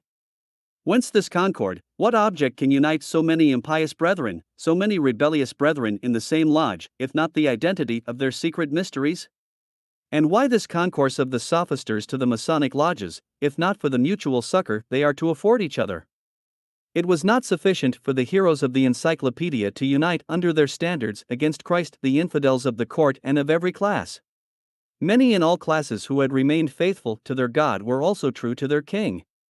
Even in the impious part of the aristocracy many men were to be found, whom fortune, ambition, or custom attached either to the person or to the existence of the monarch. There existed a public force, which the duty or interest of its chiefs might oppose to their machinations, and a multitude of citizens might have risen against the conspirators. But however numerous the disciples of impiety may have been, still the multitude sided with the altar and the throne. The sophisters saw they had not as yet sufficiently triumphed over the public opinion. They felt that it was necessary to acquire strength. Having long meditated on the arts of rebellion, they soon perceived what advantages might be drawn hereafter from the Masonic lodges. From the period of their coalition a revolution was made in the French Masonry, the adepts of which soon became the children of the encyclopedia. The Martinists alone, with some few Kabbalistic lodges, remain true to their slave Curbicus, all others adopt the impiety of Voltaire. The real source of the mysteries was to be traced by the forms preserved, but it was at this period that all those novelties were introduced which make it more difficult to trace them. It was on this coalition that all our dualist Masons were transformed into atheists, deists, or pantheists. It was then that the degrees of the Knights of the Sun and of the Druids were added to the former ones, but they are nothing more than the impious degrees of modem sophistry. Be they however children of Manes, or the offspring of the encyclopedia, it was always the same conspiracy which constituted the grand object of the occult lodges. To secure the triumph of Holbach's club, the sophisters had only to assure themselves of the support of the Pikes, and by means of the interior intercourse of the Masonic lodges they hoped to effectuate it. At the head of this correspondence was a general office called the Grand Orient, apparently under the direction of the Grand Master, but really conducted by the most profound adepts. This was the seat of government, a high tribunal where all the Masonic differences or suits were settled. It was also the Supreme Council whose orders could not be violated or disobeyed without incurring the penalties of perjury. It was to this tribunal that the different lodges spread throughout the country sent their deputies, who, residing there, were entrusted with the forwarding of orders, and with notifying their execution. Every lodge had its president called the Venerable, whose duty consisted in forwarding the orders of the Grand Orient, or in preparing the brethren for the orders they were to receive. All instructions were transmitted in a secret language, in a particular cipher, or by private means. Lest any false brother or mason, not subject to the inspection of the Grand Orient, should intermix with the real adepts without being discovered, there was a watchword which changed every quarter, and was regularly sent by the Grand Orient to every lodge under its inspection. Every branch of this government was bound by the oaths of not revealing to the profane the secrets of Freemasonry. Each lodge sent its contributions quarterly for the maintenance of the central office, and to cover all expenses which this office judged necessary to be incurred for the general interest of the craft. Those lodges that were not under the inspection of the Grand Orient were under a similar government of a mother lodge, which also had its Grand Master and kept the same sort of correspondence. This part of their constitutions was generally known to all the brethren, but I have often repeated that with respect to the occult lodges they were in the dark. The day was to come when the greatest novice in the art was to show as much zeal as the most profound adept. To effectuate this, it was only necessary to fill their ordinary lodges with harebrained young fellows, ignorant citizens, and even thick-headed workmen, who had been previously misled by the impious doctrines of the sophisters, and with all those who were carried away by that torrent of declamation, calumnies, etc., directed against the altar, the throne, and all the higher orders of society. With such a species of brethren the occult mysteries were unnecessary. And without any further instructions the war whoop of equality and liberty was more than sufficient to excite their enthusiasm and direct their blows.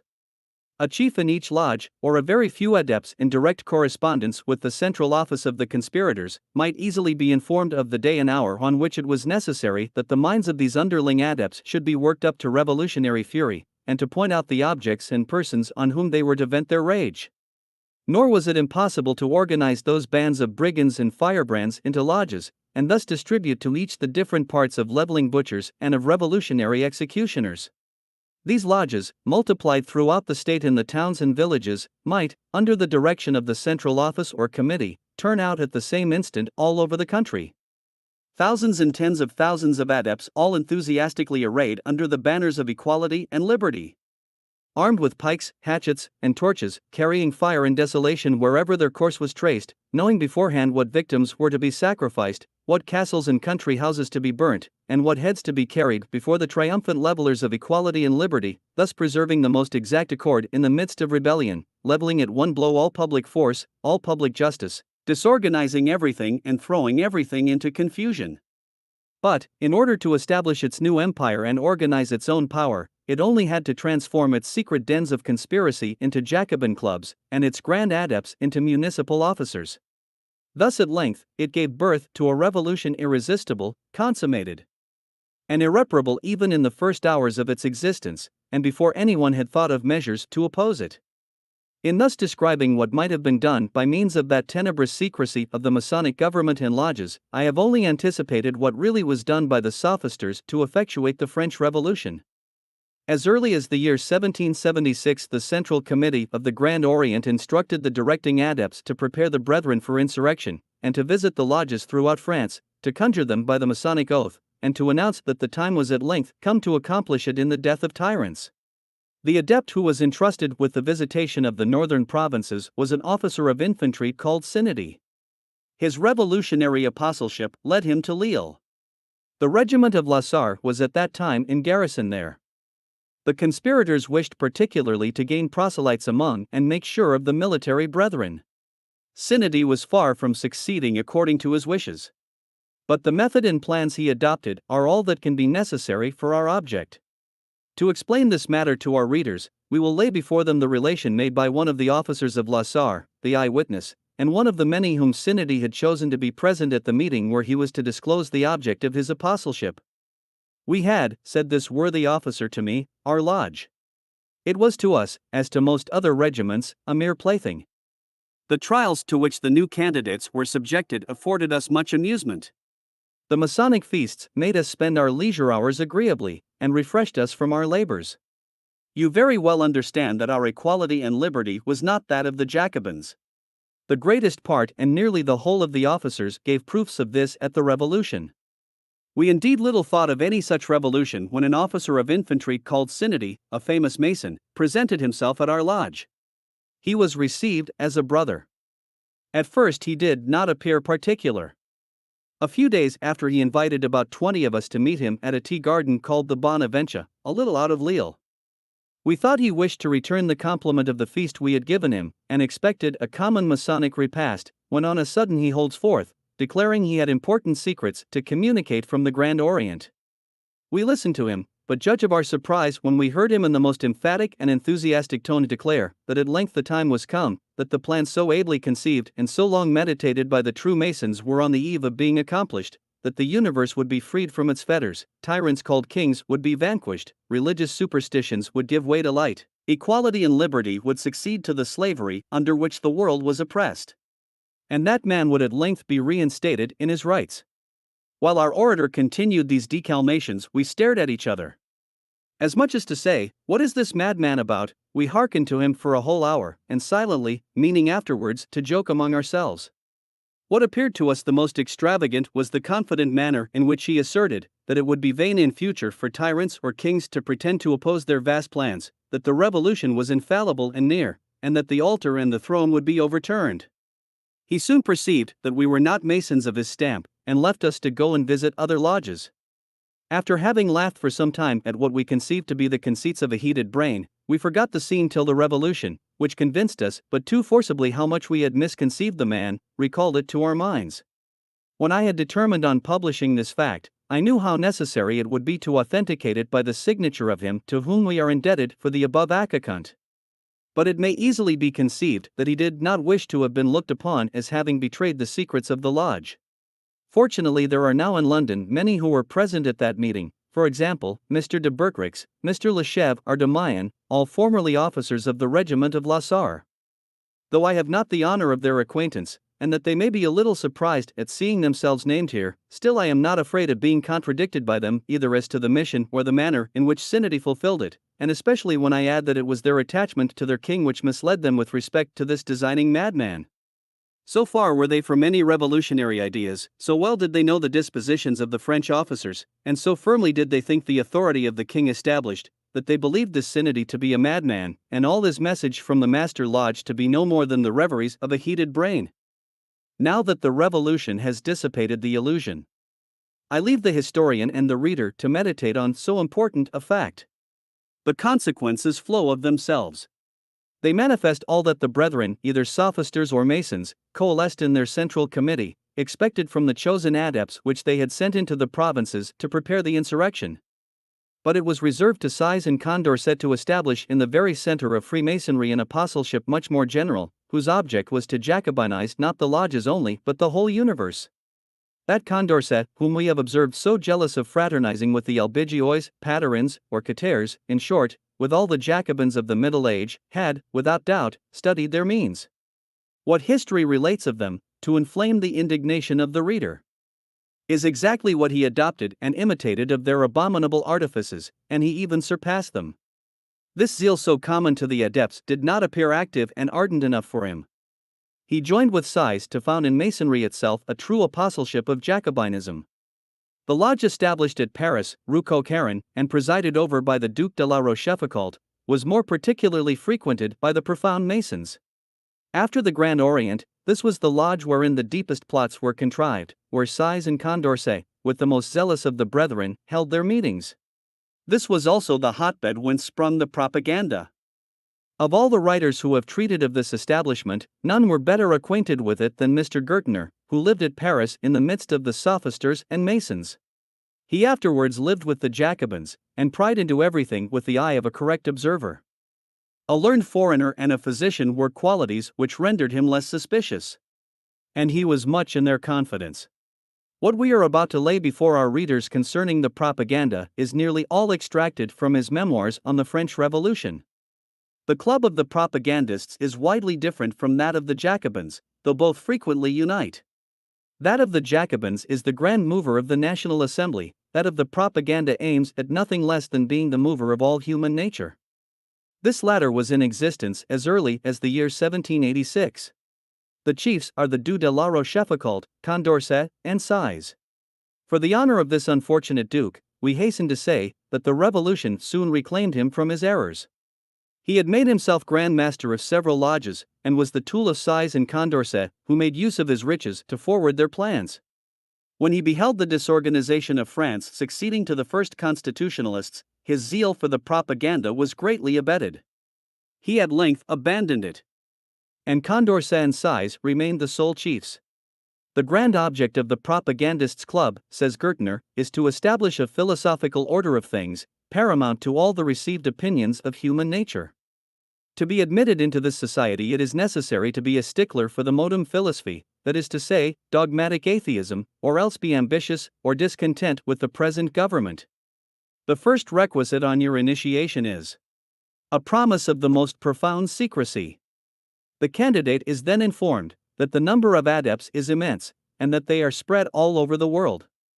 That all are perpetually in quest of false brethren to make away with them, and to revenge themselves on any who should betray their secret. The candidate then promises to keep no secret from the brethren, but always to defend the people against the government, to oppose all arbitrary orders, and to do all in his power to introduce a general toleration of religions. This association is composed of two sorts of members, those who pay and those who do not. The first class subscribe at least 3 louis a year, and the rich double the sum. The subscribers are about 5,000, all the rest engaged to propagate the principles of the society, and to act according to its views. These latter may be 50,000. In 1790, the general fund of the order amounted to 20 millions of livres, 900,001 in specie. And according to statements made, they were to be 10 millions more before the end of 1791. They have 2 degrees, that of candidate and that of initiated. Their whole doctrine rests on the following basis: want and opinion are the 2 agents which make all men act. Cause the want, govern opinions, and you will overturn all the existing systems, however well consolidated they may appear. They will also add, it is impossible to deny that the oppression under which men live is most frightfully barbarous. It is incumbent on the lights of philosophy to quicken the minds of men, and to spread the alarm against oppressors. That once done, it will need only to wait the favorable moment when all minds will be disposed to embrace the new systems, which must be preached throughout all Europe at the same time. If any opponents obstruct the way, let them be gained by conviction or by want. If they persist in their opposition, treat them like Jews, and refuse them everywhere the rights of citizens. A very curious article in their code, and which should not be overlooked, as being probably suggested by the little success they obtained at the outset, is that which instructs the brethren not to try their plan until they are certain of having created want. It also says that it would be better to defer the scheme for 50 years than fail in it through too much precipitation. The propaganda found much difficulty in gaining footing in Holland. And it only succeeded at last by persuading the people there that they must be led away by the general torrent. At present it draws large sums of money from all those provinces for the general fund. Such is the account given by Mr. Gertner as early as the month of February 1791. A letter, dated Paris, September 1, 1792, confirms them all, saying, "You may rest assured that all that I wrote to you concerning the propaganda is perfectly exact. At most there are but a few slight errors in the figures, as in the round numbers, which must be taken as approximations. Idle propaganda is at present in full activity. You will soon perceive its effects." At the very period when Mr. Gertner was writing this, it is easy to perceive to what extent they flattered themselves with success. The orator of the club established at Bruxelles under the name of the Friends of the People had already exclaimed, "Everywhere fetters are forged for the people. But philosophy and reason shall have their turn. And the day shall come when the supreme and sovereign lord of the Ottoman Empire shall lie down to rest a despot, and find himself on waking a simple citizen."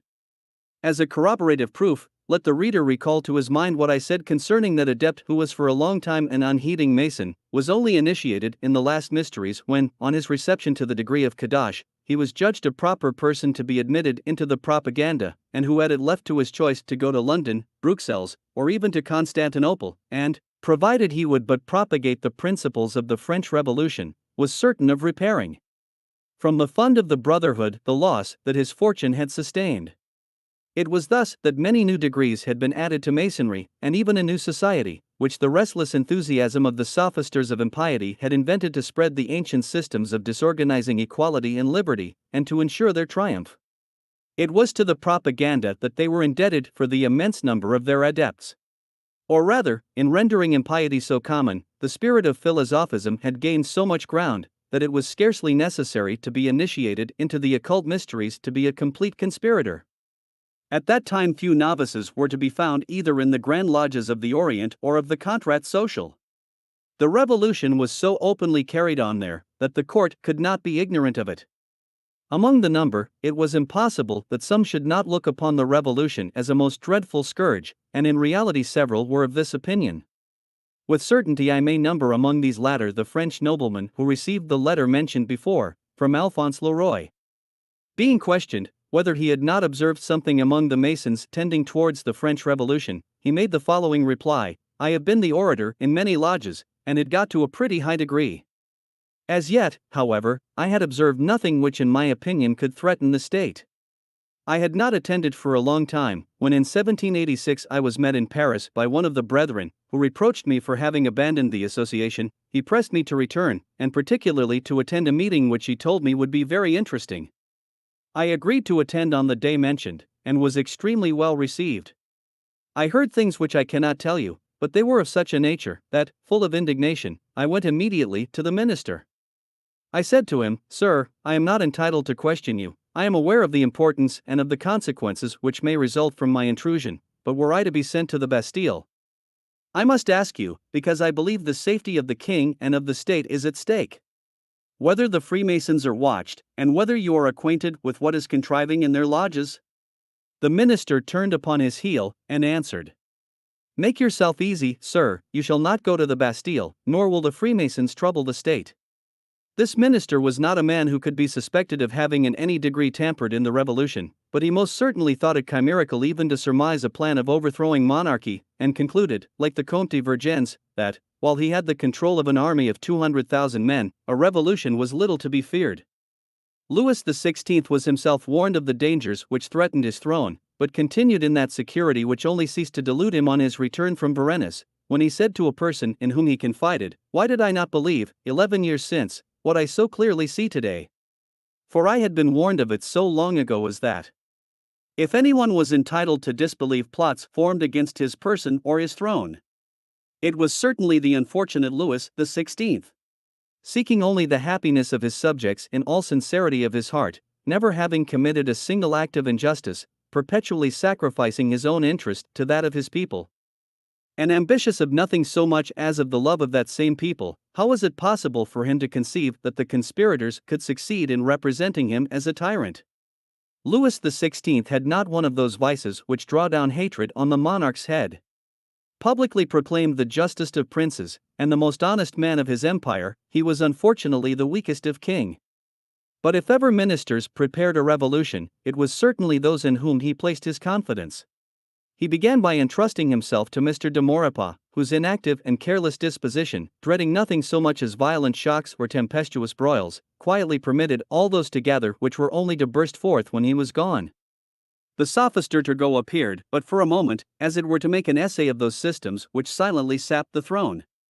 The sordid economy of Mr. de Saint-Germain only served to deprive the monarch of his bravest supporters.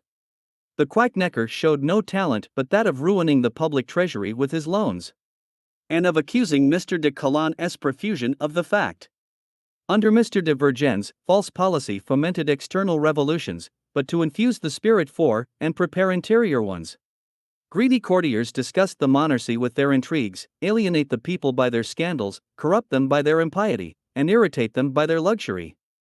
The assembly of the notables convene with the apparent intention only of repairing great errors, at the sole expense of the nobility and clergy, and nothing guaranteed that great sacrifices would not prove a great source for new dilapidations.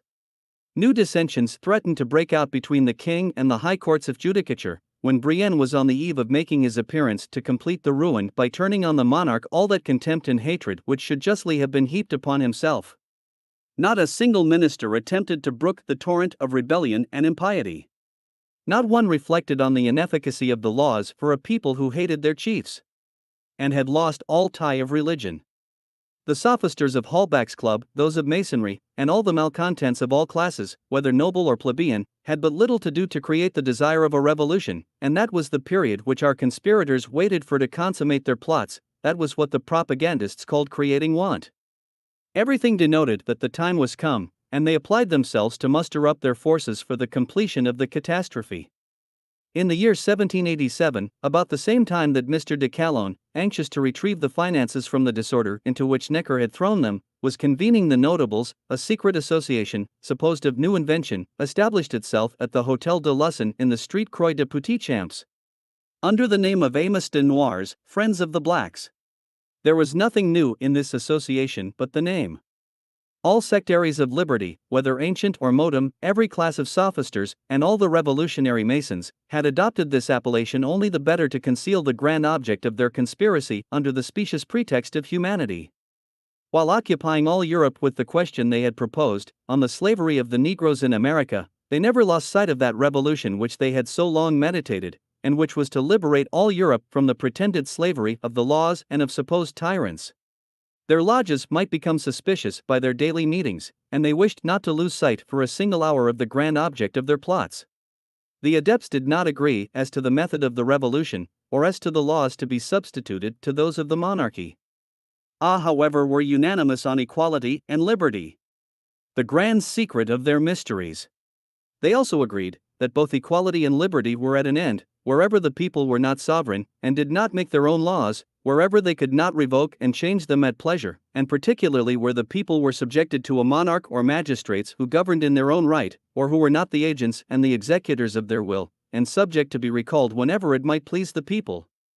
But among the adepts were many sophisters who shaped out equality and liberty according to their own interests, their dispositions, their rank, and their fortunes.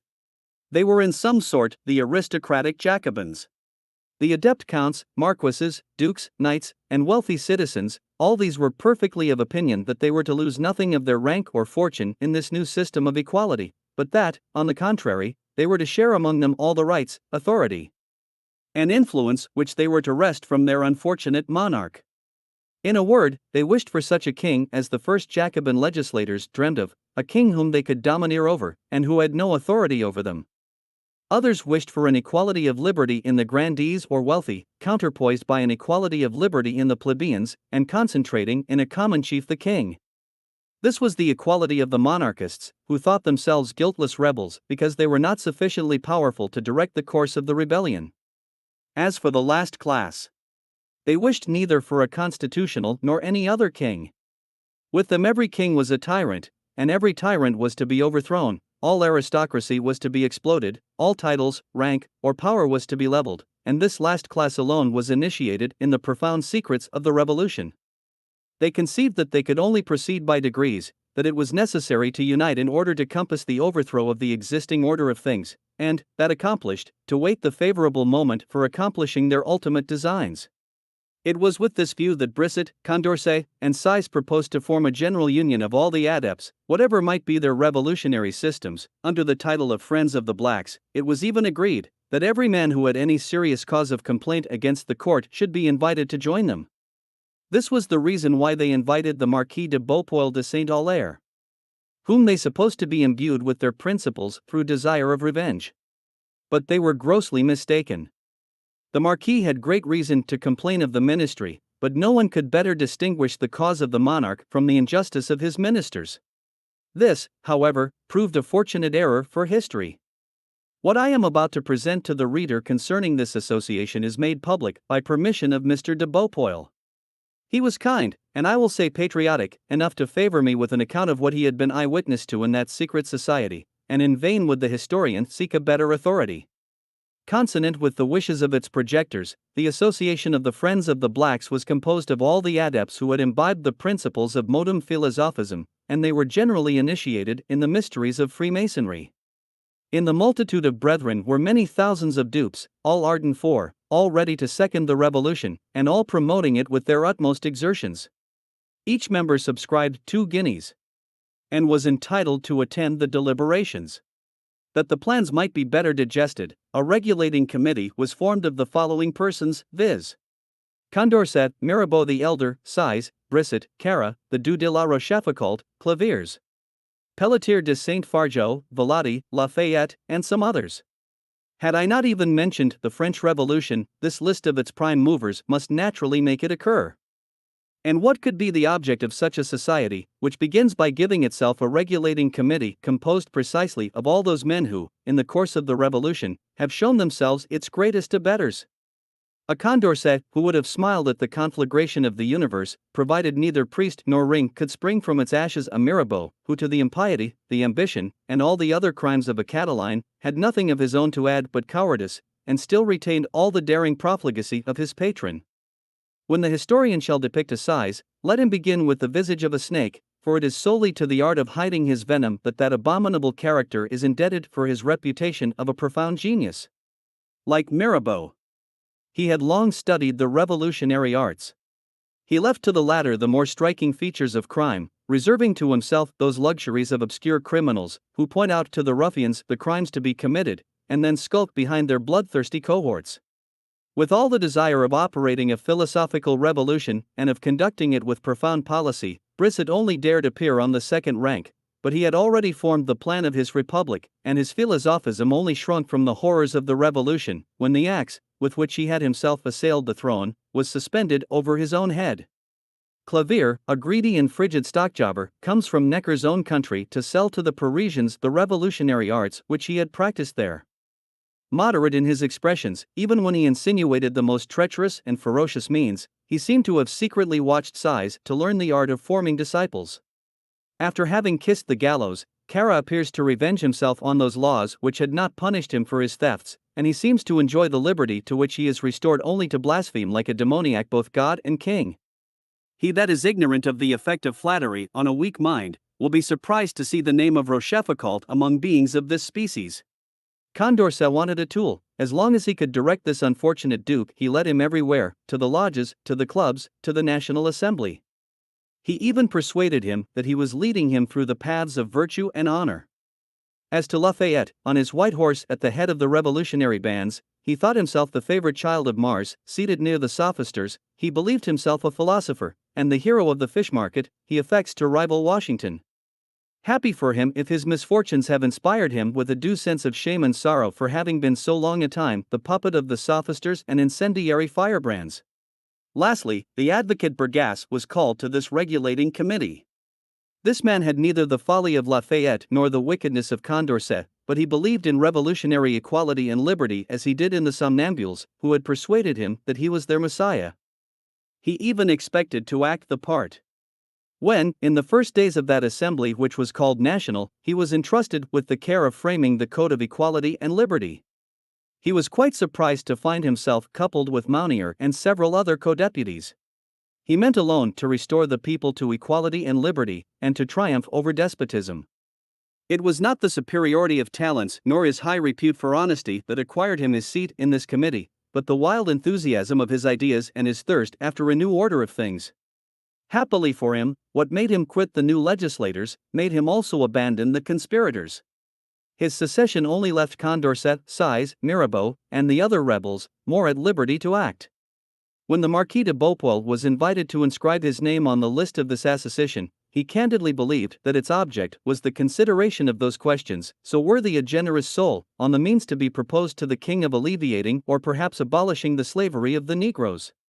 He did not, however, remain long in his error. The establishment of equality and liberty, and the compiling of the rights of man, were the leading features of all their deliberations. And consequences of the most alarming nature to sovereigns were drawn and debated without the least hesitation. Notwithstanding my professed aversion for such opinions, says the Marquis, I had the constancy to attend the meetings of the regulating commit till I was perfectly master of their plans. I remarked that all the members of the association were also members of the Masonic lodges, and particularly of that society actuated by the same principles called philanthropes. I also observed that there already existed a close correspondence with the other associations of the same sort both in Europe and America, and the general talk was on the certainty of a revolution which was nigh at hand. Those brethren who did not belong to the committee came to bring their money and repeat their most ardent wishes for the success of its arduous undertakings. They then mixed in the different lodges and clubs, which in fact professed the same principles, and the regulating commit maintained its primacy over these various clubs, merely by being a selection of the most wicked members from them all. Their grand object known, I might have pried into their most secret mysteries, but I disdained dissimulation, and had I remained longer in this haunt of conspirators I must have adopted it. Full of indignation, I declaimed vehemently against their plots. I required that my name should be erased from the list. I blotted it out myself, and left their den forever. I ought certainly to have hastened to inform government of the doctrines and plans of this association, but to denounce a society which had admitted me to its mysteries bears a face of perfidy which I should have rejected had the idea occurred. I confined myself therefore to printing a sort of antidote under the title of Unity of the Monarchical Power. Some time after that, I printed a work called Of the Republic and of the Monarchy, with a view to warn the king and the nation at large of the consequences pending on the revolution. This was more than necessary to expose me to all the vengeance of the conspirators. I was acquainted that the very day after my erasure, the whole sitting was spent in suggesting means of punishing what they called my treachery. Many violent opinions were broached, but Mirabeau only voted for calumny and other means of representing me as a dangerous man, and one to whom no credit was due. Cara and Gorses were entrusted with the commission, and it was from their pens that flowed the most violent declamations against me, and when the proscriptions began, my name was to be found foremost upon the list. If the candor and loyalty of the Marquis hindered him from staying any longer among these conspirators, his account at least demonstrates that he had remained long enough to remove all doubt as to the grand object of their mysteries. I really believe myself entitled to announce to the public that a day will come when even all the most secret deliberations of this den of conspirators will be made public. When the revolution rendered it unnecessary for the prime agents to wear the mask any longer, the name of Friends of the Blacks was thrown aside and the association appeared to be dissolved. The regulating committee remained, and only enveloped itself in greater darkness the more surely to direct all the Parisian clubs, the sections, the revolutionary societies, and even the Jacobins themselves. If Gobet, the too famous intruded Archbishop of Paris, was not a member of this committee, he knew their plans. He must even have been present at their meetings more than once. He would not otherwise have spoken so emphatically of what was contriving there at the time this unhappy apostate requested some secret conferences with me concerning his reconciliation with the Church. I am at present perfectly persuaded that it was the fear of the regulating committee which hindered him from keeping his word, and in some sort atoning for the horrible scandal he had given. It is true that he never spoke to me of the committee but in general terms, yet it was always with so much terror that I could easily surmise the atrocity of their plans. No, said he, no, you cannot conceive, you could not give credit to the lengths they mean to go, what plans, what means, they have in agitation. You have seen nothing as yet. We were, nevertheless, in April of the third year of the Revolution, and I had witnessed many horrid scenes. Long before this period I was acquainted with an adept, a great Mason and deist, but an enemy to carnage and plunder. He wished for a philosophical revolution conducted with more order and less violence, and was a member of the regulating committee. I shall never forget what he told me one day, when speaking of the committee, in nearly the same terms as Gobet had done. I could have foretold all that has since been done against the nobility, the clergy, and the king. I go there, said he, but with horror, and to oppose their frightful projects. Hereafter shall be known all that is carried on there, and how those savage minds add to the horrors of the revolution. It shall be known, but after my death.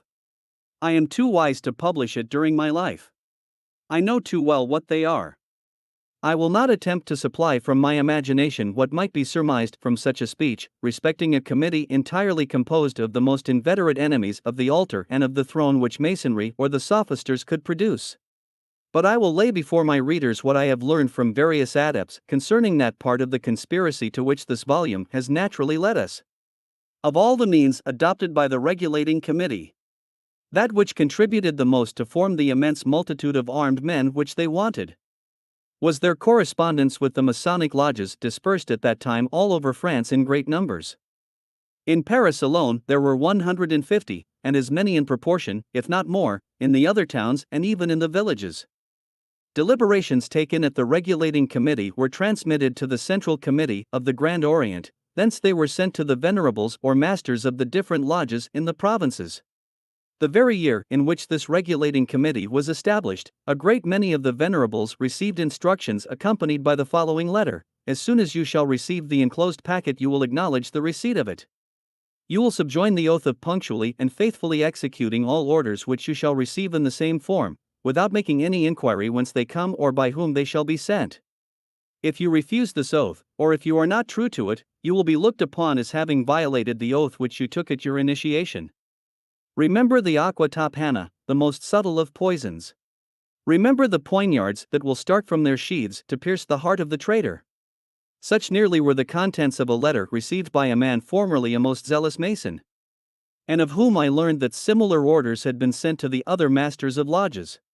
For nearly these 2 years past I have been in possession of a memorial which names several of the venerables who received these instructions and faithfully complied with them. Such was the conduct of Lacoste, a physician of Montignac-le-Comte, in Périgord, originally the founder of the lodge in that town, a deputy at the Second Assembly, and finally voting the king's death in the Third. I can also name the attorney Garros, who did not show less zeal for the revolution. He was not the master of the lodge when these first instructions were sent. The packet was delivered to the Chevalier de la Calprade, at that time entrusted with the hammer at the lodge at Sarlat, but, surmising to what lengths these first letters might lead him, he very providently resigned his place to Garros. I am thus minute in my accounts, because it is essential that history be informed how so deep a plot was carried on, and how those millions of armed men appeared to second it at the same instant in every part of France. Lest their numbers should not be sufficiently great, the regulating committee resolved on admitting a class of men, which had long since been excluded, to the lesser mysteries of Masonry. It was that of the day laborers, and all the lower classes of mechanics, even vagabonds and ruffians. With these men equality and liberty needed no farther explanation. It was easy for the adepts to infuse the revolutionary enthusiasm into them by the power of these words alone. The Masons of a higher rank in Paris did not like to fraternize with such brethren. It was necessary to call some from the provinces, and in a short time the suburbs of Saint-Antoine and Saint-Marceau were entirely Masonized. Many years before the formation of this regulating committee, the well-informed adepts would write that the number of Freemasons was incomparably greater in France than in England. That the hairdressers and valets, and every sort of profession, flocked to the lodges.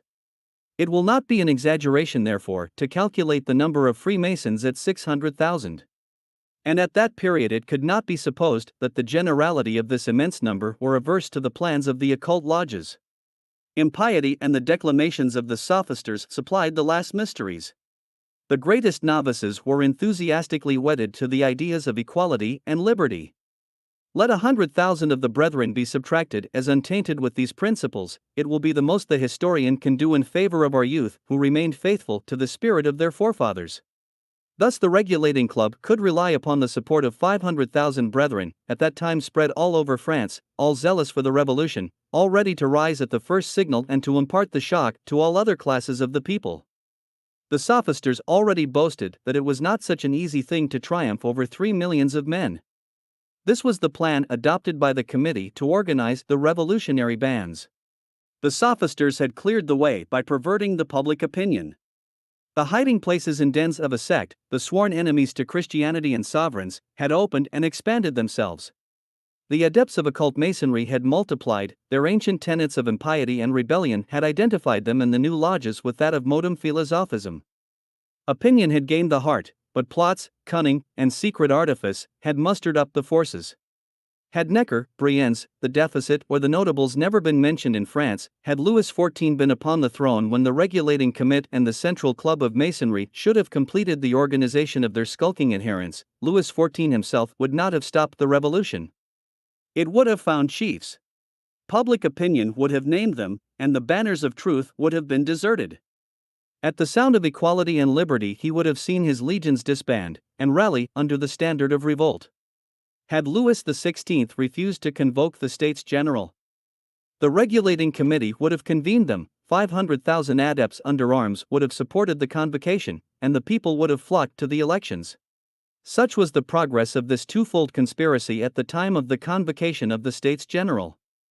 The skulking sophisters of Masonry and the barefaced sophisters of Holbach's Club perceived that it would be necessary to choose a chief who might be made the stalking horse, and give them a sanction by his name.